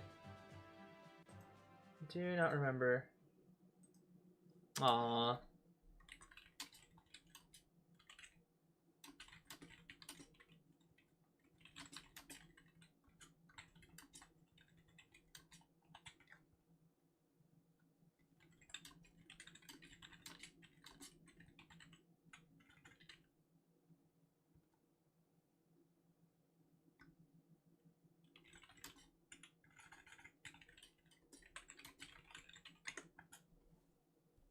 Sorry, Mr. Schmitty messaged me. 0? Okay, 0. 0, 0, 0. Poor Mr. Schmitty messaged me. Nothing else but just sorry. Oh. Poor guy. Aww.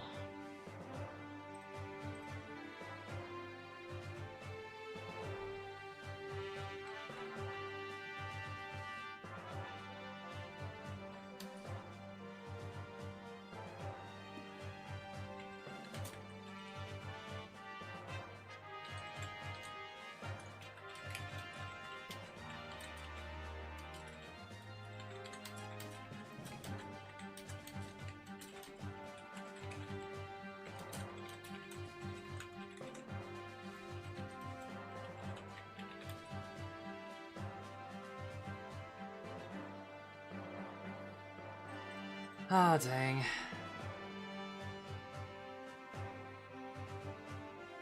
Nah, it's really not nice. Sorry, I was just seeing what Mr. Frogfin had to say.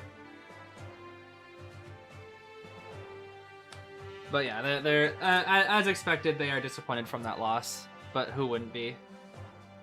Who wouldn't be? Who wouldn't be? But yeah, judging by this first match, it looks like B4U versus KL will happen tomorrow. Most likely. Sour, spicy, sweet, or salty? That's a good question. Because they're all very good, but I think at the end of the day, I'd probably choose sweet. Sour is probably the one I like the least nowadays. Spicy is so good because it's like... It's such a nice sensation that really just kind of... It just exists and it's just like, wow. Spicy is so cool. And then salty is just a classic. But I just have a bit of a sweet tooth, so I'm partial to sweet things. Spice just has that kick, yeah, indeed. Bulldog noodles? Have I tried bulldog noodles? I don't think so, no? I don't think so, no. 4 Cypher kited Hunter, they didn't rescue. Last Cypher was basically almost done, they still lost. Yeah, that's rank for you. 3 Cypher kite and your rescuer after half you, or they don't rescue at all, or they get stuffed, and then you just lose. That's why rescues are so important. Because if you rescue, or if you mess up a rescue, the hunter wins. That's it. And in a lot of situations, if a rescue is stuffed, hunter wins, guaranteed. Easiest way for hunter to win in most situations. It is the most consistent way for hunters to win is stuff rescue. Do I like cake? I do like cake. Cake is very good. Yeah, I had the honey cake the other day, or I guess yesterday. It was very yummy. Don't like donuts. Yeah, I don't know. It's weird. I'm not crazy about donuts. I think the issue with donuts is that I don't know. Some foods just make me feel good, and some don't. And I think the issue with donuts is that as a breakfast food, like at least in America, like donuts are a dessert, even though like America considers it to be a breakfast food. And so if you just like eat nothing but donuts for breakfast, like it just makes you feel terrible. It's awful. I hate eating nothing but donuts for breakfast. It just makes me feel terrible. Whereas cake, it's like a dessert, right? Where it's you usually have a meal and then you have like a little bit of room for dessert and you have a cake, right? Like if I just ate cake, I'd probably feel awful. But if it's a dessert after a meal and I still have room, which I usually don't. I have a very small appetite, so I don't. I guess not small, but compared to my roommate, I have a small appetite because she has a massive appetite. So I guess I'm more average. But my roommate will be able to eat like a huge meal and then still have dessert, where I'll have like a medium-sized meal and I'll be stuffed and I can't eat dessert. But those days that I do have dessert, I do love having like a small slice of cake because cake is so good, bro. Oh, it's delicious. It is so delicious. Yeah, America. Average American diet is not the best. Our food is our food is not the best, and it doesn't help that convenience culture makes that even worse. Don't call my roommate out like that. No, my roommate eats very healthily. It's just the fact that her portions are very large, which is not bad. But we both only eat 2 meals a day, so it kind of makes sense. Potatoes and strawberry milkshakes? Potato and strawberry. That's a very weird combination. Potatoes are very good. You can do thousands of different things with them. Strawberry milkshakes, I guess, are fine. I'm not big on milkshakes though, I can't lie.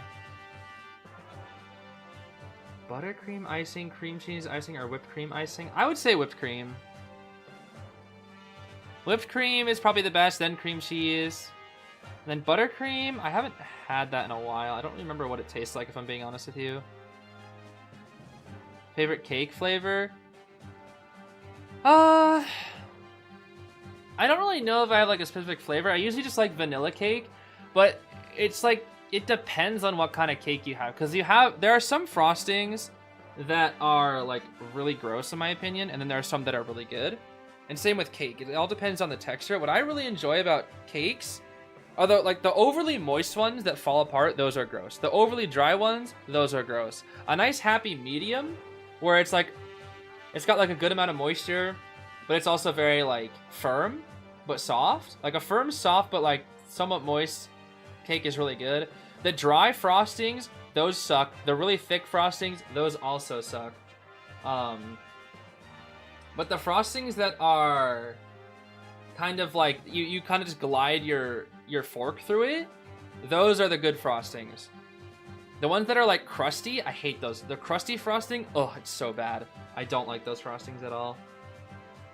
The creamy ones are nicer. Those are way nicer. That's my ideal cake, is like a good happy medium, a good creamy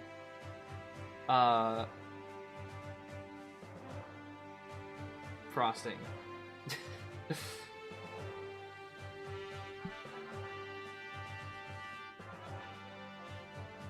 Carrot cake is good. Yeah, I've had carrot cake is good, yeah. Now I'm craving cake. My fault. Would I eat Hagrid's cake that he sat on? That's very specific, actually. And funnily enough, I think that cake actually looked pretty good, so I would probably still try it. I don't know if I'd finish it, but I'd probably try it, yeah. I remember that cake actually looking pretty good when I was a kid. I was like, I would eat that. I would definitely eat that cake. Cheesecake? Yeah, cheesecake is pretty good. Yeah. Not my favorite type of cake, but it's good. Alright, let's see here. Let's see.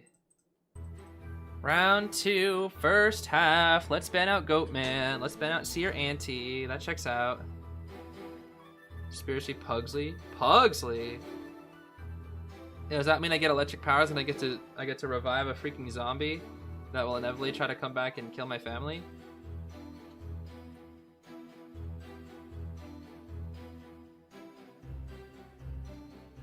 Finn and Lucky God.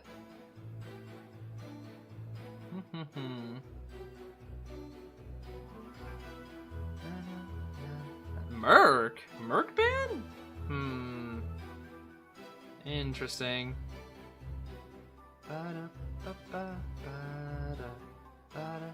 Yeah, why would ban in Merc when you have Grave? I don't understand. I do not understand.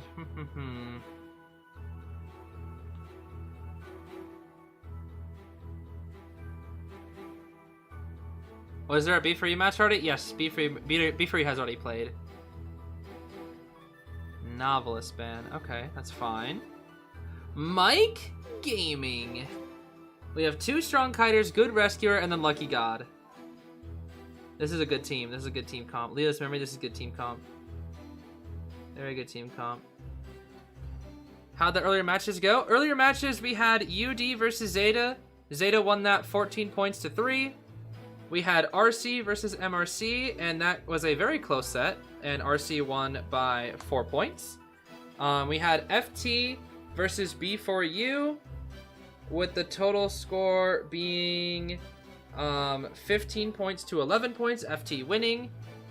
It was a very close set as well.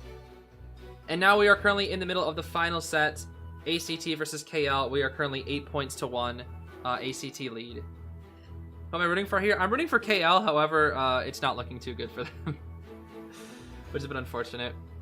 Any other characters I wish were meta other than Melly? I wish that all the boring hunters were bad, and all the boring survivors were bad, and all the hype ones were good. So all the harassers, I wish they were broken. No. I guess for like just my favorite characters, I would say I wish Nightwatch was like meta again. I think that'd be cool. I'd love to see more Nightwatch. I wish Soul Weaver was meta because she's cool. I wish Melly was obviously meta. I wish Composer was meta. A meta where Composer would be played would be really, really cool. I mean, Novice and Anti, 2 of my other favorites, are already being played a lot, so that's quite good. Sangria, as expected. Mad Eye's meta would be fun, yeah. I think Mad Eye, okay, the thing about Mad Eye's also is like, Mad Eye's matches are very long, and technically, on paper, they're very boring. But it's the fact that he's so rare, and like there's so many thousands upon strategies that you can do with him is what makes him interesting. It's the same logic of Joseph, where it's like, if Joseph was playing a tournament, I think it'd be rather interesting for like a single match. But outside of like that one match, it gets really boring. So it's like, I feel like Matas would end up being like really, really boring. But I feel like Matas has the potential to be more interesting more often than Joseph, where it's just camera down, blink, camera down, blink, hit, camera down, blink, hit, camera down, blink, hit, camera down, blink, hit. That's literally Joseph. It is the most, it is quite literally the most rinse and repeat gameplay, even more than Ivy, I would say. And you guys know how I feel about Ivy.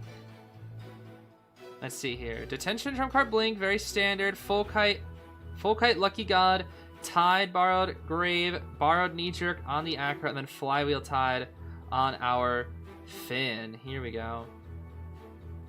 Mr. Finn. Mr. Finn. Yeah, maybe not the best place to talk about that here, Kier. Not the best place.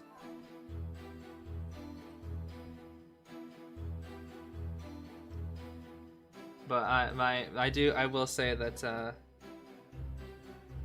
for the people that are very anxious, I apologize that this is just how things are nowadays, and that my heart goes out to you. Oh wait, that's the thing that freaking Elongated said. Okay, I mean it genuinely, okay? I didn't mean it the way Elongated said it. Okay, my fault. Let's think about other things. Let's see here. Chasing Finn in factory first, and it almost worked? What the heck? エアボールに救われる形、追走も警戒できていた。この追走ちょっと This guy Karen actually said, "Yeah, I'm gonna chase Finn Factory first, and it's gonna work." And it literally almost worked. What the heck? And now we're chasing God Guy, who has Pocket Watch. He's gonna get down to the bottom floor, use Pocket Watch out in the open, and then go to the God Palette. Surely. Oh, wait. We're gonna use the boost?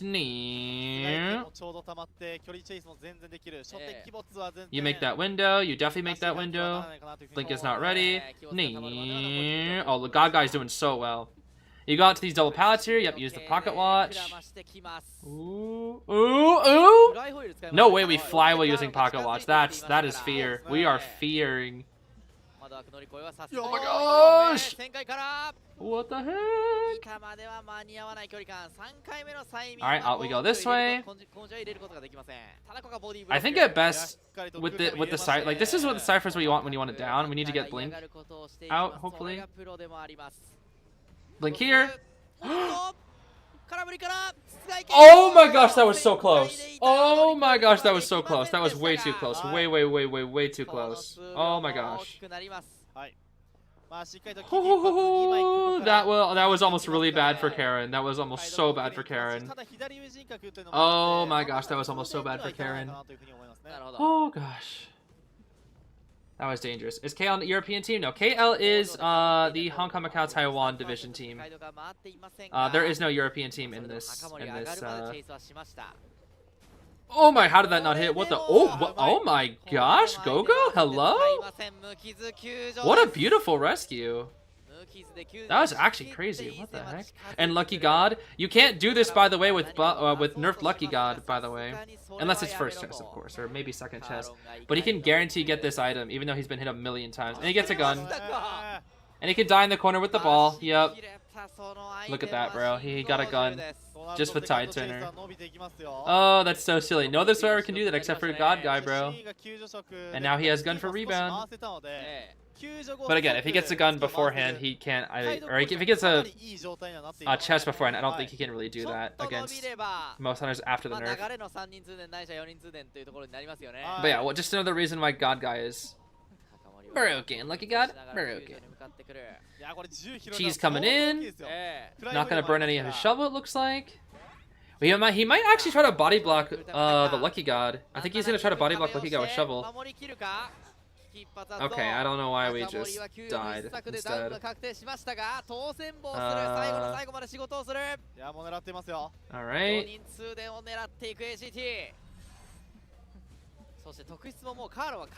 Okay, drop the pallets. Very nice. We have gun. Out in the open. Ooh, ooh. The patience. Pew pew. Oh, that should be enough. That should be enough for the pop. That should be enough. The Acro Firebomb. So she can't catch up in time. Oh my goodness. Oh my goodness. The Acro Firebomb. And they pop. Oh my gosh, XY. Flywheel, beautiful flywheel. Vault back over. There's the TS. She does have trait. She can share. We actually maybe get a draw here.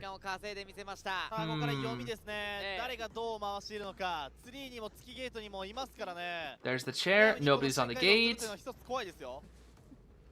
Nobody's on the gate. Oh. Aggro!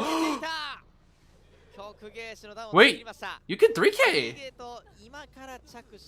That was a really huge mistake from the Acrobat. You can actually 3K this. Oh my gosh. Wait a minute. The KL comeback?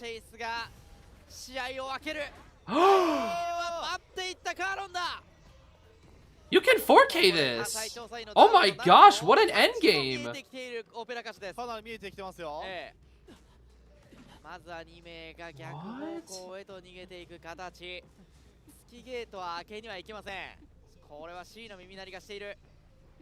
Acro goes factory.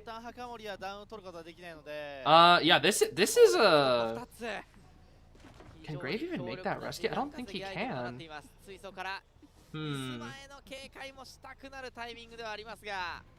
I think it was probably the better decision that. Oh, Acro's gonna get the rescue. Okay. It's gonna be after half, but Acro does make it. Cheese should be able to make it to this pallet. There we go. His shovel running 3, 2, 1. He needs to win this mind game. Or just hop and shovel. Ah, he lost the mind game tough. But there's no teleport. It'll be a draw, actually. It's a draw. It's a draw. It's a draw. It's a draw. Okay. I mean, that's not bad. Especially with how, like, mediocre the first kite was, I would say. Or mediocre first chase was, I should say. That was not bad. That was not bad. Not a bad game from KL. Not a bad game from KL. They played that endgame really well, actually. They were super patient with the Finn. Found out the acrobat. Got the lucky guy down just in time. That was good. That was good. My favorite ice cream flavor. Favorite ice cream flavor is probably vanilla or blue moon. Both of them are quite good. I know vanilla is a little basic, but it's just so yummy. What can I say? But I'm also not the craziest ice cream fan. Ice cream in terms of like a dessert Telos, I'd put it like at a solid 7. It's a very solid one, but I wouldn't say it's peak. I don't know if I have a favorite dessert specifically. Yeah, it's kind of hard.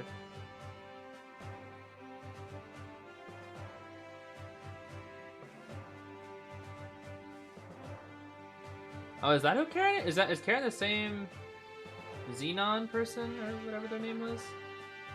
That's a shame. What does Blue Moon taste like though? It's like, I don't know.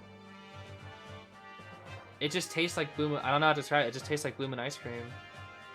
It's good though. Kara? It's called just Karan? Karan, huh?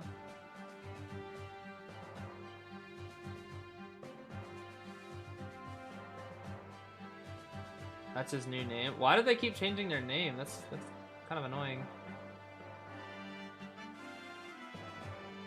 Yeah, I don't know why they're still playing in tournaments. That's kind of crazy. Such a shame. Such a shame. Hunter's Talent was detention. Detention. Well, it's kind of sad because I don't really want to root against the entire team because of that, but you know. Blue Moon is ice cream extract from the moon? Yeah, it tastes like the moon. I forgot about that. It tastes like cheese. It tastes like the moon. It's ice cream that tastes exactly like cheese because the moon is made out of cheese. Moon cheese.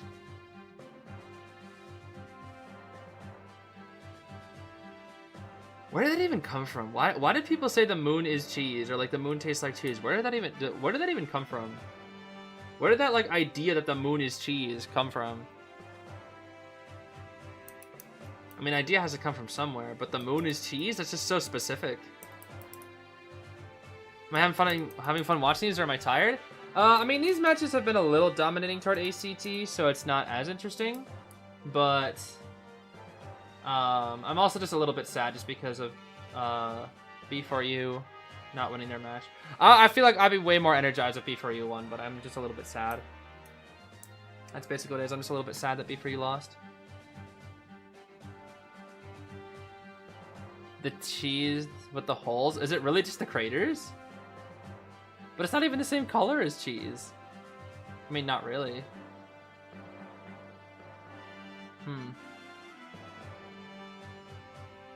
That's weird. It kind of is. Is it? I feel like cheese is like... I don't know, I feel like cheese isn't as pale. I guess maybe I just associate cheese with the color yellow, even though there are a lot of pale cheeses, but I feel like cheese is more like... I don't know. What is that? Why do I keep seeing that?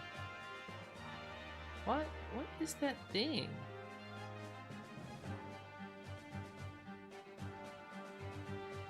What is that doofusel plushie? That's like the fourth time I've seen it today. It looks like it needs some stuffing too. It looks like it's on its last leg. That must be a very old plush. Is this last match? Maybe? It depends on the result. If ACT's Hunter does not 3K or better, then we'll have more matches. So it all depends on how this next match is played here.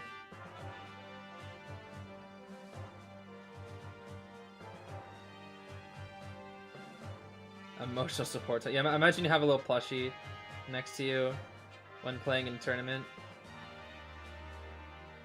I should bring my Norton plushie. I'll bring my Norton plushie and just have him like sit right in front of me in the tournament. Be like, yo, listen, Norton. If I lose, it's your fault. I'm blaming you. I think that'd be funny. Do I own a Melee plush? Unfortunately, there are no official plushies of Melee. Which is sad. Very sad, very sad. No Melee plush. There are some fan-made ones, but I think the one time I tried to order one, it was sold out. Yo, he just made the plushie tap that guy. What?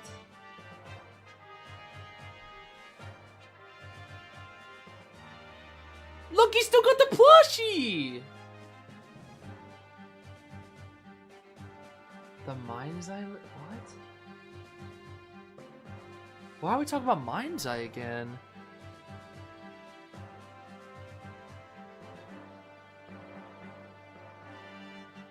That is so bizarre. Dude, I'm so confused about that plushie. They let him carry that plushie everywhere.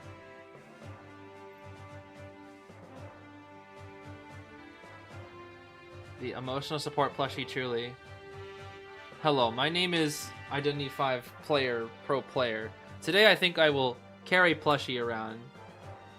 Yo, honestly, if Goatman Yan plushie was real, I would carry Goatman Yan plushie to me in tournaments and I just have her sit right in front of the thing and be like, Goatman Yan, do something.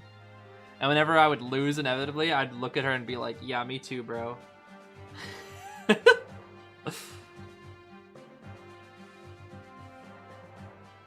Alright, potential last match. Not this one. Let's see how it goes. Seer, Finn, Ivy, Ban, Arrow, Ada. Can't bring your plushie to international tournament anymore because of Woke. Gosh darn Woke brothers. The Woke brothers. Did they announce Tau plushie with the IDV eyes?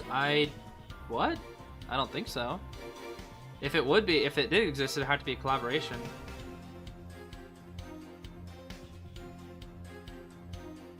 But I do like that Tao Mingyan plushie. Even though it doesn't exist, it only exists in the game. I wish Tao Mingyan plushie was real, so that I could have Tao Mingyan plushie. Ada is tiny again. And there is Mike Gaming. Bro, Ada, why are you 3 Wavecoons tall? You are quite literally 3 Wavecoons tall.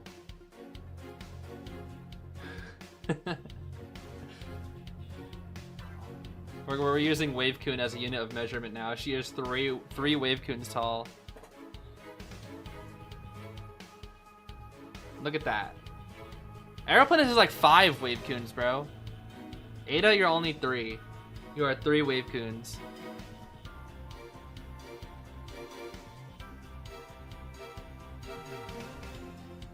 I'm gonna measure everybody's height in Wavecoons. How tall is the survivor? They are 4.5 Wavecoons tall. How did RVL do? Unfortunately, they lost their set. Unfortunately. Although, again, they are B4U now, but even then, they did unfortunately lose their set. And the team is not happy about it either.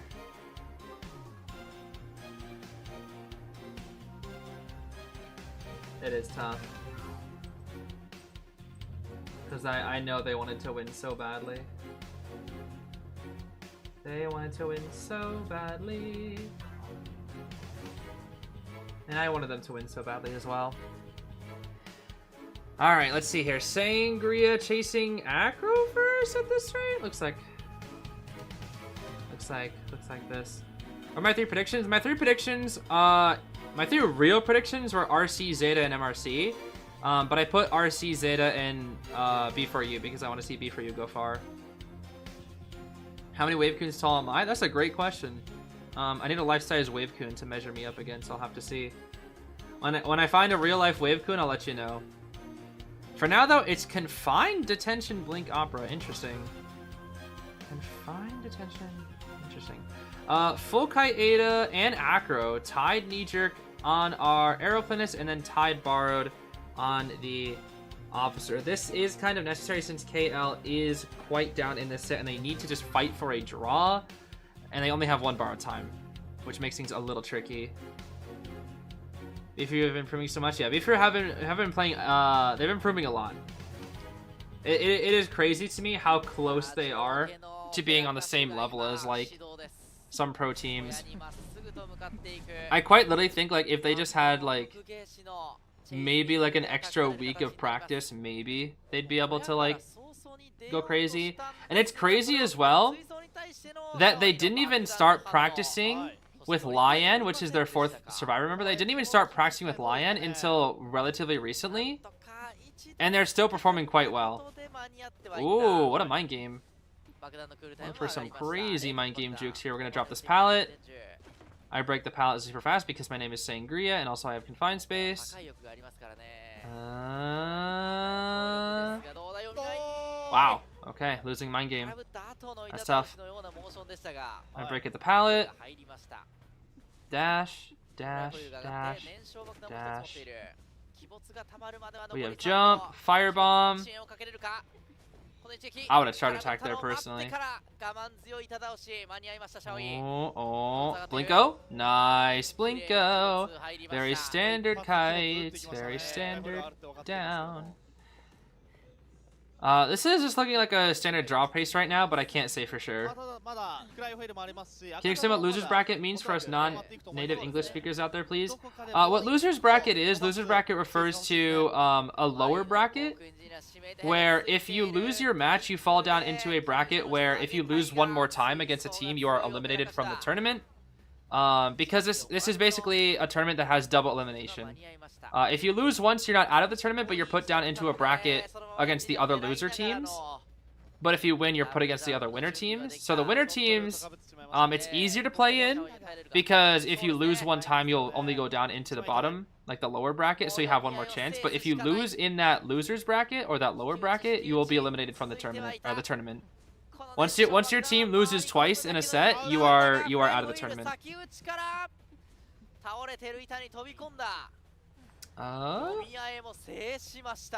This Acro is actually kiting really well, I can't lie. He is kiting very, very well. I would have done the exact same thing as Survivor. I agree. I would have done the exact same thing. The exact same thing. And yet for some reason I probably still got hit because 73 most totally. What the heck? What the heck? Okay, that's a down. This is probably a draw actually. KL's doing really well this time. They're doing quite well. I think you need to explain what bracket means. Bracket refers to... Ooh, how do I explain a bracket? Bracket refers to what teams go up against each other, basically. So when, like, the teams that were all started were all in the same bracket. They're all matched up against each other evenly. The teams that are in an upper bracket refer to teams that have won. So they match up the winners versus the winners, and they match up the losers versus the losers. Bracket refers to what teams they make fight each other, basically. If you don't understand what that means. The farm, that's tough. Alright, this will probably be a draw, most likely. This is looking like a draw. Looking like a draw.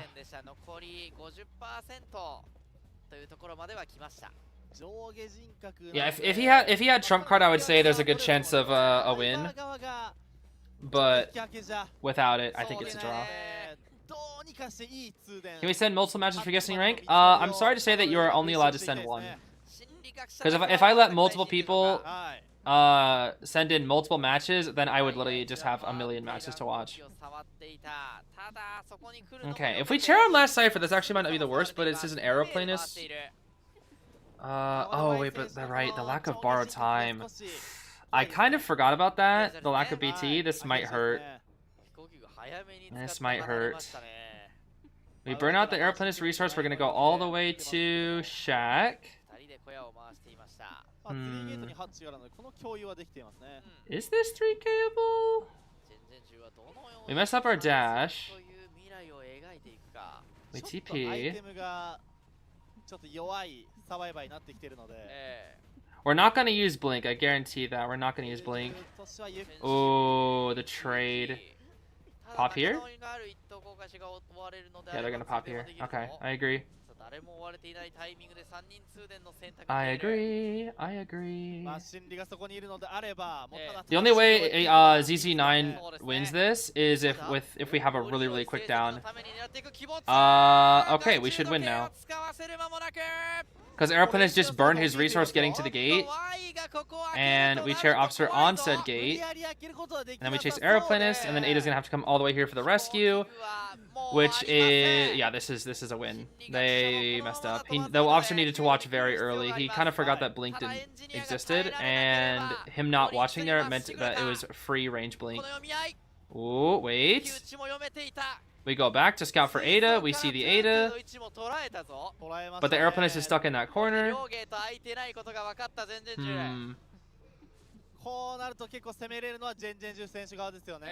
Back and forth, back and forth.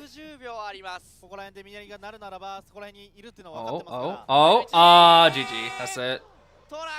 That is gonna be it, bro. That is gonna be it. Ada doesn't make that rescue. I know she does, but it's a farm. Yeah, she just hits the Ada. Yeah, that's tough. Would I play Opera Fight consistent 10 MS? Oh, heck yes. Heck yes, I would. Oh my gosh. If I had 10 MS Opera, I would have hit Hydra way long ago. I would have hit it way long ago. What are we doing? ZZ9, you had the win. You just let the Aeroplanist get up. What is going on? Excuse me?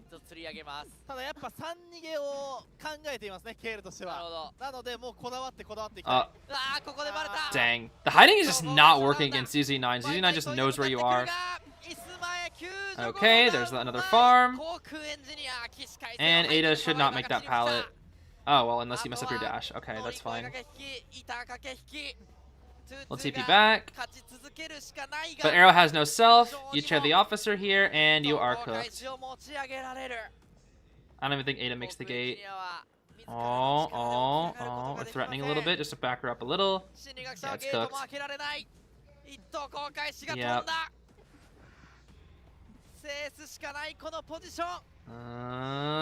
Yeah, that's tough. And that is going to be the win for ACT. Well played endgame from ZZ9. And that is going to be, what is that? 15 points to 3.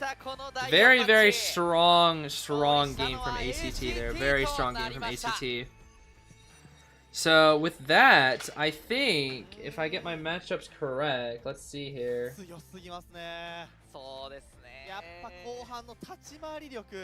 So if we do losers bracket first, no, that is it. That is the end of the set.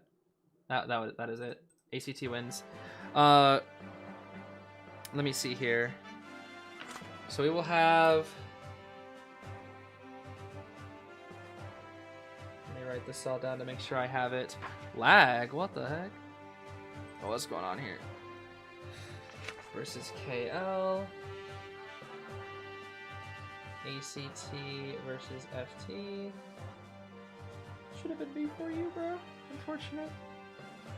And then Zeta versus RC tomorrow is gonna go so hard. Oh my gosh. That's gonna be the best set tomorrow. Zeta versus RC. And then it's gonna be UD versus MRC.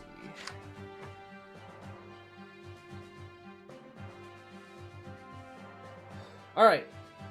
So yeah, tomorrow's matches, I think they're gonna show it here maybe in like 10, actually they're gonna do an interview first. They probably won't show up for like another 20 minutes. I'm not gonna stream for another 20 minutes though. I'm guessing what the matches tomorrow are going to be like because as a recap, we can quickly recap the points and whatnot today. What? Tommy on plushie promo pick? Really? Let me see this. Where did you see this? What? Oh, that's so cute. Oh, that is so cute. Is this official? I don't know what this is. I don't know where this comes from, but that's so cute. But yeah, our first matchup of the day was UD versus Zeta. Zeta won 14 points to 3. So they're moving on to the upper bracket, the winner's bracket. MRC versus RC was the second set of the day. RC won 14 to 10, so RC moves on and will face Zeta in the upper bracket tomorrow, and MRC will face UD in the lower bracket tomorrow. Set 3 was FT versus B4U. FT won by 15 to 11. They will face ACT tomorrow, and then ACT versus KL was the fourth set of the day, and as you can see here, the total points in the end were 15 to 3. And ACT will fight FT tomorrow in upper bracket, whereas B4U will fight KL in the lower bracket. So matchups tomorrow in this order might be, I don't know for sure if this is the order. It depends on if they do lower or upper bracket first and if they mix it up.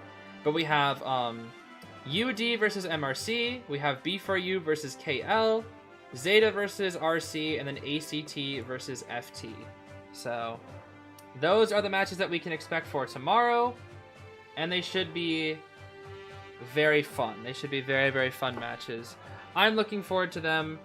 After tomorrow, though, we will have 2 teams being eliminated from this tournament. So UD, MRC, B4U, and KL all have their tournament lifeline on the line for tomorrow. But for today, that is going to be it. I guess we should have maybe one more pop quiz before we end things off here. Let's see. Active trait to be in the match would be Blinko. There we go. Beautiful. Okay, so we got most of the pop quiz. I think I missed like 3 or 4 just by not paying attention or something. But you know, we ended up getting 3,000 apples. That's pretty cool. We probably could have got like maybe 4,000 or something. But anyway, I think that's gonna be it for today. We'll be back here same time tomorrow. I'll have streams that will be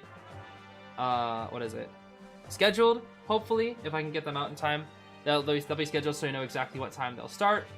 Should be like around 9 o'clock p.m. PST for the next 3 days. So yeah, I hope you'll come back and watch tomorrow. It was really, really fun today. Sad that B4U could not pick up the win, but maybe they'll pick up a win tomorrow, and maybe they'll be able to maybe pick up another one after that. I don't know, who can say. That's it for me though. I'll see you tomorrow. I hope you have a great rest of your day, everybody. Bye-bye.